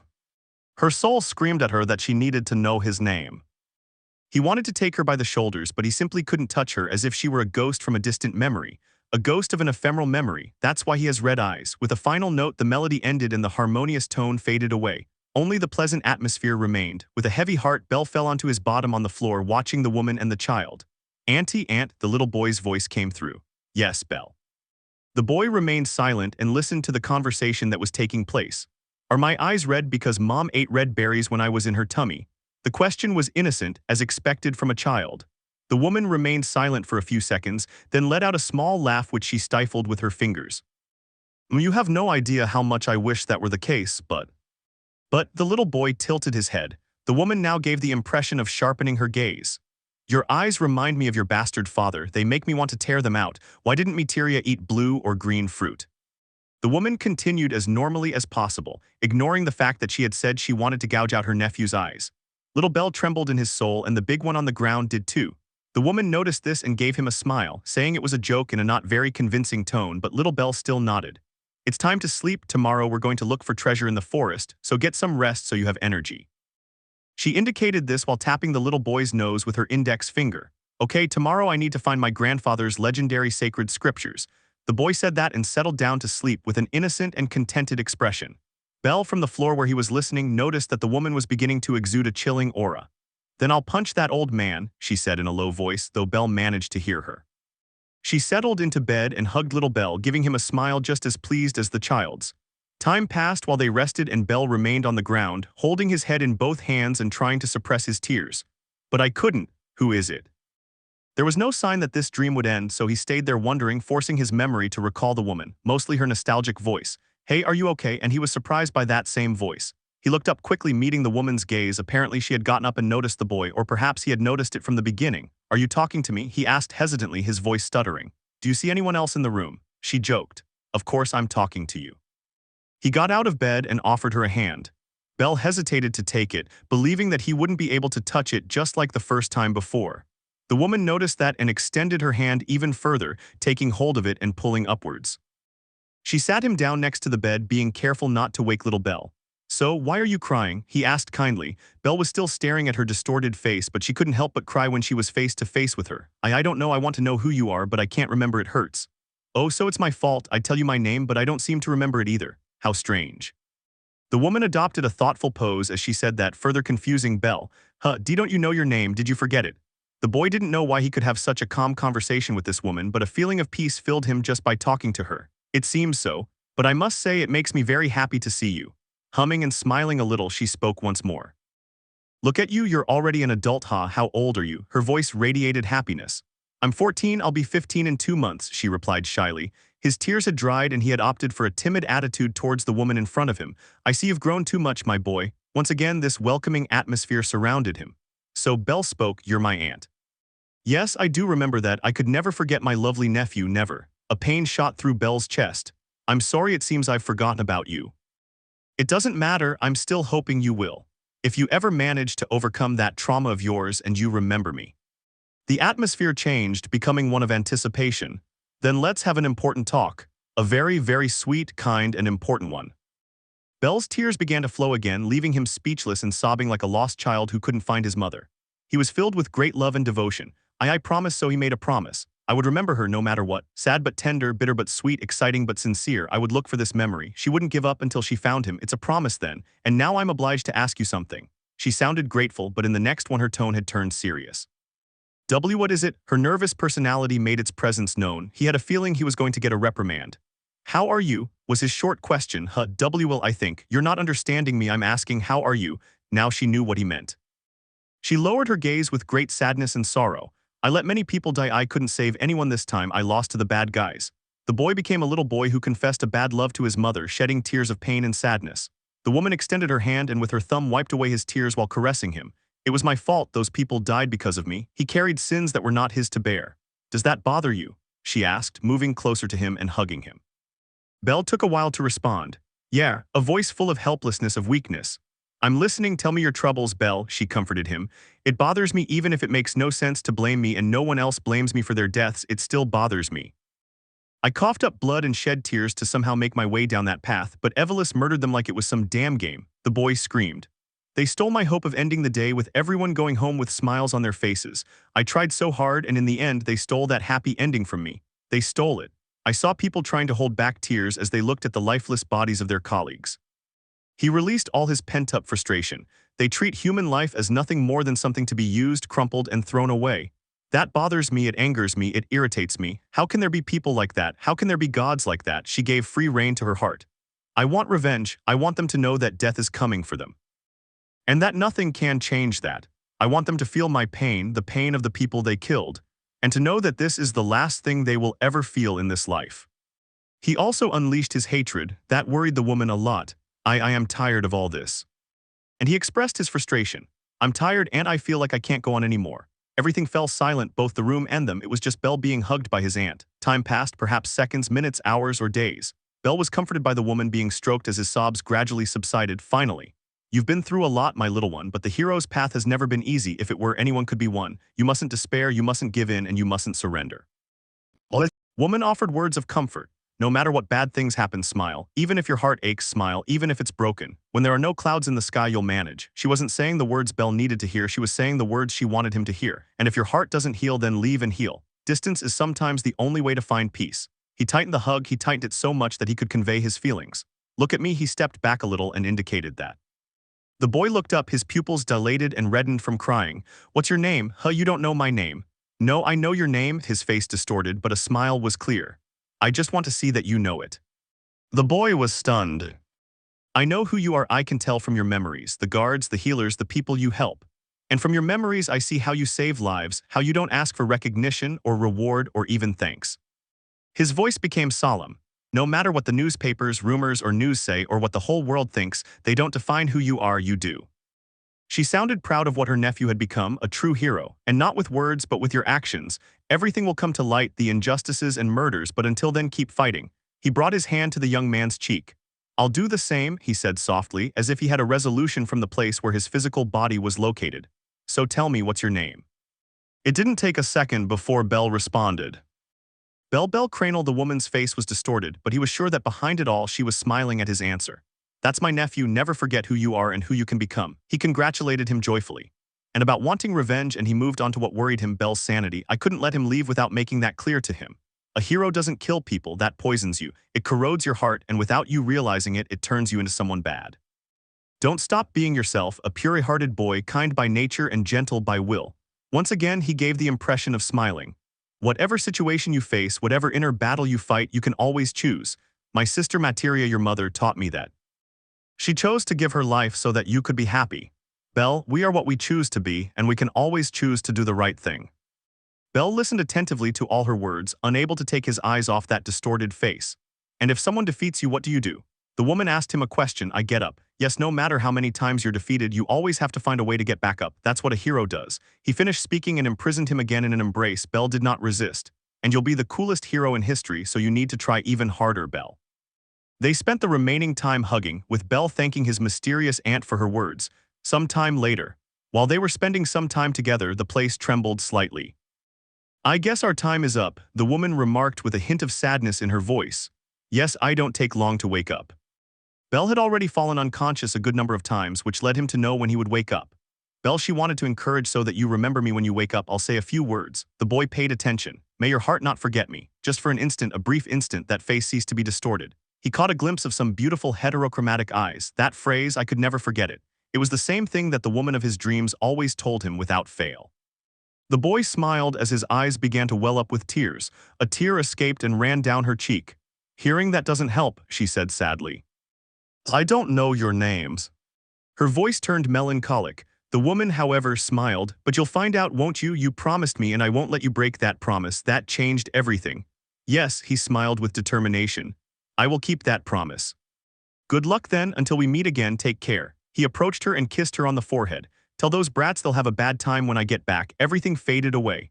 XXX, the dim light assaulted his eyes, causing him to slowly open them.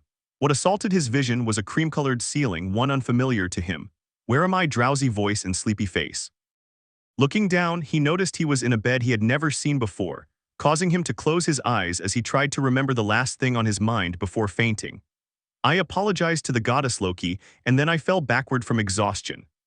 He remembered the goddess's surprised face when she saw him there. "So I must be at their headquarters, the Twilight Mansion.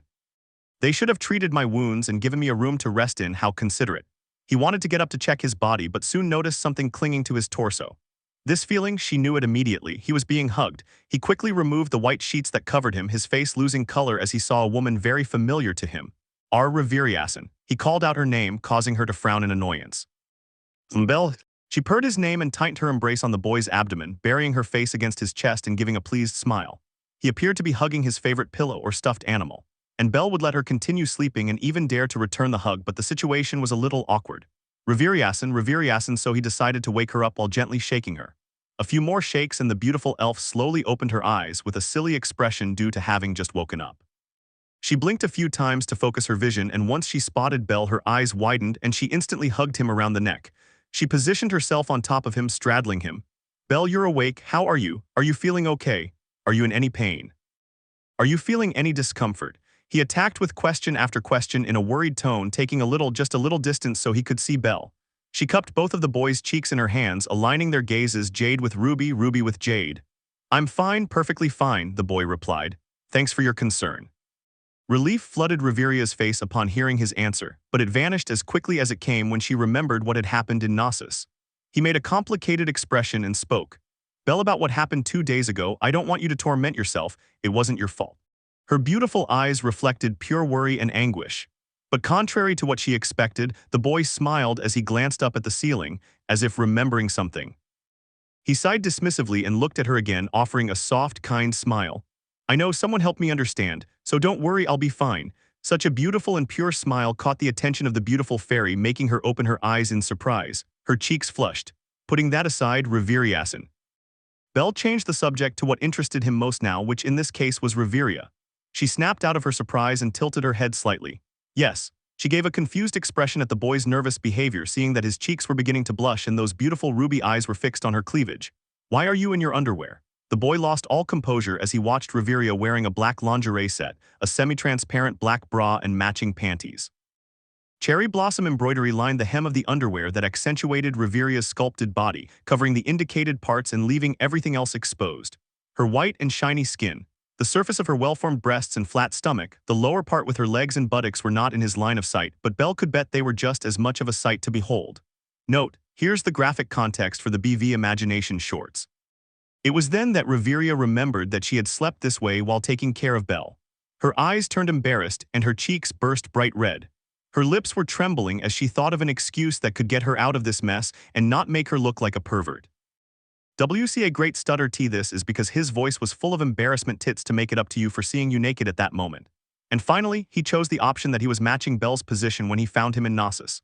"It's so we're even. I saw you in your underwear, so it's only fair that you look at me in my underwear."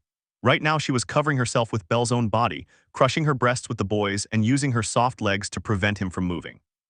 "Let's just say that would be a perfect balance, as it should be." He finished his explanation. Her long, thin ears were glowing bright red as steam rose from their tips. Reviria had reached a new level of embarrassment. I suppose that's normal coming from elves. Their pride doesn't allow them to be indebted to other people." And somehow that idiot Belle had swallowed the whole story. Now Reviria should have sighed with relief and been grateful for Belle's disbelief, but for some reason she couldn't stop staring at him. "Huh, you think I'd show my half-naked body to another man just because I accidentally saw him the same way? Don't be silly." Annoyed, she was upset so much so that now the red was not from shame but from anger. The boy was terrified by the penetrating gaze that Reviria was giving him. "Do you think I feel guilty for seeing you almost naked? Of course not. In fact, I even enjoyed it. I'd love to see it again, you idiot." The sophisticated Reviria had left, and an indignant Reviria had arrived in her place. and Belle was trembling like a bunny that had lost sight of its pack in the jaws of a furious jade-green dragon. PP Perduuun. He did what any person with little common sense would do in these situations, apologize, to beg for mercy with all one's soul. Still on top of the boy, Reveria sighed upon hearing the boy's apologies, lifted her body, and was practically sitting on Belle's waist. The young rabbit had a bird's-eye view of Reveria's body, noticing that her breasts were considerably large. "Excuse me, I lost my composure a moment ago," she coughed gracefully and apologized. Belle could only nod. So a touch of blush adorned her cheeks. How do I look? Do I look okay? Her jade eyes, once annoyed, looked intimidated, or rather hopeful, as a little liquid gave them a peculiar gleam. I wanted to know the opinion of the boy beneath her.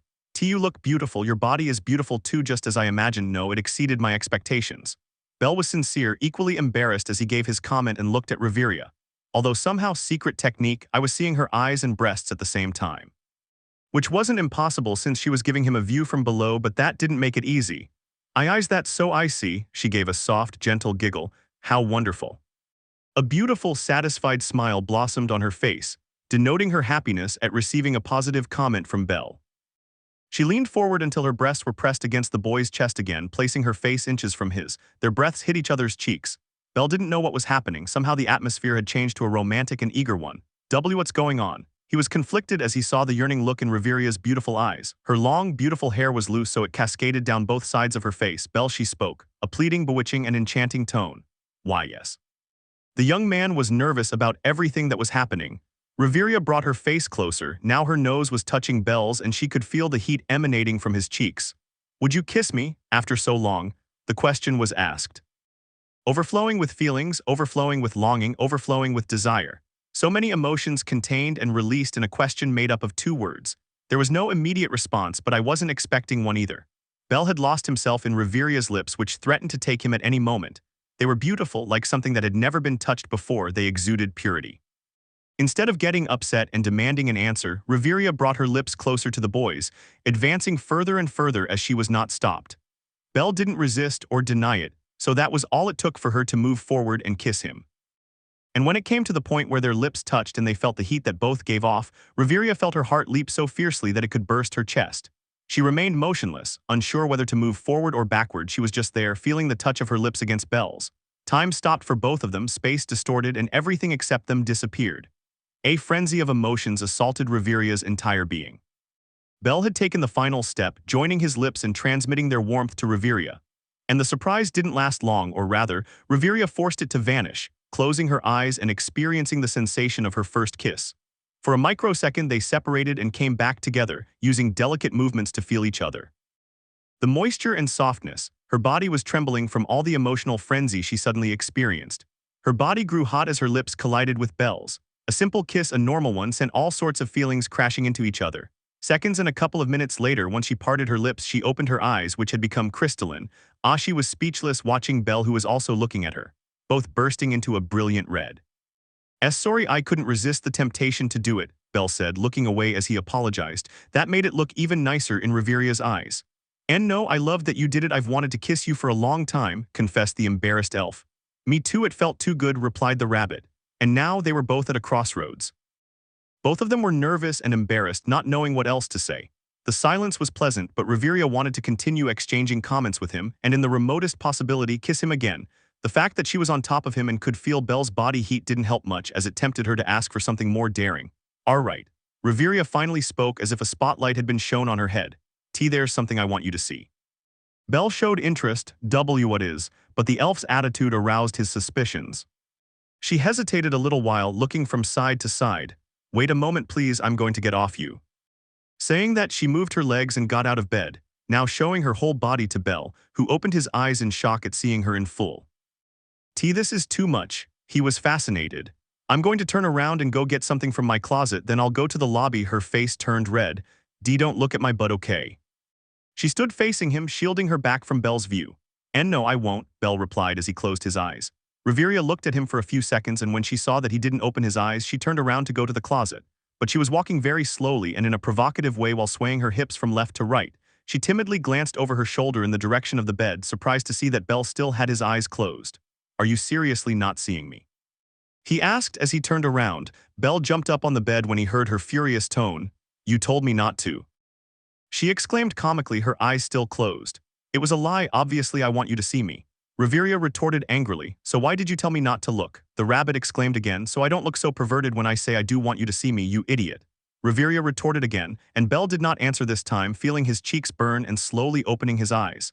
Then I'll look at you, he said with determination. It took Reveria by surprise, but she composed herself and shyly nodded, her cheeks flushed. Okay, then I'll be back in a moment. She turned around slowly as her heart pounded fiercely, now showing her bare back and buttocks to Bell. And he was naked because his panties didn't cover much. They were more of a small, too small, semi-transparent piece of fabric that left everything but the important parts visible. He felt someone staring at him, looked back over his shoulder and saw Belle, who seemed mesmerized by his body. She smiled victoriously and resumed walking, swaying her hips with each step to give the boy on the bed a good show.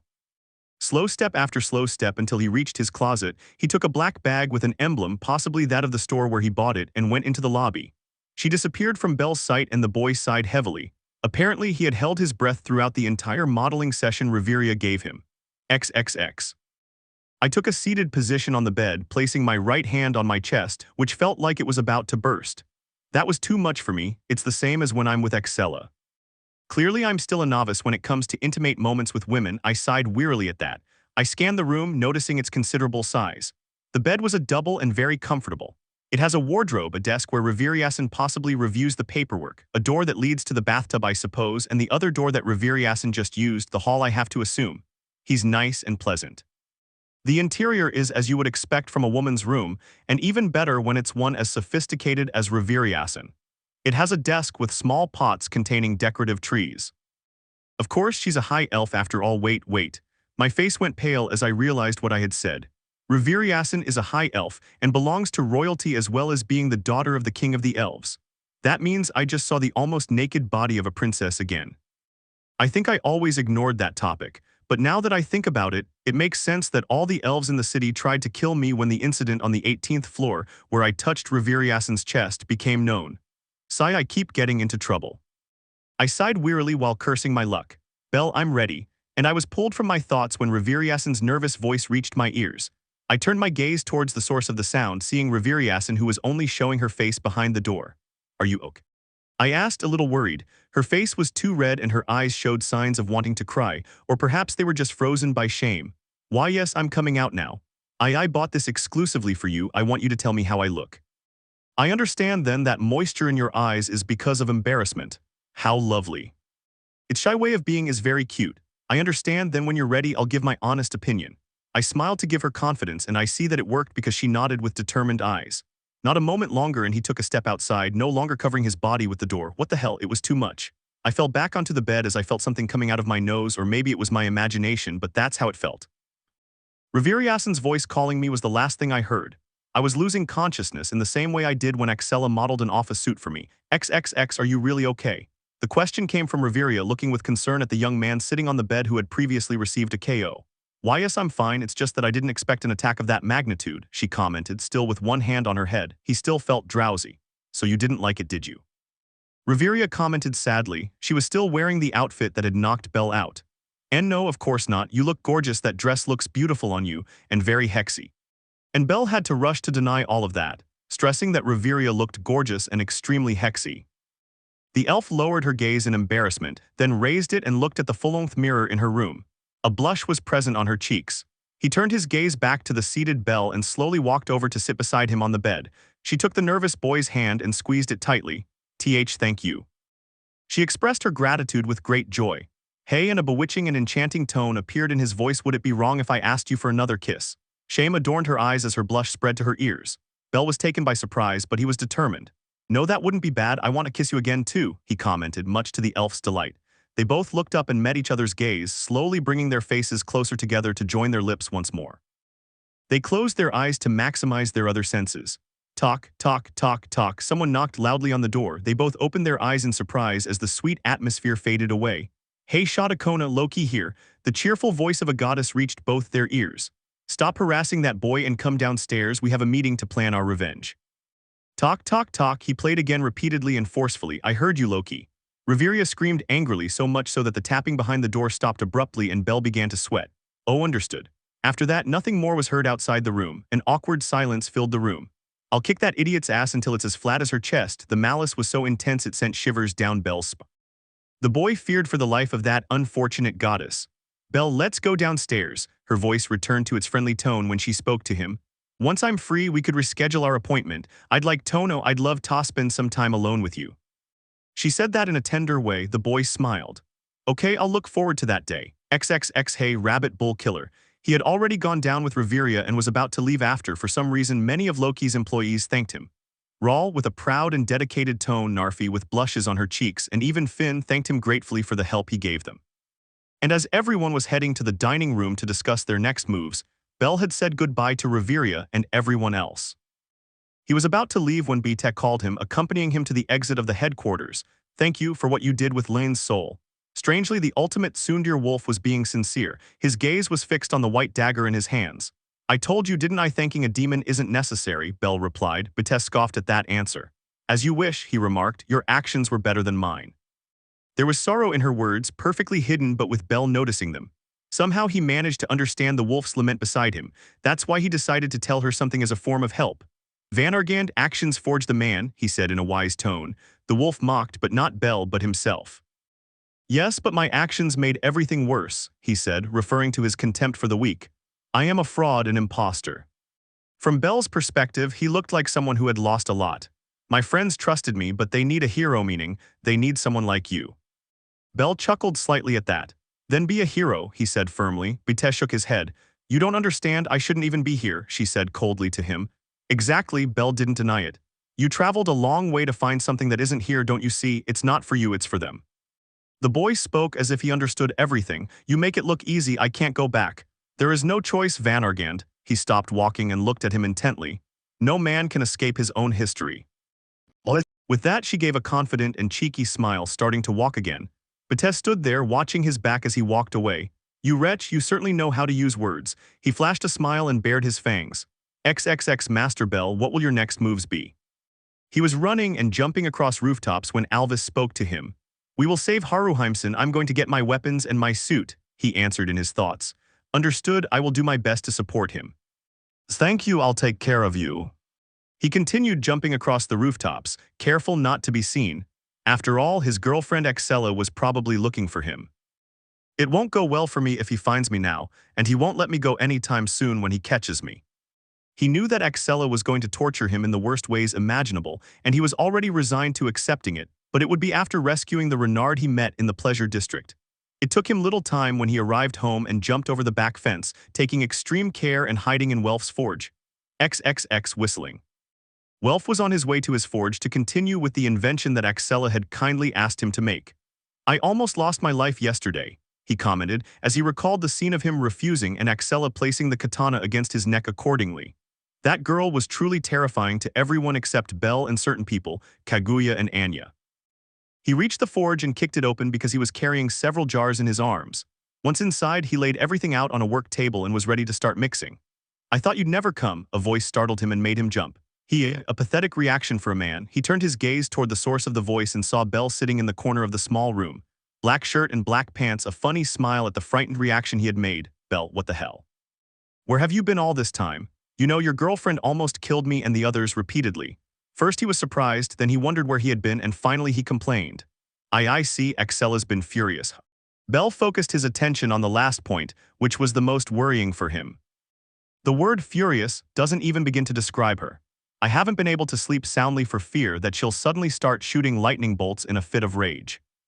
Clearly the young redhead was traumatized. Sorry about that, I'll make sure to make it up to you with some drinks at Myason's bar, Belle said, proceeding to negotiate. Welf stared at him for a few seconds before smiling.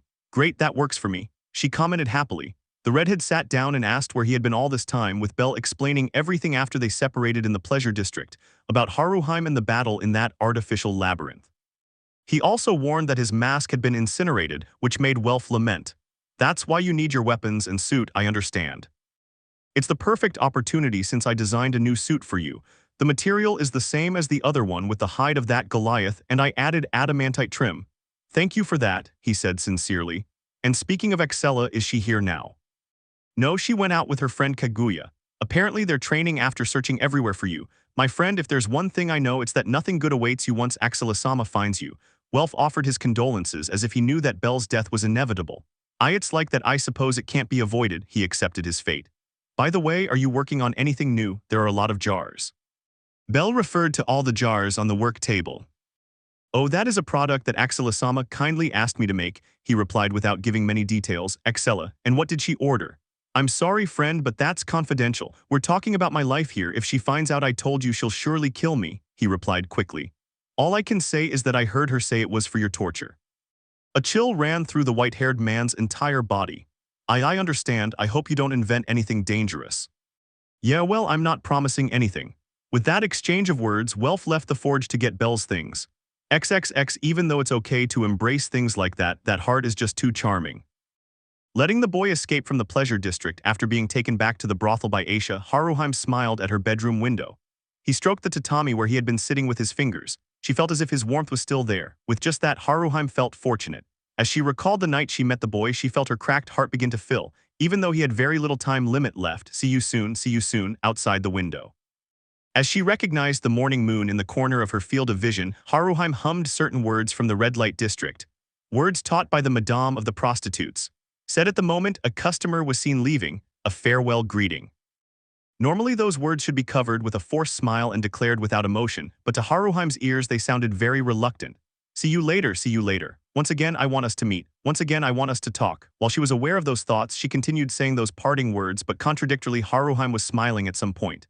As she smiled, a line of tears silently fell from her cheeks. Chapter 32, Invasion. Let's begin. Those rubbered eyes certainly didn't understand. How happy had Haruheim been? On the other side of himself, that boy who was struck by doubt, annoyance, and a feeling of helplessness surely didn't realize it until the very last moment when he left the pleasure district. Thanks to those feelings, that heart of his, how much was saved. XXX.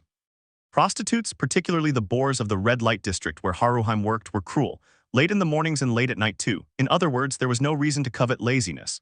Until after midnight, when the date was changed, they would wait for the guests and be their companions. And then, as night was more or less clearing, they would begin to see them leave. They were allowed to go to sleep until noon, and without time to feel the weight of their eyelids, they had to start the day's business. Serving more than 2 men was common. Since they had received the falna from their goddess, Ishtar, she could endure, but without that, Haruheim's body, who was just a simple girl, would probably have been destroyed. This place, the pleasure district, is paradise. Say what you will, the treatment we receive is good. I get food I could never have tasted if I'd stayed a country girl, clothes I could never afford, and more than anything, an education. There's no greater luxury than prostitution. The oldest prostitutes used to tell Haruheim that. Undoubtedly, the service at the brothel, as well as the red light district run by the Ishtar family, was good. Backed by her profitable business, Ishtar did not treat her prostitutes carelessly. If she hadn't grown up in a mansion like a Far Eastern noblewoman, Haruheim probably would have felt that way too. But even though she was being blessed with clothes, shelter, and food, Haruheim's body and soul were fractured. As expected, what tormented her was mental pain. For her, who was raised as a virtuous princess from birth, giving her body to men she was meeting for the first time was a scale of the world that was too different. Her sense of virtue cried out, yet she sealed her heart with a stone of resignation, and while displaying the fake smile she had been taught, she spent the night with men whose names she did not know. The men were always smiling. They hugged her shoulders and caressed her abdomen. Many times they would touch her foxtail with their fingers and rub her buttocks over her kimono. Many times they would grab her breasts from above her underwear. Take off your clothes, they ordered forcefully. Her bottom that drew seductive lines, her fleshy chest that could be appreciated even above her kimono, and then her ephemeral beauty that reflected the moonlight. In this way, unaware that her body, teetering between girl and woman, aroused lust in men, Haruheim always held back her screams and stiffened her body as she desperately fought off the chills. Then finally it was shot down. Just by glancing at the skin of her guests whose clothes were opening, her field of vision would strangely darken once but immediately awaken, and Haruheim would do her job. As her senpais had taught her, she moved her fingers, her mouth, her hips, and while shaking her body, she looked up at the ceiling. At that moment, Haruheim's heart was broken. At some point, their surroundings were covered in darkness and they could not see their partner's face, only that was a salvation. Finally, when the time of suffering was over, she would jump up screaming, and just like that, without understanding why the man wasn't sleeping next to her, she would run to the bathroom and vomit even though she had nothing to vomit. And then, while her eyes were darkly clouded, she watched alone as her invisible guest departed. The prostitutes and Amazons sighed without saying anything. All were days of pain. Perhaps Haruheim was wandering inside a nightmare. Even so, he could not commit suicide because he could no longer bear that pain and take his own life. The black collar that encircled his neck prevented him from biting his tongue or stabbing a knife into his chest. That necklace that Ishtar had given her was not only to locate her position, it was literally a shackle that kept her in a constant hell. That said, however, Haruhime did not have the courage to take her own life. Speaking for the honor of men, they were not just violent guests at all. Among them were docile people and kind people, but nevertheless, even so, there was no one who did not have compassion in their gaze. Why are you in a brothel like this? Poor.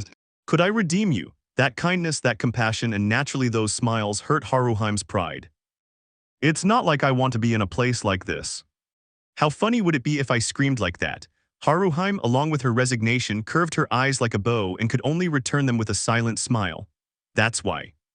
That's why, the moment their eyes met, without a trace of lust, carnal desire, and much less compassion, the moment she met those rubbered eyes, how much was Haruhime saved? Haruhime-san, which hero do you like? The Guardian Belias, I read it too. So it's different from Dungeon Oratory but Argonaut. Her eyes shone purely, her smile was innocent and appropriate for her age, and her lively voice shared her happiness with Haruhime. She was happy. Haruhime was truly happy. I would absolutely not offer something like "let's talk" to the usual guests. Much less would he talk about his own circumstances.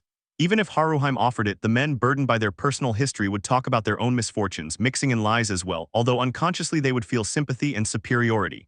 The boy Bell didn't feel that at all. He probably really felt compassion, but the reason he distorted his face was because of the feeling of powerlessness towards himself since he couldn't change anything. With nothing, the terrible past that tormented her. Clearly, faced with frustration, those were thoughts like those of a hero. Then I know my downfall. A purely joyful smile appeared on his lips. She murmured the words that boy had told her that first wonderful night she'd had since arriving in this hell. He observed the moon that appeared through his window. Someone like you, I'm not worthy of someone like you, hero. His words traveled on the wind, XXX. Important note, reading this part about Haruhime's suffering opened my eyes, my hatred for Ishtar grew. I had planned to let her live so she could pay for her crimes, but she will die in the worst possible way, and Freida God will make sure of that. Current events 6:00 p.m. Simply incredible, right? It's my best invention when it comes to clothing. Bell and Welf were admiring the former's new suit. Being an armor made purely of fabric Goliath skin, no metal accessories were visible other than the adamantine embroidery. The overall color was an opaque black, almost jet black. Slim fit, flexible pants to enhance movement. Boots of a more prominent and deeper black reaching up to the knees. Long shirt with leg-length extensions with a cloak shirt over the first, functioning as a fully armored tuxedo. Long, fingerless gloves of the same color. The only decoration was the royal purple stripes that started at the shoulder and ended at the elbow, and finishing with an accessory around the waist and matching the orichalcum embroidered U-shaped zipper. This time you outdid yourself, Welf. It's so light I feel like I'm naked, haha, Bell joked as he stretched. Enough, don't flatter me so much, replied the blacksmith with a smile. He turned around and looked for another of his valuable masks while leaving Bell to self-model for himself. Once she found the drawer where she kept a pair, she took one out and threw it at the white-haired man. Don't break it this time, he warned. Bell caught her while she was giving a guilty expression. I won't, she commented with a nervous laugh. She placed it on her face without activating the invisibility to check that her vision was not interfered with by any problem. Note, that's right. I gave him Rimuru's incredibly stylish outfit from when he became the Demon King and went to Walpurgis. Just please remove the wings and blue Harus your imagination. Whistle Welf had to admit his friend's bearing. A few more adjustments and the white-haired man removed his mask, taking a seat as did Welf. They put aside the jokes and became serious. Bell, are you just going to go and take that girl out? She's from the Ishtar familia we're talking about. They may not be one of the 13, but that doesn't mean they aren't strong. The redhead's concern was clear. Although Bell belonged to the Freya family, he had separated himself from it, and Welf knew that he would not ask his goddess for help. Going against an entire family alone was suicidal. I can go with you. I have 4 magic swords of the fire element in addition to the grenades and my portable cannon. You don't have to do it alone. Leaving aside all his inventions with truly dangerous names, Welf was setting an example of a good friend. Bell smiled at that. You're right, and I must say that I never intended to go against the Ishtar family alone. In the artificial labyrinth I told you about, I was reminded that arrogance leads to nothing good. He leaned back in the chair and closed his eyes. That's why I need your help and everyone else's. The problem is, if I go to Axella first, she'll beat me to a pulp before I can even explain. She sighed after a nervous smile and then opened her eyes to look at Welf. That's why I need you to take her to that place when I give the signal. What do you say? He remained silent while waiting for his friend's reply. Leaving aside the possibility of Axella-sama hitting me, you're right that she won't listen to you until after I've beaten you to a pulp. he sighed wearily. I have no other choice, I'll take the risk. Thanks, I owe you one, Welf. They both gave another tired sigh and got up with their energy revitalized. Great, it's time to do this, I'm counting on your help, Welf. Don't worry, I'll be there without fail. They bumped fists with smiles on their faces and headed towards the door of the forge. By the way, that thing you mentioned, the portable cannon, isn't dangerous at all, is it? I wouldn't want any members of the Ishtar family to die. He said that as he walked past the exit. Relax, it's powerful, but not powerful enough to kill someone above level 3, I think. And Welf answered him confidently, at least until the last part where he seemed hesitant, but Bell wanted to believe that nothing bad would happen. Bell quickly disappeared from the place, going to his destination, but not before giving 2 letters to the redhead, who then went inside the mansion to warn the members of his family about the plan. Cassandra, Daphne, Lily, and last and most dangerous, Axella. XXX. Jumping across rooftops constantly, watching their surroundings to avoid running into Axella by chance. Their next stop was at the headquarters of the Takemikazuchi family. Master Bell, are you sure it's a good idea to bring that girl? She's a level 2. It was then that Alvis spoke to him. You may be right, but I'm sure she'll have figured something out in the 3 days I was gone, and besides, I owe her a favor.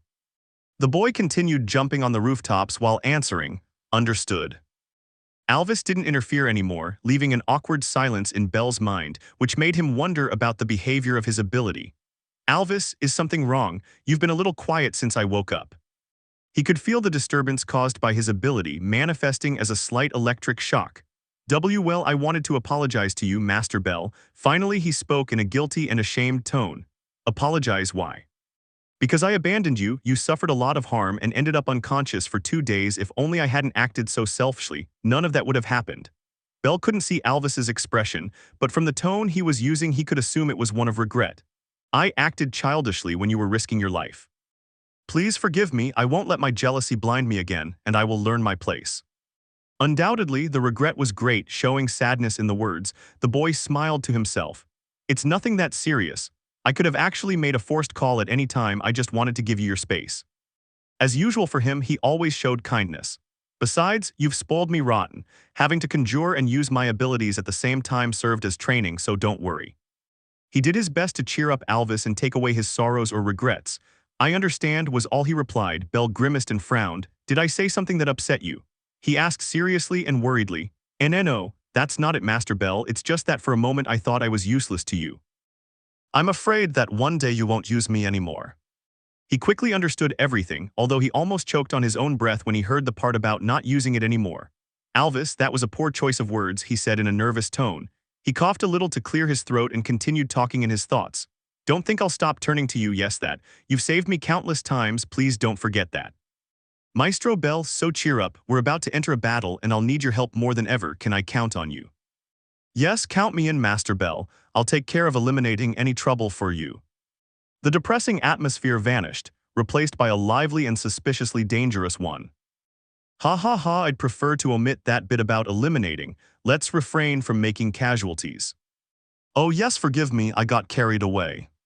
Don't worry. Again he downplayed it with a nervous smile, then noticed that his destination was right below him. We're here, we'll talk after all this is over, okay?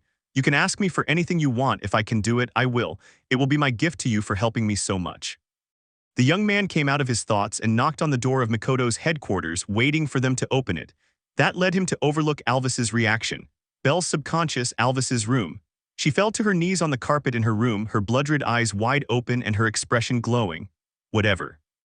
He murmured, his gaze fixed on the ceiling. A multitude of scenarios of her asking for her gift flashed through her mind as a blush appeared on her cheeks. Suddenly, she jumped up onto her knees and stood up, quickly throwing herself onto her bed while hugging one of the stuffed animals on it. He started spinning from left to right while making strange sounds mixed with his cheerful laughter. Whatever, whatever, whatever. He inhaled a deep breath, stretched his limbs out on the mattress and looked up at the ceiling. Whatever. The blush intensified on her cheeks, reaching all the way to her ears. XXX. Wish 6:30 p.m. He had been attended to by Makoto herself, who was surprised to see him, and after telling her that he was about to invade the pleasure district, he was taken to this place. A small bar that functioned as a tavern in the afternoons and a cafe in the mornings. And that's where Makoto told him about what she had discovered, thanks to the information that the god Hermes had given her. That Haruheim would be sacrificed tonight. So that's why she was so resigned and refused to want freedom. There was annoyance in Bell's tone, frowning in his helplessness. His fury grew with each passing second after learning that Haruheim would be sacrificed. I acted on my own when I had no news of his whereabouts, Beldono, and although it pains me to admit it, gathering information was the only thing I could do. The Asian girl also had an annoyed tone, denoting her feelings of powerlessness and inferiority. Leave that, Mikitasan. I apologize for disappearing so suddenly. I got involved in a battle and ended up a little injured, he said with a regretful tone. More importantly, we must infiltrate the place and stop that ritual Hermes-sama told you about. Yes, but how do we infiltrate? The Ishtar family will surely close the entrance once it's past 12:00, and even if we get there before then, we can't just say we're going to attack the place and expect them to let us in with a smile on their faces. Mikoto understood that it was not a time for sorrow and feelings of helplessness, that the most important thing was to rescue the girl in captivity, although there were clear problems with access. One option would be for them to be kidnapped and taken into enemy territory, but there was no time and even less certainty that they would be attacked. That's why Bell chose the one and only. Don't worry, my clothing doesn't look like it's meant for battle, but that's its purpose. I can pass as just another customer while you carry my weapons alongside yours. It's the most feasible thing to do. When it came time to explain nothing really, he extended Welf's mask on the table towards Mikoto. Seeing that the Oriental girl tilted her head in confusion, he gave a slight smile and explained, "It's a magical artifact created by my friend Welf. It has the function of invisibility, concealing one's presence and supplying mind in case of a mind zero. Use it to pass by me." He brought his index finger to his lips and made a face of silence. "I'm just asking you to keep it a secret, okay?" A smile followed by that was enough to make Mikoto blush slightly, who simply nodded while taking the mask. "Okay, let's go to one last place I have to go. Your opinion as a woman would help me a lot." He got up from the table while leaving some volleys. They hadn't asked for anything more than water and the table itself to talk, but Bell gave that up simply to occupy the place. Whether they consumed it or not, that counted as service from their point of view. Understood, Beldono. Mikoto agreed and followed him. The dono sounds strange, but it suits her very well. It must be because she's from the east like Excella. The boy had one last thought before leaving the place, followed by a hopeful Mikoto, hopeful about saving her childhood friend. XXX. Tower of Babel, top floor, 6:30 p.m. At the same time that Bell was chatting and planning the invasion of the pleasure district, the goddess Freya was observing the same district from her seat. She maintained an emotionless gaze with the name Ishtar and her stupid actions haunting her mind. It was a miracle that Bell didn't rein in his thoughts for even a moment. Otter. As elegant and impassive as ever, he mentioned the name of his family captain. It was answered immediately, Freya-sama. With a slight bow, Bose appeared behind the seat, attentive to the words of his goddess. Is everything ready for the invasion of the pleasure district? Yes, his subordinates are ready for the attack and are waiting for your order to initiate it. Casually asking about destroying Ishtar's territory, Freya just slightly had a smile on her face. She was seething inside, angry in all the splendor of the word. Okay, gather everyone at headquarters at 11:00 p.m. We'll start the attack right at 12:00 a.m. He gave his verdict and Otter nodded before disappearing. Now alone in the room, however strange it was to be without an escort, she smiled maliciously, completely directed towards Ishtar. I'm sorry, Belle, the only thing I can't control about myself is my jealousy. She apologized in advance to the boy who drove her crazy with love, knowing that this was something the white-haired boy would not accept. I couldn't have been more wrong. Because he now respected Belle's privacy, he had no idea of her movements and intentions to cause a ruckus in the pleasure district. XXX. Garden of Stardust, headquarters of the Stria family, 6:30 p.m. At the same time as Belle and Freya were finalizing their preparations to invade the pleasure district, a rough sound reverberated through the training ground at the headquarters of Kaguya and her familia. Seriously, are my eyes deceiving me? No, I see the same thing as you. Could it be that an illusory disease has spread without us noticing? Elise, that kind of disease doesn't exist. Heh, eyes doesn't agree XD. Sorry. Lyra, Elise, Ryu, and Kaguya exchanged comments among themselves as they observed the carnage in front of them. Although Kaguya had only sighed as she looked at her childhood friend with a blank stare, in front of them were all their low-ranking companions LV, 1 to LV, 5 from the family, all completely bruised and breathless on the grass. And among all those piled-up bodies, only one silhouette stood out, its shoulders rising and falling slowly due to heavy breathing. I told you not to take it out on my teammates just because Belle hasn't shown up. You've knocked them unconscious more than 7 times already, Excella. Kaguya's complaint reached the ears of the aforementioned, who only looked at her for a few seconds and then looked away with a pout on her cheeks.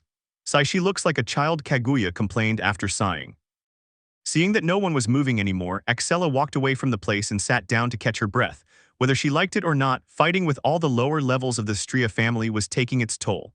Ryu, Elise, Lyra, please give the others potions. I'll go talk to that monster in human form. Kaguya told that to her friends, then headed towards her friend. The aforementioned only smiled ironically and nodded. Ryu tried to smile. They were not against Axella's attitude since she gave Exilia to her companions for free, although they always ended up in a bad state. And going back to Kaguya, she had already arrived with Axella and was sitting next to her. So do you feel better now after beating up my colleagues? He asked with a tired face. Axella did not respond. She only lowered her gaze and hid it between her bent legs, preventing Kaguya from seeing her dejected face. Again, the girl in the yukata sighed, knowing perfectly well that her friend was going through a temporary depression. Cheer up, I'm sure our Bell will show up sooner or later. It's not like he's in trouble. We both know how strong he is, literally. She supported her friend by placing her hand on her trembling shoulder, trying to cheer her up. Axella shook her head slightly, still with her face between her legs. You don't understand, I feel incomplete without him, and the stupid fool disappears for 4 days without even giving me an explanation. I don't know whether to hit him or hug him once he reappears. He said those words in a dejected tone. Kaguya thought, considering what to say.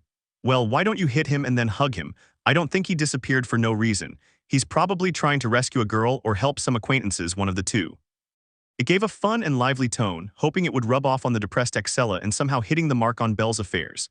If it's because he's rescuing a girl, I'll definitely castrate him, then I'll congratulate him for being a good person, he commented in an annoyed voice. Kaguya could only smile amusedly at his words, knowing that nothing good awaited Bell. Okay, let's go with that plan then. How about we go to your headquarters and take a bath? We can buy some snacks and eat them in the room while I give you tips on how to torture him once he shows up. What do you say?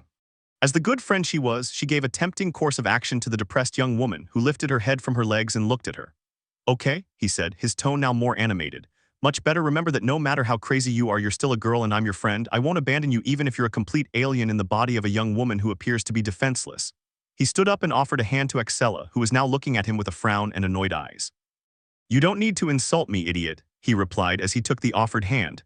They both started walking towards the Cranel mansion, but not before looking for a Jugamaru-kun stall and stopping by the Lady of Abundance to buy desserts and food. XXX. Jewelry store 7:00 p.m. Having left the wish store, Bell and Mikoto had walked to a jewelry store. Beldono, I still don't understand what we're doing in this place. Mikoto's doubt reached Bell's ears, who was observing necklaces and rings through the observation board. Well, it's something that will help me survive after rescuing Haruheimsen, he replied, picking up a necklace. What do you think of this one? It's pretty, isn't it? Leaving aside the natural way in which Bell took things regarding everything that was happening, Mikoto was really worried about getting out alive. The danger was supposed to be in the pleasure district. What could be more dangerous than the fight they would have there? Mikoto didn't know, so she simply answered the boy's question. Yes, it's very nice. But if you want a gift for a woman, I suggest you take that ring over there. It has a design characteristic of my homeland and its meaning is beautiful. He pointed to a silver ring that was next to the necklace that Bell had taken. Bell put down the one he was holding and took the indicated one, noticing that it had a slight silver shine and managing to capture a starry embroidery thanks to his LV4 vision. It's certainly beautiful, but what story or meaning does it have behind it? He tilted his head slightly, confused, making Mikoto look at him with a cute expression and action. The star embroidery represents the love between Oriheim and Hikaboshi, who were separated by the heavenly king. At the same time, its meaning varies. Some call it Night of the Seventh, Star Festival, and a very rare one is Starry Night. Mikoto showed a little excitement in her voice as she explained the story, revealing that she was excited to talk about legends from her homeland. The star embroidery also represents the Milky Way, the border that separates the two lovers, allowing them to reunite only once a year. The small star divided into gold and silver represents the separated lovers. She finished, now calmer, with Bell giving her full attention. The boy didn't speak for a few seconds and then smiled.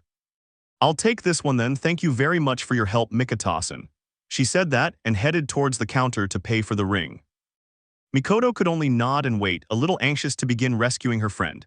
She knew it would still be some time before they could infiltrate, but that didn't lessen her concern for her childhood friend. She waited about 5 minutes until the white-haired man returned. Mikoto had to admit that his outfit gave him an imposing and attractive appearance. Okay, we can go, Bell said, pulling her from her thoughts. He shook his head and with it his thoughts. I follow him, Beldono. They left the store and started walking. Bell had completely forgotten that he was taking care not to run into Axella, but as if a deity were helping him, he did not cross paths with her. Before I forget here, he said suddenly, extending his hand. Mikoto extended her hand to receive whatever Bell was giving her, her eyes widening as she saw the small object in the palm of his hand.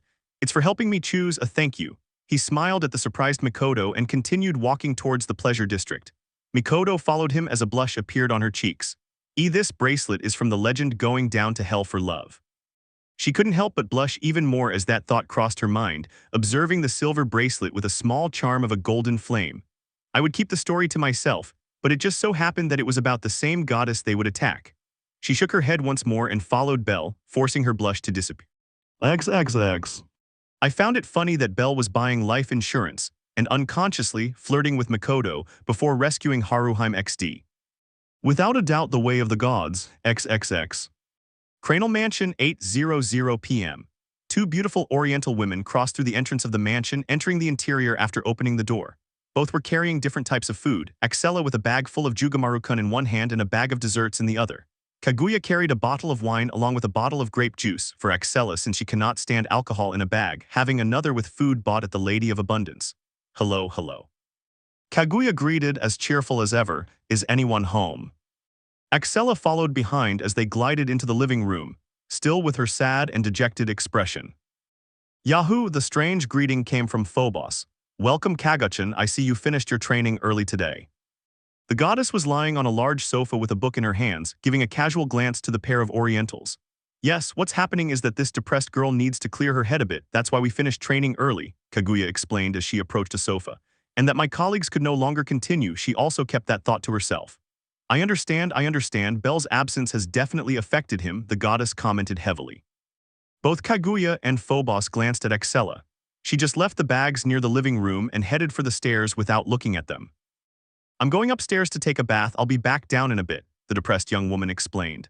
Phobos watched her walk with concern and Kaguya gave an amused smile as she nodded. Okay, we'll wait for you to eat and drink, he suggested. Yes, Daphchan, Cashin, and Lilichan will be here from the dungeon soon and the girl named Anna will be here soon too. We can have a girls' night and send Welf to the forge. Phobos perked up as he suggested another, more tempting plan. I like it, let's do it, Kaguya agreed. Axella just waved her hand dismissively and disappeared up the stairs. 60 minutes later. That silly girl still hasn't come down. Kaguya was muttering while clenching her teeth in annoyance, resisting the urge to open the bottle of wine she had bought until Axella came downstairs. Lily, Cassandra, Daphne, and even the mysterious Anna had already arrived, just coming out of the bathroom after a shower and all gathering in the living room. Welf was still at the forge, waiting for Belle's signal. Unable to stand it any longer, she reluctantly got up and started climbing the stairs to her friend's room. The girls and Phobos gave him ironic looks with nervous smiles. Lily believes that Axella-sama should rest, but if Kaguya-sama wants to bring her, Lily is no one to object. The comment came from Lily, yes, in case it wasn't clear that it was her. Relax, Lilichan, it's best if she's distracted until Belle arrives. He's the only one who can keep her under control, Phobos explained with an air of superiority. And now that I'm coming down, don't say anything that might anger her, you hear? I won't be responsible if you die. It ended with a warning. Lily simply nodded while swallowing. Apparently her throat had gone dry from her goddess's words. I can't believe Belle-sama has a girlfriend, was Anna's disheartened comment, completely unrelated to the topic. She had been here ever since Phobos had put her to rest in a room waiting to see her savior. Although he would go out to see his parents, he spent his nights here. It goes without saying that Axella gave up on her when she realized she could tolerate her bloodlust, so she let her stay for the time being. For her, it was more important to think about the torture she would inflict on Belle. There's a lot of competition, Cassandra chimed in, sounding discouraged. He took his head in both hands and shut himself away in his own world. Relax, Cassandra, Belle wants a harem, who says you can't be part of it? Daphne encouraged her in a very strange way. She was supposed to encourage him with things like, don't give up, you can steal him away, or win him over with your feminine charm. But no, apparently she had a more liberal mind than expected, as if she didn't mind being part of a harem anyway. Cassandra lifted her face and looked at her with bright eyes, thanking her friend for her support, and from Kaguya's side, she was staring at her friend with a blank look. Axella was lying on the edge of her bed with her arms outstretched and her legs dangling as she stared at the ceiling of the room. Oh yes, I was in my underwear. A pretty mint-colored lace set, what the hell are you doing? Kaguya asked with interest. She didn't know how long she had been lying there, but she was worried by the sad look in Axella's eyes. Isn't it obvious? Thinking of Belle, he replied quickly. Her voice was melancholic as she glanced sideways at Kaguya but failed to see her as her breasts blocked her view. He gave up on lifting his head and returned his gaze to the ceiling. Sigh. How many times have I sighed today? Kaguya slapped her face after a sigh, then walked to the bed and climbed unannounced on top of Axella, taking a straddle position.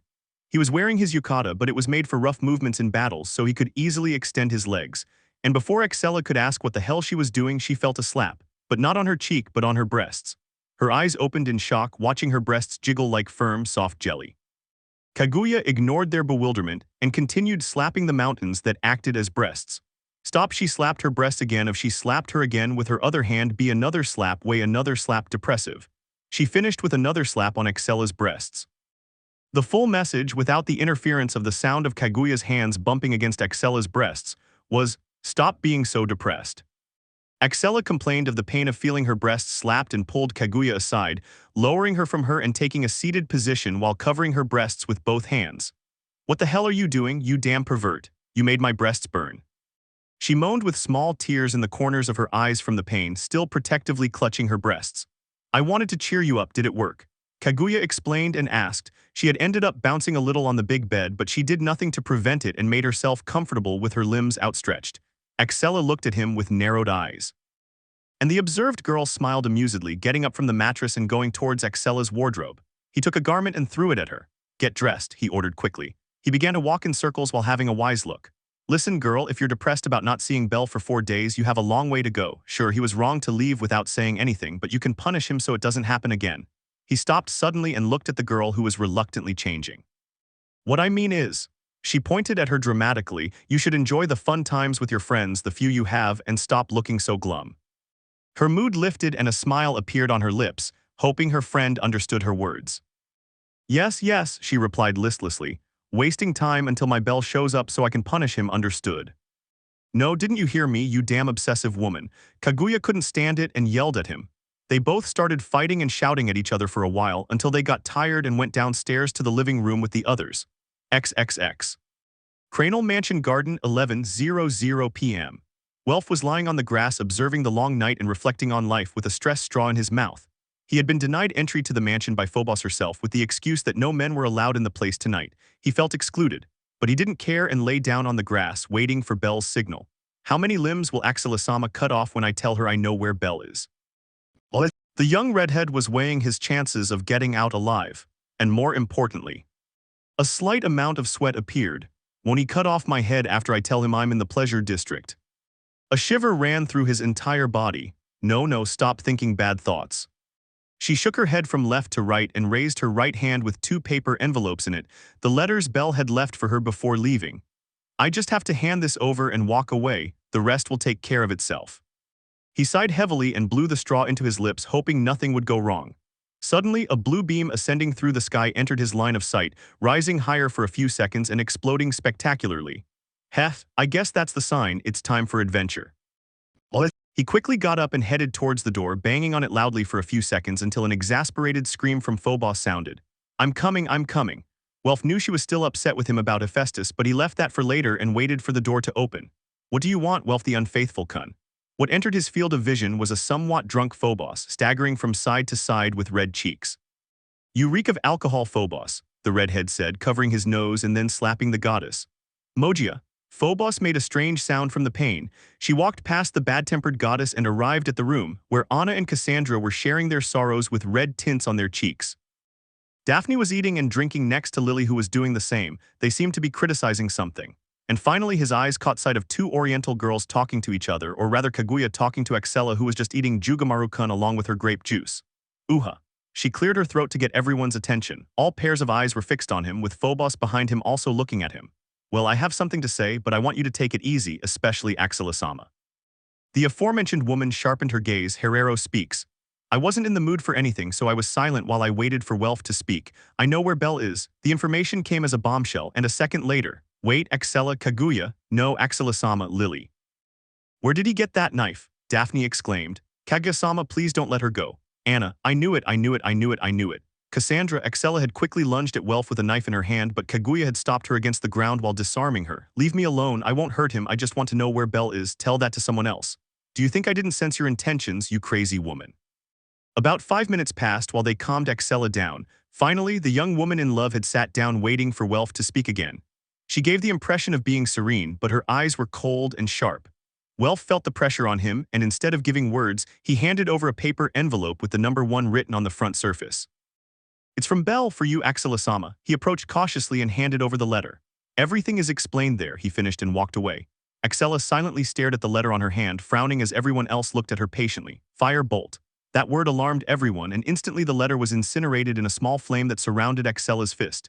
The incredulous looks were immediate, with eyes rolling back as they stared at the girl's angry expression. However, Welf remained unfazed and cautiously walked back towards Axella. He handed out another envelope, but this one had the number 2 written on it. "It's from Belle for you, Axella-sama." Saying the same words, he handed over the envelope and stepped back to a safe distance where Kaguya could react in time to protect him. They watched the girl as she looked at the second card on her hand, hoping she wouldn't burn it again. The young woman did not do so and slowly opened the envelope, unfolding the letter inside and beginning to read it slowly. Replacement letter, from Belle to his amazing and beautiful girlfriend. A smile unconsciously appeared on her lips as soon as she read the greeting at the top of the page. He continued reading. "Okay, so how to begin? I know you'll have destroyed the first letter, that's why I made a spare. Don't worry, I wrote exactly the same thing as the first time, so you don't have to worry about not knowing what was written on it. I'm sure you'd be sad the next day if you remembered. You destroyed one of my letters, so don't worry." The small smile grew as she read that Belle knew her well enough to anticipate her actions. "Silly," she murmured affectionately. He ignored the sighs of relief from the others and continued reading. "Having said that, I now want to move on to the important stuff. Axella, I need your help. I know I must have worried you by disappearing without warning. But I will explain everything in detail and accept any punishment." She pouted as her chest heaved, thrilled to be reading Belle's words asking for her help. Something that had never happened before, not at this level. She also snorted, satisfied to know that Belle would not resist her punishment, then lowered her gaze to the last part. "When you're reading this, I'm sure to be. I'm struggling, so I'm asking you to come and help me. Welf will join too, please don't do anything to him. The place where I am is the Pleasure District. I love you."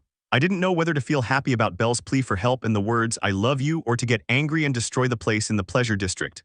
No. He shook his head. "I must go to their aid, and while I'm at it I'll destroy that place." He got up, but not before folding the letter and putting it back in the envelope, quickly going up to his room to get dressed and take his weapons. "Kaguya, we're going to kick some ass, so get ready." He left those words and disappeared from everyone's sight. Kaguya smiled. XXX. City streets near the Pleasure District, 11:10 p.m. It had only taken them 5 minutes to leave the mansion. Now they were all heading towards the battlefield. 10 silhouettes under the moonlight, armed to the teeth and walking quickly but without losing style. All at Welf's request, Axella agreed because of Belle's note saying not to harm him. Axella, Kaguya, Cassandra, Daphne and Welf on the right side, having left the non-combatants Phobos and Anna at home. On the left side were Aoka, Chigusa, Asuka and the other 2 members of her family. They too had been notified by Mikoto through one, meeting Axella and the others on the way. They soon arrived at the district entrance but noticed that it was closed and blocked by 10 Amazons. Everyone stopped except one. "Okay, let's talk calmly and otherwise let it pass, Axella-sama." Welf began to explain but was cut short as Axella had already walked past towards the Amazons. Everyone looked fearful. The Amazons were already on Axella's path, with one of them beginning to speak. "I'm sorry, but the Amazon didn't finish speaking because of the kick to the chest that Axella gave her, sending her rolling on the ground 10 meters away. Note, this scene went down really well in my mind, so I'm leaving this for the short imaginations. What the hell, Before anyone else could react, she received a blow to the abdomen that left her breathless and made her body levitate. Then she fell to her knees and an axe kick sent her to the world of dreams. The remaining 8 snapped out of their surprise and attacked the invader, but a few slashes to their vital points with the sheathed katana put them to sleep, all but one. Axella grabbed her hair and lifted her face while the others looked sadly at the unconscious Amazons. "I'm only going to ask you once, where is Belle?" The young Amazon was dazed from the previous blows, her vision blurred, and she stared at 2 Axella in front of her. Who is Belle?" He could barely answer, his throat burning for some reason. And before Axella could strike her again, Kaguya spoke. She had been mistaken for the second Axella in front of the mistreated Amazon. "Wait, I have a much better one. Why is it Belle?" The joking tone in his voice was accompanied by a slight smile. Axella ignored her friend's idiocy and raised her voice, tightening her grip on the Amazon's hair. "Tell me where Belle is or I swear I'll burn you alive." Any dizziness disappeared from the Amazon and was replaced by a shiver as her face filled with sweat. He weakly raised his hand and pointed at the tallest building in the district, Balit Babili. "He's fighting with my colleagues." Axella turned her gaze towards the tower and nodded. "Thank you." Following the expression of gratitude, he delivered the coup de grace, leaving her unconscious in accordance with the rules of assassins. Never underestimate an opponent. "Let's go, Kaguya," he spoke once more and quickly took off towards the tower. Kaguya smiled and the others nodded, beginning the invasion. Chapter 33, War for War. Let's begin. Pleasure District, 10:00 p.m. There was a lot of activity. The entrances had been sealed earlier than expected, but Belle and Makoto had managed to infiltrate successfully. They were on top of a building near Babili. Beldono, what's the plan? Are we going to attack head-on? Mikoto's direct question made Belle smile ironically. He was flexing his knees as he analyzed the place. Mikoto was in the same position, watching beside him and asking about the war plans. That's not a bad idea, he replied. A distraction would only waste time, and we can't forget that there's a level 7 and several level 5s in their ranks, plus most of them are level 4 and 3. He made sure to emphasize the disadvantages that existed. I'm sorry, Mikoto apologized. I understand that with my level I'm not of much help, Beldono. Impotence adorned his voice, biting his lip in frustration at being weak. Belle noticed that. Please don't say that, Mikitasan. Weak people can be the most troublesome. Someone with great power will always have an opening and be careless, and the weak are dangerous because they exploit those lapses. He offered those words of encouragement while looking directly at her, then extended his mask made by Welf. Take it, he explained. With it, you can take advantage of your versatility of movement, as well as having the element of surprise. He placed his trust in the Oriental girl, who could only stare at him in a state of bewilderment. My versatility of movement? He asked hesitantly and with a stutter. Yes, I haven't forgotten the fight you had with Axella on the 17th floor. Bringing that memory into the conversation sent a shiver down Mikoto's spine. I confess that I admired your steely will that never wavered against such a power difference. After those heartfelt words, he unhooked the sheath that contained his cursed sword. So I'll entrust you with my sword. Can you adapt to using a weapon other than a katana? Mikoto's eyes couldn't have been more surprised, observing the jet-black sheath that Belle was extending to her. I'll use my daggers since I'll likely be surrounded on all sides. I'll need close-range combat skills, so I'll need you to cover my back. What do you say? Can I count on you, Mikitasan? Emotion flooded Mikoto's body. Yes, her cheeks flushed. Count me in, Beldono. She reached out and received the sheath, drawing the sword and being moved by the metallic sound it made when it was pulled out. Then that beautiful jet-black color with a purple center captivated her. Beldono, your sword is beautiful and imposing, he immediately praised. Belle smiled at her, agreeing that Mikoto looked cute with that sparkle in her eyes as she stared at the edge of her sword. Thank you, he replied. But be careful not to touch it because it's poisonous, he also warned. Touch it. I just cut myself a little, it's too sharp, Beldono. Beldono, my vision is starting to blur. Belle quickly summoned his sacred fire magic with Alvis's help, causing Mikoto's entire body to be engulfed in white flames. 4 seconds passed and they disappeared. That was close, Belle commented with a sigh of relief. Forgive my stupidity, Beldono. Mikoto dropped her sword and performed a doja. I couldn't help but touch your beautiful sword, I'm guilty, I forgot about the war game. Belle looked at the prostrate Mikoto with a gentle smile. He liked her absent-minded and funny personality. It's all right, Mikitasan, I should have warned you much earlier before giving it to you. Please get up. Mikoto obeyed and stopped performing doja, taking up the sword again but with extreme care. With her recent experience, she asked a crucial question. Beldono, can I really use your sword to fight the Amazons? I want to save Haruhime-sama, but I don't know if I'm ready to take lives. That thought was normal, and Belle envied people who thought that way. Don't worry, he said, treating her so gently. I'll seal the sword's curse, leaving just a small fragment of its power enough to immobilize you, okay? Mikoto didn't understand the sealing part, but she had realized that she could avoid taking lives. Thank you very much, Beldono, I'm sorry for the problems, don't worry about it. Belle used his sealing magic to contain a large part of the curse in the sword, then they began with their strategy to attack. Babili, 10:30 p.m. Everything was silent under the tranquil night.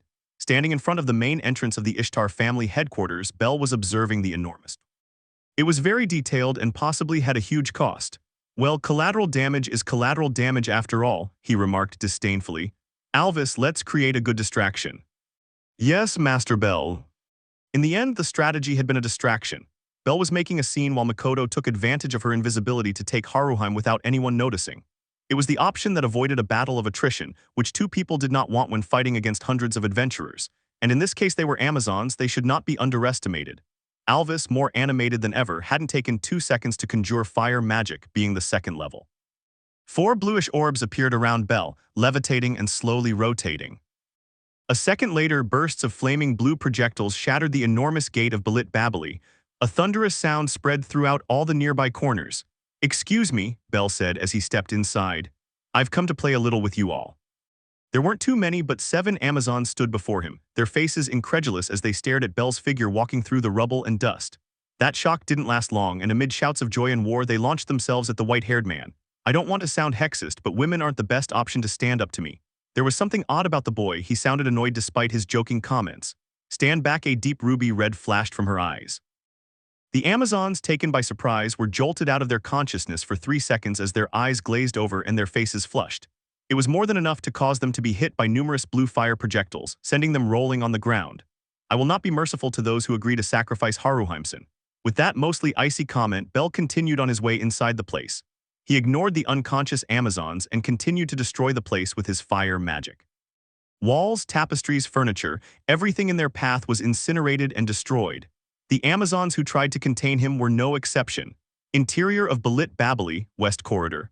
A trio of Amazons were heading in different directions due to a sudden attack on their headquarters. One of them went downstairs to take up a guard at the entrance to the pleasure district. The second one turned right towards the ground floor, leaving the last one continuing straight ahead, possibly to the upper floor of the building. This unfortunate Amazon suddenly found herself with a jet black sword with an intense purple center in her neck. Time stood still for her. Her body began to sweat from the edge of the blade millimeters from her trachea. Where will Haruheim-sama's ritual take place? The attacker Mikoto showed no hesitation or kindness in her tone of voice. On the 40th floor, near the floating garden. That was enough. With the required information, Mikoto did not hesitate to strangle the Amazon, leaving her unconscious. He dragged her across the hallway carpet and threw her into a wardrobe to avoid raising suspicion, closing it securely. Nothing honorable. He murmured, his face troubled by his actions. Attacking from behind and performing dishonorable acts like these were not to his liking at all, but the memory of Bell was enough to make him stop thinking about it. Mikitasen, in the end, the person who's still standing is the best. No matter the method, a victory is a victory. I won't forgive you if you die for not having lived up to your full potential. Those had been the boy's words before they parted, which made Mikoto abandon her thoughts about honor. If I wanted to respect something like that, I would first have to be strong.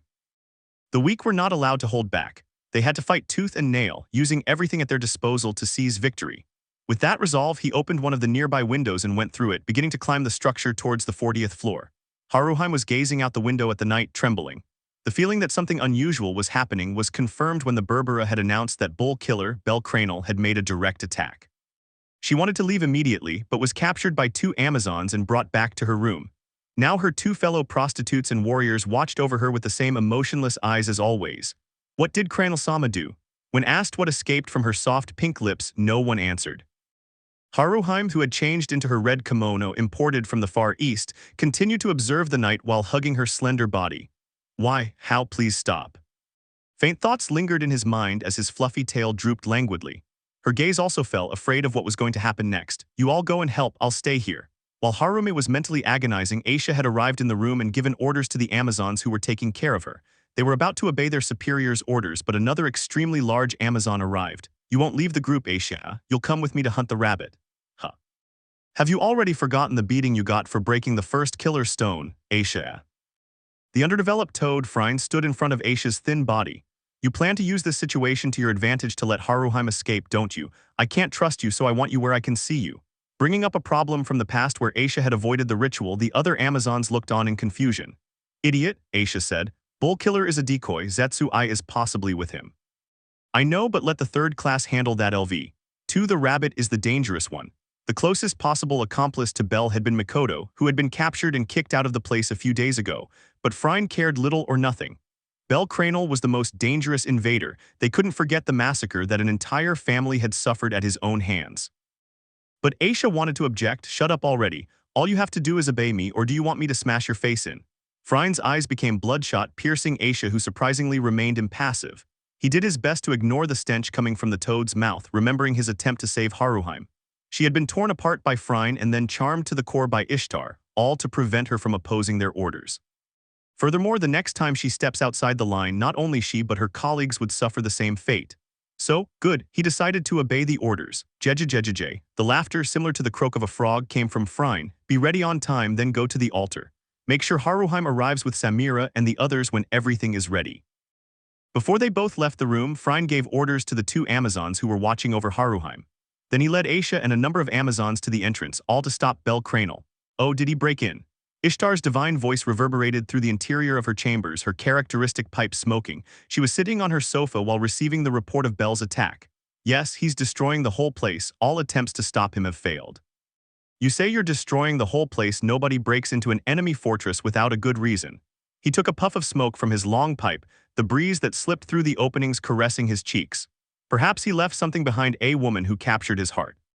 The goddess narrowed her eyes as she became lost in thought. He will be captured immediately. No, don't do it, make them all leave. Thomas didn't know what to say as he watched Ishtar get up from her comfortable sofa. Ishtar didn't explain anything and didn't pay attention. Instead, a sinister smile appeared on her lips. This could be fun. I'll go myself. Saying that, he began to walk slowly towards the stairs and headed towards the sounds of battle.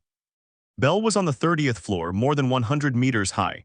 His impassive expression did not change as he burned and destroyed everything in his path. They keep arriving. Even so, having too many Berbera trees presented a big problem. His mind, however well Alvis used it, was not infinite. That's why he continued to rely on his charm instead of using his other magic, concentrating his blue fire magic to destroy and set the place on fire. He was surrounded by 4 Amazons and he did not hesitate to dance with them. His agile and acrobatic leg movements combined in perfect synchronicity to deliver a blow. And thanks to Encanto, Bell was able to create an opening, using his fists to push them back. One in particular, possibly LV4, managed to land a powerful kick on his abdomen, but a ruby-red barrier had stopped her advance. The sound of bones cracking followed by a scream of pain soon arrived and spread throughout the place. I will not allow them to touch Master Bell. Alvis had no compassion for any of the Amazons. I had used Svalin Freja. Once he got out of that little fight, more Amazons had arrived to stop him. Master Bell, I can create a concentrated magical mass by combining all your magic and destroy this place. I'll surround your body with a cage of Svalin Freja. That will prevent any more unnecessary fighting. Alvis's cold and calculating comment reached the white-haired man. I like your enthusiasm, Alvis, but not everyone in the building is our enemy. We'll have to keep going like this. Understood. Sorry for not adding those variations to my analysis. Just as Bell was about to say that nothing was wrong, the Amazons charging towards him were stopped by a repulsive scream. Get out of the way. A shiver ran through Bell's body. I knew that unpleasant voice very well. He looked up at the floors above, seeing there a mass of black flesh with mushroom-shaped hair. Friend, he murmured, calling the name of that thing. A second later, that toad woman threw a double-edged axe at him at extreme speed. The advance of the rotating weapon caught him off guard, but he managed to pull his body back and dodge it. A lock of her white hair had been cut off. Hey, that's crazy. Bell commented upon seeing the mess that thing had made. He had destroyed everything in his path, turning the railing, floor, and even the wall and so on for another 4 floors. He looked up again, seeing that next to Frine was a slim and attractive Amazon, Aisha. Did you miss me so much that you came back, ye? Oh, how sweet and cute. Another shiver ran through Bell's body, giving him a horrified expression at the toad-like thing. Other Amazons gave Frine 2 war axes, then she turned her gaze back to Bell. A second later, she took off from the ground. I'm coming for you. Damn it. Alvis, I mustn't hold back with this thing. We'll use every single spell and skill. Keep blood destruction on hand in case of emergency. Yes, Master Bell, should I use charm against the toad? No, absolutely not. After refusing to use her ability on Frine, she turned around and began running down the corridors, listening to the thunderous sound of her pursuer's footsteps. Let the toad deal with the rabbit. All of you to the 30th floor. Aisha's orders reached the white-haired man's ears, but he didn't have time to think about it. His lightning armor had made its presence known, granting him greater mobility and resistance. He drew his daggers and they were covered in blue flames and lightning. It was just in time, for at incredible speed Frine had reached his side, dropping both battle axes on him. The sound of metal clashing against metal echoed with sparks dancing through the air. Oh, you can stop my attacks, Jejejejej. Frine used her body weight to lower her axes further. Let's dance then, Bunny. No thanks, Bell refused without hesitation. He repelled the attack thanks to his enhanced magic, not hesitating to order Isfi to switch to black fire. Frine sensed the danger in the orbs that were appearing, so she jumped back. Seconds later, the place where he had been standing was completely incinerated, burning in black flames. You've got some tricky magic, huh? She didn't care and advanced again, slashing at Bell with her war axe. Once again, Alvis had used defensive magic, but the force exerted in the attack was too much, corresponding to a LV7, so he was sent flying backwards. It hit a wall and went through it, but the lightning armor had cushioned most of the damage. She won't be easy to get past, Bell remarked heavily, so you can dance, Bunny. Her voice is already bothering me. The 4 black orbs levitating around her began firing, but Frine dodged them with her top-tier speed. Bell began to back away, refraining from using Argonaut until he was sure to land a hit. Master Bell, I detect presences in the next room. The probability of it being a trap is high. The attacks of the war axes were narrowly dodged, shattering the point where they connected. I understand, but it doesn't matter. The more Amazons who come after me, the easier it will be for Mikatasen.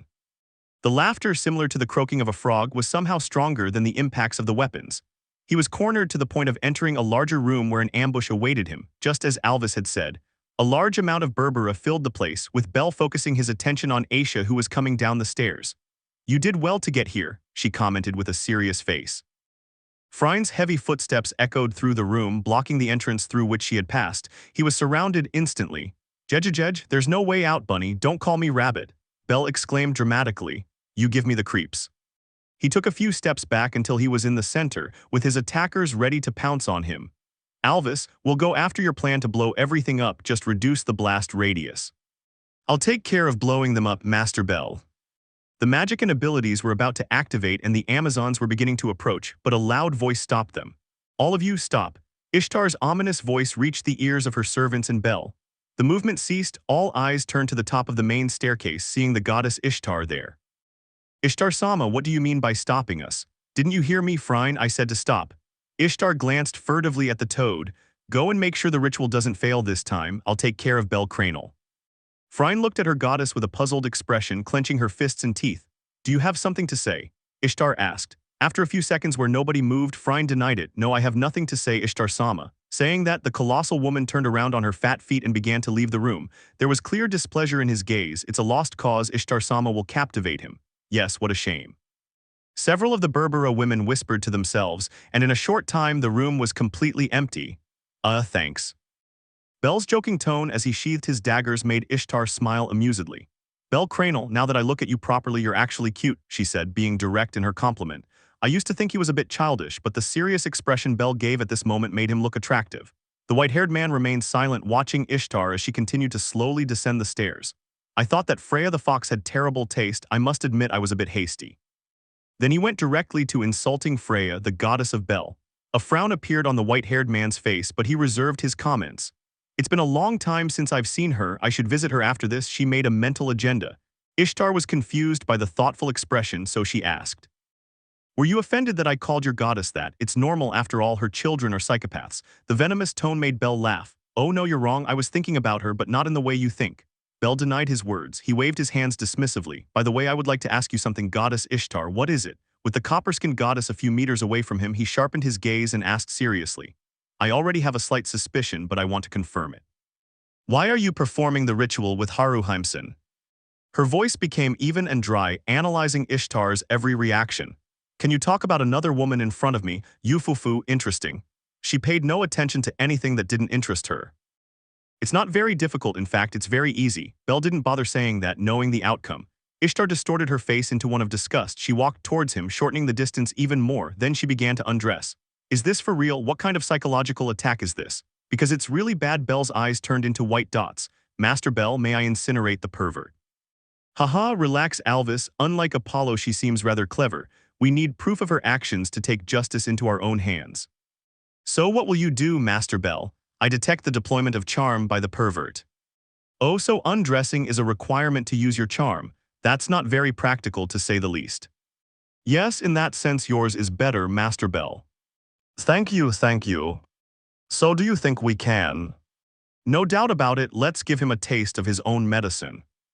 Belle had completely ignored the advance of the naked Ishtar, immersing himself in a conversation with his ability Alvis. The goddess detected it. Are you ignoring me?" His voice rose a couple of levels. "Oh, sorry, I was thinking about something, but you can't get angry after I ignored my question. Don't talk nonsense." Strangely, Ishtar was trembling. She was using her charm as a goddess of love, but the boy a few meters in front of her didn't even flinch. He was even just looking into her eyes, ignoring her naked body. She felt insulted. "Tammuz," that's when he screamed. Finally, Belle had it all figured out. A shadow, moving at a speed he couldn't perceive, positioned itself behind him, then slammed him to the ground while twisting his arm to prevent him from moving. "KH." The white-haired man groaned. It was good that his suit cushioned most of the damage. "Alvis, tell me his level." "Level 6, Master Belle." He wasn't using his lightning magic that enhanced his physical abilities, so he had been easily immobilized. Kufufufu, an unpleasant giggle escaped Ishtar's lips. "Now stay still while I etch my body into every fiber of your being." The short distance that once separated them no longer existed, with Ishtar just a few steps away while she looked down at me from above. Belle didn't bother to look up. After all, he didn't want to see the goddess's naked body. Seeing this, Ishtar bent her knees to reach the boy's face and lifted up, but "Alvis, tell that Tammuz guy to get lost." Just like with a certain werewolf who tried to read his state a few months ago, the man named Tammuz received a hypoid electric shock.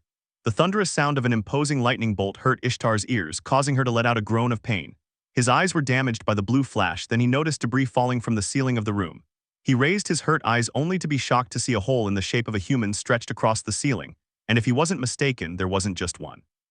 Tammuz had been thrown several floors upwards by the tower Belit Babili. Tammuz, she didn't know what to say, she just stared in complete shock. "Thank you, Alvis," Bel said as he stood up while the goddess was in a trance. He dusted off his new suit. "All I know how to say is you're welcome, Master Bel." Alvis's tone sounded happy. "It's as I've said, the strong always leave gaps and the weak take advantage of those same gaps." The calm voice of the white-haired man brought the goddess back, lowering her gaze towards him and taking a few steps back. "Now, I could very well send you to the celestial realm, but that woman would be upset." Suddenly, he said terrifying words without any complicity, although they were somewhat strange. What are you? So I'll just show you that I have some charm too." Without letting her speak, Belle's eyes flashed an intense, bright ruby red, making her naked body sway. Her cheeks began to flush and her breathing became heavy. "That's all, I'm not interested in your jealousy towards Freya-sama, so I'll let the guild deal with you." Belle turned away, leaving Ishtar, who had fallen to her knees with her vision blurred and her consciousness disturbed. "What the hell, you have charm? That's impossible." She started screaming. "If you have it, why? What's the difference between yours and mine?" Belle's slow walk stopped, turning his gaze back over his shoulder. He smiled. "Essence." Ishtar froze as she stared at the smile Belle gave her. "Nothing else makes sense now, right? See you." A moment of silence. Then the doors closed, immediately followed by the tormented scream of a goddess from a window on the outskirts of the previous room. "This is going badly." With those worried words, Belle raised his open palm out the window and pointed it up at the dark sky. "It's time for reinforcements." A beam of blue fire shot from his palm and pierced the calm night. Floating garden, a beam of blue fire had ascended through the night. There were a large number of bodies thrown across the bridge that served as a connection between the tower and the floating garden. Mikoto's heavy breathing spread with the wind. Note: replace the katana with Belle's sword XD and damn, Mikoto is so beautiful. "It's more troublesome than expected," Samira gasped heavily. She was being cornered by the wounded Mikoto, and that was embarrassing. She had recently reached level 5, so it was illogical that some random level 2 person was causing her so many problems. And even with traces of defeating her, this wouldn't have happened if I had made those cuts. Her fury grew as she remembered that Mikoto had started lightly cutting her classmates, and of course she was no exception. They couldn't do anything until it was too late. The fact that the Oriental girl was invisible mattered a lot. It was pure luck that the mask broke in half with a cut. "I'm taking Haruhime-sama with me, so get out of my way, Amazon," Mikoto shouted fervently. She was determined to rescue her childhood friend, who right now was crying as she looked at her from the altar where she would be sacrificed. There were about 15 Amazons who were taking care of the place, and of all of them only one remained. "Samira, don't be conceited, brat." The Amazon lunged at her. Despite being infected by the sword's retained curse, she could still move at the speed of a late LV2 or early LV3. Mikoto brandished the jet black sword that never lost its shine or edge, dodging the Amazon's acrobatic kicks and taking advantage of her carelessness. It's just like Beldono said, the strong always underestimate the weak. He took a step back and spun around, letting the weight of the sword create a whirlwind around him and managing to cut the Amazon for the third time. It was enough to make Samira fall, unable to move. Finally, Mikoto's tired words sounded. He began walking towards the altar where Haruhime was. She was looking at him with extreme concern for his injuries. Thanks to Beldono, thanks to him serving as bait, her whole being was thanking that kind but fierce boy. He looked back over his shoulder and observed the building in complete disarray, trails of smoke billowing from it. Then, without warning, "Jejejej," the croaking of a frog reached Mikoto's ears. She couldn't even tell what had hit her, but her whole body felt powerless as she was slammed against the concrete of the bridge. She was not allowed to scream in pain when she was painfully held by her foot and lifted up, then whipped from left to right. The sword that Belle had entrusted to him had slipped from his hand. "Mikita-sama." Haruhime's horrified scream was the last thing he heard. Everything turned dark for Mikoto. Present. The battered body of another Amazon rolled across the stony ground. She had been knocked unconscious after a series of kicks by Excella. "Well, here's another one," Welf remarked, a hint of sympathy in his voice. They were following the annoying girl who was kicking people to clear a path through the place. Amazon that saw, Amazon that kicked. Soon, more members of the Berbera had surrounded the young black-haired woman. "Those who do not value their own lives, step forward," Excella spoke again. Throughout her journey, she had been giving those words of warning. And as had always happened until now, the Amazons launched themselves with different emotions.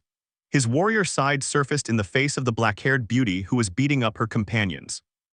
And as if dancing with them, Axella used her sheathed katana and taijutsu skills to eliminate her attackers. Once he had left them unconscious and mortally wounded, he continued walking. "What are you doing following me?" Axella finally asked. He turned around and headed towards Take's children, Welf, Daphne, Cassandra, and even Kaguya. They all swallowed heavily under the young woman's sullen gaze. "Me too." Well, everyone except Kaguya, she had reacted dramatically with comical tears in the corners of her amethyst eyes. "Listen, I'll go after Belle. You guys go and wreck the place, got it?" She was prioritizing her own interests, as she was angry that all the Amazons were coming towards her and preventing her meeting with Belle. But Axella-sama, Welf tried to protest. "Understood." And it remained only an attempt. Understood. It was common knowledge not to contradict Axella in the Phobos family, and the Take Mikazuchi family had already been trained previously. "Fine, fight even if you lose your arms and legs. Kaguya, you'll go with the Easterners. I can't let Belle be mortified if they die." Alright, she didn't care at all, she just wanted to have a little fun. "Herrero, you keep the redhead and the shy one." "At your service, Axella-sama." Welf gave a military salute. This is where Daphne should criticize him as pathetic, but she absolutely could not. It was Axella, and when it came to her, they both shared that fear. The young Asian woman looked at the people present, then nodded and turned her back on them, beginning her search. "I needed to find Belle, and the latest clue was that enormous tower. If they die, I will make sure to destroy their souls to prevent them from reincarnating." With those last words, the girl started running. The chills felt by all his colleagues happened silently, causing their throats to dry out and them to sweat cold. Kaguya began her own journey to another place, followed by the other Eastern children of Take. Only Welf, Daphne, and Cassandra remained in the same place. "So which way?" Daphne asked. She and Cassandra were both LV4, surpassing the blacksmith boy by 2 levels. "We'll go with a shield spear," Welf replied. "You'll cover me while I focus on destroying the buildings." There were no objections to his plan. And with his characteristic toothy grin, he began to walk while simultaneously unsheathing his new invention. "We have to go crazy," he exclaimed fervently. Cassandra nodded shyly and followed him. Daphne, she sighed at her partner's childish attitude, but her cheeks were slightly flushed. Mikoto's lifeless body lay on the concrete of the bridge. Haruheim's cries echoed through the cold place. Her skin had purple patches due to the blows that Phryne had given her, and even now all the Amazons who had previously fainted were gone. The other Berbera had dragged them out of the place, and now they were waiting for the exact time for the ritual to begin. Then a new presence began to walk slowly from the other end of the bridge. All the Amazons saw the boy, who seemed very upset. "Jejeje. Ishtar-sama is done with you, and now it's my turn." The frog woman's hoarse voice sounded. In his right hand he held Belle's sword. The white-haired man stopped. He turned his gaze to Mikoto's battered body, and his angry expression worsened, his eyes beginning to emanate complete hostility. "Drop that sword or I'll cut off your arm." He didn't hold back his anger. "I hope you're satisfied, you power-hungry ones. You'll know it firsthand. I will show no mercy." His figure was captured by the tearful eyes of Haruheim, who gazed in a complete trance at the white-haired boy. Cranel-sama, that overflowing anger in him was new to her. "You're too reckless and imprudent, kid," Aisha commented, standing next to Haruheim. "Don't you think you're at a disadvantage? There are more than 20 of us against one." Aisha was right. The Amazons that Ishtar had previously taken away from her were in that place. In retrospect, if Belle had lasted longer as a distraction, Mikoto might have been able to save Haruheim on her own. "How careless of me," the boy said to himself. "Don't be mistaken, I'm not alone. I've said it many times," he said as he approached. "And I'm not so arrogant as to claim that I would win against you, so I'll repeat it once more. Give me the sword." Her annoyed voice rose in pitch. "Only worthy people can touch it, and you are not one of them." The sword was a memento of his grandfather, so Belle was very particular about lending it out. In fact, Mikoto was the second to hold it after Axella. "Jejeje, oh how scary. Why don't you come and take it away from me, Bunny?" Phryne hadn't finished speaking when an incredible pressure appeared in the air. A few LV3 Amazons fell subdued to the ground, and then a precise cut was aimed at Phryne's neck. The sound of metal clashing against metal reverberated through the long night, with Phryne having successfully blocked the attack with her war axe. "Hey, you damned abomination, who are you calling that?" A voice, deader than many could imagine, sounded. Even Belle trembled when he saw his girlfriend's back in front of him. His long katana was unsheathed. "And who are you, ugly thing?" Phryne asked, clearly annoyed. Before Axella lashed out at the frog woman, a call brought her back to the world of reason. Axella was a fearful call. He looked back over his shoulder. Just a few meters away was Belle, her boyfriend. A breeze ruffled her bangs in the wind, then her lips formed a soft smile and she began to walk towards him, ignoring the Amazons who didn't know what was happening with this unexpected atmosphere. Unconsciously, Belle sighed with relief at seeing his girlfriend's smile on his lips, which he hadn't kissed in so many days, but he was so focused on her that he didn't see her eyes. Those aquamarine orbs weren't smiling at all, they were cold. Axella, Belle sang affectionately. The distance had been eliminated, with spectators having no idea what the hell was going on and where the hostile atmosphere had gone. Axella extended her arms towards Belle and he wanted to do the same, but Axella's hands gripped the collar of his shirt tightly. He was pulled until their noses were touching. Then Belle saw his girlfriend's icy eyes, then her soft lips moved. "Listen to me carefully, you stupid, damned, wretched, unfaithful rabbit. You and I will have a very long talk when this is over." He trembled with fear at the words. I couldn't tell if they were whispers or shouts, but everything around me was becoming so quiet. Ajax wanted to speak. "Shut up, idiot, whatever you want to say won't help you at all." She lowered her head with a regretful and fearful expression. Yes, I was trembling slightly. A silence fell for a few dozen seconds. "Give it to me, my love," Axella spoke again. Belle looked up because of the shy and affectionate tone that was nothing like the coldness of before. She turned her face to the side, showing her cheek. "Hurry up or I'll get angry." Her cheeks were painted a lovely red. Yes, Belle, feeling both nervous and fearful, gave her a kiss on the cheek. "What the hell are you doing? Or do you swear?" he kissed her. The Amazon's whispers reached the lovey-dovey couple. Ignoring that, Belle looked at his girlfriend, who was now giving him a loving look. It felt good," she murmured, blushing. She cupped her cheeks in both hands and tilted her head from left to right with a silly grin. Although that didn't last long, her eyes were once again free of emotion. "Well," she cleared her throat, "what's wrong with that toad? Did it bother you?" He asked as he stood beside her, looking at his opponents, especially Frine. Belle thought about complaining like a child complaining about others who made fun of his mother, but he thought of his dignity and put the idea aside. In short, they want to sacrifice Haruheimson to gain more power. "I understand, then let's show him the consequences of craving power." She didn't ask any more questions. Who was Haruheim? How would their sacrifice give them more power? Nothing at all. He just swung his katana with precision. Belle smiled at that, drawing his twin daggers and assuming a fighting stance. "Ready for our first fight together? I've never been more so. Try to keep up with me." Without further ado, they launched themselves at their opponents. Chapter 34, The End of a War. Let's begin. Part 1, Beastly Start. The cool air rippled through her beautiful hair as it caressed her cheeks, sending a refreshing sensation across her face. The goddess of love, Freya, perched at the very end of her bedroom balcony and lightly adjusted her silver hair. The difference in her appearance was impossible to ignore, having undergone a completely radical change from what she used to wear previously. A black dress with white trim on the top and loose sleeves on the arms of the same color. The only thing that remained the same from her old outfit was the black rose with a reddish border adorning her hair. Note, this is her new outfit, BV. As she held a glass of wine, the surface of her eyes was filled with desire and longing. "Belle," with an almost inaudible murmur escaping her soft lips, she gazed into the distance at the place she would soon destroy. "Freya-sama, everything is ready to depart. I will have you notified immediately when the siege is over." "No," Freya cut off Otter's words. "I will go personally. There is something I want to convey to Ishtar." Otter's stoic face was adorned with surprise, but he offered no objection upon noticing the tone and determination in his goddess's voice. "Understood." He bowed and withdrew from the place, going down to the courtyard of the Folkvanger to begin the march towards the pleasure district. "When will I be able to see you, my beloved Belle?" Muttering with great longing a few last words directed towards the most special person to her, Freya also left her room. Jealousy and love acted as an emissary of death for that goddess. Under the pale light of the full moon, the advancing footsteps echoed against the suspension bridge of the floating garden. "Keep up with me, Axella. Since when did you become so condescending, Belle?" Both of them, the young man with a rabbit-like appearance and youthful charm and the girl with beautiful obsidian black hair, charged at their opponents. "Keep up with you. I'll get over it." They had been separated for 4 days, but the budding smiles on their lips were not appropriate for a couple who were having relationship problems. No, they were simply excited to be able to share a battle together. Ha ha ha, sure sure. With their respective weapons in hand, they advanced with the full intention of cutting down and defeating their enemies. "Judge, you all stay out of this, I'll take care of them." To the surprise of her allies and even her enemies, Frine advanced with her war axe in her right hand and Belle's cursed sword in her left. She had declared that she alone would end the black and white duo. A huge stupidity. The distance between them reached 0. Belle skillfully wielded his twin daggers and, like a tornado, launched swirling attacks through Frine's blind spots. Axella was not as kind as her partner, making use of her skill in kenjutsu and coordinating her movements with Belle's to land her powerful cuts. Clank. The impact of metal on metal resonated, sending crimson sparks into the air as a result. "Jeje, entertain me, you trash." Unexpectedly, the colossal Amazon was repelling and blocking the rain of attacks that Belle and Axella were dropping on her. It was normal for a level 7 to handle a couple of level 4s was easy. However, idiot. With a voice so cold it could rival frozen continents, Axella didn't hold back her insults while precisely parrying Frine's blow.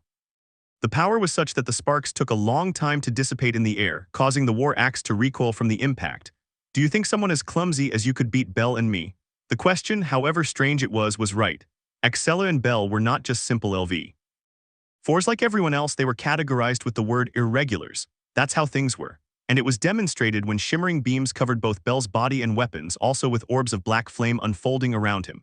That was one of the things that made Belle an irregular, his magic without the need for any chant. Not everything is about power, not everything is about brute force and aggression. For someone as simple as you, Toad, it's impossible to defeat us. Axella was a genius even among the clan of assassins she came from. So capable that she had even tied the Sword Princess's record for leveling up. If I hadn't been out of action for 7 long years, I would definitely be one of the adventurers who would rise above the top of all Erario. That's why, using agile movements with her katana, Axella defended and counterattacked at the same time at a level of reaction that was terrifying. You don't underestimate me, you ugly bitch. Phryne's offended and furious scream sounded as loud as a train horn, distorting her already ugly facial features and using all her strength like an LV7. What? But it was only now that he realized that none of his skills and magics could be used. He couldn't even circulate magical power through his body. Anyone who relies on magic and skills for their strength is useless to me. Right now, you're no better than an average level 6. In the presence of the Demon King, the skill that made Axella an irregular among irregulars. Belle knew exactly what Axella was talking about, so she gave a slight amused smile as she took advantage of Phryne's confusion to attack her. His spinning daggers were so fast that a bloody tornado might be an accurate way to describe it. They're still useless level 4s. Get out of the way. Even with the advantageous skills and abilities of both, it was an undeniable truth that both were surpassed by 2 levels of difference. This was proven the moment Phryne was able to keep them at bay while simultaneously repelling their black fire attacks and slashes. But it wasn't enough for him to gradually gain ground. No, he could barely repel this duo of human-looking monsters. Axella. Yeah. Without exchanging anything more than a call and confirmation, they suddenly switched positions and now Axella was attacking her left side while Belle was dealing with the right. It wasn't that much of a difference, but both sides of Phryne had already become accustomed to each other's movements and attacks, so to neutralize that they had switched positions. The left side that repelled Belle couldn't do the same against Axella's fighting style. The same was true for Belle on the right side. The LV4 pair synchronized their movements with such skill that it was impressive to the eyes of the Amazons who were watching the battle. Haruheim, who couldn't keep up with the speed of movement, was speechless as she tried to dry the tears on her cheeks. They seemed to share a harmonious and splendid dance as they brandished their steel blades with Phryne as their target. Speed, precision, skill, and strategy. Everything seemed perfectly understood by each other. They were such an incredible team that it was almost intimidating to others. Clank. With a blow that resonated so fiercely that it was incomparable to the previous ones, Phryne managed to distance herself from the avalanche of blows. Belle's black fire had been stopped and instead focused on the edge of his daggers, acting as a cloak of absolute darkness that would swallow everything it touched. Jejej. Interesting, once I'm done with the ugly black-haired one, I'll make sure to try every part of the bunny. Strangely, the adventurer Fernay Jamel was enjoying the fight. But just as he was about to launch another attack on the duo, his vision was filled with an intense crimson red. The word firebolt, echoing repeatedly, could be heard in the background. Fortunately for her, her first-class reaction speed allowed her to dodge and block every single one of the fire beams. Belle. The voice belonging to the sudden magical attack came from Axella's vocal cords. The aforementioned tilted his head doubtfully, turning his face towards Axella on his left and asking, "What is it?" Immediately their surroundings were enveloped in a floral atmosphere both for Axella and for Belle. Can I kill her? Such an angelic smile, such a ridiculously beautiful expression that could make anyone fall in love. Belle was captivated and at the same time, automatically and unknowingly, he gave his answer. Clear. He gave a radiant smile to reciprocate his girlfriend's beautiful expression, causing her to nod, come closer, and hug him affectionately. Then she advanced with an immense thirst for blood directed towards Phryne alone without support or company from Belle. W8 Axella, you can't, you shouldn't. Taken out of that floral and captivating environment, he exclaimed nervously in order to stop his girl. Why not? She stopped walking and turned around to face him, tilting her head sweetly to the right and asking with great tenderness in her voice. Belle squirmed inwardly at this new attack technique that his girlfriend had developed. I remember the promise, I don't want you to get your hands dirty with the blood of such detestable people. He was able to suppress his complete admiration for Axella's beauty and responded with the most sensible seriousness. It was enough for Axella to drop her tender side and sigh, nodding a couple of times and then returning to his side. He arrived right in front of him, not caring that he had his back to his enemies, although it didn't mean his guard was down. I won't kill her, but let me take care of her. Axella took Belle's cheek in her free hand and looked at him with great determination, the jet-black iris of her crystalline eyes burning with resolve. As your partner, I can't ignore what she just said. So Belle, would you trust your capricious girlfriend with this fight? Certainly if someone were to come along and say, I'll get rid of the white-haired idiot and then have some fun with the black-haired beauty, Belle wouldn't be able to hide his bloodlust. That had already been demonstrated at the casino when it was learned that Terry had set his dirty eyes on Excella and with the god Lucifer by declaring her his property. I understand. If my girlfriend asks me to, there's no way I can refuse. I'm trusting you with that fight, Excella. That's why he agreed to Excella's request. She smiled with delight, then turned around and with her katana pointed at the impatient Phryne declared, Hey you, I'll show you what hell on earth is like. Get ready. It cut through the air with incredible takeoff speed and was soon in front of the frog woman. JJJ. I will destroy you, ugly. Just as Phryne had launched a horizontal slash with her war axe, Excella had deflected her attack towards the ground that supported them. And with a loud crash and the sound of concrete being torn apart, both fell into the depths of the abyss. At the same time that Excella and Belle were fighting as the perfect duo against Phryne, a small group of only 3 people were making a complete mess in the pleasure district. Jiwahaha. Welf smiled ferociously as he threw small steel balls decorated with a red gem in their center. After, bang, crash, fugu, explosions here, explosions there, explosions everywhere. Repeated explosions from brothels, accompanied by the sound of windows breaking and the gusts of wind caused by the explosions themselves, spread throughout the area. Welf was making use of his inventions. On his chest were 2 belts crossed like an X, carrying a large number of the recent steel balls he had thrown. They were highly concentrated explosives on a portable scale, perfect for making a mess with just the push of a switch and throwing them. Why do you seem to be enjoying it so much? Come on, it's rare that an inventor gets to personally test their inventions. That's what's so exciting. Even while answering Daphne, it was noticeable how careful he was about throwing grenades into places where non-combatants might be. Their only targets were the Berbera women who approached to eliminate them. Of course, Welf, being a level 2, wouldn't last long against the elite group of the Ishtar Familia, however. Bam! In an agile draw with his right hand, a scarlet-red rifle was held between Welf's fingers as a trail of smoke rose from the barrel-like extension of the same rifle. He raised the rifle and dramatically blew the smoke coming from the barrel. Indeed, it seems it's not just to test its functionality. That smile on your face is a clear clue. Daphne, seeing the redhead's proud and amused smile, sighed wearily as she repelled the Amazons attacking from Welf's blind spot. Cassandra, don't get distracted. She also warned her friend that she was equally protecting Welf's blind spots. The 3 of them were clearly a defensive and offensive tank. They continued fighting their enemies until Welf ran out of his grenades, causing the young blacksmith to frown. Without ammunition. Between a murmur and then a sigh, he removed the X-shaped bands from his chest and threw them away. Then with his now free left hand he drew another rifle. I'll do what I can while I can. With a playful pun, Welf pointed his latest and most innovative inventions at his targets. The Berber were definitely so fast they were imperceptible to the dynamic vision of a level 2 like him, but he didn't need to see them. The shockwaves are enough. Even if he missed by a meter, the shockwave created by the impact of the shot was no joke to be taken lightly, after all. The Magnum Krazo 52 is the closest thing to my goal. Proudly uttering the name he had given to his magic pistols, he also explained that they were the closest thing to the indestructible magic swords that Belle had spoken of. The blast area was easily 3 meters at the lowest power setting, reaching 20 meters if used at full power. Definitely, thanks to Phobos who had suggested the word magnum, this pair of beastly beauties were his best invention. I would even venture to say it's superior to the invisibility mask. In his ecstasy, he noticed that soon the enemies who had been swarming like bees on a flower no longer arrived. What the hell? I'm sure we haven't defeated more than 20 Amazons, so why aren't they coming anymore? Welf looked around in complete confusion. It's strange, Cassandra, do you notice anything unusual in the surroundings? Now that she thought about it, the destructive din had suddenly vanished, replaced by an eerie silence. Daphne had a bad feeling about this, so she asked her friend, who was climbing higher to get a better view. No. Welfson is right, there are definitely many more Amazons, but Daphne pressed for an answer. They're heading somewhere else. As if echoing his words, a loud explosion like the roar of a ferocious dragon shook the place. What the hell?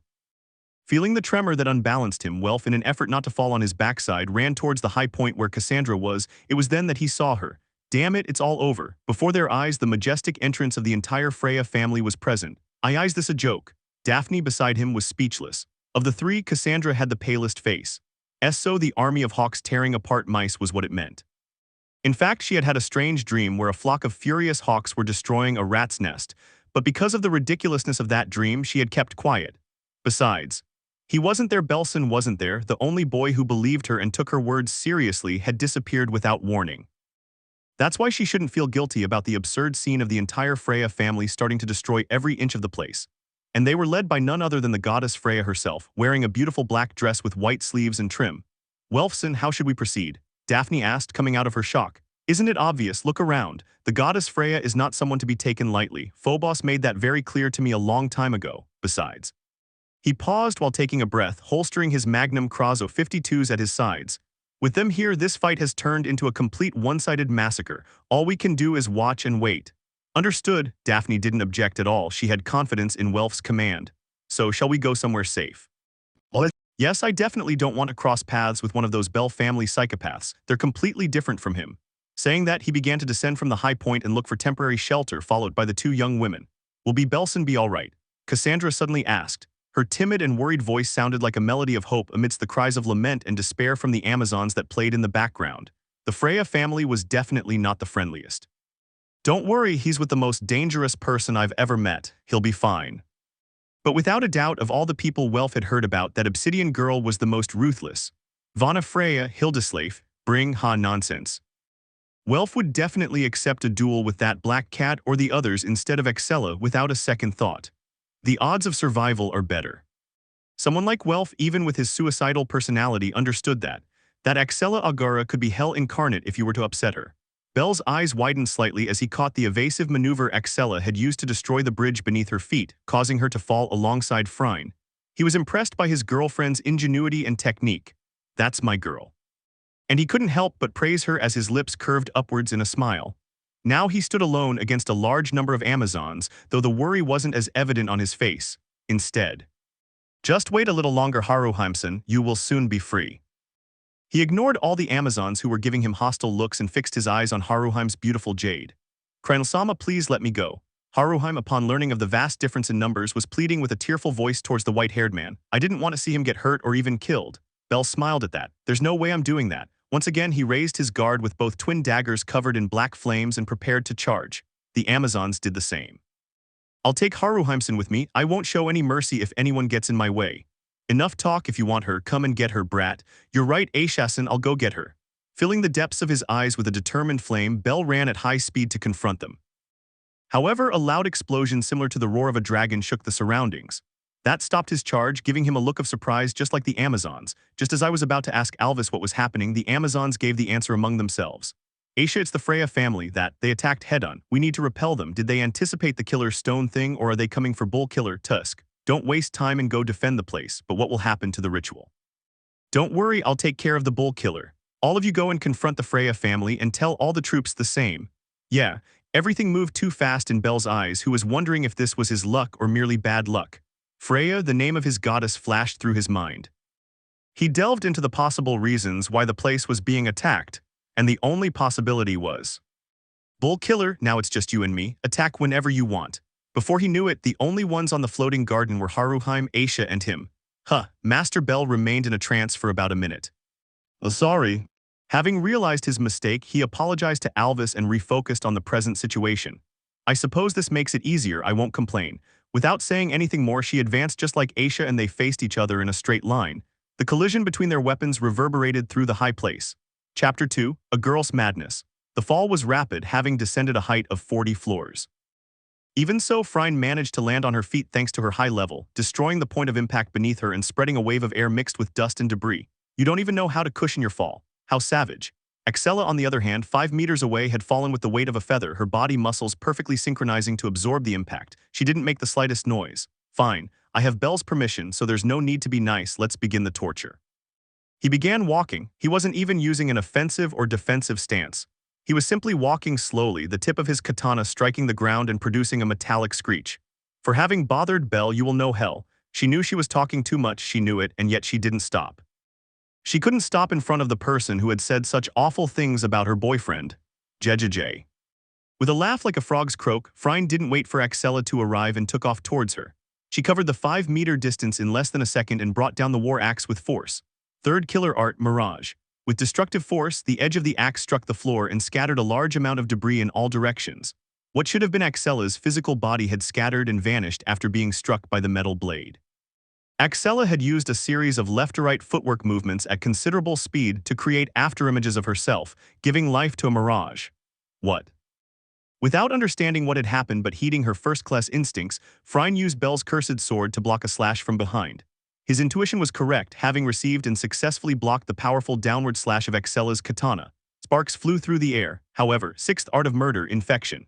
A tremor spread throughout Frine's internal body, fiercely shaking every muscle fiber and damaging internal organs. Gah! A line of blood flowed from Frine's grotesque lips. Taking advantage of the premise that the human body is mostly made up of flesh and water, infection used that to produce vibrations. If even a slight wave were produced in the human body, which is vulnerable to vibrations, the body's interior would be affected. That was the effect of infection, one of Excella's 9 original killing techniques. If it was blocked with swords, the vibration would reach the body through the sword itself and cause a dangerous internal disturbance. This is just the beginning. Excella withdrew her katana a few centimeters and with an initial acceleration at maximum power lowered it again towards Frine. But this time Androctonus backed away instead of taking the hit, putting 10 meters between herself and Excella. Why aren't my skills activating? I've felt a loss of strength and my stats aren't working as they should.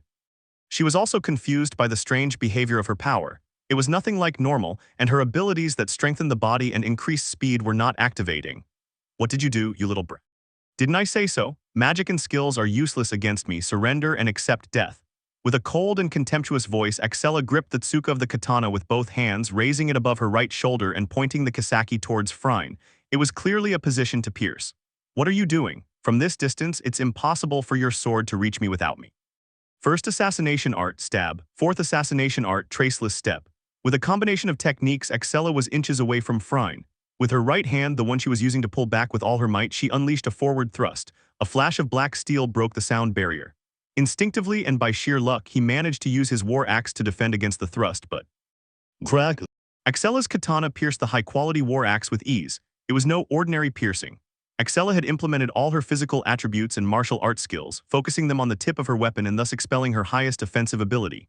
This was the technique that boasted the strongest offensive ability among Excella's 9 killing techniques. Stab, Ga. The sharp point had forced Frine back, but she had been saved by sacrificing her weapon. Now all she had left was Belle's sword. How did he get so close in an instant? Once again, Frine was confused by Excella's sudden approach. The traceless step technique was a body technique, combining breath control and footwork to slip the user's existence into the opponent's subconscious. And so, although Frine could see Excella, she had become incapable of recognizing that reality. Her brain could no longer track the movements because her consciousness was discarding them as unnecessary information. That made it possible to get close in the blink of an eye. I already lost to a level 7 before. She ignored his confused expression. It won't happen a second time. Excella, closing the small distance between them once again, continued to wield her weapon with ferocity and skill, searching for a single cut. But even if only slightly, Frine managed to block his slashes. Belle's sword is very resistant. Even 1,000 attacks on the same spot wouldn't be able to crack it. Tusk. Having realized it was useless, she stepped back and distanced herself from the Toad Woman, who was wondering about the unexpected approaches. Now they were focusing their attention on the opponent's movements. JJ, I don't know how it works, but I'll crush you with brute force. Fed up with the strange situation, Frine stepped forward and with a vertical lift of Belle's sword over her shoulders, dropped it towards Excella's body. Foolish. Excella took the blow head-on, using her katana as a shield. A tremendous impact reverberated, sending waves of air and trails of dust dispersing all around. But again, 7th Art Killer Transfer, GH. Frine was thrown back again by an immense force used by Excella, a force that was not that of a level 4. That was the function of Excella's 7th killing technique, transfer. Excella had accepted the attack by making it flow in a circle around her body, sending Frine's own power back as a counterattack. This was the most difficult assassination technique to perform due to the millimeter precision required. It demanded absurd concentration and great skill in swordsmanship kenjutsu. Thus, it was Frine's own attack power that had sent her back. Before Frine could even erupt in rage, Excella used Traceless Step to close the distance, attacking again. Second Murderous Art, 3 Piercing Hells. 3 simultaneous thrusts were directed towards the muscles of his legs and pancreas respectively, seeking a perfect perforation and immobilization.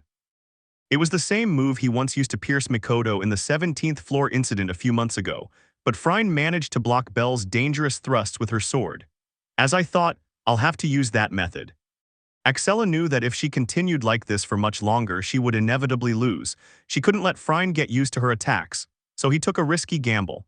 Just one cut, if I can achieve it with this, it will be worth it. Her crystalline eyes burned with resolve as she decided on her final move, continuing to use combined movements to push Frine back. Impact after impact. The trails of dust were raised by the air blasts caused by metal-on-metal collisions. Axella's katana's black edge didn't flinch against Belle's cursed sword. She didn't particularly care about the curse because she knew it rendered her skill useless. And amid heated moments of intense exchanges of blows, there was a clear and unfortunate opening. Jejej, Axella had tripped over a crater, losing her balance and leaving her left flank completely vulnerable. Your luck has run out, D. Frine did not let the fatal move pass and with an upward blow connected the edge of the black sword with Axella's body. GH. A burning pain coursed through the entire body of the dark-haired girl, raising her eyebrows and biting her lower lip to suppress a scream of pain. Her eyes blurred slightly as she watched her left arm levitate in front of her. Frine's cut had been clean, causing his blood to drain quickly. For Axella, it felt like a hot blade cutting through butter, her arm being severed from below the shoulder. His arm was still spinning in the air. Her mind was not distorted by pain or fear, she simply remained calm for her next move. She no longer felt pain, she no longer felt hot. The arm that was spinning in the air lost its lift and fell to the ground. It was all a lost cause, I was between a rock and a hard place. And yet, Frine was also cut, although it was just a scratch. Axella had taken the opportunity to lightly cut her cheek, causing a line of blood that ran down Frine's deformed face. Is it bleeding? My beautiful face is bleeding. With palpable anger at receiving a wound, he turned his reddened eyes towards Axella, who was without her left arm. And before he could speak, she interrupted. How annoying, you whine over so little. Her eyes were being covered by her bangs, revealing nothing but her calm, soft lips. He didn't complain, he didn't scream, he didn't writhe. It seemed as if he really didn't care about having lost an arm. Faced with this abnormal state, Frine forgot about the scratch on her cheek and focused on Axella. My instincts. Her deepest adventurous instincts were warning her about something she didn't know about. Cuckoo.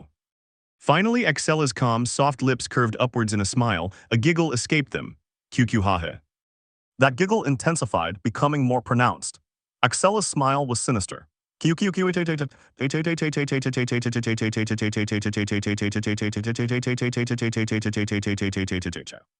As fresh blood gushed from the sliced portion, Axella's sinister smile spread from cheek to cheek. She raised her gaze and revealed her previously hidden eyes. Honestly, was there any terror that could compare to it? For a moment, faced with this unexpected, chilling reaction and laughter, Frine unconsciously moved away. The young woman with the sliced arm was actually mocking her. Did she go crazy from the pain and fear? No, that's not right. He tried to explain Axella's frightening reaction. But he immediately dismissed it. Axella's smile was one of confidence, a very natural and eerie smile that indicated that she believed in her victory. But to remain normal in this critical situation was the most abnormal thing for Frine. He was supposed to be screaming, crying, and dying, but what is going on? He was unable to understand. Rather than being afraid, Frine felt unhappy. Axella's shoulder was bleeding, an incredible amount of fresh blood gushing out of the area. The blood that splattered had covered the young woman's face. But Axella was still something. It was as if the darkest part of his body was gushing out of the severed part of his arm. She wasn't doing anything, she was just smiling. She seemed to be laughing from deep inside, and she stuck out her tongue to lick the blood on her lips as if it were sauce. Even fallen monsters could not do such a thing, revel in tasting their own blood. What is happening? Frine couldn't and still didn't understand. Therefore, she could not stop the anti-aging process that was forming within her. What the hell is this girl? Can she still fight with that body, even without her left hand? That's impossible. That's totally illogical. She's going to die from blood loss. Okay, no problem. There shouldn't be any problem. There shouldn't be any problem, but... That's right, the anxiety had been created from within. The young woman had lost her left hand, and by right she should have lost her will to fight, her fighting spirit. And that sad, grim image seemed to be murmuring something. She was mocking, looking at Frine and laughing. She continued laughing mockingly. His expression seemed to say, I have seen through your defeat. God damn it, why? What? Those eyes seemed to penetrate the entire being of the colossal woman. Impressed, Frine stopped breathing. Axella said nothing. She said nothing as she walked slowly and silently towards Frine. This act made Frine even more anxious. She couldn't stop this girl. She didn't know what to do to stop her. That's why Frine could do nothing but wait for Axella to approach like a scarecrow. At one point, she realized that Axella was already standing in front of her. Even at this point, Frine felt as if she were being watched by a snake and could not move. Hey! Suddenly, Axella's voice sounded. Frine looked like a child being read to while rarely trembling slightly. Axella said, You should have aimed for the head. Axella showed her fangs and her eyes seemed to have a reddish glow, nothing like the usual crystalline green. He seemed to say it happily from the depths of his heart, mitigating the damage to his severed left arm as insignificant. His teeth were exposed, decorated with dyes of fresh red blood. Frine felt as if her spine were being stabbed by a person with a column of ice. Axella's presence was terrifying. Frine saw the illusion of something emerging from the wound on her slashed shoulder. She saw it as if the blood flow were beginning to increase. It looked like a transparent crystal statue with fresh blood spilled all over it, and an incredible silhouette was beginning to form. What emerged from the severed part of Excella's right arm was not a human arm, it was a head. And it was a wild sight, a slender, 2-meter-long head, the kind you'd only ever see in ancient historical accounts. The head of a massive, all-powerful dragon king. The dragon's head, which should have been transparent, was stained with blood, beginning to encircle Excella's body as if protecting her and slowly opening its mouth, revealing a row of saw teeth. It was like representing Excella's entire presence. What? Phryne looked up. Hold on, this is just my anxiety. Calm down. As long as I get rid of my anxiety, I can definitely make this ridiculous monster disappear. He tried to keep at bay the feat that was about to break through his heart, trying to put up resistance against the strange and chilling pressure. Phryne concluded that this was a product of her own imagination due to anxiety, so as long as she calmed herself down and eliminated the anxiety, the mystical beast protecting Excella's body should disappear. However, the transparent Dragon King continued to silently gaze at Phryne with both eyes. Andric Thomas's vision began to disappear due to fear. Impossible, I can't win. The moment he thought that, the Dragon King's mouth widened to its maximum, swallowing Phryne whole headfirst. An exhausted sigh escaped Excella's soft lips. I didn't think I was so good at acting, maybe I'll do it to get Belle to spoil me a little. With his one arm he sheathed his katana and addressed a few words to the fallen Phryne. I'm finished, I suppose that's enough. All traces of madness were gone from her, not even the slightest hint of frenzy.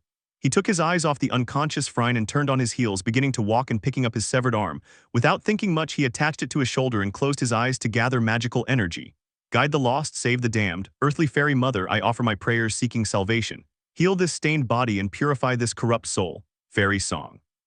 And without much effort but with a considerable amount of mind, his left arm was reattached. He slowly walked back to Phryne, and without paying any attention, he took Belle's sword and headed out of there. The hallucinogen, poison, and paralyzing agent worked well. I'll thank the support girl for getting them. He also murmured those words, referring to the mixtures imbued all along the edge of his katana. Now Fufu back to Belle. Her lips formed a jovial smile.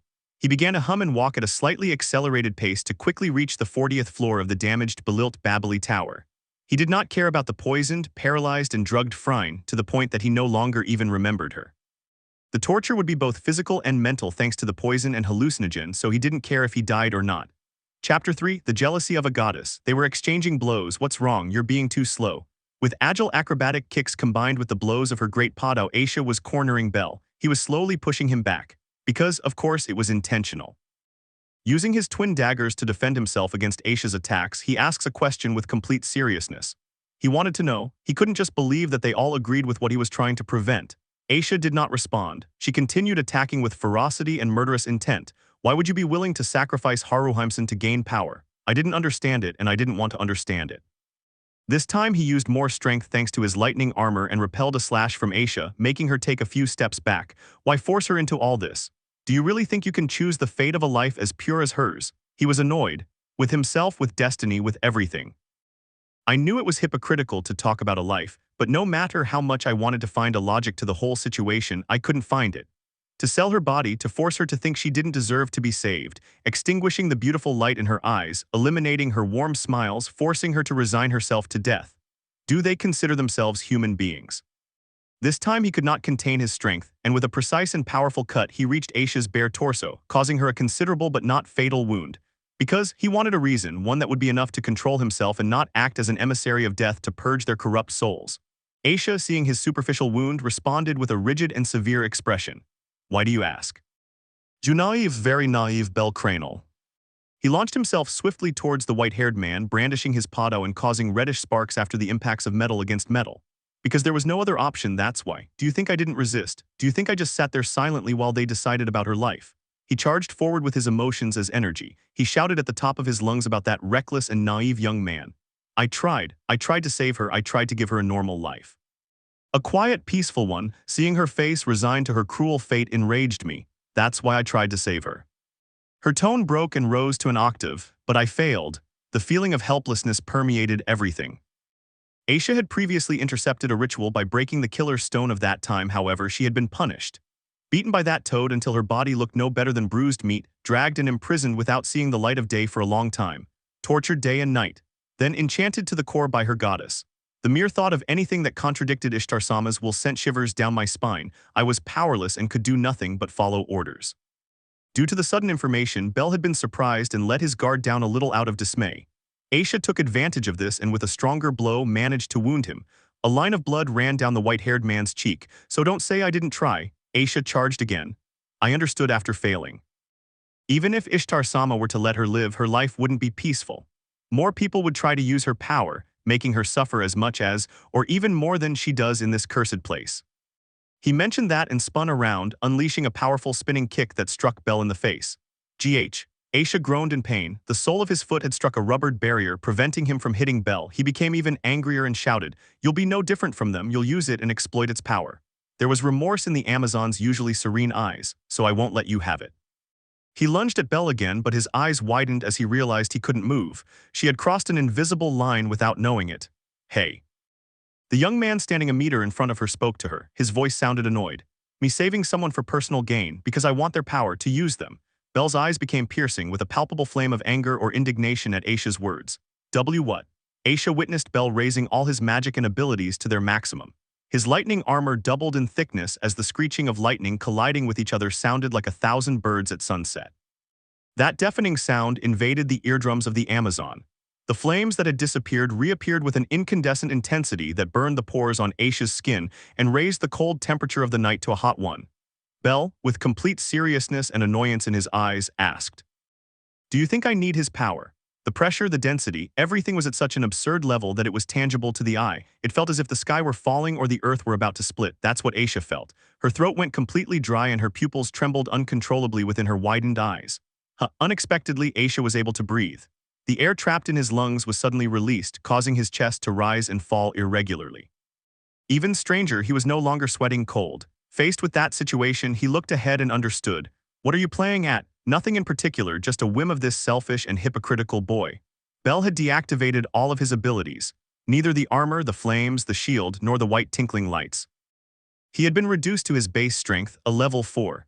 I'm not in the mood for jokes, you damned monster. With that kind of power, you would have knocked me out or even killed me. Why hold back? And he was right. With Encanto's support, he would have already won. Hey, I'm not a monster, ahem. Well, I already said that. I'm not some kind of reaper or emissary of death, so it's only natural to want to confirm whether you're really evil or not. And the reason you stopped bullying me is because you think I'm a good person. You have some pretty bad ideas, kid. I'll be anything but a good person.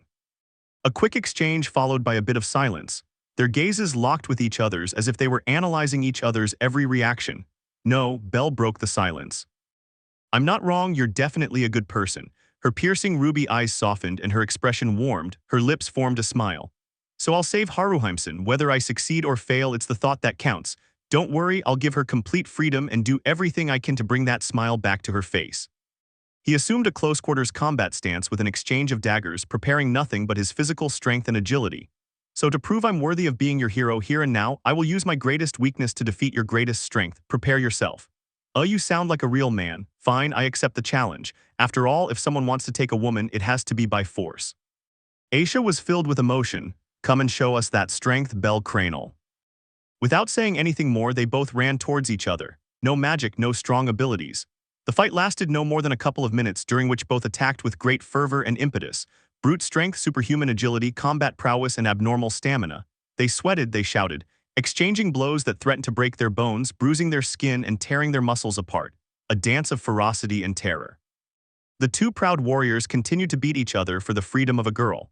Haruhime watched all of this in dismay. His face showed concern for his two important friends, an Amazon who had shown him kindness and a human fighting for his freedom. Amid the explosions, war cries, lament, and pain, light, steady footsteps sounded in the direction of Balit Babili. Elegance, delicacy, all combined with a slight discomfort. Freya walked and climbed without haste all the way to the top of Balit Babili. Ishtar stared at her, terror etched on her face. She was accompanied by two personal guards, a man and a woman, both human. It's been a while, hasn't it, Ishtar, since the last Denatus, I think. Have you been well? Freya. I hate to be rude, but there's something we need to discuss. Not more like a final goodbye. The words caught in Ishtar's throat. A smile remained on Freya's lips as she revealed her intentions. The silver-haired goddess was alone, there was no sign of any escort. Noticing this, Ishtar turned and called out to her guards.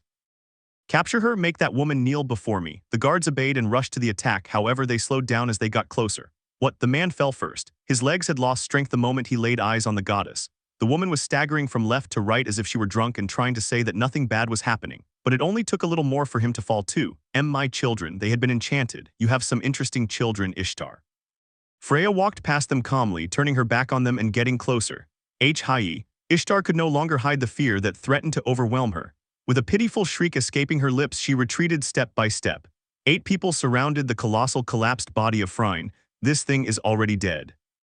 I agree, Brother Ulfrig. Hagra, doesn't it smell weird? Yes, Brother Devalen, it's already spoiled. The Gulliver brothers made their contemptuous comments towards Phryne, who stood motionless with blank eyes. So who did this, Otter? Hedin, who had arrived last, asked. The bows in question didn't respond immediately, not because he didn't have the answer. After all, he had seen the person responsible leave humming. Axella Agara. Did that junk beat a level 7? Alan asked. Cuckoo, not bad, dark girl. This evil eye tells me your potential as a dark queen.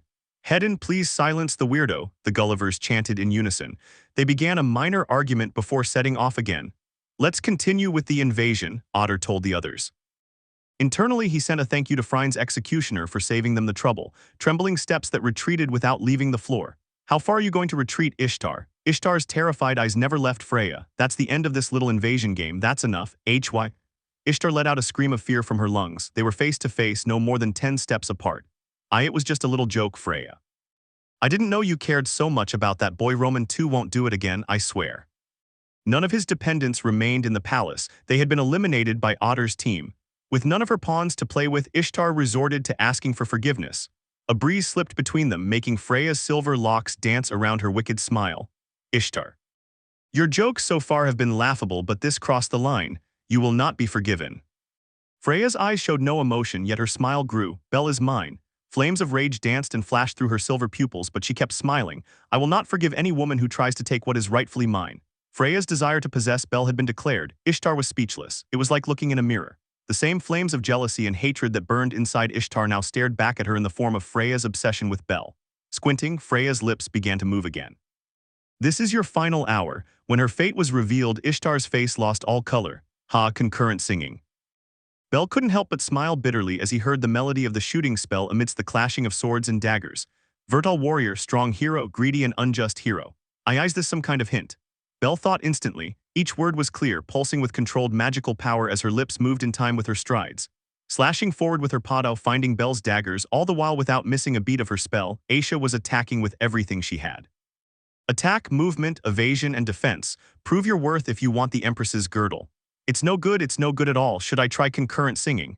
No, I said no magic, and no magic, I'll do it. Bel's mind raced, his movements destroyed the sound barrier. Satisfy my body, penetrate my body, kill my body, and prove your worth. At this rate, Alvis, how good is the magic resistance I just acquired? He's at the lowest level, Master Bel. If he continues with these self-imposed shackles, it's going to hurt.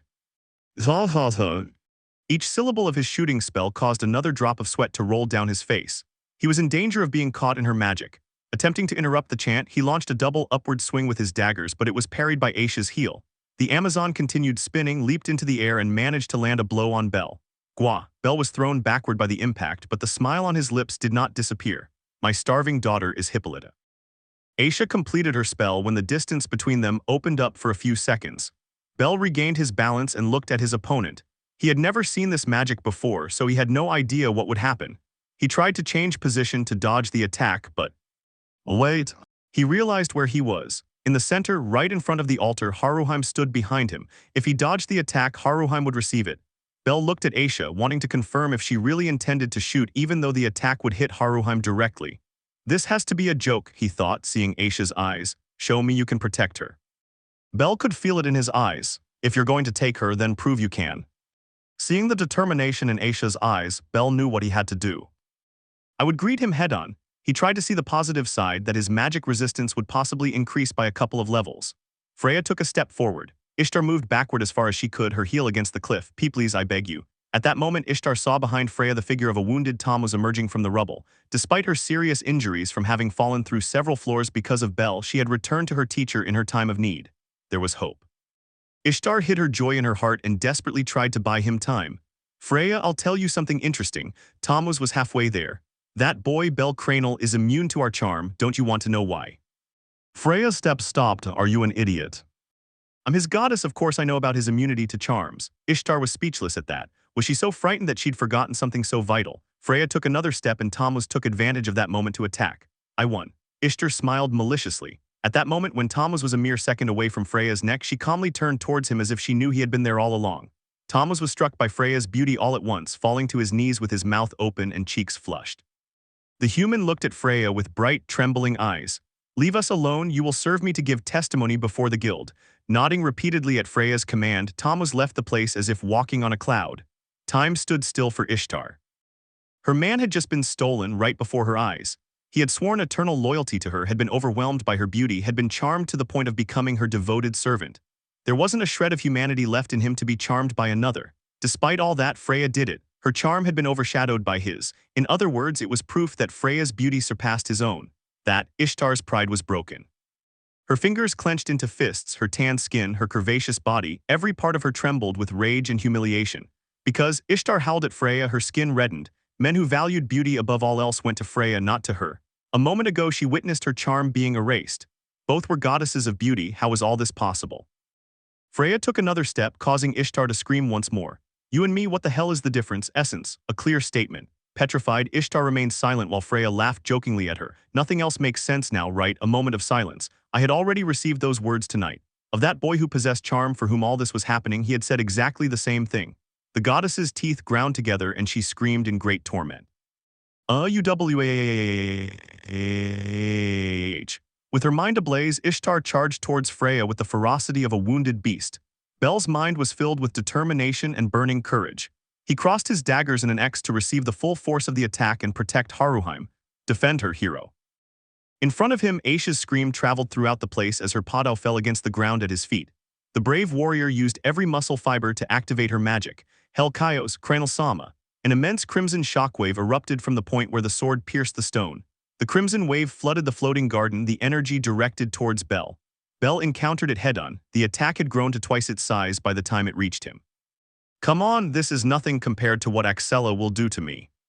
He took a step forward and charged against the magical power.